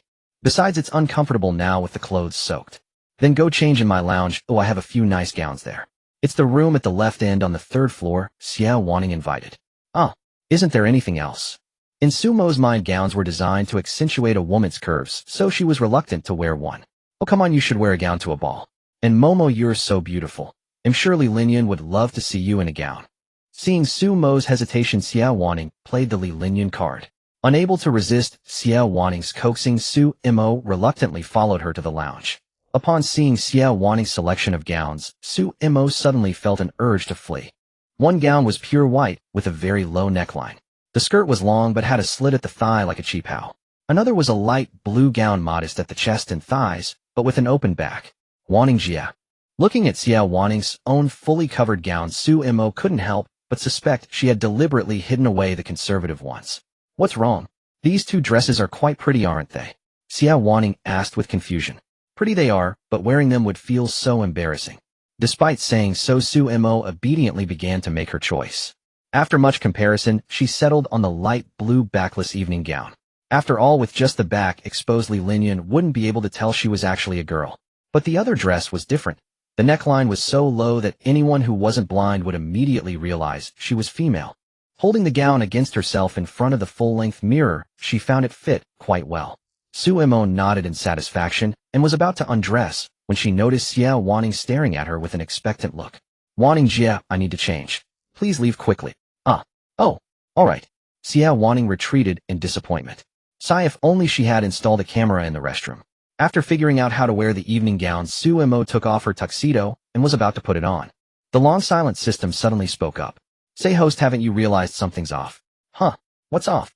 Suemo asked naively. Just the back being exposed. That would still reveal the chest binding, wouldn't it? The system's words snapped Suemo awake. Right? What should I do now? I have no clean clothes left. Simple. Just don't wear that thing, the system suggested. System you. Sumo's pretty face flushed slightly. What kind of terrible advice was that? Don't worry, I have a strapless bra here. You want risk exposure, host? Fine. If she didn't bind, she wouldn't. After all, she could only claim to be rather flat, and Li Linyun probably wouldn't notice. Suemo removed the chest binding, placed it on a nearby chair, and then looked at the mirror. Her eyes widened in disbelief and her mouth formed an O. What's going on? How did it change so much? Though not exactly plump, it was certainly noticeable, at least enough to create a visible curve even when dressed. This was a stark contrast to how flat as an airport she had been just a month ago. No wonder she had been feeling a tightness in her chest lately. System, explain yourself. Did you do this? Who develops this fast? Didn't I tell you the ultra-smooth chest binding has breast-enhancing properties? You kept wearing it, host. I thought you wanted your bust to grow. Suemo remembered, but back then she was only concerned about hiding her identity and had completely forgotten about that detail. Forget it. They'll just say I padded something. Suemo walked to the mirror. Her snow-white skin shimmered with a crystalline luster, and she couldn't help but swallow. The perfect figure in the mirror created a strong visual impact that stirred some strange thoughts. She rarely had a chance to do anything naughty. Since the restroom was empty, should she? Knock, knock, knock. A sudden knock startled Suemo, who was hesitating over whether to do something improper. Mo, have you finished changing? The ball is about to start. Xiao Waning's voice came from outside. Almost. Waning Jia, don't come in yet. Guilt made Sumo's voice tremble. Oh, we'll wait a bit longer. By the way, Li Linyun should be free now. How about we dance together? We'll see. I don't know how to dance. Interrupted by Xiao Waning, Sumo's restless heart gradually calmed down, and she couldn't help but cover her face in shame. What was I even thinking? Contemplating such things in Waning Jia's restroom. All interest vanished. Suemo quickly put on the gown, tidied up briefly, and stepped out of the restroom. When Xiao Waning saw Suemo in the light blue evening gown, her face was filled with astonishment. Her hair cascaded like a waterfall over her delicate collarbones, and her snow-white back was exposed to the air, its smooth and graceful lines radiating enchanting charm. For some reason, Sumo's cheeks were flushed as tempting as a ripe peach. Mo, I don't even want to give you back to Li Linyun. Looking like this, which man could resist? Xiao Wanning wanted to hug Sumo, but remembering she was already Li Linyun's girlfriend, she gently stroked her hair instead. Damn it, another day of envy and jealousy toward Li Linyun. Wanting Jie, you said you wanted to dance with me, so why are you giving me back to a Yun? Actually, Sumo was afraid to face Li Linyun, now worried he might discover something. Besides, looking at her own outfit now, it was utterly seductive. Even she could barely control herself. She truly feared Li Linyun might lose control and be led astray by her. Xiao Wanning sighed. He just called asking where you were. As his sister, I couldn't lie to him. Sumo then realized her phone was on silent, and there were several missed calls from Li Linyun. He must have been worried. Wanting Jia, where is a Yun now? In the living room on the first floor. He looks so anxious, he probably wants to dance with you. Xiao Wanning muttered. Don't be upset, Wanting Jia. Today you're the hostess of the banquet, you should have fun. Sumo took Xiao Wanning's hand and led her downstairs. Feeling the softness in her hand, Xiao Wanning was momentarily stunned, then smiled. Though she might never be with Mo in this life, being good girlfriends might be nice too. The dance floor was brimming with youthful hormones. Men in suits embraced women in evening gowns, enjoying the ball to the fullest. Li Linyun stood alone, holding a glass of wine, looking somewhat out of place in the lively scene. His handsome face and slightly cold demeanor attracted many girls without partners who repeatedly invited him to dance, but he turned them all down. Xiao Mo still hasn't come. Maybe I should go upstairs and find her. Li Linyun looked up and saw Sumo in the light blue dress. Her face was like a blooming peach, her eyes like water. Her slender fingers held the hem of the gown, and her snowy skin showed a hint of pink. Her cherry lips parted in a smile. Without any makeup, she was as beautiful as a fairy in a painting, gracefully descending the staircase. The fairy's lips parted softly. A Yun, dance with me. The woman before him was unrealistically beautiful. Li Linyun reached out incredulously, even doubting whether he was hallucinating. But Sumo also raised her hand and placed it on his outstretched palm. Feeling the soft touch in his hand, he realized everything was real. Li Linyun gazed at Sumo before him. She exuded an irresistible charm in that exquisite evening gown. A tall, delicate nose, bright moving eyes, and luscious cherry lips. Her skin was as white as snow, complementing the light blue dress perfectly. Even the word exquisite could not exaggerate her beauty. After staring at Sumo for a long time, Li Linyun noticed a change in her. By the way, why did you pad yourself? Sumo was momentarily stunned, then realized what he meant. It was all for your sake. Though I'm just your fake girlfriend, I don't want people saying the Li family's young master's girlfriend is a flat chest. Sumo said in displeasure. Don't be mad, Xiaomo. Just now did you want me to dance with you? In Li Linyun's memory, Sumo didn't know how to dance at all. If I don't want you to dance with me. Reflect on yourself first. Sumo turned away arrogantly. If it weren't for this damn system forcing her to complete a mission called Dance a Friendly Dance with Li Linyun, she wouldn't want to dance at all. And looking at the people dancing, some were cheek to cheek, others had arms around waists and shoulders. Friendly, my foot. Friends would never dance like that. Really, you won't. Li Linyun's voice carried disappointment. This Li Linyun, don't think Sumo will soften just because of that. Shouldn't you be the one to invite me for something like dancing? Hearing this, Li Linyun extended his hand like a prince inviting his beloved princess. Miss Su, may I now invite you to dance? Would you be willing? Sumo covered her lips and chuckled. Li Linyun actually calling her Miss Su made it feel quite like a real couple. I do. With her consent, Li Linyun took her soft little hand with one hand and gently wrapped the other around her slender waist, barely a handful. Feeling the softness in his hands, Li Linyun found his heart racing. A Yun, but I don't really know how to dance. That's fine, we can dance slowly. I'll guide you. Li Linyun held her waist, took her hand, and began the basic waltz steps. First step, I step forward with my left, you step back with your right. Saying so, Li Linyun stepped forward with his left foot, guiding Sumo to step back with her right. Second step, I step, right, you step left. Li Linyun continued guiding her. Third step, we both close our feet together. At first, Sumo danced flusteredly, accidentally stepping on Li Linyun's feet several times. But after just a few minutes, she had already mastered the movement skillfully. Moreover, as time passed, her dance moves became more graceful, each step carrying a unique charm. Even in the final steps, Li Linyun couldn't help but see her in a new light. Xiao, I didn't expect you to dance so well. Have you learned before? No, maybe I'm just smart. Sumo's face wore a smug smile. But she had rejoiced too soon. At the very end of the dance, a small misstep caused her to lose balance. With a yelp, she fell directly into Li Linyun's arms. Soft and warm in his embrace, Li Linyun could smell Sumo's subtle clean scent mixed with the sweet fragrance of her breath. Sumo felt the curious stares from the crowd. How mortifying. To rescue the awkward situation, she voluntarily held Li Linyun's arm and offered an apologetic smile to those present. Master Li and Miss Su are a perfect match, someone suddenly exclaimed. Encouraged by this voice, everyone applauded and offered blessings. Feeling shy under the spotlight, Sumo leaned close to Li Linyun's ear and whispered, "There are too many people here. Let's go somewhere else to rest." Li Linyun nodded and led Sumo out of the party. He brought her to the third-floor lounge. Pushing open the door, they found Xia Wanning inside, fiddling with a pair of ultra-thin high heels. "Sister Wanning, why are you still here?" Sumo asked curiously. She had gone downstairs with her earlier. How had she returned so quickly? "I just came back. Besides, no one danced with me. The people who came to chat were all flatterers. Nothing interesting." She looked at Sumo and Li Linyun, smiling. "You two danced a nice waltz. Why did you stop?" "Ah, Sister Wanning, you saw us." Did that mean she also saw Sumo falling into Li Linyun's arms? "Yes. But Mo, why aren't you wearing heels? Your long fair legs are wasted without them." With that, she pulled out a brand new pair of creamy white stiletto heels. "Here, a gift from your sis. Want to try them on now?" Sumo shook her head. "Heels are pretty, but if I wear them, I can't even walk steadily." Mo, have you never worn heels before?" Xia Wanning asked eagerly, as if discovering a new world. "Wah, what's wrong?" Seeing Xia Wanning's excitement, Sumo had a bad feeling. Xia Wanning turned to Li Linyun, "Little bro, don't you want to see how Mo looks in heels? She'll be stunning, I promise. And since it's her first time, she'll be unsteady. That gives you an excuse to hold her close." Sumo panicked. Sister Wanning's scheme was too vicious. "You wouldn't force me to do something I don't like, would you?" She looked at Li Linyun only to see a very eager expression on his face. "After all, it's a gift from my sister. Just try them on." I misjudged you." Seeing the expectant looks on both siblings, Sumo felt like crying. "Heels and all, I don't want to wear them. Tell me, Momo, do you want us to do it ourselves, or will you take it off willingly?" Xia Wanning rubbed her hands excitedly, her gaze as if she wanted to devour Sumo entirely. Li Linyun said nothing, but the smile at the corner of her lips could no longer be concealed.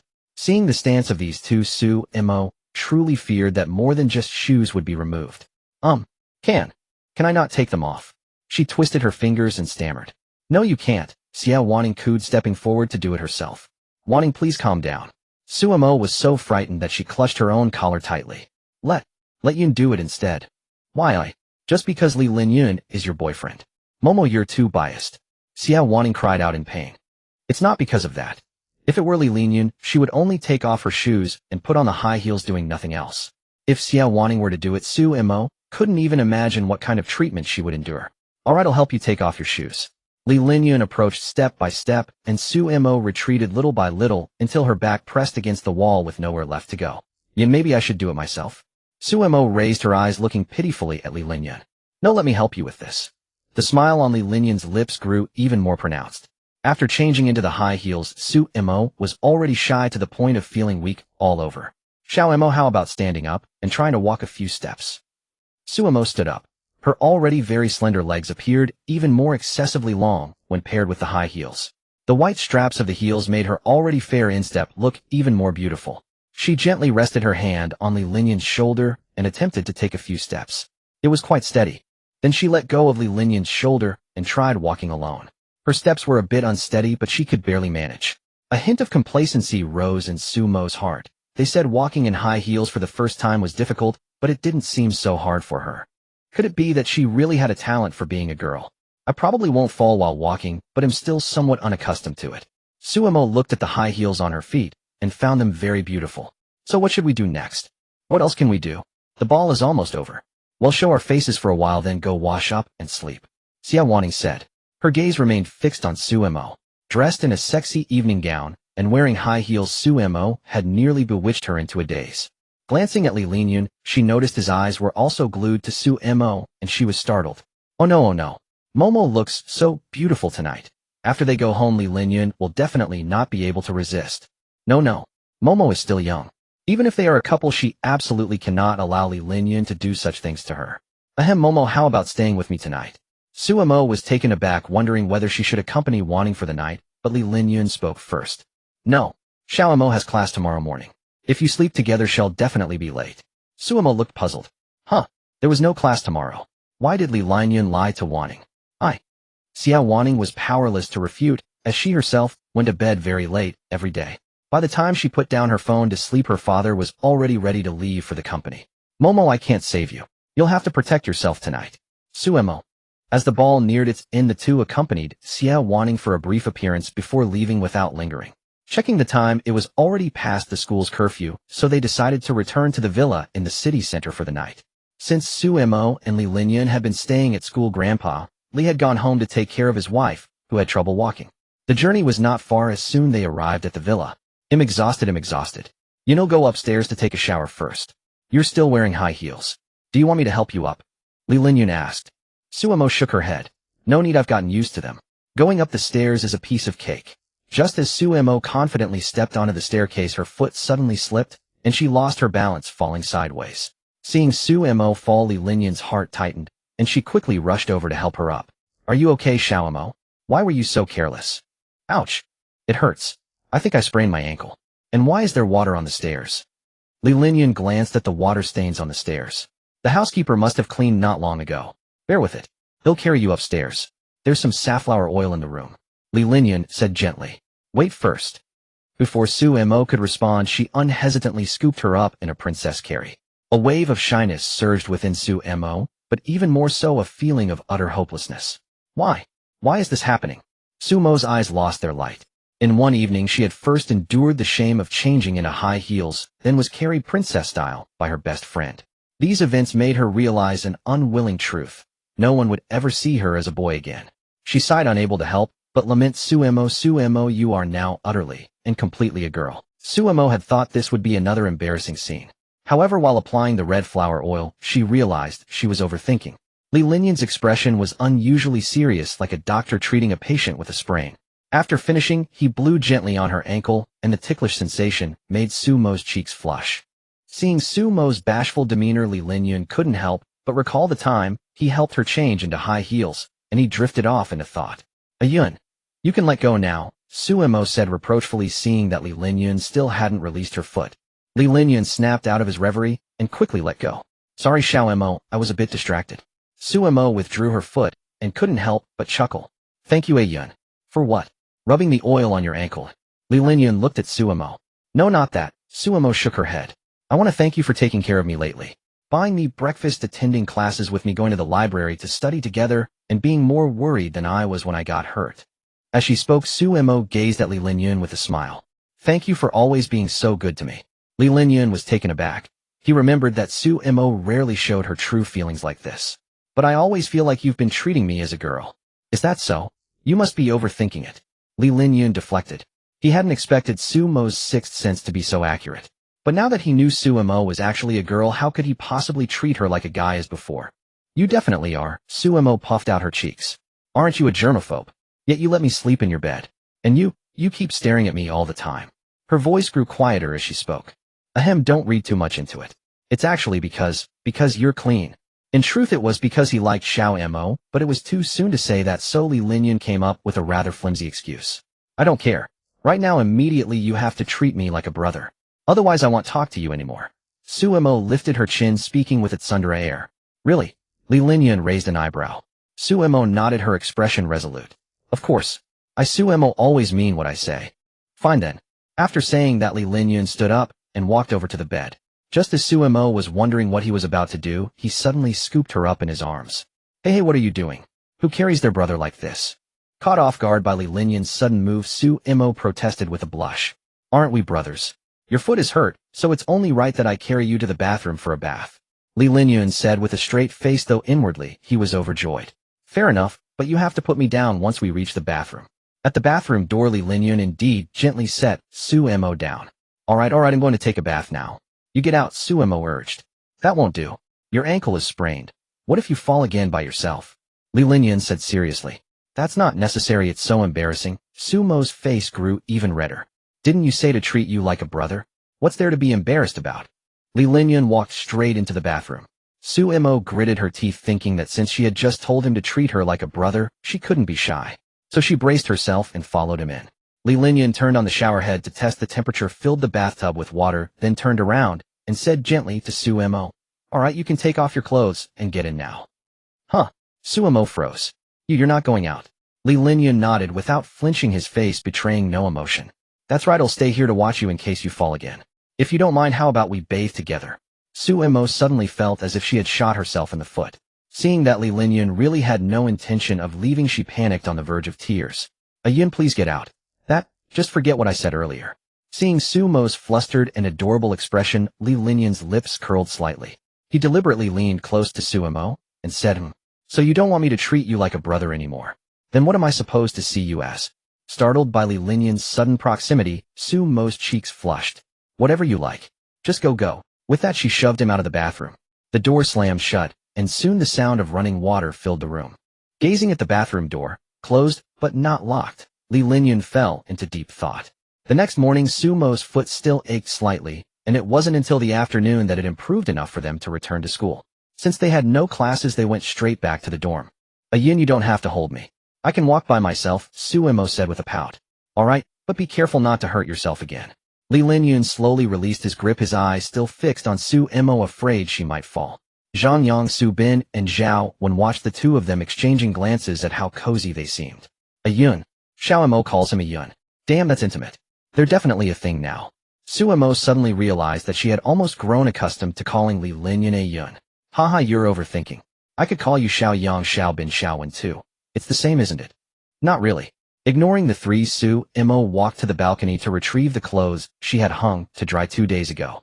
Noticing that Suemo seemed to be limping and connecting it with Li Linyun supporting her, and her calling him Ayun, the three modern-day Sherlocks quickly sensed something was off. They looked at Li Linyun with suspicion. Lao, you didn't do anything weird to Suemo last night, did you? What was it like? Li Linyun was stunned. How did they know he had changed Xiaomo's high heels? Nothing happened. Don't get any wild ideas. Li Linyun said very seriously, but his voice carried a hint of guilt. Having been roommates for 2 years, Zhao Wen and the others could tell at a glance that he was lying. It seemed that Lao really had done something strange to Xiaomo. Hey Lao, can you film a video next time? Li Linyun looked at them in confusion. Just changing high heels required a video. Several more days passed, and the final exams drew ever nearer. Inside the dormitory, human abilities are finite.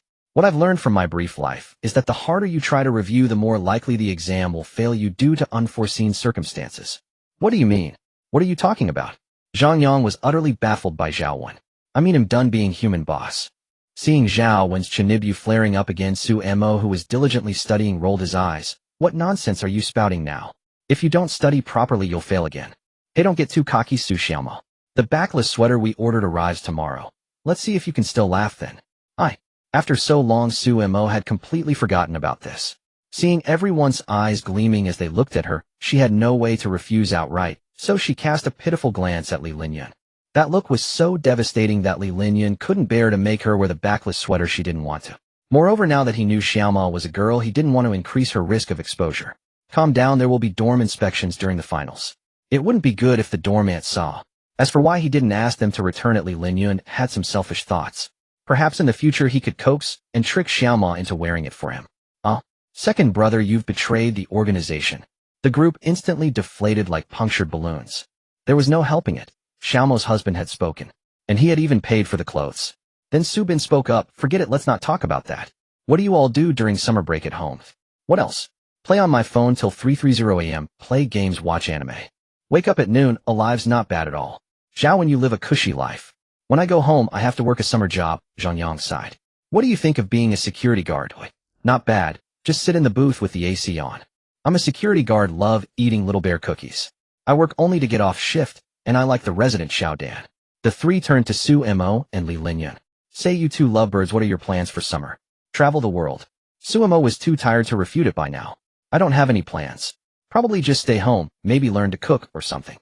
Then she asked Li Linyun curiously, Ayun, what do you usually do during holidays? Li Linyun thought for a moment. Mostly at the company. When I'm home, I work out, brew some coffee, and watch a movie. This unadorned answer caught Suemo off guard. I thought you'd either travel the world in a private jet or enjoy the sea on a luxury yacht. I don't have a private jet, but I do own a yacht. Though it's rented out at the moment, Li Linyun said. It should be back in half a year. This ridiculously wealthy statement again surprised Suemo. So he really had a yacht. Something she couldn't afford even if she sold 10 of herself. Holy crap, second brother, you're way too down to earth despite your billions. Say, I actually look pretty good in cross-dressing. How about ditching Xiaomo and picking me? Zhao Wen said. Li Linyan glanced at Zhao Wen's hairy legs, then at Su Mo's calf, as fair as a lotus root, showing under her cropped pants. Zhao Wen, I feel like. You're not even 1/10 of Xiaoma. Who isn't that a love confession? Second brother is truly a rare gem of a man. Xiaoma, you'd better treasure him, Zhang Yang said. Exactly, Su Bin chimed in. Seeing this, Zhao Wen deliberately sighed dramatically. Ask the world what love is, and it teaches us life and death to keep. All right, stop your whining over there, Suemo said. Focus on your books, or the finals will be the death of you. Though it was exam week, there was still an English class in the afternoon. The classroom was noticeably more crowded than usual. After all, it was the final review session, and many who usually had classmates take attendance for them showed up to avoid failing. Good afternoon, everyone. This is our last English class of the semester. Today we'll focus on essay writing. First, pass these review materials around. After handing out the materials, Chen Shui began the lecture. This essay is mainly about a few fixed sentence patterns. Teachers as young as Chen Shui were usually lenient and didn't want students to fail, so they'd hand out review materials a day early. The materials contained the actual exam questions. As long as one studied hard that night, passing would be no problem. Students hovering around the passing line clung to this lifeline like drowning men. No more sleeping or gaming, they desperately started memorizing. As for the essay, listening to one class wouldn't do much, they'd leave it to fate. But for those like Suemo who studied regularly, it was business as usual. Listen when needed, and when tired, play on the phone to relax. After finishing the essay lecture, Chen Shui let them study on their own. Scanning the room, she quickly found Suemo sitting in the back row with Li Linyan beside her. Seeing how intimate they were, she couldn't help but smile meaningfully. Aloof, domineering CEO, sweet, charming damsel in distress. Nice, I'm totally shipping this. The bell rang, signaling the end of the semester's classes. Alright, that's all for today. Good luck on your exams, everyone. As the saying goes, spring drowsy, autumn weary, summer lethargic. After class, everyone was dead tired and crawled into bed one by one. Suemo and Li Linyan's bunks were both on the lower left side. They used to sleep head to foot. But for easier chatting, they'd recently started sleeping head to head. By the way, Ayin, you haven't been going to the company lately. What do you want to do during the break? Suemo asked. Li Linyan couldn't think of anything offhand. Actually, more than luxury cruises or world tours, he just wanted to be with Suemo. Probably travel. I heard there's an old street near your hometown that's been quite famous lately. It's really nice there, but I haven't been since college, Suemo said happily. If you come, remember to call me. I can be your guide. Yes, we can tour the night market together. There's lots of street food. I think you'll like it. Great. Then let me treat you that time as a gesture of my hospitality. Li Linyan agreed. He turned to look out the window. The summer afternoon sky was as blue as a gem. Bright sunlight streamed in through the glass. He had never imagined he'd have a chance to spend the holiday with Suemo, and suddenly he began to look forward to the summer break. What a beautiful season. Many wonderful things were about to happen. Xiaoma, he called softly. In response came Sumo's gentle breathing. She had fallen asleep, a clear smile lingering at the corners of her mouth. Suemo had been living a monotonous life of dormitory, library, cafeteria, dormitory for the past few days. Although it was somewhat dull and tedious, Lin Yun's company added a great deal of joy. Soon the day of the exam arrived. Since this semester had almost all assessment courses, only 2 exams were required. The morning had already seen the English test, leaving just this final one to complete.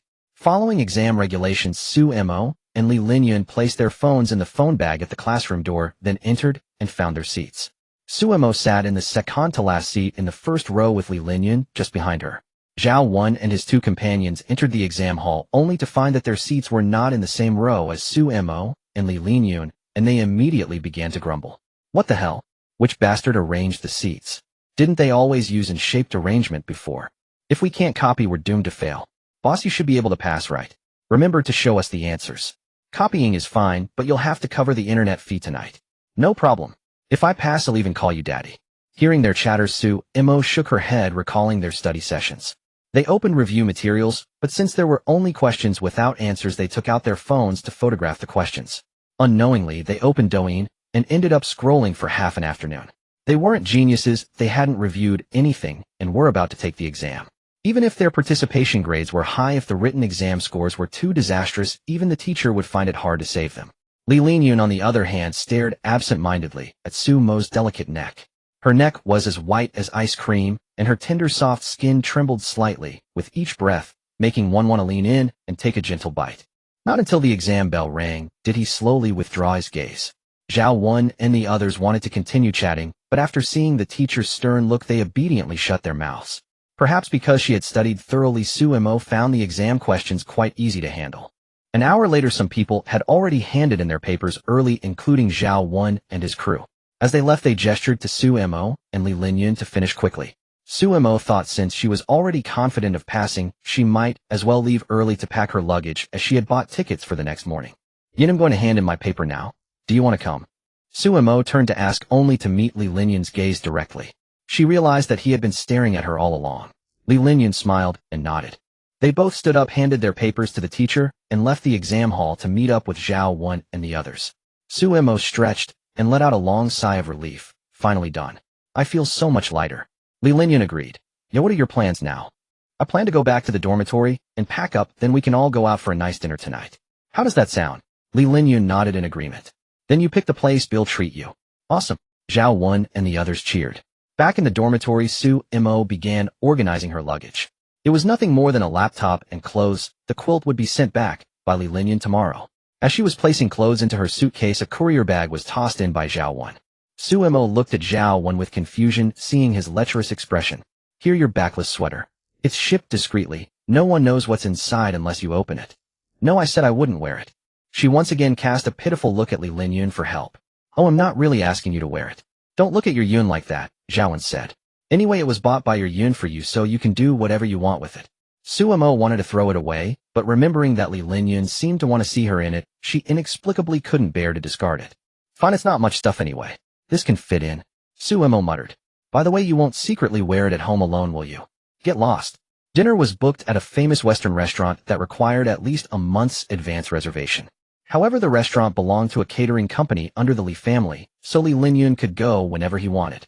Although the five of them were dressed casually, the restaurant owner had informed the staff in advance, so the hostess still smiled and led them inside. Because the restaurant operated on a reservation system, strictly controlling the number of people at each time slot, there were not many guests. The restaurant's decor was elegant and refined, with green plants adorned with lights dividing the space harmoniously. The lighting was softly perfect, and a pianist was playing Summer from Kikujiro, filling the restaurant with a soothing romantic melody. The seating arrangement used even numbers with only tables for 2 and 4. Naturally, Suemo and Li Linyun sat at one table, while the other 3 sat at another. The food was served quickly, taking only about 5 minutes from seating to all dishes being on the table. This is French blue lobster. To ensure its freshness, each one is shipped the same day. This is Kobe beef, the finest of steaks, tender and springy. Every cow is raised according to strict standards. This is... Apart from Li Linyun, the others didn't know much about these dishes, but they sounded expensive and delicious. This is so good. I never thought I'd get to eat something this amazing one day. Truly a taste of heaven. And with this bottle of expensive red wine, it's beyond words. On the other side, Li Linyun opened the wine, let it breathe for a while, and then poured a glass for Suemo. Although she knew she had a low tolerance for alcohol, the red wine was so delicious that she couldn't resist taking a few sips. Noticing Li Linyun was cutting her steak for her, and didn't seem to be drinking, Suemo asked, Yin, aren't you having any? Li Linyun shook his head. I have to drive tonight, so no drinking. As he spoke, he picked up a piece of cut steak and brought it to Suemo's lips. All right then. Suemo opened her mouth to accept his offering. It's so good. I want more. After several rounds of drinks, everyone was almost full. Zhao Wen let out a burp and looked at Li Linyun. Second, it's getting late.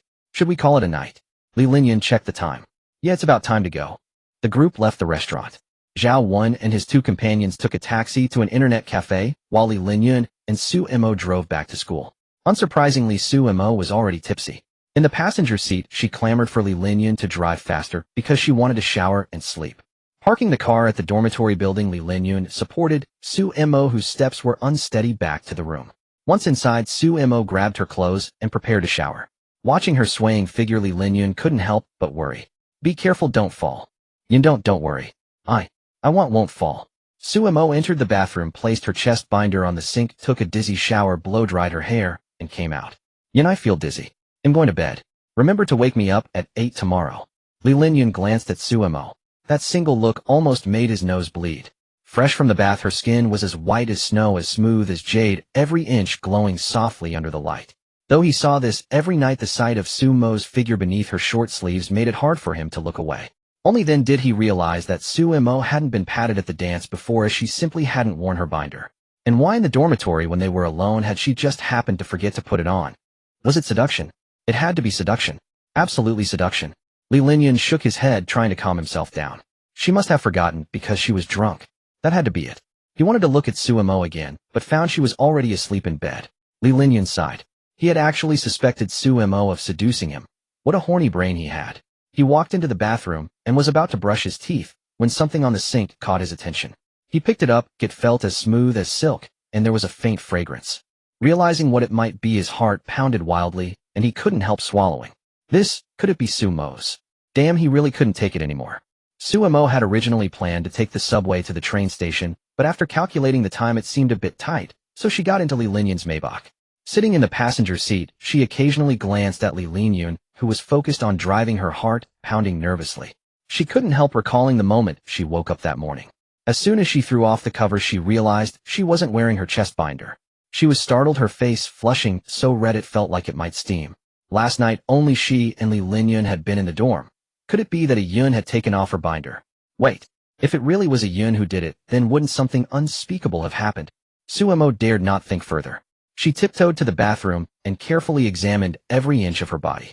Finding no suspicious traces, she finally breathed a sigh of relief, but then she spotted the chest binder lying on the sink. Because she had been drinking yesterday and was still tipsy after her shower, Suemo couldn't recall whether Li Linyan had seen her without her binder.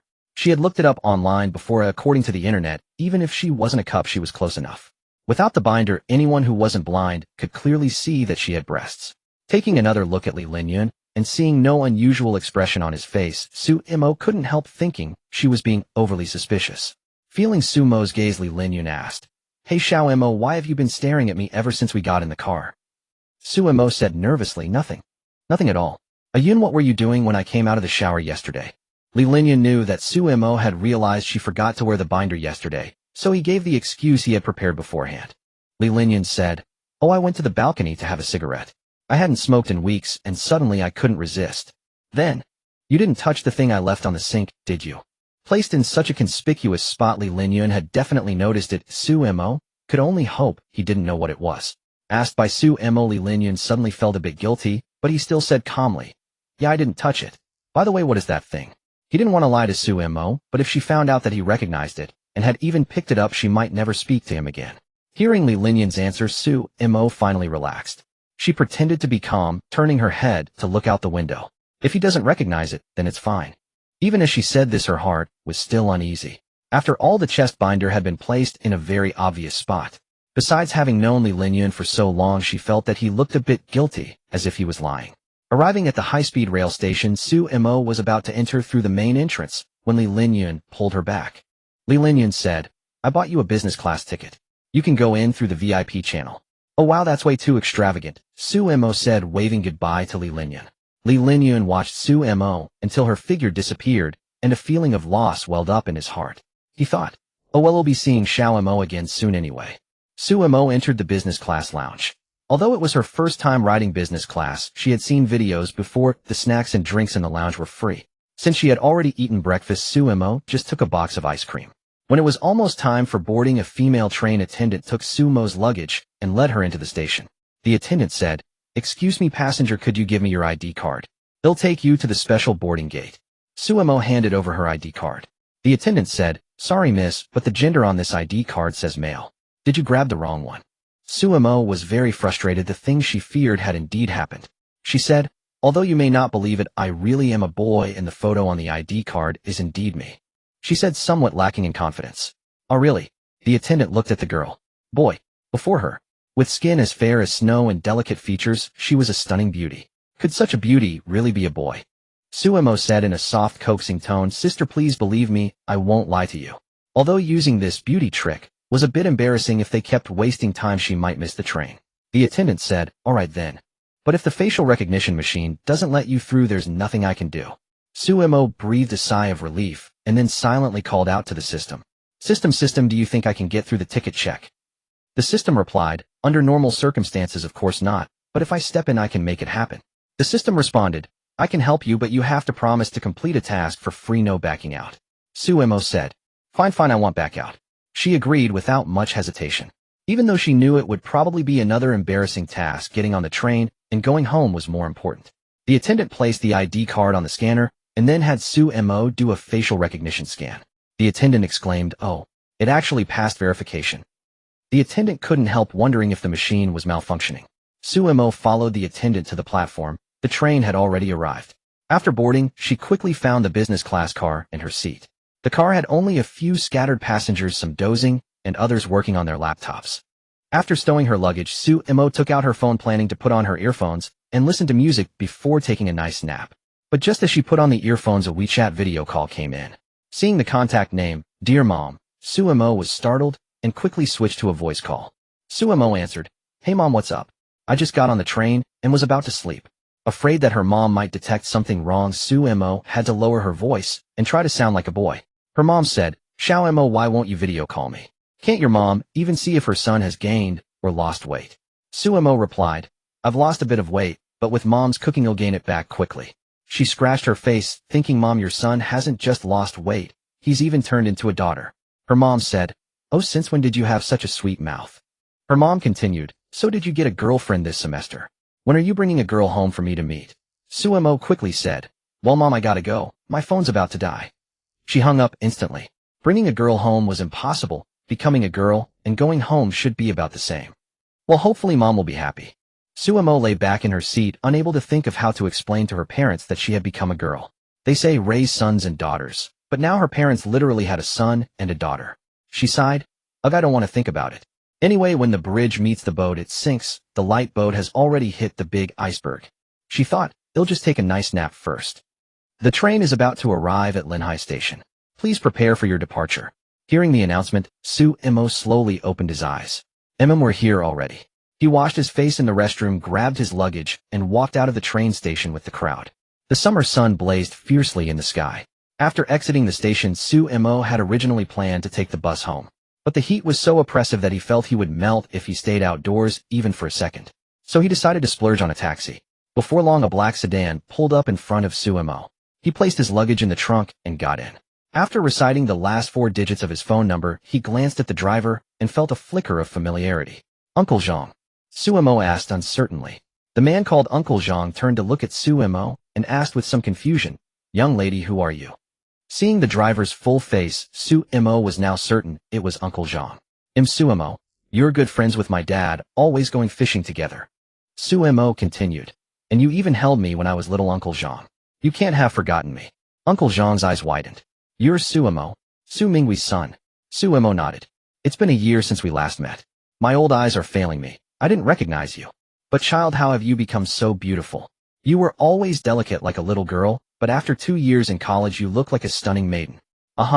Maybe it's the good feng shui at school. Along the way, Uncle Zhang chatted pleasantly with Suemo until he asked, Have you got a girlfriend yet?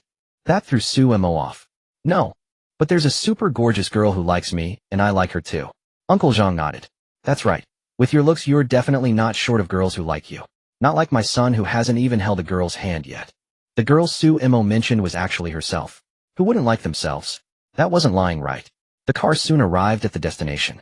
After getting out, Suemo bid farewell to Uncle Zhang and pulled his suitcase toward home. It was a small county town with many single-story houses lining the streets.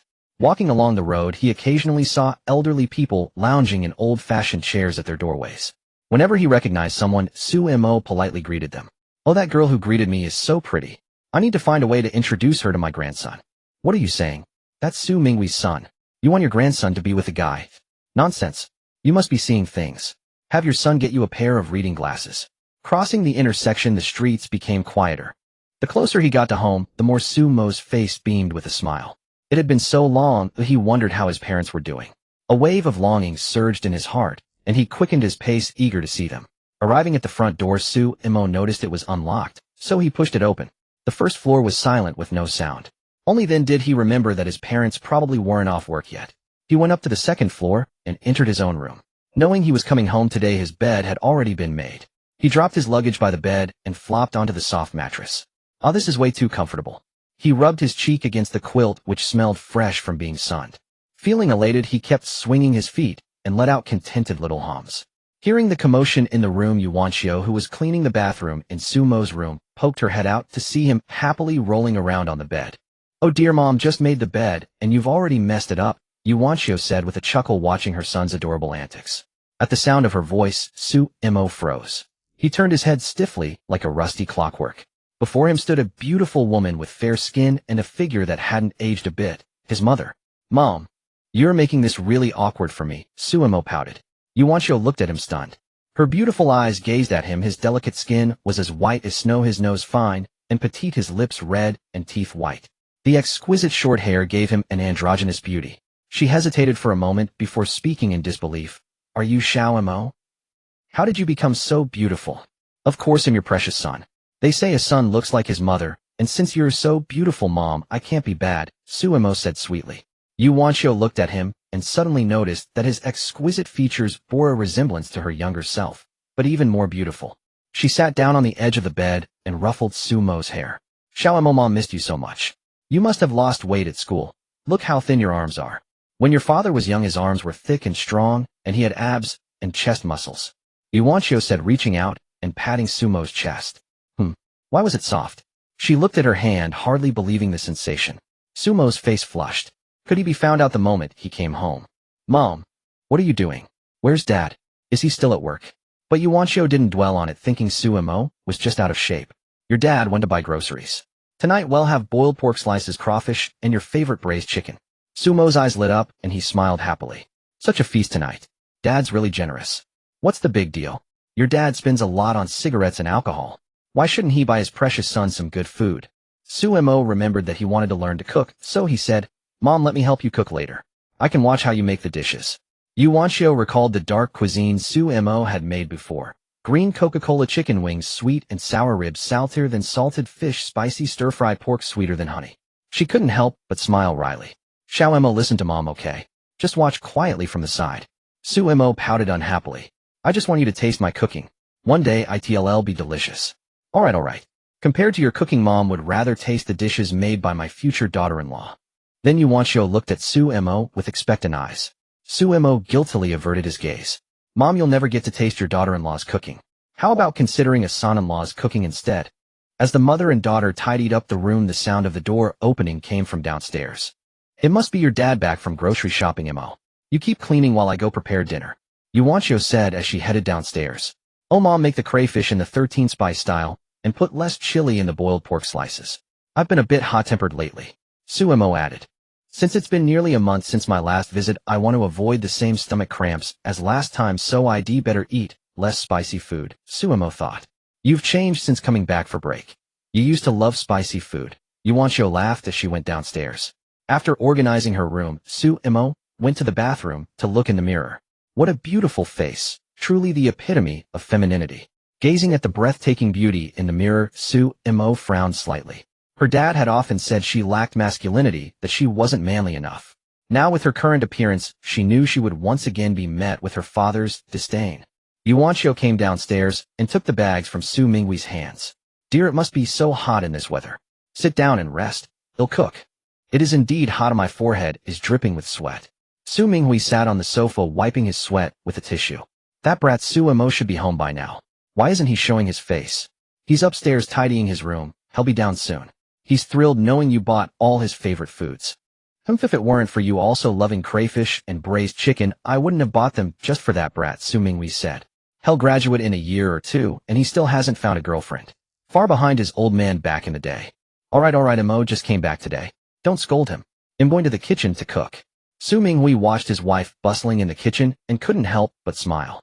Though his daily work was exhausting, providing a happy life for his son and wife kept him motivated. He still had to buy a house and a car for the brat and prepare a bride price. With his current salary, it was quite a challenge. He needed to work harder and aim for a promotion and raise before the year's end. If he had stayed at his previous company, such a goal would have seemed utterly unattainable. The pay was average and forced overtime was common. A truly heartless company. But this year, through a friend's introduction, he joined a branch of a Fortune Global 500 company headquartered in Hangzhou. The work was still tough, but the salary was high and overtime was compensated at triple the rate. They truly treated employees like human beings. He heard the company's president was very young, still in university, like his own son.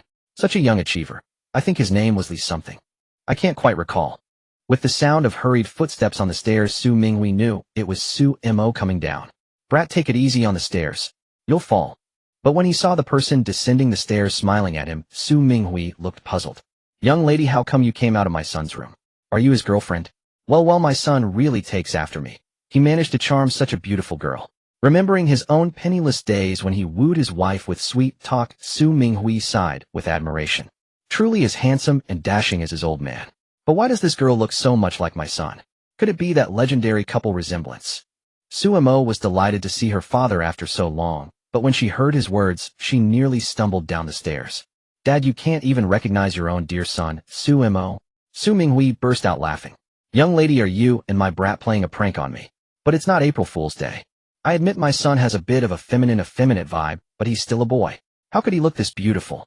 Suemo sighed, helplessly pointing to the tear mole at the corner of her eye. Dad, see this tear mole. Now do you believe me? I really am your son, Suemo. Su Minghui naturally remembered the tear mole on Sumo's face. Looking closely, the position was exactly the same. WH. What? How is this possible? He pinched his thigh, the pain told him it wasn't a dream. Had heard that university was a beauty salon, but he never believed it. Now with living proof before him, his own son, he had no choice but to accept it. He looked at Suemo with concern. Brett, even though you can't find a girlfriend, you didn't give up and go to Thailand, did you? Suemo. Dad, you really are my biological father. At that moment, Yuanchio came out of the kitchen. Seeing the father and son staring at each other, she asked, what are you two talking about? Su Minghui pointed at Suemo. Honey, take a look. Who is this? I almost didn't recognize him. Isn't that our son? How could you not recognize your own child? Su Minghui scratched his head awkwardly.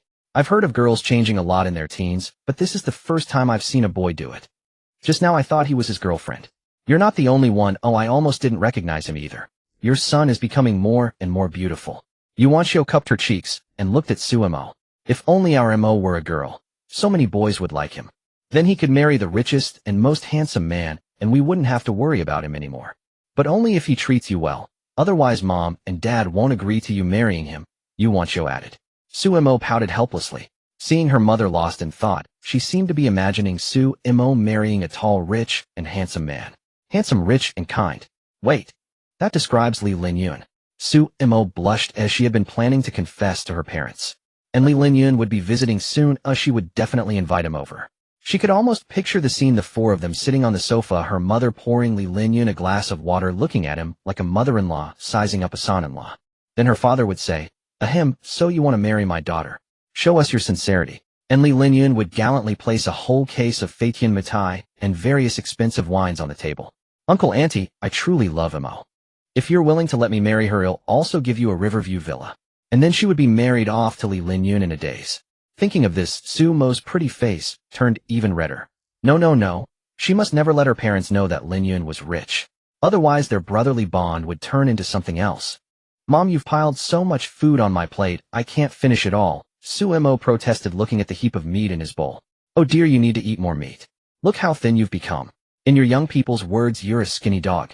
I call it slender, not a skinny dog. That sounds awful, Suemo retorted helplessly. He was well proportioned now, quite shapely actually. Once he told his mother he was a girl now, he would definitely take off his chest binder and shock her. The pleasant dinner came to an end. Su Minghui sat on the sofa asking Suemo to massage his shoulders. Sumo's hands were soft with just the right pressure, quickly relieving his fatigue. Dad, your shoulders are so stiff. Has your company been making you work overtime every day again? Suemo said. Su Minghui chuckled. Dad has switched companies. Now it's voluntary and the overtime pay is generous. But you shouldn't push yourself so hard, Dad. You have so many white hairs now. Suemo wrapped his arms around his father's neck from behind, his eyes moist and slightly red.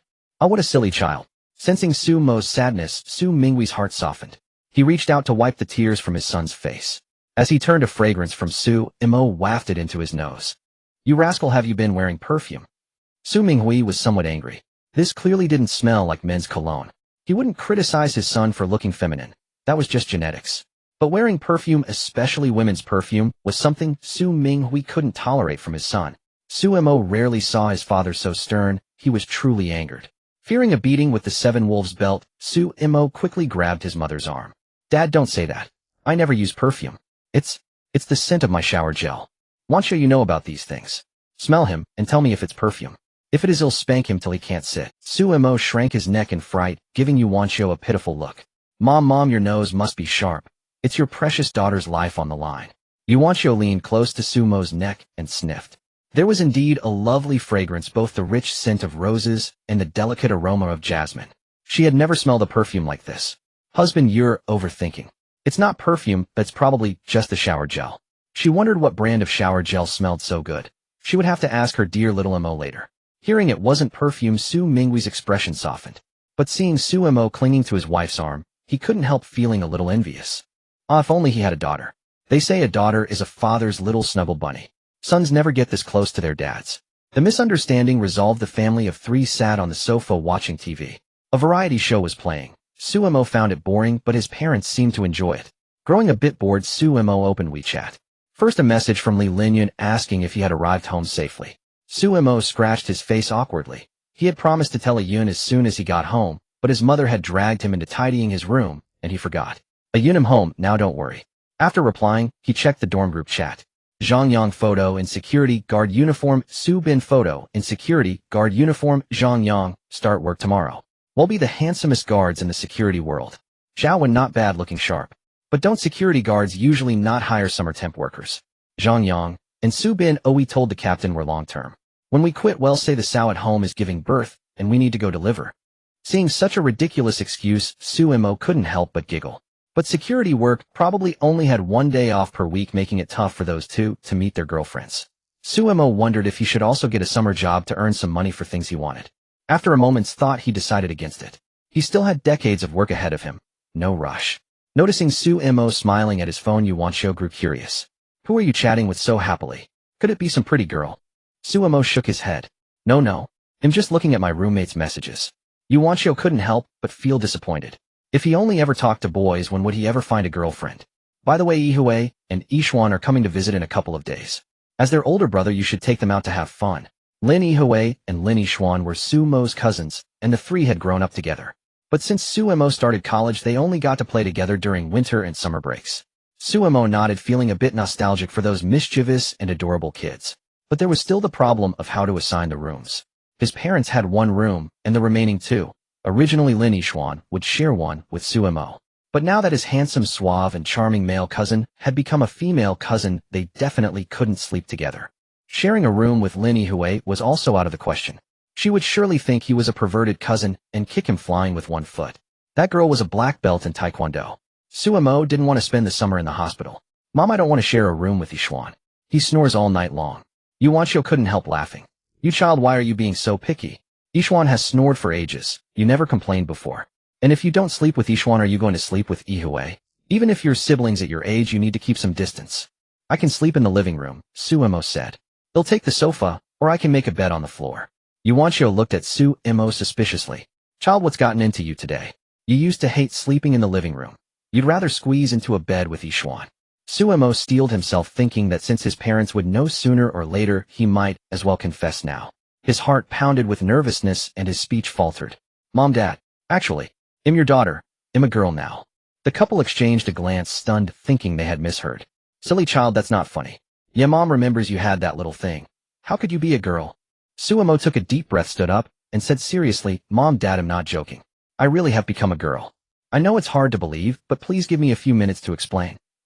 After listening to Su Mo's explanation, the elderly couple's faces only showed expressions of shock. So Xiao Mo, you've actually been a girl since childhood, but because of this disease you developed male characteristics. They looked at the medical report Su Mo handed them, which prominently displayed the words, gender dysphoria. Although they had never heard of such an illness, after searching online they found that quite a few cases had indeed occurred nationwide. Su Mo let out a soft hum, lowering her head, without daring to meet their eyes, her heart filled with guilt. At the same time she worried whether the medical report given to her by the system could fool her parents. Alas, her parents would surely be devastated. Their son, raised for so many years, had suddenly turned into a daughter in such a fresh and lively manner. A mother knows her child best. Yuanxiu could tell that Su Mo was not lying. However, this matter was too surreal, so she decided to personally examine Su Mo's body. Xiao Mo, come with me to the bathroom. Let Mom see. Yuanxiu took Su Mo's hand and headed toward the bathroom. Mom, don't be like this. I'm so shy. Su Mo flushed bright red with reluctance. What part of your body haven't I seen? Why be shy with your mother? Be good, let Mom examine you. In the end, the arm couldn't twist the thigh. Under her mother's half request, half coercion, Su Mo obediently went to the bathroom. Following her mother's instructions, she took off her short-sleeved shirt, revealing skin as white and delicate as mutton fat jade. Her shoulders were like carved jade, her waist as slender as a bundle of silk. Yuanxiu noticed the chest-binding cloth on Su Mo, and a glimmer of understanding flashed in her eyes. It seemed that Xiao Mo really was a girl now. After confirming this fact, instead of being sad, she felt delighted. Looking at her exceedingly beautiful daughter, before her Yuanxiu wanted to keep poking her delicate skin. However, seeing Su Mo blush and lower her head with a hint of tears shimmering in her eyes, as if about to cry, Yuanxiu found it hard to continue the examination. Mom's done checking. Let's go out now. Su Mo put her clothes back on and silently followed her mother back to the sofa, her guilt reaching its peak. Afraid of seeing her parents' disappointed expressions, she lowered her head like a prisoner awaiting judgment. Su Minghui asked his wife with his eyes whether Xiao Mo was indeed a girl now. Seeing her nod, the anxious heart finally settled. Although he didn't show it on his face, he couldn't help feeling a secret joy inside. Su Minghui also have a daughter now. Moreover, his daughter was so beautiful. He then recalled how he used to often say Su Mo was a bit effeminate, and he felt an impulse to slap himself. How could he have said such things about his own daughter? He had been an unqualified father. Another glance at Su Mo, who was silent with her head down, made him even more heartbroken. Such a thing happened, yet she dared not tell anyone, bearing it all silently alone. Perhaps she might even be bullied by classmates and roommates, mocked as a sissy or something. Thinking this, he pulled Yuanxiu aside and whispered something, then they both looked at Su Mo. Xiao Mo, lift your head first. Mom and Dad have something to tell you. Hearing this, Su Mo's body trembled. She slowly raised her head, tears glistening in her eyes. Xiao Mo, whether you are a boy or a girl, you are our child, our treasure. You don't have to feel guilty or afraid. We love you, and that will never change. Su Mo had never imagined her parents would accept it so quickly. Moved, she smiled through her tears and quickly wiped them away. However, looking at the smiles on their faces, their son had turned into a daughter, yet why did they seem so happy? Dad, Mom, you're really the best to me. Su Mo sat between them, happily wrapping her arms around her mother's arm and snuggling against her shoulder. Yuanxiu pinched Su Mo's little cheek, feeling its soft and delicate texture. My precious daughter is so beautiful and fragrant and soft. Come, let Mom give you a kiss. With that, she leaned towards Su Mo's face. Mom. Dad is still watching right beside. Su Mo shyly turned her face away. Oh, so my precious daughter means when your dad isn't here, then you can get kisses. Seeing her mother still persistent, Su Mo scratched her cheek. Next time for sure, Mom. Watching the mother-daughter duo being so close, Su Minghui kept his face expressionless, but his heart was full of jealousy. Don't they say a daughter is her father's little cotton-padded jacket? Why doesn't she look at me, her dad? Yuanxiu noticed her husband had been sneaking glances and couldn't help laughing. Xiao Mo, take a look at your dad. He looks so jealous of me. Husband, don't pretend to be reserved. Come and hold our daughter's little hand. Caught red-handed, Su Minghui coughed twice tactically. Our daughter is indeed cute and beautiful, but I'm not that eager to hold her hand. Really am not. Su Mo smiled helplessly. Why is he being tsundere? Dad, you're not some blonde twin-tailed tsundere girl character from an anime. Dad, I know this might be hard for you to accept at first, but from now on I'm your precious daughter. With that, she hugged Su Minghui's arm and gently shook it. Seeing his daughter acting spoiled with him, Su Minghui could no longer hold back the smile on his lips. He patted Su Mo's head and said, a little cotton-padded jacket is great, unlike before when you never knew how to be close to your dad. By the way, does anyone else know that you're a girl? Have any classmates who don't know teased you or anything at school? Su Mo shook her head confidently and said, No, I've hidden it really well, nobody knows. Besides, my roommates have been really good to me, especially Lee. She paused and did not continue. Huh. Su Minghui's eyes widened. Don't tell me you're still living in the boys' dormitory. They all still think I'm a boy, so I didn't move out. Su Mo said guiltily. That won't do. Do you know how unsafe this is? What if they find out you're a girl and something bad happens? Yuanxiu said with a worried expression. Su Mo, however, thought her father was worrying too much, as she believed in her roommate's character. Besides, they were all talk and no action, otherwise in all this time they hadn't forced her to cross-dress. But Yun was an exception. After all, sometimes he would look at her with burning eyes. Then I'll move out next semester. But renting a place is troublesome too. Maybe I could just stay at Yun's place. After finishing her bath, Su Mo changed into her favorite teddy bear pajamas, soft and comfortable against her skin. Lying on the bed, she stared blankly at the ceiling, recalling the joyful expressions of her parents today, which left her on the verge of tears.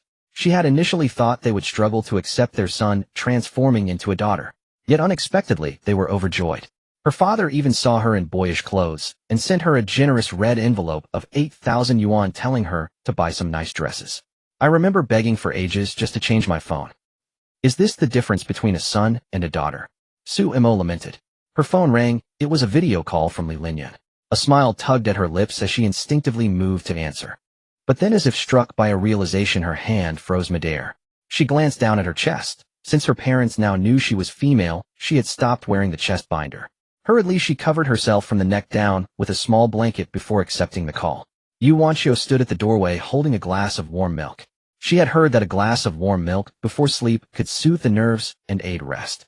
Just as she was about to knock, she overheard Su Imo talking on the phone with a cheerful tone. Curious, Yu Wanshio leaned in and pressed her ear against the door. Ahem, mower, don't blame your mother. I really wasn't eavesdropping. Just happened to pass by. Yes, just passing by. Yun, when are you coming to play at my place? Su Imo asked with a radiant smile. Li Linyun was about to speak, but paused momentarily, captivated by Su Mo's face, his heart skipping a beat. Fresh from her hot bath, Su Mo's fair snow-like cheeks glowed with a healthy blush, adding an extra touch of delicate beauty. And strangely, her voice now carried a certain girlish charm when she spoke. This was something that had never happened before. Seeing Li Linyun silent, Su Imo lightly tapped on his image on the screen. I say, Yun, why are you acting like a wooden log? Oh, I just think your teddy bear pajamas look really nice. Li Linyun snapped out of it and said, but I don't remember you wearing them in the dorm. Did you just buy them? Delighted that he also appreciated her favorite pajamas, Su Imo beamed. Not at all. I bought them last Chinese New Year. I don't know how to wash this fabric though. Afraid I'd ruin it, so I just left them at home. As she spoke, she kept tapping on the screen. Su Imo, why do you keep tapping your phone? Has it angered you? Li Linyun asked, puzzled. Seeing his confused expression, Su Mo's smile grew even brighter, as enchanting as spring blossoms. My phone and I are inseparable. How could I bear to hit it? I'm hitting a certain wooden log inside this phone, who still hasn't told me when he'll come over. Li Linyun realized she clearly meant him. But why was she tapping it while smiling? It reminded him how couples often did that. Is Su Imo hinting at something? If you say that'll start envying your phone, Li Linyun said. I have a meeting soon and need to discuss some matters with the company. Probably about a week. Then I'll have time to come play with you. A week from now? Su Imo thought, then recalled that Yishuan and Yihue would still be at her house. Yun, at that time my younger brother and sister will probably be here, so you might have to share a room with my brother. Su Imo said apologetically. She knew Li Linyun was fastidious about cleanliness and wasn't sure if he'd agree to share with Yishuan. Li Linyun was momentarily taken aback. Hadn't they slept in the same bed back at his place? Why couldn't they at Su Mo's? But he quickly understood, after all, Su Mo's parents were home, so naturally they wouldn't let them share a room. That's nothing, a small issue, Li Linyun said nonchalantly. Since it was Su Mo's brother, had likely become his brother-in-law in the future. By the way, what are your parents' brother and sister like? Since I'm visiting your home, I definitely need to bring gifts. Let me think, Su Imo said, pretending to ponder. My dad likes cigarettes and alcohol, but he said today had quit smoking. So bring him some alcohol. My mom seems to have gotten into flowers and plants lately. Why not buy her something pretty and easy to care for? Su Imo suggested. As for Lin Yihue and Lin Yishuan, she didn't know their specific preferences. But since they were in high school, boys generally liked games and basketball, while girls probably wouldn't reject a nicely packaged skincare set. So she advised Li Linyun to go along those lines. After jotting down the details, Li Linyun noticed Su Imo starting to yawn and urged her to rest early. Ending the call, Su Imo felt drowsy and soon fell asleep. Yu Wanshio, hearing no more noise from the room, knew Su Imo had retired and quietly returned to her own room. The one mower called, Yun must be a boy. They were laughing and chatting. Seems like a very close relationship. Yu Wanshio thought, happily sensing an unusual bond between Su Imo and that Yun. Could it be a romantic interest? That would be good. I was worried that after living as a boy for so long, mower might still prefer girls. Watching his wife, who kept smiling, Su Minghue, who was about to sleep, felt puzzled. Li Mansion. Standing on the balcony, Li Linyun pondered how to surprise Su Imo. He didn't ask what gift she wanted because he already knew what she liked. Asking would spoil the surprise. Moreover, he had recently consulted Sun Hongfei about gifting girls. Li Linyun still remembered Sun Hongfei's advice. If you want to give a gift to a girl you like, don't ask her what she wants or if she wants it. Instead, just buy it and give it to her, saying, this is for you. I think you'll like it. Su Mo's surprised expression. Li Linyun imagined it and smiled tenderly. She must be adorable. Approaching noon, the glaring sun streamed through the curtains onto Su Mo's face. She stirred awake and glanced at her phone. Wah, it's almost 11. Shocked, she dashed to the bathroom to freshen up. After washing up, she stood at the top of the stairs and peered into the living room, spotting her father sitting on the sofa. Oh no, her dad never allowed her to sleep in, as she was sure to get an earful. Su Imo trotted downstairs with a bleak expression. Duh, Dad. She greeted him guiltily, lowering her head in anticipation of a scolding. To her surprise, her father showed no anger. Instead, he smiled and said they'd have lunch a bit later and told her to have some bread first. Nervously eating the bread, Sumo kept stealing glances at her father's face. Seeing he remained smiling, her anxious heart finally settled. "Dad, did someone possess you?" Sumo asked suspiciously while drinking water. "You little, silly girl, what nonsense are you talking? You must be exhausted from yesterday's long ride. Sleeping a bit more is fine." Sumo pouted. This was clearly the special treatment reserved for a daughter. "By the way, Ishuan and Ihue will be arriving this afternoon. Make sure to get ready." Sumo nearly sprayed out her water. Why so sudden? Her chest binder had been washed and hadn't dried yet. After leaving the train station, Lin Ishuan and Lin Ihue hailed a taxi and headed straight for Sumo's home. "I've missed Imogu so much. Finally someone to watch anime and play games with," said Lin Ishuan, crossing his legs. "Hey sis, don't you miss Imogu too?" "Who would miss him? If Mom and Dad weren't away, I wouldn't be spending the summer with him at all," Lin Ihue snorted. Lin Ishuan glanced at his sister. She was wearing a white JK uniform with a black pleated skirt and long black stockings. Black square-toed leather shoes adorned her feet, and her hair was meticulously styled. She looked every bit the stunning super beauty. But Lin Ishuan knew that at home she would just wear pajamas and flip-flops with her hair completely uncombed. It was obvious she had dressed up specially to see Imogu. His sister really was at Sundara. Tisk, who was it that always talked about marrying Imogu when they grew up? When you found out cousins couldn't marry, you cried and threw tantrums, even went on a hunger strike. Boo-hoo, so pitiful, Lin Ishuan teased. Hearing his words, Lin Ihue's fair face flushed crimson. She turned to glare at him, her voice tinged with embarrassment and annoyance. "Stop talking nonsense. That was when we were young and didn't know any better." As she spoke, Lin Ihue's fingers unconsciously tightened on her skirt. "Besides, we were just kids back then. Now my feelings for him are only sibling love." Seeing his sister's reaction, Lin Ishuan's lips curled into a slight smile. "Ah, this Siscon brother complex can actually blush, huh? Come on, stop pretending. I know you miss Imogu too. If you act cold toward him, he'll definitely be really sad." "I won't ignore him," Lin Ihue said. She didn't want to see Sumo upset. As the scenery outside the window rushed past, both of them grew excited about the upcoming reunion. Sumo felt the chest wrap she had hung out to dry that morning on the balcony still damp. She frowned, troubled about what to do.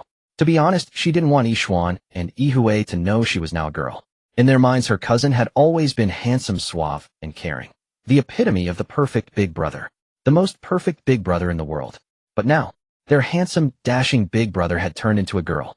Those two little ones would surely be heartbroken. Just imagining their sad expressions made Sumo's heart ache. No, she had to keep up the disguise. Even if she had to tell Ishuan and Ihue, it couldn't be now. So she asked the system, "Can you give me another chest wrap? Although it's just a chest wrap, it's highly technological. You need to complete a task to get an extra one." Sumo was stunned. Ishuan and Ihue were almost home. How could she have time to do a task? As if reading her thoughts, the system said, "I can advance it to you, but the task difficulty will increase slightly." It wouldn't. It wouldn't be asking me to cross-dress in front of my younger siblings, would it? If so, Sumo felt she might as well confess. "Of course not. You're so adorable. How could I bear to make you unhappy?" The system said. "Listen carefully to the task name. I'll only say it once." Sumo obediently pricked up her ears. Now publishing the task. Parents away alone and hot, sneakily wearing the backless sweater. Task requirement, as the name suggests, wear the backless sweater your roommates gave you while your parents are away. Sumo nodded. Although the task name was a bit outrageous, the content was barely acceptable. Sneaking on a backless sweater, what could go wrong? No one would see her anyway. But the system's next words made her realize just how naive she was. If the task succeeds, you'll receive master-level cooking proficiency. However, because the difficulty has increased, you also need to take a few selfies in the backless sweater and send them to a guy you fancy. Sumo. After hearing the additional task, Sumo's face flushed with shock and embarrassment. Selfies were one thing, but sending them to a guy she liked. System, you're too much. And I don't even have a guy I fancy, Sumo protested. Really? Weren't you on a sweet phone call with Li Linyun last night? The system teased. The tone of your voice then tisk was just like a little girl in love. Hearing this, Sumo recalled how she had spoken to Li Linyun yesterday. The smile she couldn't hide, calling him wouldn't block. Oh no, she really did seem like a girl in love. I did not. Li Linyun and I are completely innocent. Sumo blushed, stubbornly denying. The system just chuckled and fell silent, handing Sumo the new chest wrap. Its attitude seemed to say, "Deny all you want, but I've already seen through everything. Even if some people ship me with Li Linyun, why does even the system ship us?" Sumo grumbled with a pouty face. After putting on the new chest wrap, Sumo went to the kitchen to prepare dinner. Her parents usually got home around 6. It was fine for the three of them to eat late, but she worried Ihue and Ishwan would be hungry. So today, as their dear big brother, she would cook for them early. She put rice for 5 people into the rice cooker, rinsed it 3 times, set it to cook automatically, and then lounged on the sofa scrolling through Douyin. Just as she was happily watching a long comic commentary, the doorbell rang. Oh, coming. Suemo checked the time. Ishwan and Ihue should be arriving soon. It must be them. She hurried to the door and opened it, greeted by the sight of Lin Ihue and Lin Ishwan. It had been so long. Hui had grown even cuter, and Ishwan seemed a bit more handsome. Suemo felt a wave of nostalgia. Ishwan, Ihue, you're finally here. It's so hot outside, come in quickly. The two siblings stared at the extraordinarily beautiful older woman, before them wondering if they had come to the wrong house. But she had correctly called their names, leaving them both bewildered. Who are you, beauty? This is Sumo's home, right? Are you my Moge's girlfriend? Lin Ishwan asked. This sister-in-law was absolutely stunning. Emoga was really lucky. Lin Ihue couldn't believe her cousin, single for 20 years, had a girlfriend. And one so beautiful, definitely the prettiest girl she had ever seen. She's only a little prettier than me. Why would Suemo like her?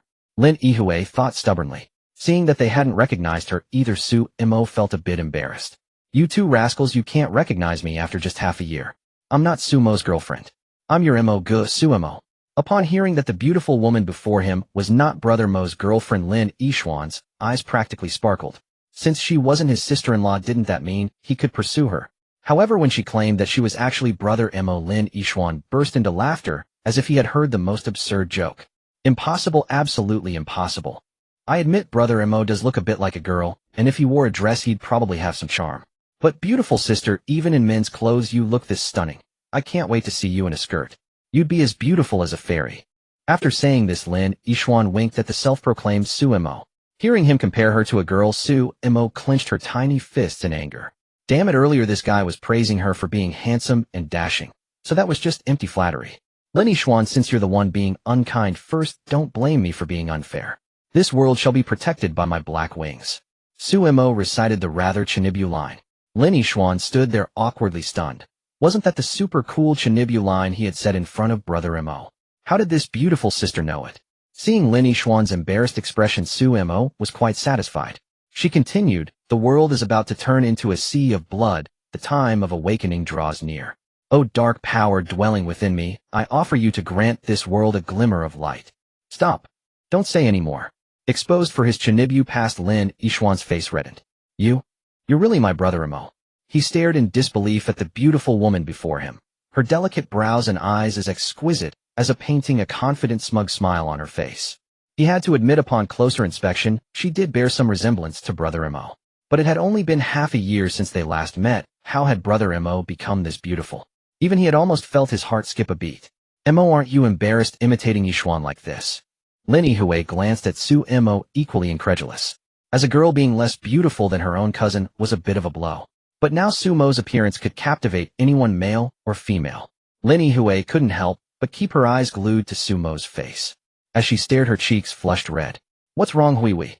Your face looks a little red, said Suemo, worried that her lovely sister might be suffering from heat stroke.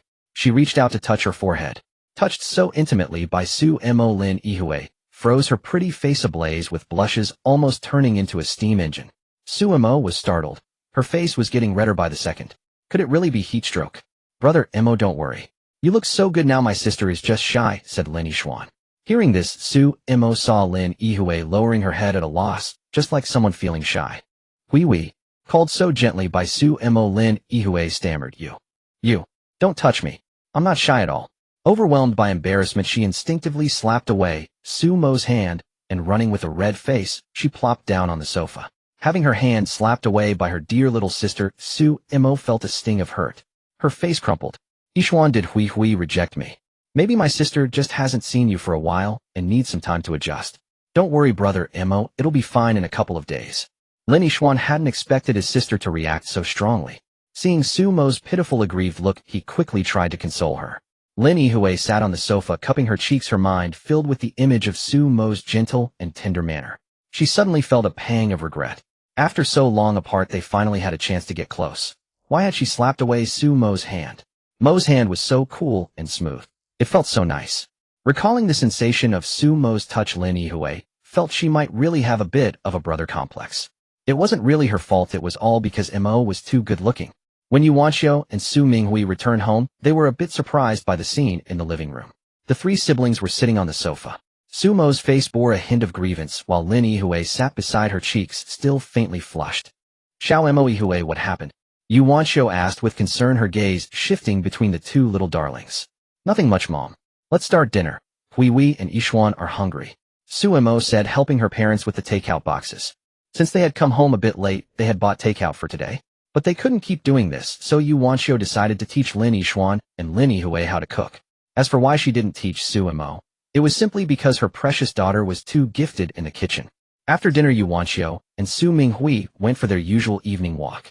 Su Mo went to her room to take a shower, while Lin Yishuan sat on the living room sofa playing games. Lin Yihui also sat on the sofa, thinking she needed to find a chance to apologize to Su Mo. After showering, Su Mo took a delivery box from her suitcase. Inside was the backless sweater that Zhao Wen and the others had bought. After closing the door to her room, Su Mo opened the package.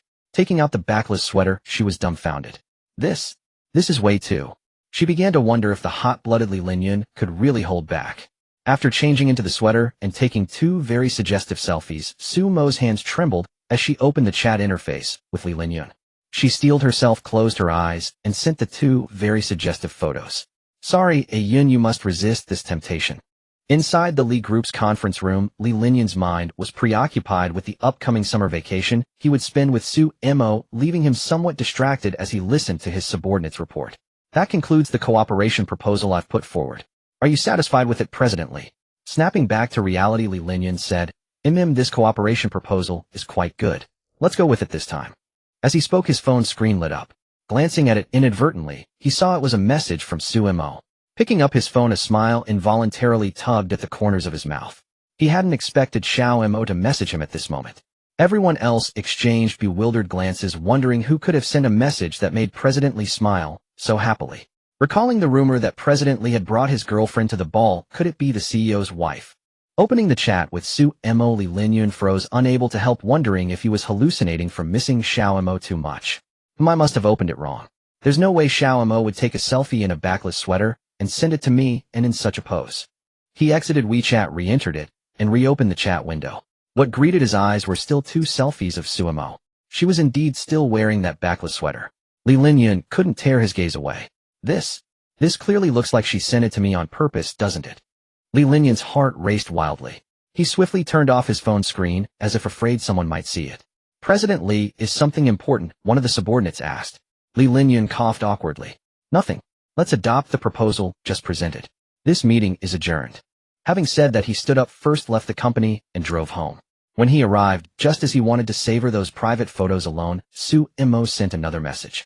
"Su Mo, Yun, remember to delete the chat history after you're done looking. If I find out you secretly saved them, I won't talk to you anymore." Li Linyan, "But you sent them to me. Why can't I save them? They're obviously very beautiful." Su Mo, "No reason. I just don't allow it. Absolutely no saving." Su Mo, cat angry emoji. Li Linyan, alright, I absolutely won't save them. Be good, don't be mad." Su Mo, "That's more like it." Li Linyan was somewhat puzzled. If she didn't want him to save them, why did Xiao Mo send him such pictures? And she had always been hiding her female identity, so why wasn't she wearing a chest binder in the photo? Is Xiao Mo playing hard to get with me? Li Linyan couldn't help thinking. He looked at Su Mo's beautiful photos again. Although she told him not to save them, and to delete the chat, keeping them on his phone for a little while before going to her place shouldn't hurt, right? In the living room, Lin Yihui saw Lin Yishuan get up to go to the bathroom, and knew this was her chance to apologize to Su Mo. She tiptoed to the second floor, stood outside Su Mo's room for a while, and heard no movement from inside, guessing Su Mo might already be asleep. She gently pressed the door handle. It wasn't locked. "It's okay. I just want to apologize to Mo. I definitely don't have any intention of peeking at him sleeping," she told herself. Taking a deep breath to calm her nervous excitement, she pressed down the handle and pushed the door open. Looking inside, Lin Yihui was instantly dumbstruck. She couldn't help swallowing. Such a beautiful back, and her waist was so slender. It felt like both hands could encircle it. Hearing the door open, Su Mo, who was about to change clothes, looked back in confusion. Their eyes met. Lin Yihui slammed the door shut with a bang. "Well, what's going on? Why is Mo wearing a backless sweater? Isn't that something only girls wear? Could Mo have some strange fetish?" Lin Yihui shook her head. Although Mo did look a bit effeminate, he probably, maybe, hopefully didn't have such a fetish. "It must be that I opened the door incorrectly. She pushed the door open again. Suemo was still in the backless sweater, but this time facing Lin Ihue directly. Her face held a slightly embarrassed expression. Hui, can you let me explain? This situation isn't what you think. Mo, you don't need to explain. I understand. Lin Ihue interrupted Suemo's attempt to explain. Even though you look girly and are a pervert with a cross-dressing hobby, I'm kind-hearted enough not to despise you. She glanced again at Suemo in the backless sweater and suddenly felt she had discovered a new world. I can't. Even knowing Mo is a boy, I still think he's so beautiful. And that slightly shy, adorable expression is just too unfair. Mo, where did you buy those fake breasts? They look so realistic. Suemo quickly stepped back. Hui, listen to me. Listen to what? There's nothing to explain. Mo, you wouldn't want others to find out about this, would you? As she spoke, Lin Ihue grabbed Suemo's hands and easily restrained them with just her right hand. Hui, what are you doing? Suemo tried to break free, but found she couldn't move at all. Mo, have you forgotten that I'm a black belt in Taekwondo? With your feeble strength, you can't resist me. Lin Ihue couldn't help feeling puzzled. How could it feel so real? Mo, is this a... Suemo sighed. Hui, I told you it's real. Seeing Lin Ihue's confused expression, Suemo hesitated, then took out the medical report prepared by the system from the bedside drawer. Lin Ihue took it and read it. After finishing, she covered her mouth in shock, staring at Suemo in disbelief. Mo, is this true? Do auntie and uncle know? Suemo nodded sheepishly. Sai Hui must be heartbroken. They'll have to comfort her properly later. Knowing that Suemo had turned into a girl, Lin Ihue was initially a little sad. But then she thought, if they were both girls, they could sleep in the same bed. Mo, can I sleep with you tonight? Lin Ihue asked with a smile. Suemo, oh, okay. But Hui, don't touch me anymore. Wait, why is everyone happier knowing I'm a girl? Ishuan, you're the only one left. I hope you at least feel sorry for me. At that moment, Lin Ishuan was standing outside Suemo's room. Although he couldn't hear what they were saying, clearly the two seemed to be enjoying themselves. He had planned to share a room with Suemo, but since his sister had taken it, he quietly headed to another room. Brother Mo, I can't save you. You'll have to fend for yourself. In the morning, the room was flooded with sunlight. As soon as Suemo opened her eyes, she found Lin Ihue clinging to her like a sloth, mumbling something. Mo, sister, Mo, afraid of waking Huehue, Suemo gently pulled her hands away. When she reached the kitchen, though her parents had sent money for her to buy breakfast, she decided to personally cook a meal for Ishuan and Ihue. They all thought she could only make disastrous food, but now that she had mastered advanced culinary skills, they were bound to be amazed. Searching through her mind for culinary skills, Suemo discovered that there were too many dishes she could make, and she suddenly experienced a bout of choice paralysis. She decided to first ask Li Linyun what she had for breakfast to use as a reference. Suemo, Yun, what did you have for breakfast today? Li Linyun image: Li Linyun caviar with freshly baked whole wheat toast, lemon juice, pan-fried chicken breast, and a cup of black tea. Suemo shook her head. She really shouldn't have asked Li Linyun. Just the caviar alone would be impossible to find around here. Opening the fridge, she found a few slices of toast, so she decided to make some fried eggs with toast.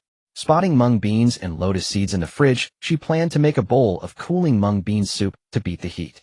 Suemo soaked the mung beans in water, rinsed them clean, then placed them in a pot and added enough water. She began cooking the mung bean soup, first boiling it over high heat, then turning it down to a simmer. While waiting for the soup to cook, she also prepared the toast and fried eggs. After half an hour of bustling about, Suemo wiped a few beads of sweat from her face.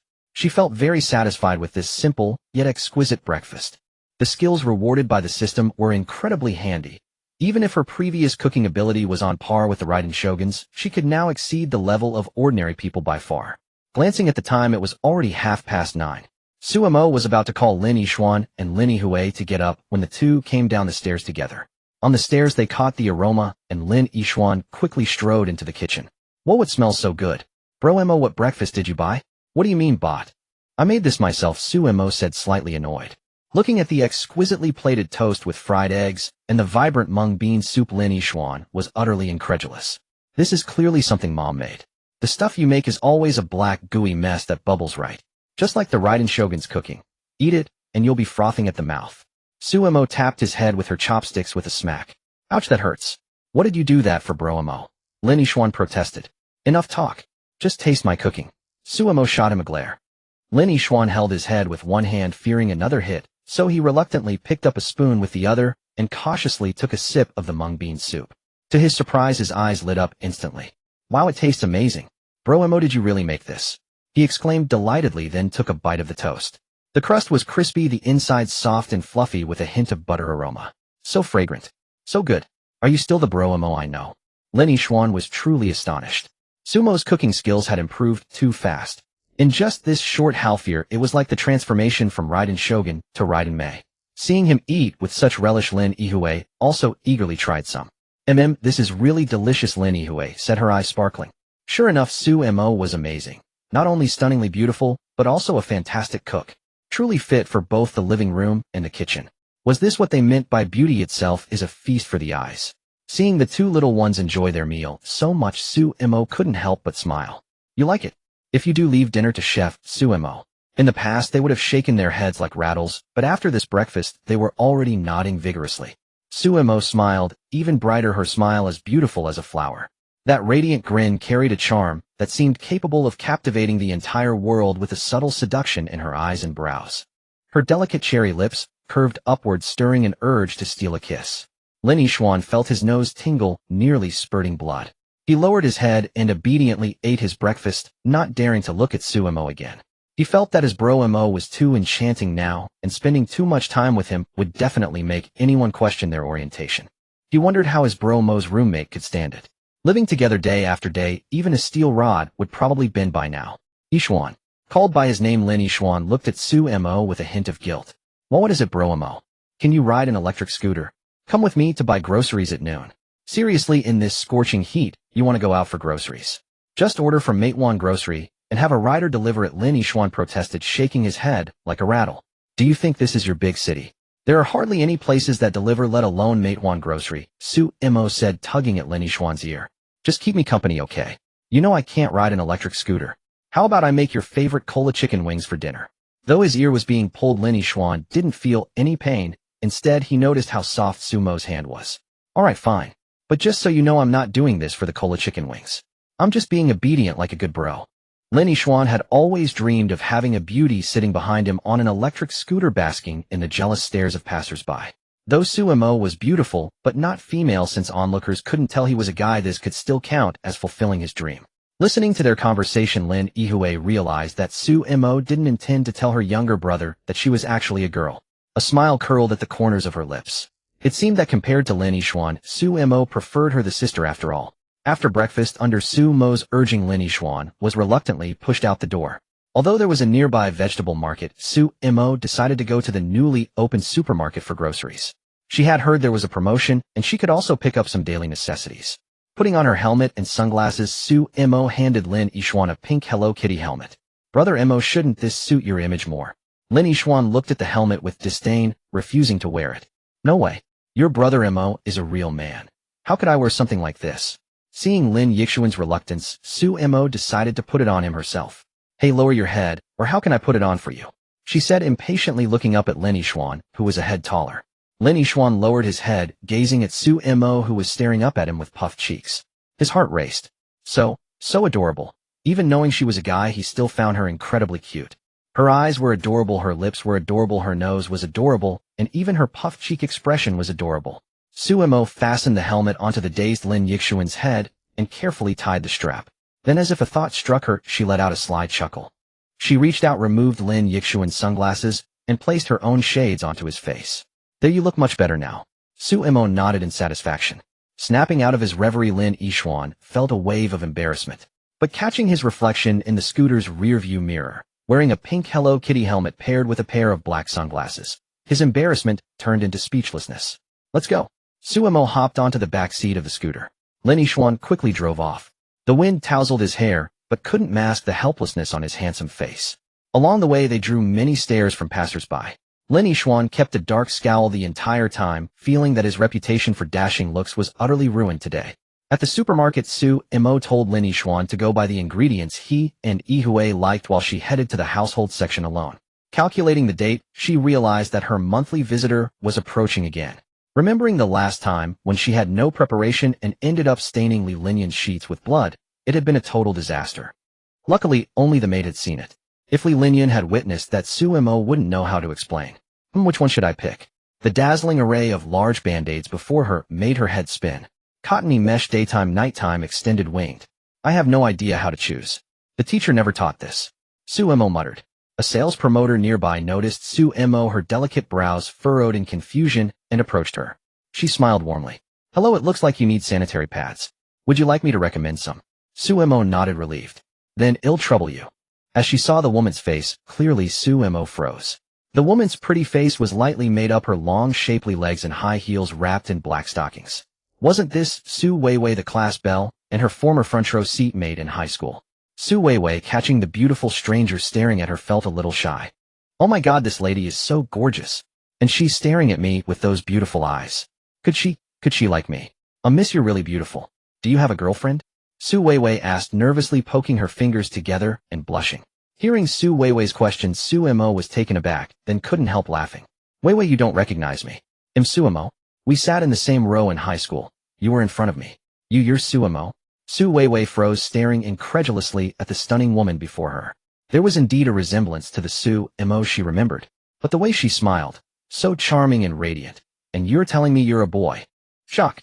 The goddess of 1,000 years. Turns out to be my high school guy deskmate. Speaking of which, I always thought you looked like a girl in high school, Su Weiwei said, sizing Sumo up with a smile. Sumo, are you actually a girl, but you've been disguising yourself as a boy all along? Otherwise, why would you be here buying sanitary pads? Su Weiwei felt like a genius for figuring out such a complicated truth. Sumo was stunned, never expecting this naive girl to guess half the truth. What are you thinking? These are for my little sister. Weiwei, you've been reading too many novels. Sumo used Lin Yihui as an excuse. Hearing this, Su Weiwei felt a little disappointed, wishing Sumo were a girl. I see. But no matter, let me recommend a few for you. She quickly picked out several types. This one is light and great for summer. This one has excellent absorbency. No worries about leakage at night, and this one. Seeing Sumo's half-comprehending expression, Su Weiwei also thought she'd overthought it. After all, if Sumo were a girl, how could she be so clueless about these things? With Su Weiwei's recommendations, Sumo finally chose an ultra-thin type. He'll be going now, Weiwei. See you next time. As Sumo turned to leave, Su Weiwei called after her. Sumo, let's have a class reunion when you're free. They had been close in high school and shared many mutual friends, though they'd lost contact after college. And now Sumo was so stunning. Even as a guy, she was deeply attracted. With a class reunion to nurture their feelings, maybe they'd naturally end up together.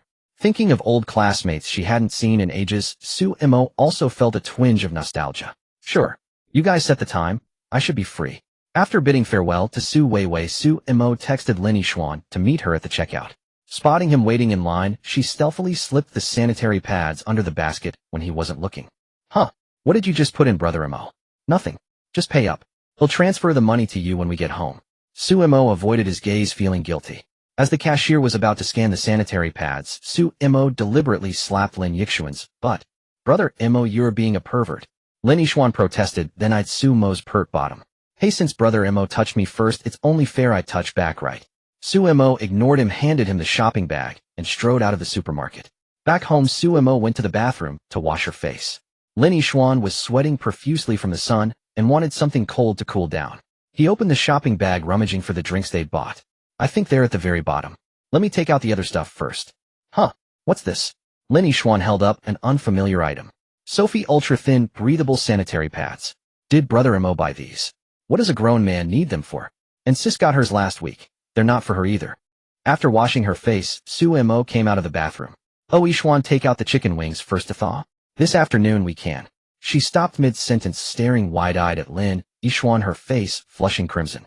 Brother Mo, why did you buy sanitary pads? Lin Yixuan scratched his head awkwardly. Why is Brother Mo blushing? As if she's the one who needs to use. Seeing Lin Yixuan staring at her with a puzzled expression, Sumo's small face flushed crimson, and for a moment, she didn't know how to explain. Should she just say she was a shameless pervert who enjoyed collecting feminine products? No. If she did that, wouldn't her perfect Onaikan image in Yixuan's eyes completely collapse? This was a gift from a supermarket lucky draw, she said, snatching back her Sophie from Lin Yixuan's hand with a blush. Oh, I see, Lin Yixuan replied skeptically. Would a supermarket really give away sanitary pads as a lucky draw prize? He couldn't help suspecting it was one of Mog's little quirks. Hearing the commotion, Lin Yihui came downstairs and asked, seeing the strange expressions on their faces, "What's going on? What are you two talking about?" Nothing. Yixuan just forgot to buy iced tea. Are you hungry? Should we start making dinner now? After catching a glimpse of the ultra-thin Sophie in Sumo's hand, Lin Yihui instantly understood. Mo, I'm starving. Why don't I help you in the kitchen? With that, Lin Yihui pushed Su Mo into the kitchen, leaving a bewildered Lin Yixuan alone in the living room. Once in the kitchen, Su Mo put the sanitary pad aside and let out a relieved sigh. Mo, he didn't figure out you're a girl, did he? Lin Yihui asked worriedly. Su Mo thought carefully and said confidently, no way. Yixuan isn't that smart. Besides, even someone as sharp as Yun hadn't seemed to realize she was a girl after months. How could that dumb Lin Yixuan? Hearing this, Lin Yihui nodded in relief. With a faint smile, she leaned in close to Su Mo, placing her hands on her shoulders. Hui. Su Mo was puzzled. Lin Yihui gazed at her with those beautiful eyes, a glimmer of anticipation shining in them. Mo. Momo Jijia, from now on, when Yixuan isn't around, can I call you Momo Jijia? Su Mo nodded. It was just a small request, and she agreed without a second thought. Woo Momo Jijia, you're so sweet. Seeing Su Mo agree, Lin Yihui excitedly threw her arms around her neck. So close as she could clearly catch the faint, delicate fragrance emanating from Su Mo. Momo Jijia, you smell amazing. What brand of perfume do you usually use? It's irresistible, she said, unable to help herself as she leaned in and sniffed near Su Mo's neck. We don't. It tickles, Su Mo said, shrinking back. You probably won't believe me, but I've never used perfume. This is my natural body scent. It appeared gradually after I became a girl. No, I believe you. Momo Jijia would never lie to me, Lin Yihui said, gently releasing her when she sensed Su Mo's slight resistance. Though she wanted to stay close to Su Mo, she knew better than to push too hard and risk annoying her. After straightening her slightly rumpled clothes, the two began preparing dinner. Since Lin Yihui couldn't cook, Su Mo just had her help with prep work like washing vegetables and chopping scallions, ginger, and garlic. Once that was done, Lin Yihui quietly watched Su Mo cook. The sight of her in an apron, her face so serious and focused, was mesmerizing enough to watch forever. Momo Jijia was amazing, the epitome of a good wife and loving mother. Graceful in the living room and skilled in the kitchen. Momo Jijia, you're so pretty and can cook. There must be plenty of boys at school who like you, right? Hearing that, Su Mo nearly chopped her fingers while cutting vegetables. Why didn't I tell you? I attend school as a boy. So what? Even people who don't know you from before must see you as a girl. Lin Yihui said matter-of-factly. She herself knew Su Mo was a girl, and she still liked her, even more so. By that logic, even if those boys thought Mo was male, there were bound to be some who liked her. Su Mo didn't know how to answer. If she said yes, then certainly yes. People asked for her contact information every day. Probably. There are. Lin Yihui nodded. It would be strange if there weren't. This was exactly what she had expected. Then Mo, do you have a crush on someone? By the way, now that you're a girl, do you like boys? Su Mo instinctively wanted to shake her head, but for some reason Li Linyun's figure suddenly flashed into her mind. Li Linyun was good to her, taking meticulous care of her. When she was feeling down, he would comfort her gently. When she was unwell, he would stay by her side. And he was tall, handsome, and wealthy, the ideal type for any girl. If she were his girlfriend, it would be a perfect romance. Su Mo's face flushed bright red, and she touched her cheeks. Well, what's happening? Why am I thinking about Li Linyun? Could it be that after pretending to be his girlfriend for so long, I accidentally fell for him? The moment this thought surfaced, Su Mo shook her head vigorously in fright. It's only been a short time since I became a girl. How could I possibly like a boy so quickly? Impossible. Absolutely impossible. I don't like any boys. Not now and never will. I definitely don't. Okay. I absolutely don't have a crush on anyone. Hui, you have to believe me. Seeing Su Mo's flustered reaction, Lin Yihui knew she definitely had a crush. Damn it, who was it? Who had stolen her beloved Momo Jiji's heart? If that person ever came to Momo Jiji's house, she would definitely give him the cold shoulder. By the time Su Mo finished making dinner, her parents had just returned home. Looking at the table full of delicious-looking dishes, Su Minghui and Song Wanqiu both smiled approvingly at Lin Yihui. Hui, when did you learn to cook? It looks absolutely delicious. Su Mo, who had been waiting with her face upturned for her parents' praise, was taken aback. Why were they praising Hui? Mom, Dad, I made this meal. Su Mo muttered, pouting. Haha, Xiao Mo, don't joke. That can't be. Song Wanqiu laughed, knowing full well her daughter's culinary skills. But when she saw Su Mo's unhappy expression and Lin Yihui nodding, she realized her precious daughter might be telling the truth. She patted Su Minghui and signaled him to try a bite first. Su Minghui grimaced, but picked up chopsticks and grabbed a cola chicken wing. It looked delicious, but he was still hesitant to take a bite. Yet under his precious daughter's expectant gaze, he tremblingly put the chicken wing into his mouth. After chewing slowly, he realized something was off. How could it be this delicious? He then tried other dishes, and they were all surprisingly good. Really tasty. No wonder it's made by my precious daughter. Hearing this, Lin Yixuan, who was drinking cola, spat it all out. What the hell? Why was he calling Moj his precious daughter? Had Uncle gone senile? What's wrong, Ishuan? You're old enough to drink cola without choking. Suemo handed Lin Ishuan a napkin, signaling him to wipe his mouth. Having received sincere praise from her father, Sumo's exquisite face was now brimming with triumphant delight. If it's delicious, eat more. Mommy, try it too. I worked so hard on this meal today. Blinded by joy, Suemo failed to notice anything amiss, eagerly serving food to her parents. Lin Ishuan couldn't help wondering if he was dreaming. Otherwise, why would Imoga show no reaction at all to being called darling daughter? Combined with Sumo's sudden culinary prowess, as if taught by an immortal, it was simply baffling. As clever as he was, he grew increasingly certain he was dreaming. So Lin Ishuan put on a resolute expression, and in full view of everyone decisively slapped himself hard across the face. A fiery sting immediately erupted on his cheek. He hit so hard, he nearly knocked a few teeth loose. Pain. Such agony. No way. Could it be that this isn't a dream? Suemo and the others were startled. What had gotten into this brat? Seeing the red mark on Lin Yixuan's face, Suemo quickly retrieved an ice pack from the fridge and pressed it against his cheek. Yu Wanxiu and Su Minghui also asked with concern, Ishuan, what are you doing? Did you want to become an astronaut when you grow up, so you gave yourself your favorite slap? Lin Yihue also asked in confusion. Lin Ishuan scratched his hair awkwardly. This was utterly embarrassing. Well, when I heard Uncle call Mo-gu darling daughter, I thought I was dreaming. So I slapped myself to wake up. Su Minghui looked at Suemo with a puzzled expression. Why hadn't she told Ishuan? Suemo averted her gaze awkwardly. Compared to being regarded as a sister, she actually preferred the feeling of being a brother. Seeing the looks on Uncle and Mo guest faces, Lin Ishuan sensed something was off. Something was definitely wrong. More than 10 out of 10, even 12 out of 10. Noticing Lin Yixuan's persistent scrutiny, Suemo knew it was no longer polite to keep the secret. She rubbed her forehead helplessly. Dad, you explain it to Ishuan. Suemo really didn't want to personally explain to Lin Ishuan about her transformation into a girl. Hearing his darling daughter's words, Su Minghui organized his thoughts and spoke slowly. A moment later. So, Mo-gu is now completely a girl. My big Mo-gu has turned into Sister Mo. Although he had vaguely guessed this possibility, hearing the truth from Uncle Su still shocked him. No wonder Mo-gu. Sister Mo had secretly stuffed a sanitary pad into his bag that afternoon. This was the reason. Thinking of this, he looked at Su Mo again. That flawless, enchanting face seemed capable of captivating all beings. Her lashes were long, her eyes like a clear spring. Her nose was delicate and straight, her lips as pink as cherry blossoms. He had never imagined that such pure and seductive qualities could coexist on one face. Sumo's cheeks flushed slightly, her gaze evasive. Perhaps it was because he had learned this astonishing secret. Mo-gu was actually a girl. Sai life suddenly felt so dull. Lin Ishuan sighed, wearing a look of profound grief, and ate his meal in sullen silence. Seeing Lin Yixuan's dejected expression, Su-mo broke into a smile. Ishuan is sad. He definitely looks sad, right? Her parents and Yihue had all been overjoyed when they learned she had become a girl. Only Ishuan felt sorrow for her. So much so that he could barely eat. Suemo was deeply moved and dabbed at her eyes. Boo-hoo, truly my good little brother. Seems I didn't spoil you for nothing when you were young. Come Ishuan, this is specially made by your sister for you. Eat plenty. The more Suemo looked at Lin Ishuan, the more she liked him, so she moved the cola chicken wings in front of him. Noticing a bit of sauce at the corner of his mouth, she took out a tissue and carefully wiped it. Sumo's sudden gesture made Lin Ishuan blush slightly. Although at school many girls found excuses to touch him, and he was nearly immune to such things, Sister Mo was simply too beautiful to resist.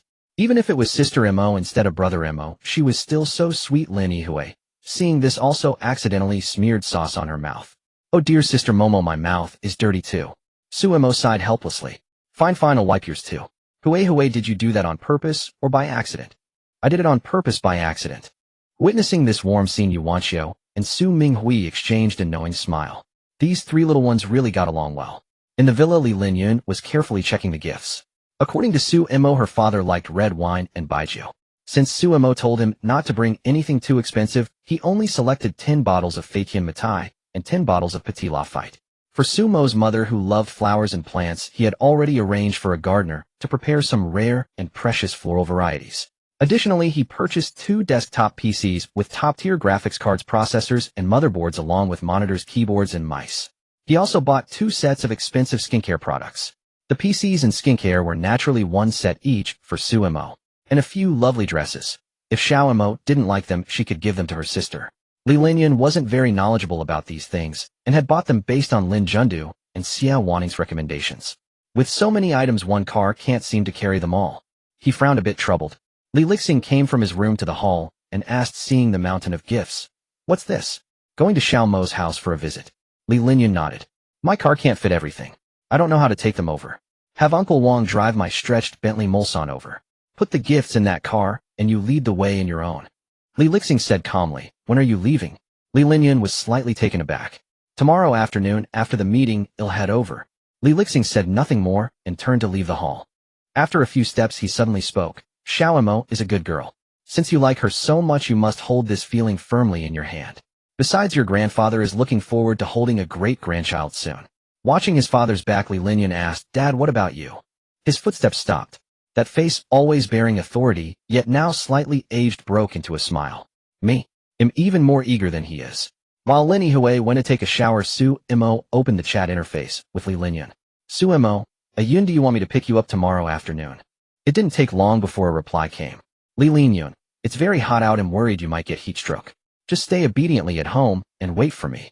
Su Mo, they'll send you my location. The sun is really strong around my place. Make sure you bring an umbrella for shade.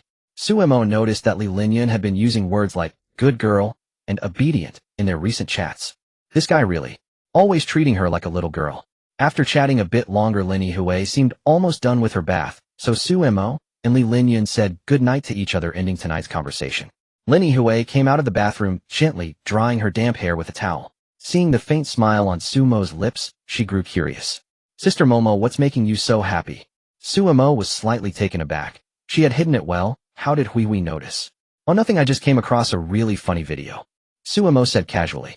Hui, is there enough hot water in the bathroom? I want to shower now. Lin Yihui nodded. After watching Su Mo go into the bathroom, she hesitated for a moment, then picked up the phone on the bed. Knowing Su Mo, well, she knew Su Mo had definitely lied to her just now. Could Mo be chatting with someone she likes? The thought made Lin Yihui feel uneasy. She bit her lower lip lightly and began trying the lock screen password. First, she tried her own birthday. Wrong password. 4 attempts remaining. It's not my birthday. Doesn't Sister Momo love me anymore? Lin Yihui pouted sadly. Then, thinking many people use their own birthday as a phone password, she tried Su Mo's birthday on the second attempt. Still wrong. For the next 2 tries, she tried her uncle and aunt's birthdays. Why isn't it right? Could Sister Momo be using the birthday of the person she likes? With only one chance left, Lin Yihui dared not try again. She couldn't help but grind her teeth in frustration. Why was that guy so lucky? He had better be tall, handsome, incredibly wealthy, and treat Sister Momo wonderfully beyond words. No, since Sister Momo was so gentle and beautiful, just meeting those conditions wasn't enough. He also had to have never been in a relationship. Sister Momo had to be his first love. He also had to be sufficiently thoughtful. When they first met, he had to bring her a gift. The gift had to be skincare products, and extremely expensive ones at that. If even one condition isn't met, then he's definitely not worthy of Sister Momo, and he'll badmouth him to my aunt and Uncle Linyu, thought happily. After all, so many conditions. In her opinion, it was impossible for all of them to be met simultaneously. If they were met, then let Lin Yishuan never find a girlfriend for life. At that moment, Lin Yishuan, who was gaming in his room, let out a loud sneeze. Damn, which little brat is cursing this handsome guy? If I find out, I'll give him a couple of punches, Lin Yishuan muttered. Bro Xian, what are you doing? In that last team fight, if you'd used your ultimate, we'd have won, said his 2 Trio-Q teammates Binbin and Away. Don't worry, Bro Xian, we'll carry you later. He continued playing seriously. After Su Mo finished her shower, she didn't go straight to bed, but went downstairs. She arrived at the living room and searched for the family medicine cabinet from memory. It's in the coffee table drawer. She took out the medicine box and looked for the Huaxiang Zhengqi liquid inside. Because the weather was scorching, nearly 40 degrees Celsius. Even with an umbrella, there was still a risk of heat stroke. Oh, found it. Now I don't have to worry about a Yun getting heat stroke. After taking out the Huaxiang Zhengqi liquid and putting the medicine box back in the drawer, Su Mo was about to return to her room when she ran into her mom, who had come out to get water. Xiao Mo, what are you taking that for so late? Yuanqiu looked puzzled. Oh, nothing. Su Mo instinctively tried to hide it, but then remembered a Yun was coming tomorrow. Oh, Mom, a classmate of mine is coming to visit tomorrow and will stay at our place for a few days. Male or female? Yuanqiu asked. Su Mo hadn't expected her mom to ask that and felt a bit awkward. Male, he's my roommate. But don't worry, Mom, we won't sleep in the same room. Yuanqiu nodded, thinking it was probably that a Yun who had been calling Xiao Mo. Mom, you agree? This caught Su Mo by surprise. She had been ready to act cute with her mom, but it seemed unnecessary. Then do a cute act for Mom. That cute 8 Link. And Mom will agree okay. Yuanchio said with a smile. Ever since Xiao Mo became a girl, she had always wanted to hear her precious daughter act cute. Cute 8 Link. What's that? Yuanchio took out her phone and searched for cute 8 Link to show her precious daughter. Suemo watched seriously for a while, and soon an unwilling expression appeared on her face. No way, Mom, this is too embarrassing. She could act cute, but only to the extent of holding someone's arm and saying please. In that case, I can't agree. My precious daughter is so beautiful. If you bring a boy home when your dad and I are not around, what will be left of you? Don't say that, Mom. He'll act cute, okay, Suemo said in a coquettish voice, shaking her mom's hand. Then go ahead. Yuanchio looked expectant. Suemo gently bit her lower lip, showing a hint of helplessness, but ultimately decided to fulfill her mom's wish. Though she felt a bit embarrassed for Li Linyan's smooth visit, she braced herself and began. Mom, Sumo's voice turned soft and clingy. Please, I'm begging you. She gently shook Yuanchio's hand. Then her voice grew sweeter. Pretty please, is that okay? She pouted at her mom and blinked her beautiful eyes. I don't care, you're the best. Fine, since my precious daughter is so cute, Mom agrees. Yuanchio finally burst out laughing. Hearing her mom's agreement, Suemo immediately hugged her happily. Thank you, Mom. I knew you loved me the most. Yuanchio patted Suemo on the back. Alright, it's late now. Go back and rest quickly. Suemo let go of her mom and went cheerfully back to her room, planning how to entertain Li Linyan well tomorrow. After drinking water and returning to her room, Yuanchio kept thinking about her daughter's adorable act. Ayun, huh? I wonder if my daughter likes him.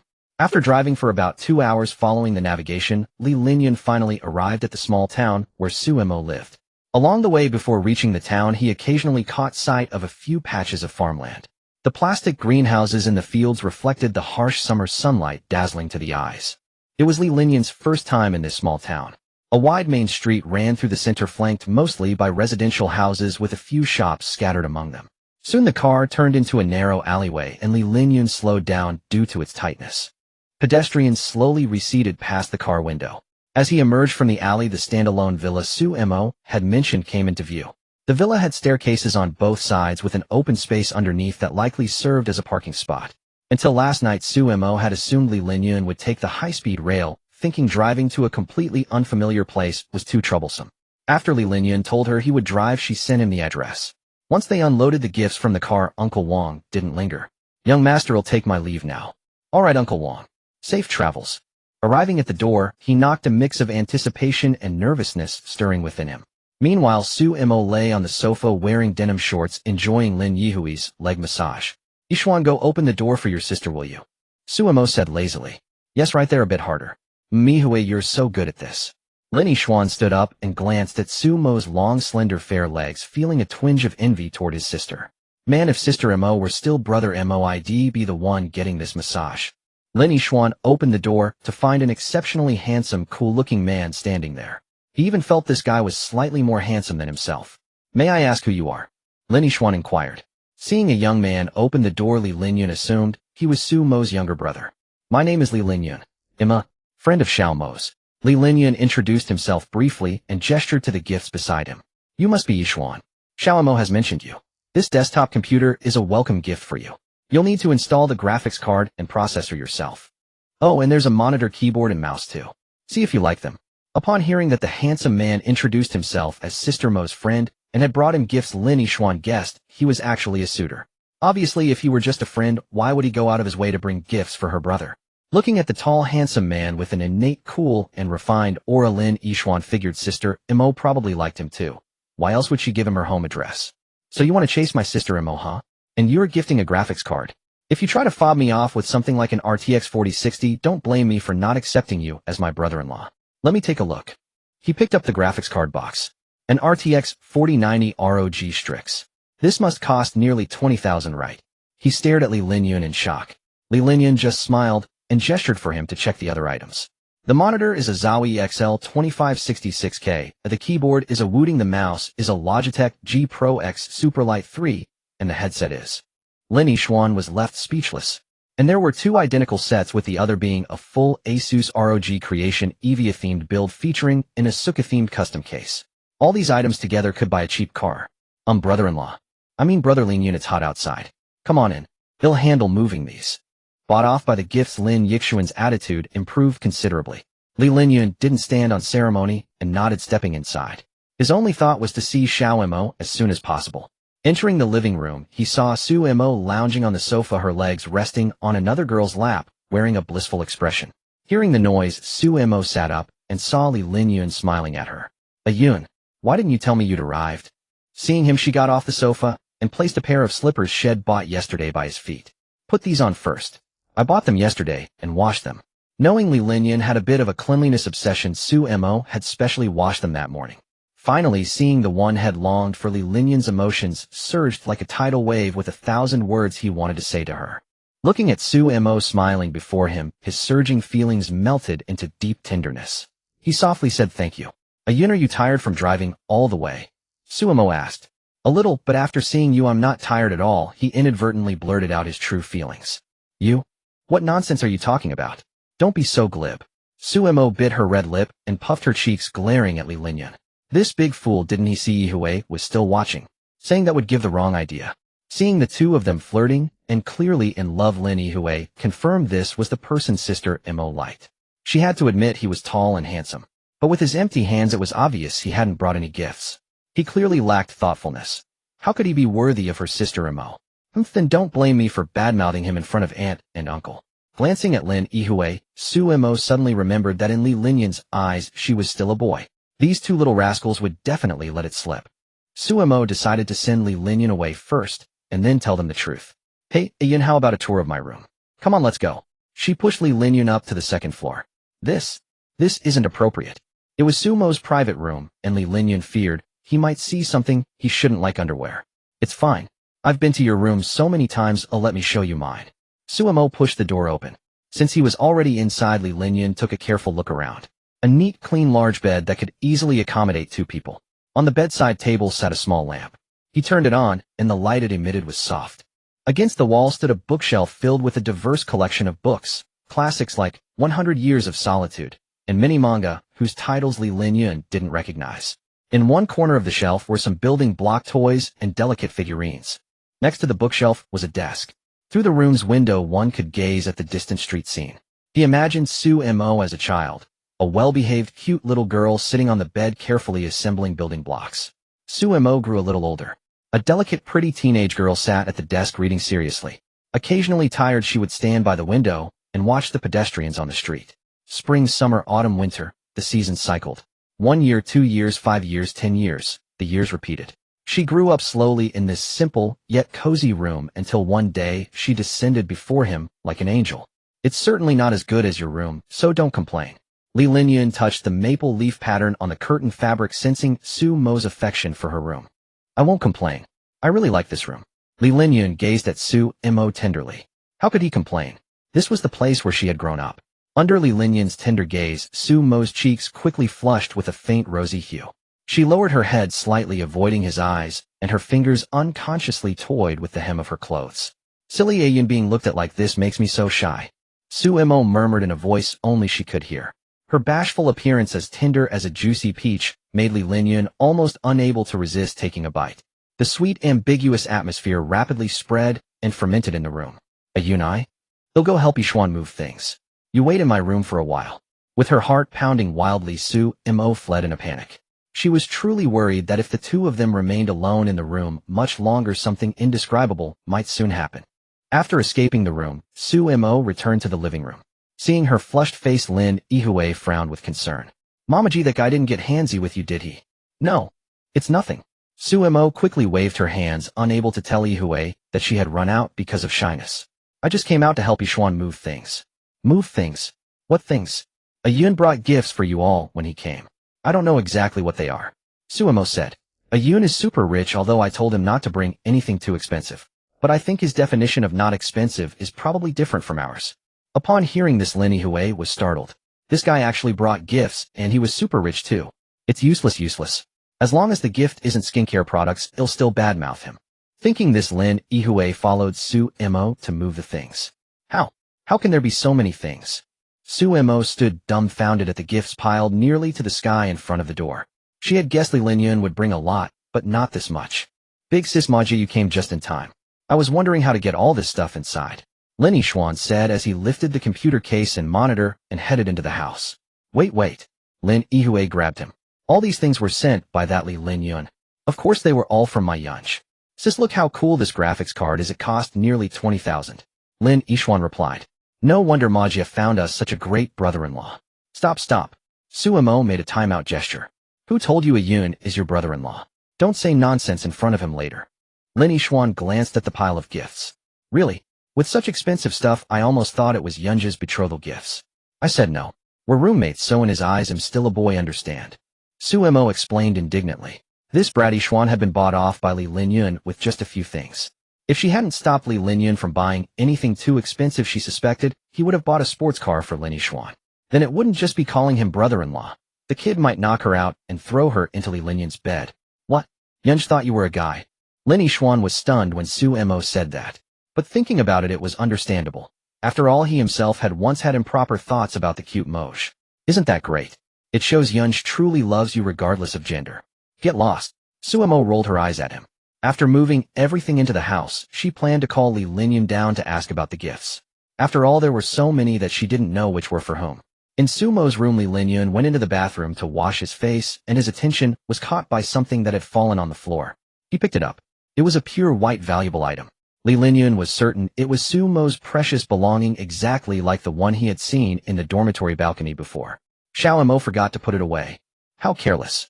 Just as he was about to put it back, he heard the door open. Li Linyun's heart skipped a beat. How did Xiao Mo happen to come back at this moment? He quickly stuffed the pure, white valuable item into his pocket. By the time he had hidden it, Suemo had just walked into the room. Ayun, why did you buy so many things? Huh? Why is there sweat on your forehead? Isn't the air conditioner on in the room? Suemo took out a tissue to wipe it for him. It must be water. I just washed my face. Li Linyun pretended to be nonchalant. I asked Lin Jundu to help buy them. You know how he spends money lavishly. He knew he had bought expensive things, so he used Lin Jundu as a scapegoat. The two returned to the living room, and Li Linyun accidentally met Lin Yui's gaze. Xiao Mo, your sister doesn't seem to like me much. He leaned close to Sumo's ear and said, How is that possible?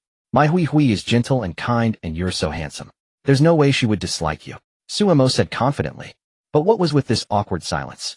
Lin Yixuan was about to say something, but after being glared at by Lin Yue, he obediently shut his mouth. Suemo tried to break the silence. Ayun, you brought so many gifts. Can you tell me who they're for? Li Linyun nodded. These electronics are for you and Yixuan. The skincare products are for you and Yihue. The gifts for your parents are still in the car. They'll get them when they're back. Suemo looked at him helplessly. I really like the electronics, but why did you buy me skincare products? I never use them. Li Linyun thought about it. Xiaomo's features were exquisitely delicate and natural beauty. She really didn't need skincare. Then give them all to Hui. He'll get you another gift in a few days. That's not what I meant. Lin Yue was stunned. So the gift really was skincare. She opened the beautiful packaging. It was Lamer's skincare set, the most expensive and complete one. She felt happy, but also a little speechless. Was this guy a fortune teller? How did he meet every condition she had made up? Linyun, what car do you drive? She just wanted to know how rich he really was. A Maybach S680. Li Linyun told the truth. The reason he drove this car, which wasn't expensive by his standards, was that it was the one Suemo had ridden in the most. Lin Yue fell silent. With such a perfect son-in-law, she couldn't think of any reason why her aunt and uncle would dislike him. As dusk approached, the sky gradually took on a faint orange hue. Today, Li Linyun was the one helping out in the kitchen. Although it was against custom to let a guest work in the kitchen, the others could not resist Li Linyun's enthusiasm. Lin Yixuan thought he simply enjoyed cooking and kept praising him. Brother Linyun is such a good man. But Lin Yue knew very well that it wasn't a love for cooking that drove him. He was simply infatuated with Sister Mo and wanted to spend more time with her. In the kitchen, Suemo and Li Linyun were busy. Ayun, my scarf is a bit loose, help me tie it again. Ayun, help me cut this rib, it's too hard for me. Ayun. The afterglow of the setting sun slanted into the kitchen, casting a beautiful hazy light on Sumo's face. Li Linyun gazed at this enchanting scene and suddenly felt as if they were a newlywed couple cooking together. I didn't expect you to know how to cook, Xiao Mo, and to do it so well, Li Linyun praised. Though he hadn't tasted it, yet judging by its appearance and aroma, it rivaled the dishes made by the chef his family had hired from a five-star hotel.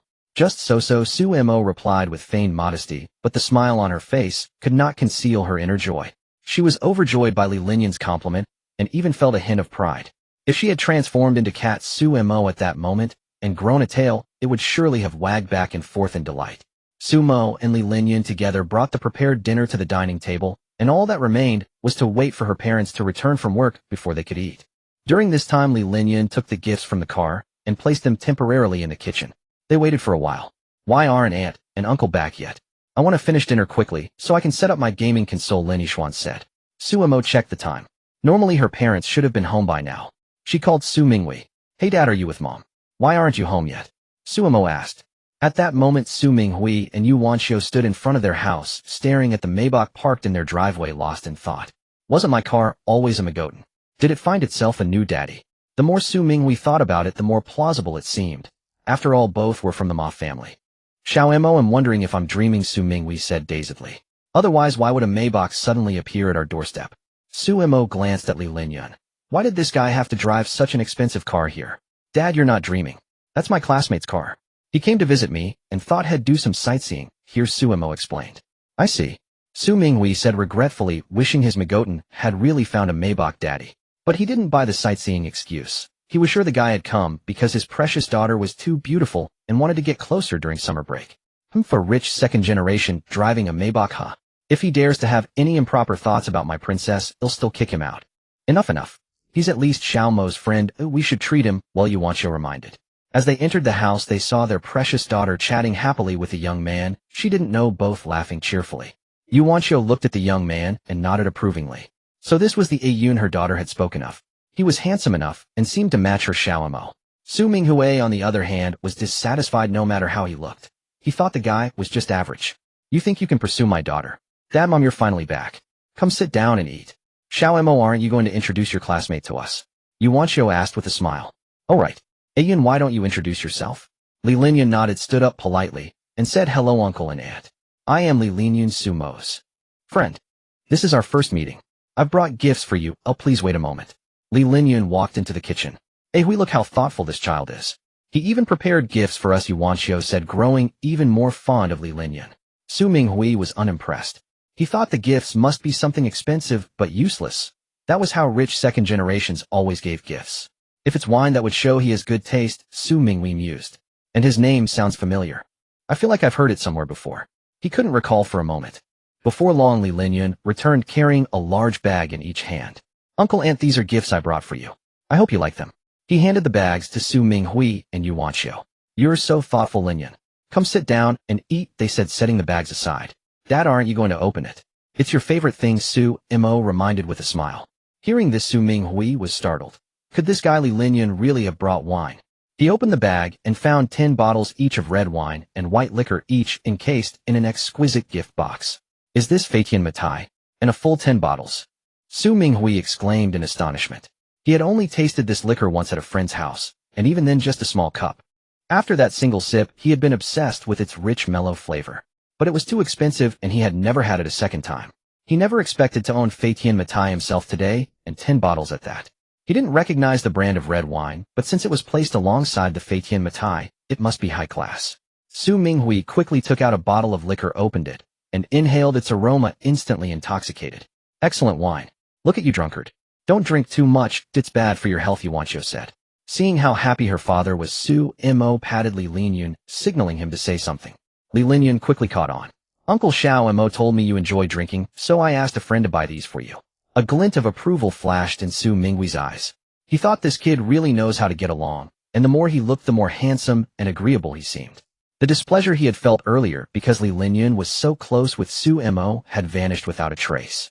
Linyan, how about having a drink with me? How's your tolerance? Dad, just drink on your own. Don't drag Ayun into it. Su Mo looked at Li Linyan. Don't forget, tomorrow we're riding in your car to go out. Drinking leads to trouble. Li Linyan looked helplessly at Su Minghui. I'd love to have a few drinks with you, but your daughter won't allow it. Su Minghui shook his head. This kid was so obedient to his daughter. Their relationship must be quite special. The young man was perfect in every way, but he might end up being henpecked in the future. After the meal, Su Minghui's face was flushed after drinking 2 ounces of baijiu. He looked at Li Yun, who was helping Su Mo clear the table, and said, Yun, come over, I need to talk to you about something. Hearing this, Li Yun paused, exchanged a glance with Su Mo, and then sat down beside him. What is it, uncle? Please tell me. He didn't continue immediately, but glanced at Su Mo first. Mo helped Dad put the wine Li Yun gave me into the kitchen cabinet. Su Mo nodded, picked up the bag of wine with both hands, and carefully walked toward the kitchen. Li Yun quickly realized that uncle wanted to speak privately. Yun, be honest with me. Do you have feelings for my Mo? Hearing this question, Li Yun fell silent for a moment. Uncle, do you always speak so directly? Men should speak directly. Just tell me, Yun. After all, I kinda like you too. Li Yun certainly had the courage to admit his feelings for Su Mo, but he also had to consider the consequences of doing so. Besides, Uncle was clearly drunk when he asked, so even if he confessed now, he'd probably forget by tomorrow. Should he admit it directly? Admit that he deeply loved Su Mo, tell her that her drunken father would one day see him marry her, the most beautiful woman in the world, wearing the most beautiful wedding gown. They would hold the wedding in the most wonderful place, perhaps a palace, a castle, or a beautiful spot with grass, a river, and a bonfire. That night, they would naturally consummate their love and then give him a bunch of grandchildren. He raised his head and looked straight into Su Mo's father's eyes, his gaze as resolute as a swordsman drawing his blade in ancient times. I like Mo very, very much. So much that I want to marry her and spend my whole life with her, Li Yun said. If he considered too many factors and refused to acknowledge his inner feelings, Li Yun would despise himself, let alone Su Mo's father. Good, good, good. Su Minghui exclaimed excitedly, saying good 3 times in a row. You're really something, kid, just like I was when I was young. He found himself growing more and more fond of Li Yun. But my precious daughter is a bit special. She might not be easy to win over. What Su Minghui meant was naturally that Su Mo used to be a boy. After all, it had only been a few months, and it would be difficult for her sexual orientation to change so soon. Li Yun, unaware of the truth, thought he was referring to the fact that Su Mo still saw herself as a boy. Uncle, I understand what you mean, but it'll work hard to make Mo like me, Li Yun said earnestly. Su Mo came out of the kitchen and looked curiously at the two on the sofa. Dad, Yun, what are you talking about? You look so serious. Nothing, just asking Yun where he'll sleep tonight. You know Yishuan snores, Su Minghui said casually. Let Yun sleep in my room. He'll take the sofa, said Lin Yishuan, who was playing a triple Q with Binbin and Away. Huh, but didn't you say this afternoon that you wanted to play on the computer all night, since you finally have such a good setup? Lin Yihue asked in confusion. Oh, it's not like this good stuff is going anywhere, it's a gift from Brother Yun. A few days won't matter. Besides, Binbin and Away had invited Brother Jia and Brother Yong tonight, and they were about to start a 5-man queue. Lin Yishuan didn't want to stand them up. Su Minghui felt dizzy from the alcohol and went back to his room to rest. Lin Yihue also went to take a shower, leaving only Su Mo, Li Yun, and Lin Yishuan in the living room. Well, I'll go tidy up my room first, Lin Yishuan said hurriedly before rushing off, not wanting to be an awkward third wheel. Su Mo looked puzzled. Why had everyone suddenly left? She turned to Li Yun. Yun, is there any place you really want to go? I can take you there tomorrow. Li Yun thought for a moment. How about that famous ancient street? I've always wanted to see it. The ancient street, known as the #1 street in the area, had attracted many tourists in recent years and was very famous. Its reputation was well-deserved. If so many people praised it, there must be something special about it. That place is indeed nice, but it's super crowded during holidays. You need to be mentally prepared for the crowds. It doesn't matter if it's crowded as long as I'm with you, Li Yun said with a gentle smile. Don't say things like that. Aren't you embarrassed? The slightly flirtatious words made Su Mo's cheeks flush. Just then Lin Yishuan came downstairs carrying a quilt and pillow. I've arranged Brother Yun's room. There are clean blankets and pillows in the cabinet. Just use them. Okay, I got it, Li Yun replied. Emma, let's go upstairs together. Let's not disturb Yixuan's rest. Keep it up, Brother Yun. Win over Sister Mo soon, and he'll be waiting to drink at your wedding. Lin Yishuan silently cheered for Li Yun as he watched them walk upstairs. Before returning to his room, Li Yun remembered something and said to Su Mo, how about we go early tomorrow? That way there won't be many people, and it'll be cooler. Su Mo nodded, thinking it was a good idea. Set an alarm then. I don't want to wake Hui Wei.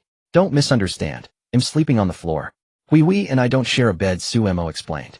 After all, in Li Yun's eyes it looked like a brother and sister sharing a room. But what she didn't know was that in Li Yun's mind it was just 2 sisters sharing a bed. Okay, shall I set the alarm for 8? Li Yun asked. Su Mo nodded in agreement. Just as Li Yun reached into his pocket to take out his phone, something happened. A small pure white cloth bundle dropped to the floor. Both stared at each other in shock. Yinyu. Su Mo's pretty face flushed crimson as she pointed at the white cloth in disbelief. Wasn't this the one she changed out of yesterday? How did it end up in Li Yun's pocket? Even if she was naive, she could roughly guess what Li Yun had done. That scoundrel Yun must have turned into a perverted thief while she wasn't in the room. Emma, listen to my excuse. No, listen to my explanation, Li Yun said awkwardly, rubbing his nose. He honestly hadn't meant to do it. Explain your head. You pervert, Yun. Su Mo said angrily, like a hissing kitten. Then with a bang she slammed the door shut, clearly furious. Li Yun sighed. Not only had he made Mo angry, but he had also, in this private little nest that belonged only to her, and Li Yun, Su Mo was writing something in her diary. Another year of Qixi. This was the second Qixi festival since she and Ayun had been together. Along the path of love they had experienced much together, and the journey had not been easy. There had been some bitterness, but sweetness was the main theme of their love. However, on this day when the cowherd and the weaver girl meet once a year, she couldn't feel happy at all. Because Ayun had opened a branch company in France, and there were many things he had to handle personally, so he probably wouldn't be able to return to the country recently. This big fool, he even abandoned his wife for work. But I still miss him. I miss him so much. I also want to make love to him. At this point the two had already graduated, and during college Li Linyun had proposed to Su Imo, naturally receiving her affirmative answer. The wedding had already taken place, and since then the two had officially become husband and wife. Although they rarely used these terms in daily life in moments of deep emotion, they sometimes called each other husband and wife. Writing this in her diary, Su Imo put down her pen, walked to the floor-to-ceiling window, and quietly gazed at the night scene outside. The night on the stone steps is as cool as water, lying down to watch the cowherd and weaver girl stars. Sumo's state of mind at that moment was like that of the palace maid in the poem Qixi, lonely and desolate. Ayun, you big idiot, I really miss you so much. Su Imo murmured to herself, slowly untying her hair tie, and her hair cascaded down to her waist like a waterfall. During the days Li Linyun was away, she couldn't even enjoy her meals or sleep well. Only during their nightly video calls would a smile appear on her face. As she was thinking of Li Linyun, a knock sounded at the door. Dong dong dong. Su Imo was slightly startled. Could it be a delivery? The black stockings she had bought before were ruined by Ayun, so she had bought a few new pairs. What could she do? He loved seeing her in black stockings. She let out a soft sigh, turned from the window, and walked toward the door. Just as she was about to open the door, it was opened from the outside first. Before she could see who it was, she was pulled into an embrace. Ayun, how are you back? Su Imo said, filled with joy as she looked at the man holding a bouquet of roses in front of her, hardly believing her eyes. Today is Qixi festival after all. How could I bear to let you spend it alone? Li Linyun gently wrapped his arm around her slender waist, the soft warmth of her body in his arms, and couldn't help but lightly kiss her cheek. You bad guy, do you have any idea how much I've missed you these days? I thought you weren't coming back. Su Imo said, her voice a little choked. Don't be sad, Xiaomo. Things in France have settled down, and from now on I'll let my brother handle matters there. Li Linyun stroked Su Imo's hair and replied gently. The two embraced and walked into the house. Taking the flowers Li Linyun had given her, Su Imo sniffed them with her little nose. The fragrance was rich. Do you like it? Li Linyun asked with a smile. I love it. I love everything you give me. Su Imo nestled in Li Linyun's arms. This big bunch of roses, how many are there?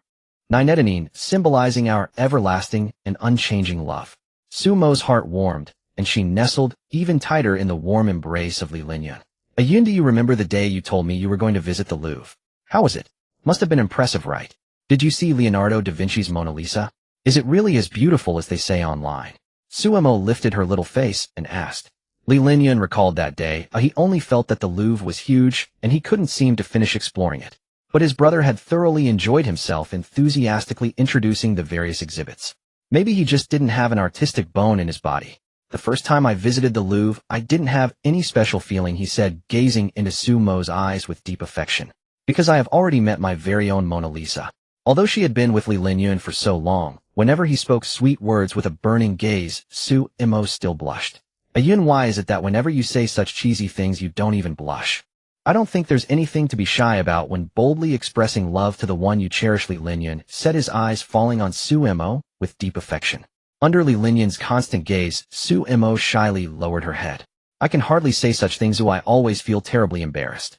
Then can you give me a kiss? Oui. Well, I can, since I like you so much. Trembling her long eyelashes, Su Imo slowly leaned in toward Li Linyun's lips. Without much hesitation, she pressed her tender lips against his. Li Linyun tilted his head slightly and skillfully met her lips. Su Imo's lips were warm, and Li Linyun could even feel them trembling faintly. The unique fragrance of her body lingered around his nose as she drew closer and kissed him. Such a pure and sincere kiss could easily stir desire.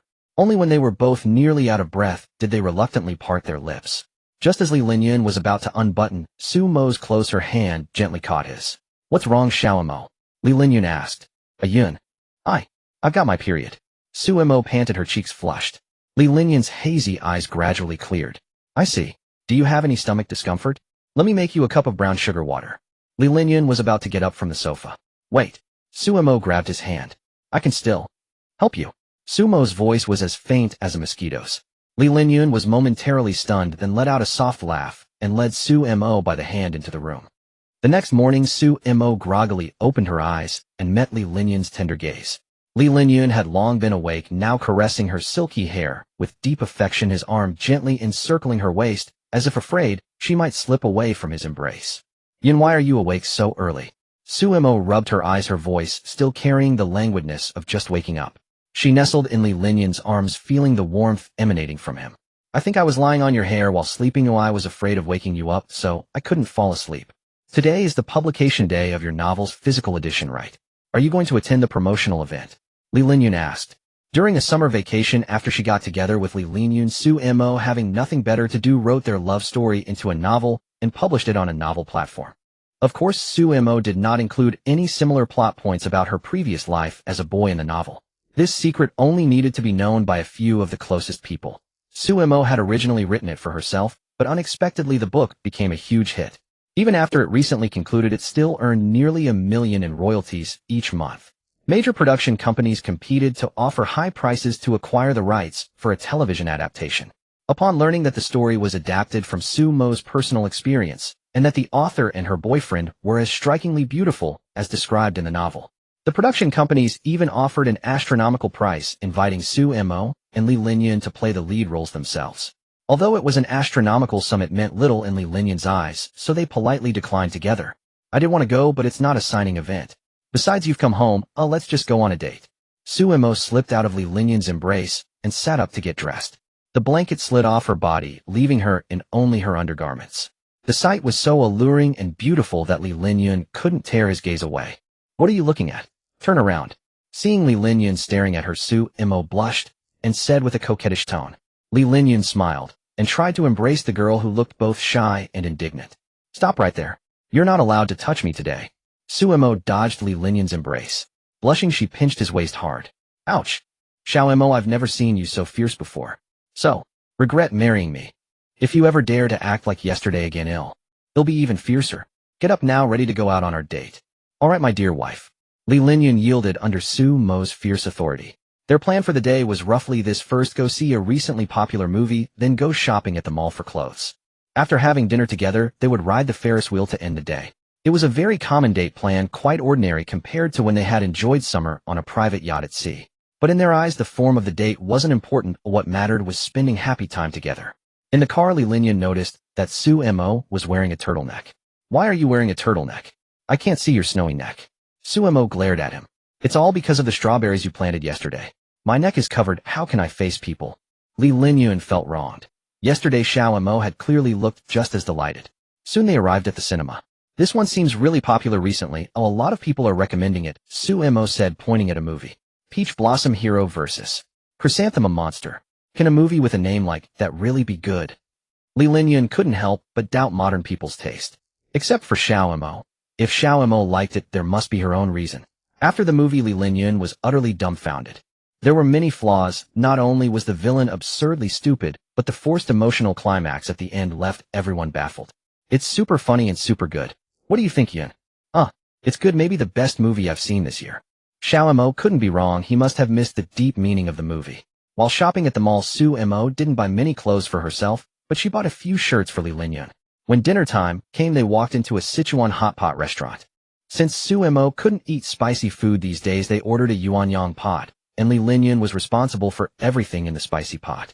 Seeing Li Linyun's face flushed red from the spice, Su Mo laughed uncontrollably. Making me into a want snow cake yesterday. This is my sweet revenge." Even as she thought this, she handed Li Linyun a glass of iced drink to soothe the spiciness.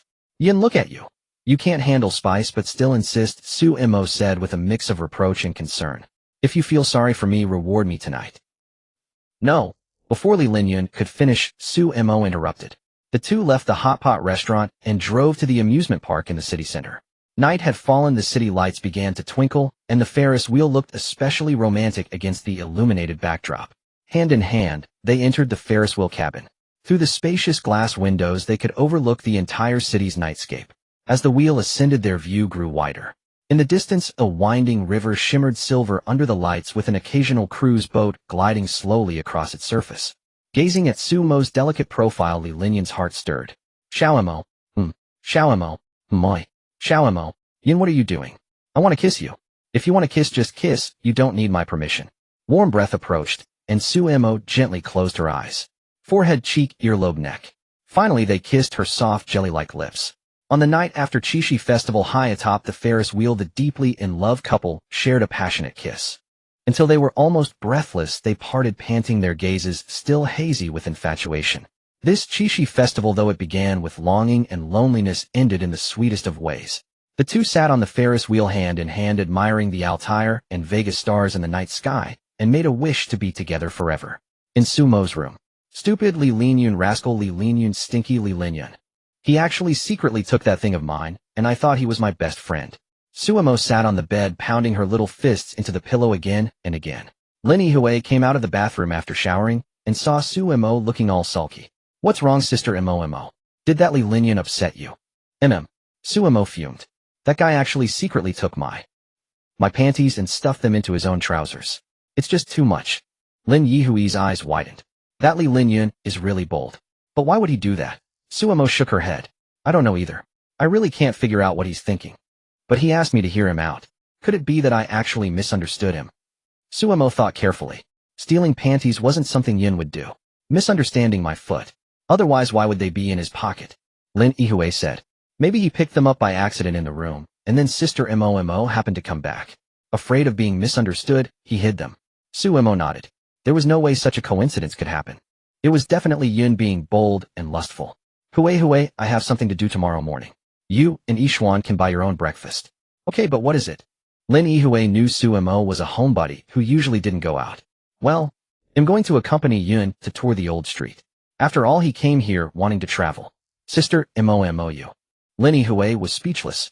He stole your panties, and you still go out with him. It seems Sister Mo was truly devoted to him. Meanwhile, Li Linyun was frowning, thinking about how to apologize to Suemo. He couldn't explain anymore, he just wanted to be forgiven as soon as possible. Otherwise, his plan to go shopping with Xiaomo would be ruined. He heard there were reliable folks on the forum, so he opened his phone and posted for help. Accidentally stuffed the panties of the girl I like into my trousers and got caught. What should I do? Waiting online quite urgent. Soon many people replied. Li Linyun read them seriously. No hope. Don't throw away the panties, you can still use them to. Accidentally. Were you intentional or accidental? Would you sell them for 3,000? Remember not to wash them. I want the original scent.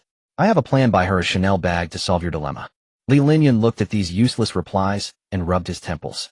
None of them were reliable. He'd have to think for himself. Just as he was racking his brains, WeChat rang.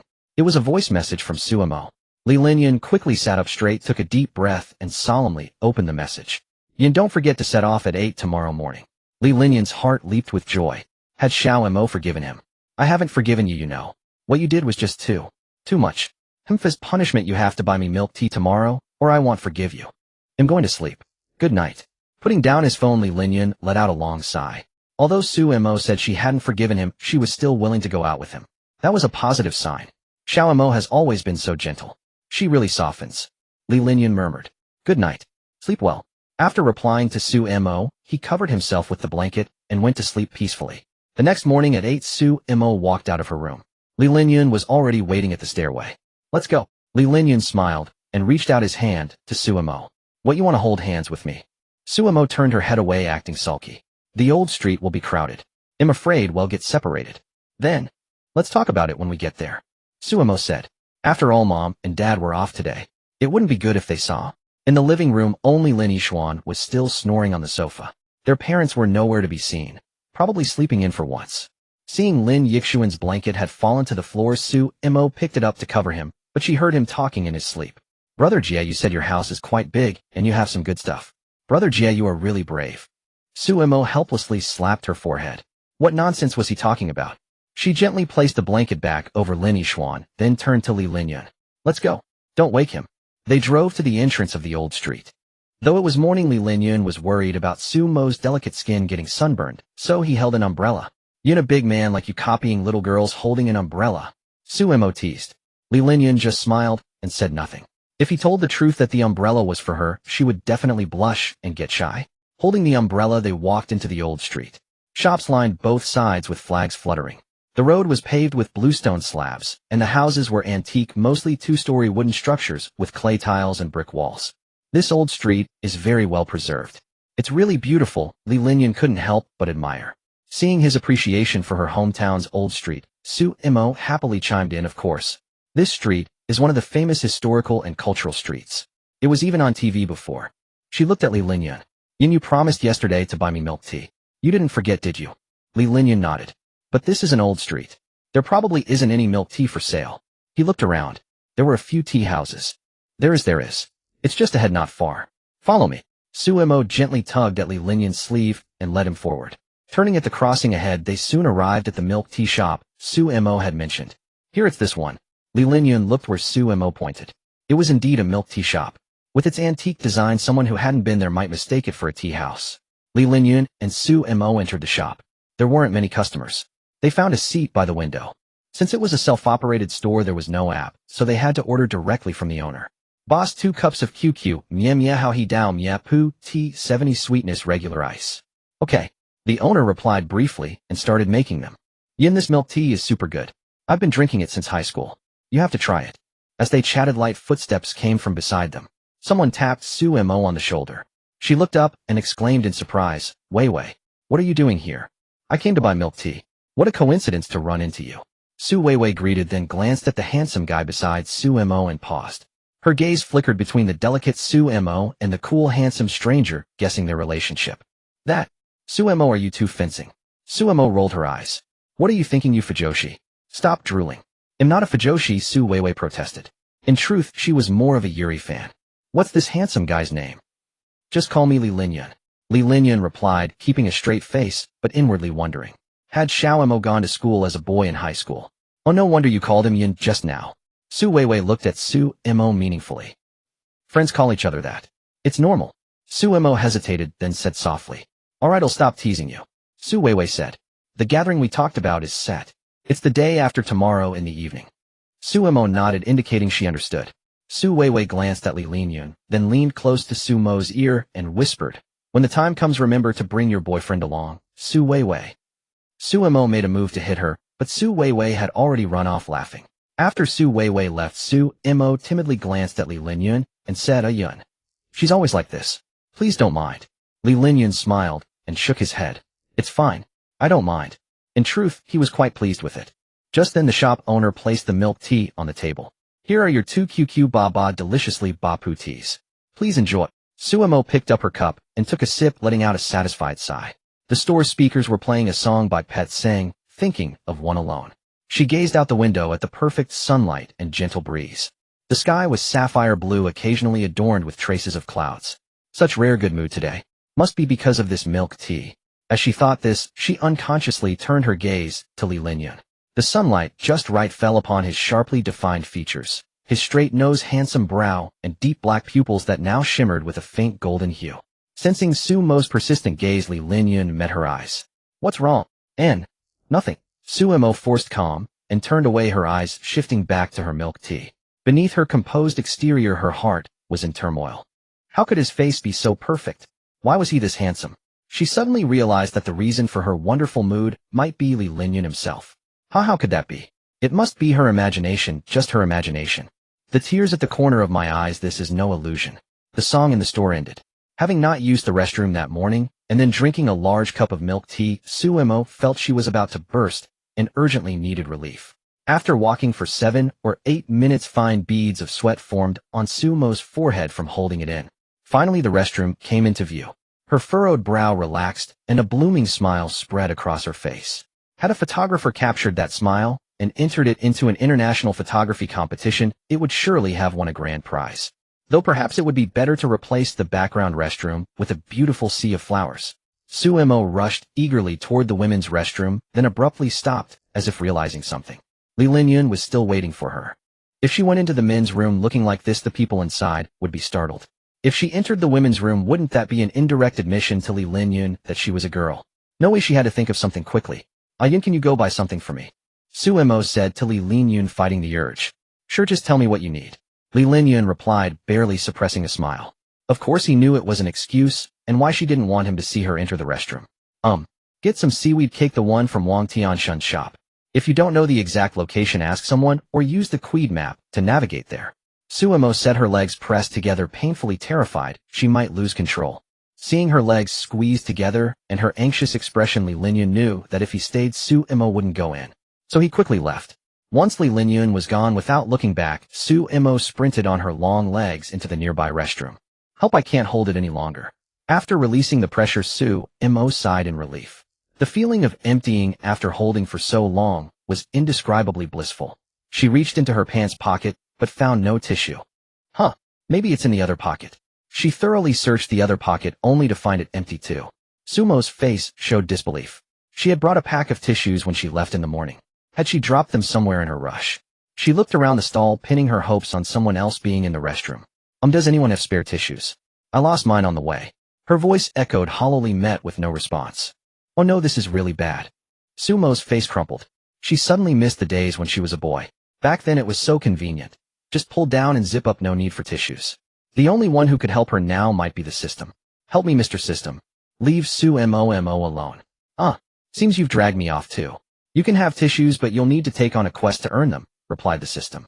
Hearing this, Suemo grew irritated. System, sometimes you really need to reflect on yourself. Why do you say that, host? Think about it. Other systems, once they bind with a host, either give them a ton of cash or luxury cars and mansions. But look at you. We've been bound for so long, and even a tiny pack of tissues requires a quest. Don't you feel ashamed? Suemo argued confidently, growing more convinced of her point. Host, think carefully. I've already given you those things. Where? You've only given me a few $100 total. This dog system must think I'm an idiot trying to trick me with such nonsense. Isn't that young Master Li Linyun one of them? He treats you so well. If you just ask, he'd buy you not just a luxury car or mansion, but even a helicopter or private yacht. He will give you everything you desire. The system's voice carried a hint of teasing. And isn't he your greatest fortune? Suemo paused at this. But that's just Ayun giving me things. What does that have to do with you, system? Is that so? If I hadn't turned you into such a breathtakingly beautiful girl, would your relationship be this intimate? Suemo opened her mouth to retort, but found no rebuttal. Finally, she weakly defended. What do you mean by intimate? We're just close. Accept or not. You have 5 seconds to decide. The system issued its ultimatum. Fine, I accept. Now give me the tissues. Suemo reluctantly agreed. After leaving the stall, her legs had gone weak. And when she recalled the ridiculous quest the system had given her, Suemo felt utterly defeated. She cursed the system 1,000 times in her heart as she walked out of the restroom with unsteady steps. Li Linyun had already bought the item and was waiting quietly outside. Seeing Suemo stumble, he quickly stepped forward to support her. What's wrong? Did you fall? Li Linyun asked with concern. No, my legs just fell asleep from squatting too long. Suemo said shyly as Li Linyun's hand supported her waist. Unable to walk due to her weak legs, Suemo had no choice but to let Li Linyun hold her waist. To passers-by, their intimate posture resembled that of a couple. After a moment of inner turmoil, Suemo slowly lifted her eyes to gaze at Li Linyun's profile. Ayun. She called softly. I'm listening. I want to wear women's clothes for you. Pick something you like. Her voice trembled as she spoke. Any style, it's okay. Moi. Li Linyun was momentarily dazed, wondering if he had misheard. Although he had seen Suemo in women's clothing several times before, and she no longer resisted the idea, as much as she had initially, he never expected that in the span of a bathroom break, Suemo would voluntarily offer to wear a dress for him. He carefully studied Suemo's expression, and after confirming she wasn't joking, he quickly agreed. Such a rare opportunity would be foolish to miss. Can you wear a few more outfits for me to see? Just one. Don't be so greedy. Suemo blushed and kicked him lightly, but the force was so soft due to her weak legs that it seemed more like flirtation. Fine. Just one. Give me some time to think about what to choose. Li Linyun stopped joking and pondered seriously. He sifted through his memories of Suemo in women's clothing. The innocent charm of a JK uniform, the gentle elegance of a white floral dress, and the graceful nobility of a blue evening gown. Of course, the most unforgettable was the alluring sight of her backless sweater. At that thought, he coughed awkwardly and stole a glance at Suemo. The photo of Suemo in that backless sweater was still in his album. Perhaps he should find a chance to hide it. They crossed the bustling street and arrived at a bridge. Li Linyun helped Suemo sit on a bench by the bridge. Since the sun was growing stronger, he kept holding an umbrella for her. Thank you, and Suemo said with a sweet smile, gently massaging her still weak calves. Li Linyun's gaze followed Suemo's movement and landed on her legs. Under the white shorts, her long legs were slender and well-proportioned without a trace of excess flesh. In the sunlight, they looked exceptionally fair and exuded a healthy, soft luster. Stunned by the beauty of her legs, Li Linyan's Adam's apple bobbed involuntarily. Such beautiful legs, if only they were tightly wrapped in stockings. Sensing something off in Li Linyan's stare, Su Mo quickly shielded her legs with her hands. Yun, where are you looking? Are you thinking about something inappropriate again? No, I just suddenly know what I want you to wear. Still looking? Turn your face away now, or you'll never wear shorts again. Li Linyan's eyes lingered on Su Mo's legs for several seconds before he reluctantly turned away. Xiao Mo's legs are truly beautiful, he mused inwardly. After resting a while longer until her legs felt a bit stronger, Su Mo urged Li Linyan to get up. Yun, where are we going next? She asked, leaning on his shoulder. You probably can't walk very well. Maybe we should go home and rest. If she needed support just to walk, why was she still insisting on accompanying him shopping? Who says I can't? I still have plenty of strength.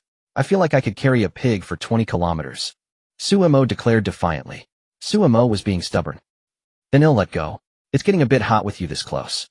Seeing Su Mo's tough front, he found her adorable, yet felt a little helpless. Li Linyan curled his lips into a playful smile, intending to cure her stubbornness, and pretended to loosen his grip. As soon as he slightly released his hold, Su Mo wobbled and nearly fell. Ah, she exclaimed, quickly grabbing the railing nearby. See, you said you had strength. Li Linyan chuckled, gently pulling her back. Let's go home and rest. They'll help you walk. If I just wasn't paying attention. Su Mo insisted stubbornly, though her cheeks flushed faintly. They returned to the car, and Su Mo took the passenger seat. Despite the air conditioning, she still felt stuffy. She adjusted the vents to blow directly on her. A cool breeze caressed her face, and Su Mo felt a wave of pleasure. She half closed her eyes, and the corners of her mouth unconsciously curved into a beautiful smile. Yun, this feels so nice, she murmured, her voice carrying a hint of laziness and contentment. Turn it back after a while. You'll catch a cold like this. Watching Su Mo open her mouth to catch the air from the vent, Li Linyan could only sigh. But Su Mo thought he was worrying too much. How could she get sick just from the air conditioner? She was in great shape. Wait, why did she suddenly feel like sneezing? She rubbed her nose until the urge passed, then turned to look at Li Linyan in the driver's seat. Yun, have you decided what outfit you want me to wear? She asked. But let me warn you, nothing indecent. Li Linyan thought for a moment. He definitely wanted to see Su Mo in stockings. Black stockings. They were certainly decent, since you often saw girls wearing them on the streets. He wasn't particularly interested in black stockings, he just thought Su Mo would look stunning in them. Li Linyan nodded, and was about to tell Su Mo his idea, but she interrupted him. Wait, don't tell me. I feel like it's going to be something embarrassing again. Just hand me the outfit when the time comes. If I know in advance, I won't be able to sleep for days. Li Linyan laughed and agreed, already picturing Su Mo's shy expression in black stockings. When they got home, they ran into Su Minghui, who was heading out. Seeing them return, he smiled. How was it? Did you have fun today? It was all right. Dad, where are you going? Someone from the head office is coming for an inspection. I'm going to greet them, Su Minghui said as he walked toward the parking spot. Li Linyan offered to drive him, but he declined. Linyan, you're a guest. Just stay home and keep Xiao Mo company. He patted Li Linyan's shoulder meaningfully, then drove off. Su Mo watched the car disappear, and then looked at Li Linyan, a strange feeling stirring in her heart. There was something about how Dad looked at Yun, almost admiring. Inside the house, Lenny Xuan was playing games as usual. To Su Mo's surprise, Hui seemed to be playing with him. Seeing Su Mo and Li Linyan return, he quickly called for help. Mo gu Linyan gu, please save me. I can't carry my big sister by myself. Lenny Hui rolled her eyes at him. You're embarrassing yourself. You've been playing this long, and you still can't carry in gold yellow. Su Mo glanced at the stats. Lenny Xuan was actually doing okay, but the opponents seemed to be Smurfs too. It was a clash of titans, and the mortals suffered. Aside from the two Smurfs, everyone else had terrible scores. Yun, let's play with them. Li Linyan was about to agree when his phone rang. It was his father. He answered, and his father's stern, steady voice came through. Linyan, if you have time, go inspect the branch. There's a collaboration matter that needs discussion with the head office. Since you're nearby, it's convenient. Got it, Dad. I'm on my way. After hanging up, he turned to Su Mo with an apologetic look. Xiao Mo, I have some urgent business to handle. I might not be able to stay with you. Su Mo saw his predicament. It's okay, Yun. Go ahead. Work comes first. Getting into the car, Li Linyan drove to the branch as fast as he could. All he wanted was to finish work quickly and come back to be with Su Mo. Old Su, the person coming today, is President Li from headquarters, the chairman's own son. We must not treat him poorly, Wangka said. Su Minghui nodded and said solemnly, rest assured, old Wang, not a single step will go wrong. This concerns whether I can get a promotion and raise. Wang Ke looked at his old friend of many years, having worked together for so long, he naturally had full confidence in his abilities. He'll leave the arrangements here to you. He'll go downstairs to welcome President Li.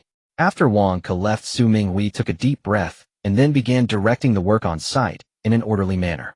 Sumo's home was not far from the branch company. Although Li Linyun didn't know the way, it would only take him around 10 minutes to get there. Before he even parked the car, he saw several people approaching from not far away. They must be the ones coming to welcome him. After getting out of the car, the middle-aged man at the front respectfully extended both hands and said with a smile, "Welcome, President Li. I am Wang Ke, the head of the marketing department of this branch." Li Linyun smiled and shook his hand. "Manager Wang, sorry for the trouble of guiding me." "Not at all, it's my duty," Wang Ke said with a smile, then led Li Linyun into the company. The group arrived at the conference room, where the branch's employees had already prepared various documents. Wang Ke introduced several key responsible persons to Li Linyun and then began reporting the recent work progress. The branch primarily handled the electrical appliance and furniture sector. Li Linyun listened attentively, occasionally offering some very pertinent comments. As expected of President Li, truly accomplished at such a young age. Wang Ke praised him. The questions and suggestions Li Linyun raised were incisive, leaving Wang Ke greatly benefited. He felt as if listening to his words was more enlightening than 10 years of reading. So this was not flattery but sincere admiration. "Manager Wang, you flatter me." In response to sincere praise, Li Linyun only gave a faint smile. After the meeting, Li Linyun accepted Wang Ke's invitation to visit the company's marketing department. Arriving at the marketing department workspace, most people were bowed over their desks, diligently completing their tasks. Li Linyun nodded in approval, then did not linger, leaving the employees whispering at their desks. "Is this the legendary President Li? He's so young. I thought he would be a middle-aged man. He is indeed very young, and super handsome too. I wonder if President Li has a girlfriend." A girl said dreamily. "Let me tell you, before work this morning I think I ran into President Li at that milk tea shop on Ancient Street. Yes, I went with him this morning, and President Li had a beautiful woman with him. Must be his girlfriend." To get back early to accompany Su-Mo, Li Linyun walked very fast. Because his legs were long, Wang Ke and the others behind him had to jog to keep up. President Li is so young, yet his work style is so resolute and efficient. Truly remarkable. Wang Ke thought that Li Linyun walked fast because he valued efficiency, so he praised him inwardly. Soon they arrived at the last stop of the inspection tour, the marketing department manager's office. Wang Ke opened the office door for Li Linyun. "President Li, after you." Just as Li Linyun was about to enter, a marketing intern carrying a cup of water passed by the group. Perhaps due to nervousness, when he turned around, he accidentally stepped on his own shoelace, causing the water in the cup to spill, splashing right onto Li Linyun's face and clothes. The employees near the office saw this and began discussing nervously. "Oh no, which team leader's intern is that? Seems like it's old Seuss. He was just about to get a promotion and raise. How unlucky at such a critical moment. Alas, with old Seuss' ability, he should have been promoted long ago. I hope President Li doesn't take it out on him. Having an intern under one's supervision splash water all over the president.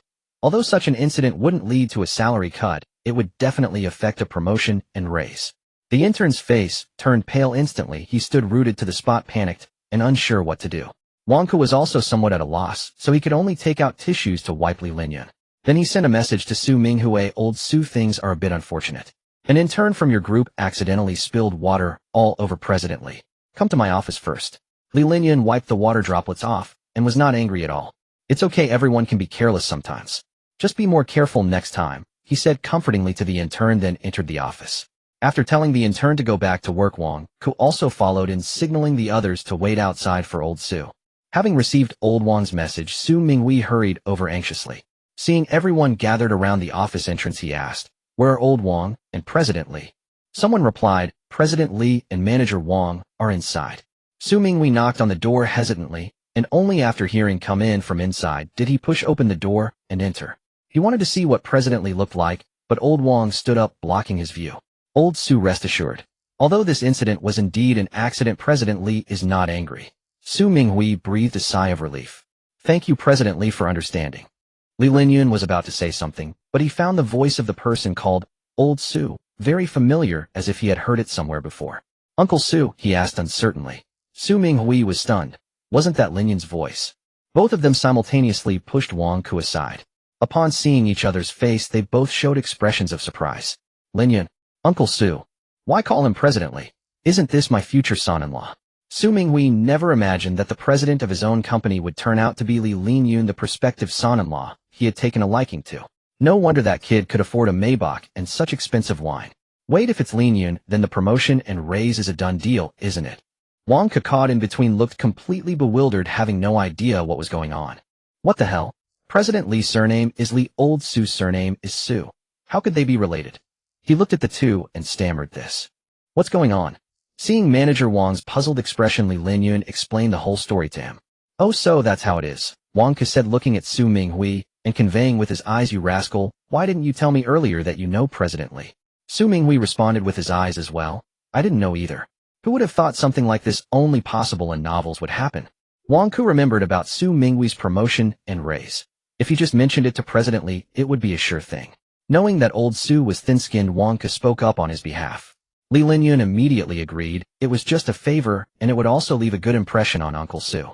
Moreover, after the promotion, Uncle Su would be happy, and Su Mo would be happy too. After finalizing the promotion matters, Lin Yun glanced at his watch. Manager Wang'll take my leave with Uncle Su then. Alright, President Li, take care with old Su. After the two left, Wang Ke still couldn't believe what had just happened. Damn, that old Su really keeps his cards close to his chest. After coming out of the company, Su Minghui could no longer suppress the smile on his face. Thank you for the promotion, Lin Yun. Do you have any particular dish you'd like to eat tonight? He'll have my Xiao Mo cook it for you. Lin Yun thought for a moment. There wasn't any dish he particularly liked, or rather he loved all the dishes Su Mo cooked. Well then, how about a chicken braised in soy sauce? Su Minghui was taken aback. Wasn't this Xiao Mo's favorite dish? Could it be that Lin Yun also likes it? These two kids really are meant for each other. During dinner time at Su Mo's dining table, Lin Yun, eat more of whatever dish you like. Don't be polite, make yourself at home. Lin Yun, you're the only one who can drink, come have a toast with Uncle. Seeing her father constantly picking up food for Lin Yun, Su Mo couldn't help but say, Dad, why are you so good to a Yun? Anyone who didn't know would think he was your own son. Su Minghui heard that and thought his precious daughter was jealous. He quickly pushed the braised chicken in front of Su Mo. Of course, Dad loves you the most. Even though Lin Yun also likes this dish, I still put it in front of you. Su Mo was a bit puzzled. When did Lin Yun start liking braised chicken? Recalling what her father said about making a dish a Yun liked for dinner, looking at the braised chicken in front of her, she seemed to understand something. Thank you, she said softly, not sure to whom. After dinner, taking advantage of the living room being only him and Su Mo, Lin Yun dared to speak. Xiao Mo, the things I bought will arrive tomorrow. Can you tomorrow evening? Su Mo was about to agree, but looking at Lin Yun's eager expression, her woman's intuition told her that what Lin Yun bought was probably not that simple. A Yun, can you guarantee that what you bought is proper, the kind you can wear for a stroll? Lin Yun nodded. It's proper, of course you can wear it for a stroll. A pair of black fishnet stockings for a girl, it should be wearable for a stroll. As for whether Su Mo could accept it, Lin Yun wasn't sure either, but she didn't really have to wear it out. He didn't want others to see Su Mo's beautiful legs in fishnet stockings. Anyway, Xiao Mo wearing fishnet stockings was only for him to see. She should be able to accept it. Su Mo believed Lin Yun's words. After all, he looked so serious. The dizzy feeling came again. It would have been coming and going since the afternoon. Moreover, her nose was a bit stuffy. Su Mo thought she might have caught a cold, and that a hot bath might help. He'll go back to my room to take a bath first. Tomorrow afternoon, when Yixuan and Yihui are taking a nap, then he'll wear it for you. After saying that, she ran away. Just wearing girls' clothes, did she have to hide from her younger siblings? Lin Yun wondered when Xiao Mo would be able to naturally grow long hair and wear women's clothing. Thinking this, he also went back to his room to rest. The next morning, a few rays of sunlight shone on Su Mo's face through the gaps in the curtains. It should have been warm, but she felt a chill. Wanting to open her eyes, her eyelids were unusually heavy, almost unable to lift. She sat up, weakly dizzy with a dry and sore throat. Even swallowing saliva felt like needles pricking. My body feels so awful, I'm not really sick, am I? Su Mo endured the discomfort and got out of bed, staggering out of the room to go to the living room to pour a glass of hot water and also find the thermometer. Arriving at the living room downstairs, a familiar figure was busy in the kitchen, seemingly cooking porridge. Yun, are you making breakfast? Su Mo asked weakly. Hearing the voice, Lin Yun turned around, wearing an apron, looking somewhat like a good family man. You must be tired from cooking every day? Yesterday I consulted with the family chef and thought I'd help you make a meal. Your face is so red, you're not running a fever, are you? Seeing Su Mo's poor complexion, Lin Yun walked over to her, reached out, and touched her forehead. So hot. You have a high fever. Let me help you back to your room to lie down. The porridge will be ready soon, I will bring it up to you in a bit. The sudden intimate gesture made Su Mo's face even redder. Already dizzy from the fever, she now went weak in the knees and fell directly into Li Linyan's arms. No, Hui is still sleeping in bed. He'll catch her cold. Then lie down on my bed for a while. Without further ado, Li Linyan helped Su-mo back to his room, made her lie down, and covered her with a blanket. He poured a glass of warm water, placed a wet towel on her forehead, and only then stopped to sit by the bed. I'm sorry. Su-mo lowered her head in apology like a child who had done something wrong. If she hadn't been greedy for coolness yesterday, letting the air conditioner blow directly on her, she wouldn't have caught a cold. Yun wouldn't have to be busy and worried about her. Don't say that. Just rest well and get better first. Li Linyan gently squeezed Su-mo's small hand. He'll go check if the porridge is ready. Soon after, Li Linyan came back with the porridge. It's a bit hot. Let it cool a little before drinking. He sat by the bed, stirring the porridge in the bowl with a spoon. Do we have fever medicine at home? If it doesn't get better after taking medicine, well, go to the hospital. Yes, in the medicine cabinet by the cabinet in the living room. Su-mo's voice was a bit nasal. He'll get better, don't take me to the hospital. She had never liked going to the hospital since childhood. The smell of disinfectant made her heart flutter. Then you still have to drink the porridge. Li Linyan scooped up a spoonful of porridge, gently blew on it, and said, come open your mouth. Su-mo obediently opened her mouth and drank the spoonful of porridge. The porridge tasted very good, sweet and warm. Want more? Li Linyan asked gently. I want more. Su-mo nodded, feeling that her appetite seemed to have improved. After being fed a bowl of porridge like this, Su-mo felt a bit better. Li Linyan told Su-mo to rest well and went to the living room to find the fever medicine. Lying in bed feeling cold due to the fever, Su-mo pulled the blanket up to her little nose. The blanket had a faint scent, very pleasant, exactly the same as Li Linyan's scent. This smell made her feel at ease, and her low spirits from the fever improved a lot. So this is what it feels like to be taken care of. It's really nice. And Yun's hands are really warm. Su-mo began to feel sleepy, so she wrapped herself tighter in the blanket and fell asleep peacefully. Lin Yixuan on the sofa had already woken up. Seeing Li Linyan come downstairs, he asked, Linyan ji, why didn't Mo-ji come down to make breakfast today? Li Linyan hurried downstairs looking for the medicine box while answering, Xiao-mo has a fever. I made porridge in the kitchen. If you're hungry, go eat some. Fever? Is it serious? Lin Yixuan was a bit worried. A bit, but she doesn't want to go to the hospital. Hope she gets better after taking medicine and sleeping. After finding the medicine, Li Linyan ran to the staircase, then thought of something and stopped to look at Lin Yixuan. Yixuan, actually, I know Xiao-mo is a girl. From now on, in front of me, don't call her Mo-gu anymore.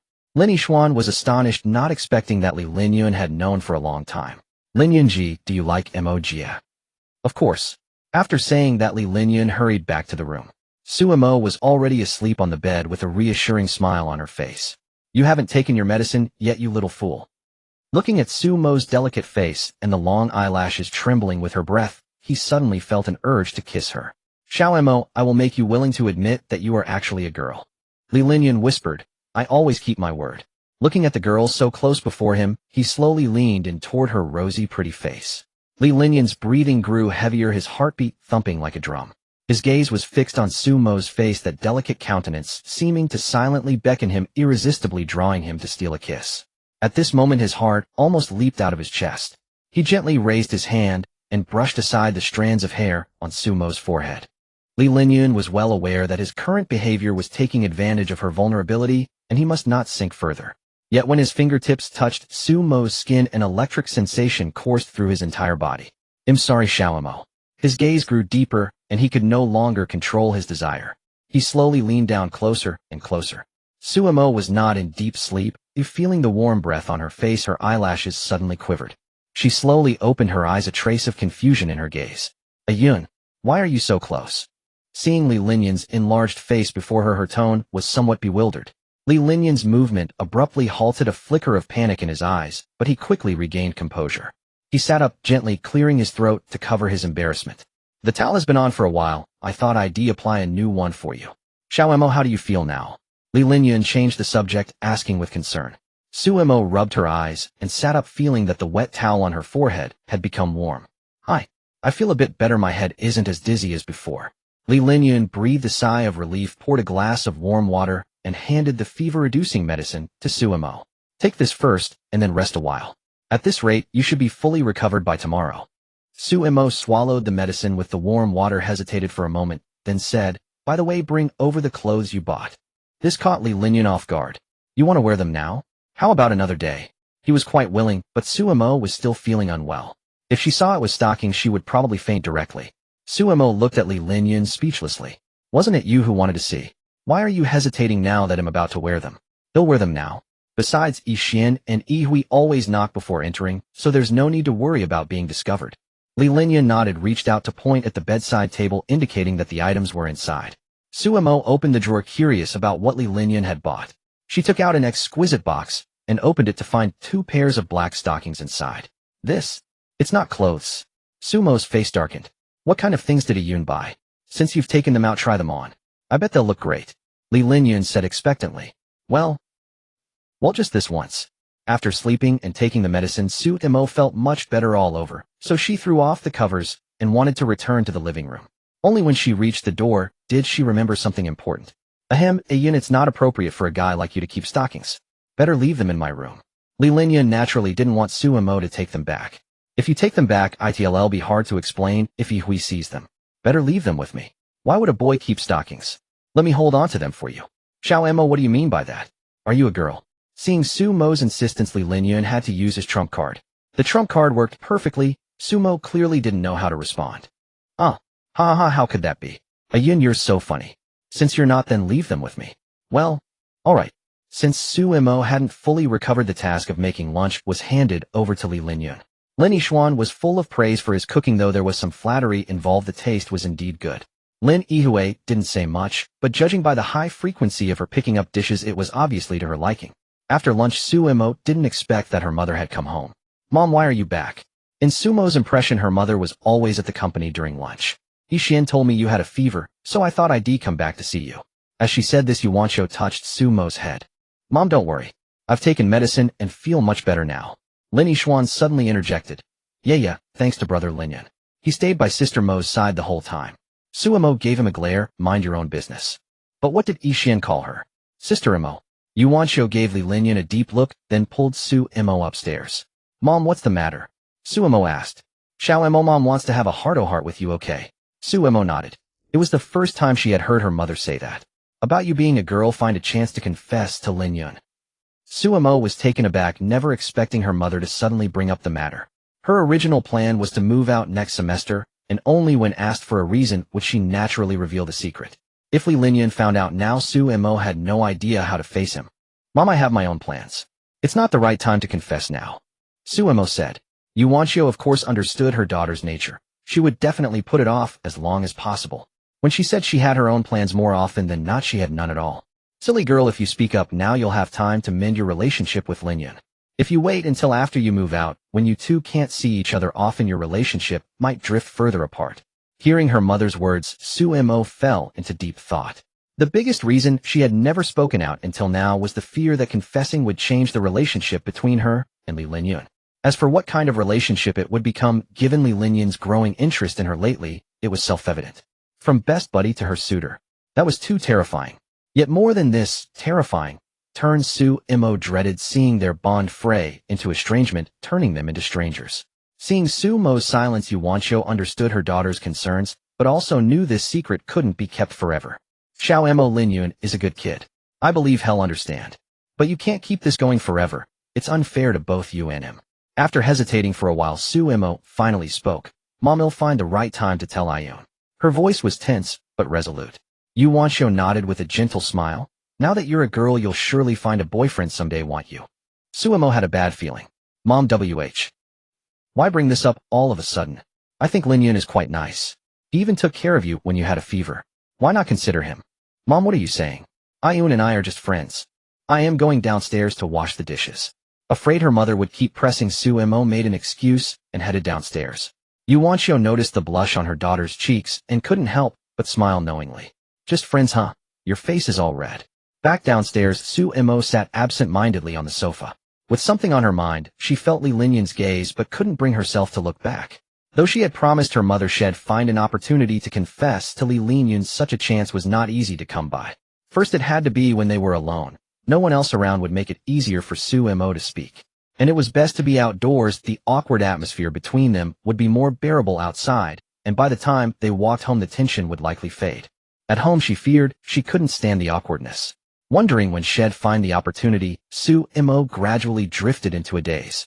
Li Linyun kept watching her, puzzled why she was ignoring him, and could only remain silent with a hint of hurt. Could it be that she was angry because he had kept the fishnet stockings she wore? The siblings Lin Yihui and Lin Yixuan exchanged glances, clueless about what was going on. Well, since we have nothing to do this afternoon, how about we play some games together? Lin Yixuan suggested. Li Linyun's eyes lit up. This might be a good idea. Sure, what should we play? He quickly replied. I'm tired of mobile games. Let's try some PC games today, perfect for testing out the 4090 Linyun gave us. Lin Yixuan called out to the dazed Suemo. Jia, what game do you want to play? Suemo snapped back to reality, seemingly not noticing that Lin Yixuan had called her Jia. Let's play Overcooked. For players online 2 per computer, just right. She had played it online with Zhao 1 and the others in the dorm before. She had always wanted to play it with Li Linyun, and now she finally had the chance. Lin Yixuan nodded. He happened to have the game on his Steam account, though he rarely played it. In the end, it was decided that Li Linyun and Suemo would team up, while Lin Yihui and Lin Yixuan would be the other pair. Lin Yihui wanted to be with Suemo and protested the grouping. Lin Yixuan only managed to persuade her after much coaxing, but the price was that he would handle all the household chores for a month. To make it more fun, they moved the computers from the bedroom to the living room. After all, games are better when played close together. Suemo and Li Linyun sat very near, both feeling each other's warmth. After explaining the gameplay and controls of Overcooked to Li Linyun, Suemo started the game. It was a pizza-making level. As the game began, Suemo was in charge of kneading dough and making pizza bases, while Li Linyun had to add toppings and put the pizza in the oven. The kitchen timer ticked loudly, escalating the tension. Xiao, your crust is way too thick. Will this pizza even bake through? Li Linyun teased while controlling his character to sprinkle cheese on the pizza. Suemo felt provoked. How dare this rookie doubt her? Ayun, you're putting on way too many toppings. The pizza's turning into a cheese mountain. At this rate, we'll lose $10 on every one we sell. Their coordination was decent at first, much better than the sibling pairs. But as orders piled up, their teamwork inevitably stumbled. Just as Suemo handed the pizza base to Li Linyun, he accidentally pressed the wrong key and the pizza, with all its toppings, scattered on the floor. Ayun, are you feeding the floor? Suemo couldn't help laughing. Our pizzeria is going bankrupt. Unhurriedly, Li Linyun maneuvered his character to pick up the fallen pizza and put it in the oven. As soon as the pizza was in the game, sounded an alarm. What's wrong? He distinctly remembered Suemo saying that ingredients dropped on the floor could still be used. Behind them, Lin Yihui's voice rang out. Oh, Lin Yixuan, you dumb. Even baking a pizza in the game sets on fire. Hurry up and put it out. It was you who put that pizza in the oven. Lin Yixuan mumbled, a weak defense. With the 4 of them working together, they eventually cleared the level, albeit with only 1 star. We cooperate pretty well. But Yixuan and Yihui still need to work harder. Suemo said with a smile. When can we go again? I think I'm already better than Lin Yixuan. Lin Yihui was eager. Let's take a break first. He'll make some lemon water for everyone. She smiled at Li Linyun and headed toward the kitchen. Sunlight streamed through the living room curtains. The irrepressible joy on Suemo's face lingered in Li Linyun's eyes. He realized this was a beautiful afternoon. He could be beside the most wonderful person in the world. He suddenly wished this afternoon could last longer, forever if possible. The splendid afternoon, filled with laughter and joy, slipped away swiftly. By the time they turned off the game, dusk had already begun to fall. Oh dear, we haven't even started cooking yet. Ayun, come help me in the kitchen. Suemo bounced up from the sofa, ready to prepare dinner. After tidying up the scattered cushions on the sofa, Li Linyun followed her into the kitchen. Since time was a bit tight today, dinner was kept simple. 3 meat dishes and 2 vegetable dishes. The meat dishes were beef stir-fried with green peppers, kung pao chicken, and braised fish, while the 2 vegetable dishes were hotanser, shredded potatoes, and boiled greens. While the 2 were busy in the kitchen preparing dinner, Su Minghui and Yu Wanqiu arrived home. Smelling the aroma wafting from the kitchen, both of them, tired after a long day's work, found their appetites awakened. Xiaomo's cooking has been getting better and better lately. These past few days eating the food at the company cafeteria, I just haven't had much appetite. Dinner was soon brought to the table. Seeing Suemo and Li Linyun emerging together from the kitchen, Su Minghui and Yu Wanqiu exchanged a meaningful glance. Are they a good match? The more they looked, the more they felt so. Are they satisfied?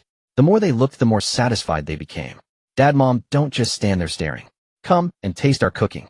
Suemo urged with a smile as she placed the last dish on the table. At her prompting, Su Minghui and Yu Wanqiu finally averted their gazes and sat down at the dining table. Kung pao chicken and braised fish. Did you specially cook Dad and Mom's favorite dishes? Suemo didn't answer directly. She gently pursed her lips, revealing a mischievous smile. As if to say, you guessed right, your precious daughter is just that considerate. Li Linyun felt a stir in his heart, and also broke into a smile. It wasn't just because her smile was so infectious, but also because the way Sumo's family interacted reminded him of a time long ago. Once upon a time at his own family's dining table, there had been such warm scenes. Unfortunately, they could never be seen again. Looking back now, that truly was a bittersweet chapter of happiness tinged with regret. Ayun, why are you spacing out? Hurry up and eat. Suemo urged. Li Linyun snapped back to reality, picked up a piece of beef, and put it into his mouth. Xiaomo's cooking was really delicious. Dinner ended in a harmonious atmosphere. Lin Yixuan once again embarked on a trio gaming journey with Binbin and Away. As soon as the holidays began, his phone was almost constantly in his hands, probably because he couldn't play during school time and wanted to make up for it during summer break. Lin Hui had recently been binge-watching a drama, which she used to watch on her phone. But now that there was a computer in the living room equipped with such a fine monitor, of course, she used the computer. Since the fridge was nearly empty, Su Minghui and Yu Wanxiu went to the supermarket to stock up. After Suemo and Li Linyun finished cleaning the dishes, they found themselves at a loss for what to do next. How about we go for a drive? Li Linyun suggested. Suemo thought for a moment. She really hadn't gone out much lately, and agreed. After saying goodbye to the engrossed siblings, the two headed out. Just as Li Linyun was about to walk toward the parking spot, Suemo grabbed his arm. For a casual drive, why take the Maybach? She pointed at the electric scooter parked by the door. Look, let's take the scooter. On the way back, we can enjoy the evening breeze. It's so comfortable, Suemo said with a smile. Li Linyun usually drove luxury sedans, but today he would be riding a little electric scooter. The contrast made Suemo quite excited. Li Linyun imagined Suemo sitting behind him, clamoring for him to go faster. To keep her balance, she might even hold tightly onto his waist. Good idea. He nodded in agreement. Li Linyun got on the scooter, adjusted the seat, then patted the back to signal Suemo to hop on. After getting on, Suemo suddenly thought of something. Ayun, have you ever driven a scooter before? Li Linyun shook his head. No, but I've ridden a motorcycle. They should be similar. All right then. Linyun, no. Wanna let's go? Suemo shouted excitedly. As Suemo gave the command, Linyun, no. One shot forward with a whoosh. Wait. Ayun slowed down. Afraid of falling off, she could only wrap both arms around Li Linyun's waist. Li Linyun, who had intended to slow down, felt the soft touch of her hands on his waist, and a slight smile tugged at his lips. He decisively maintained the speed. On purpose. Ayun, you did that on purpose. Suemo protested. But there was nothing she could do about it. She didn't know how to ride a scooter herself. A gentle evening breeze brushed past them, all the way with the fragrance of flowers and grass from the roadside and the laughter of children in the distance. When they reached a lakeside, Suemo asked Li Linyun to stop, deciding to take a walk there. Walking along the lake, Suemo asked Li Linyun, Ayun, what do you think of this lake? The water is clear and the surroundings are very pleasant. I quite like it. Li Linyun didn't hold back his praise. This lake is called East Lake. It's just one character away from the famous West Lake. The two continued walking along the shore as night gradually descended and the lakeside lights began to glow. The lakeside was quiet with few pedestrians. Sumo's mood gradually relaxed along with the tranquil environment. Suemo suddenly realized that with no one else around, and only the two of them, this might be a good opportunity to be honest. She looked at Li Linyun, her lips parting slightly as she hesitated whether to speak. Ayun, have you ever thought about what our relationship would be if we weren't friends? Suemo finally spoke, her voice carrying a barely perceptible tremor. Stopping in his tracks, Li Linyun was a little stunned, not knowing why Suemo had suddenly asked that. He turned around and looked at her seriously. Xiaoemo, I think the relationship between us might have already crossed the boundary of friendship. Sumo's heart gave a violent lurch. She hadn't expected Li Linyun to express it so directly. She wanted to ask what crossing the boundary of friendship meant. Suddenly the phone rang, startling Suemo. She patted her chest to calm her pounding heart, then answered the call. She didn't notice that Li Linyun's eyes, which had been bright with sincerity, had now dimmed slightly. It was Su Weiwei on the phone. Suemo, you haven't forgotten about tonight's class reunion, have you? Only then did she remember meeting Su Weiwei a few days ago, and the two talking about it. Weiwei, of course I haven't forgotten. Where's the restaurant for the reunion? He'll head over now. Su Weiwei sent the address to Suemo. A lot of people are bringing their partners. Make sure to bring that handsome guy Li Linyun along. She hung up right after, as if afraid Suemo would scold her. Suemo wasn't bothered. Oh, she actually wanted to go with Li Linyun anyway, so she didn't even need to ask. Suemo forwarded the address to Li Linyun and said, Ayun, come with me to the class reunion.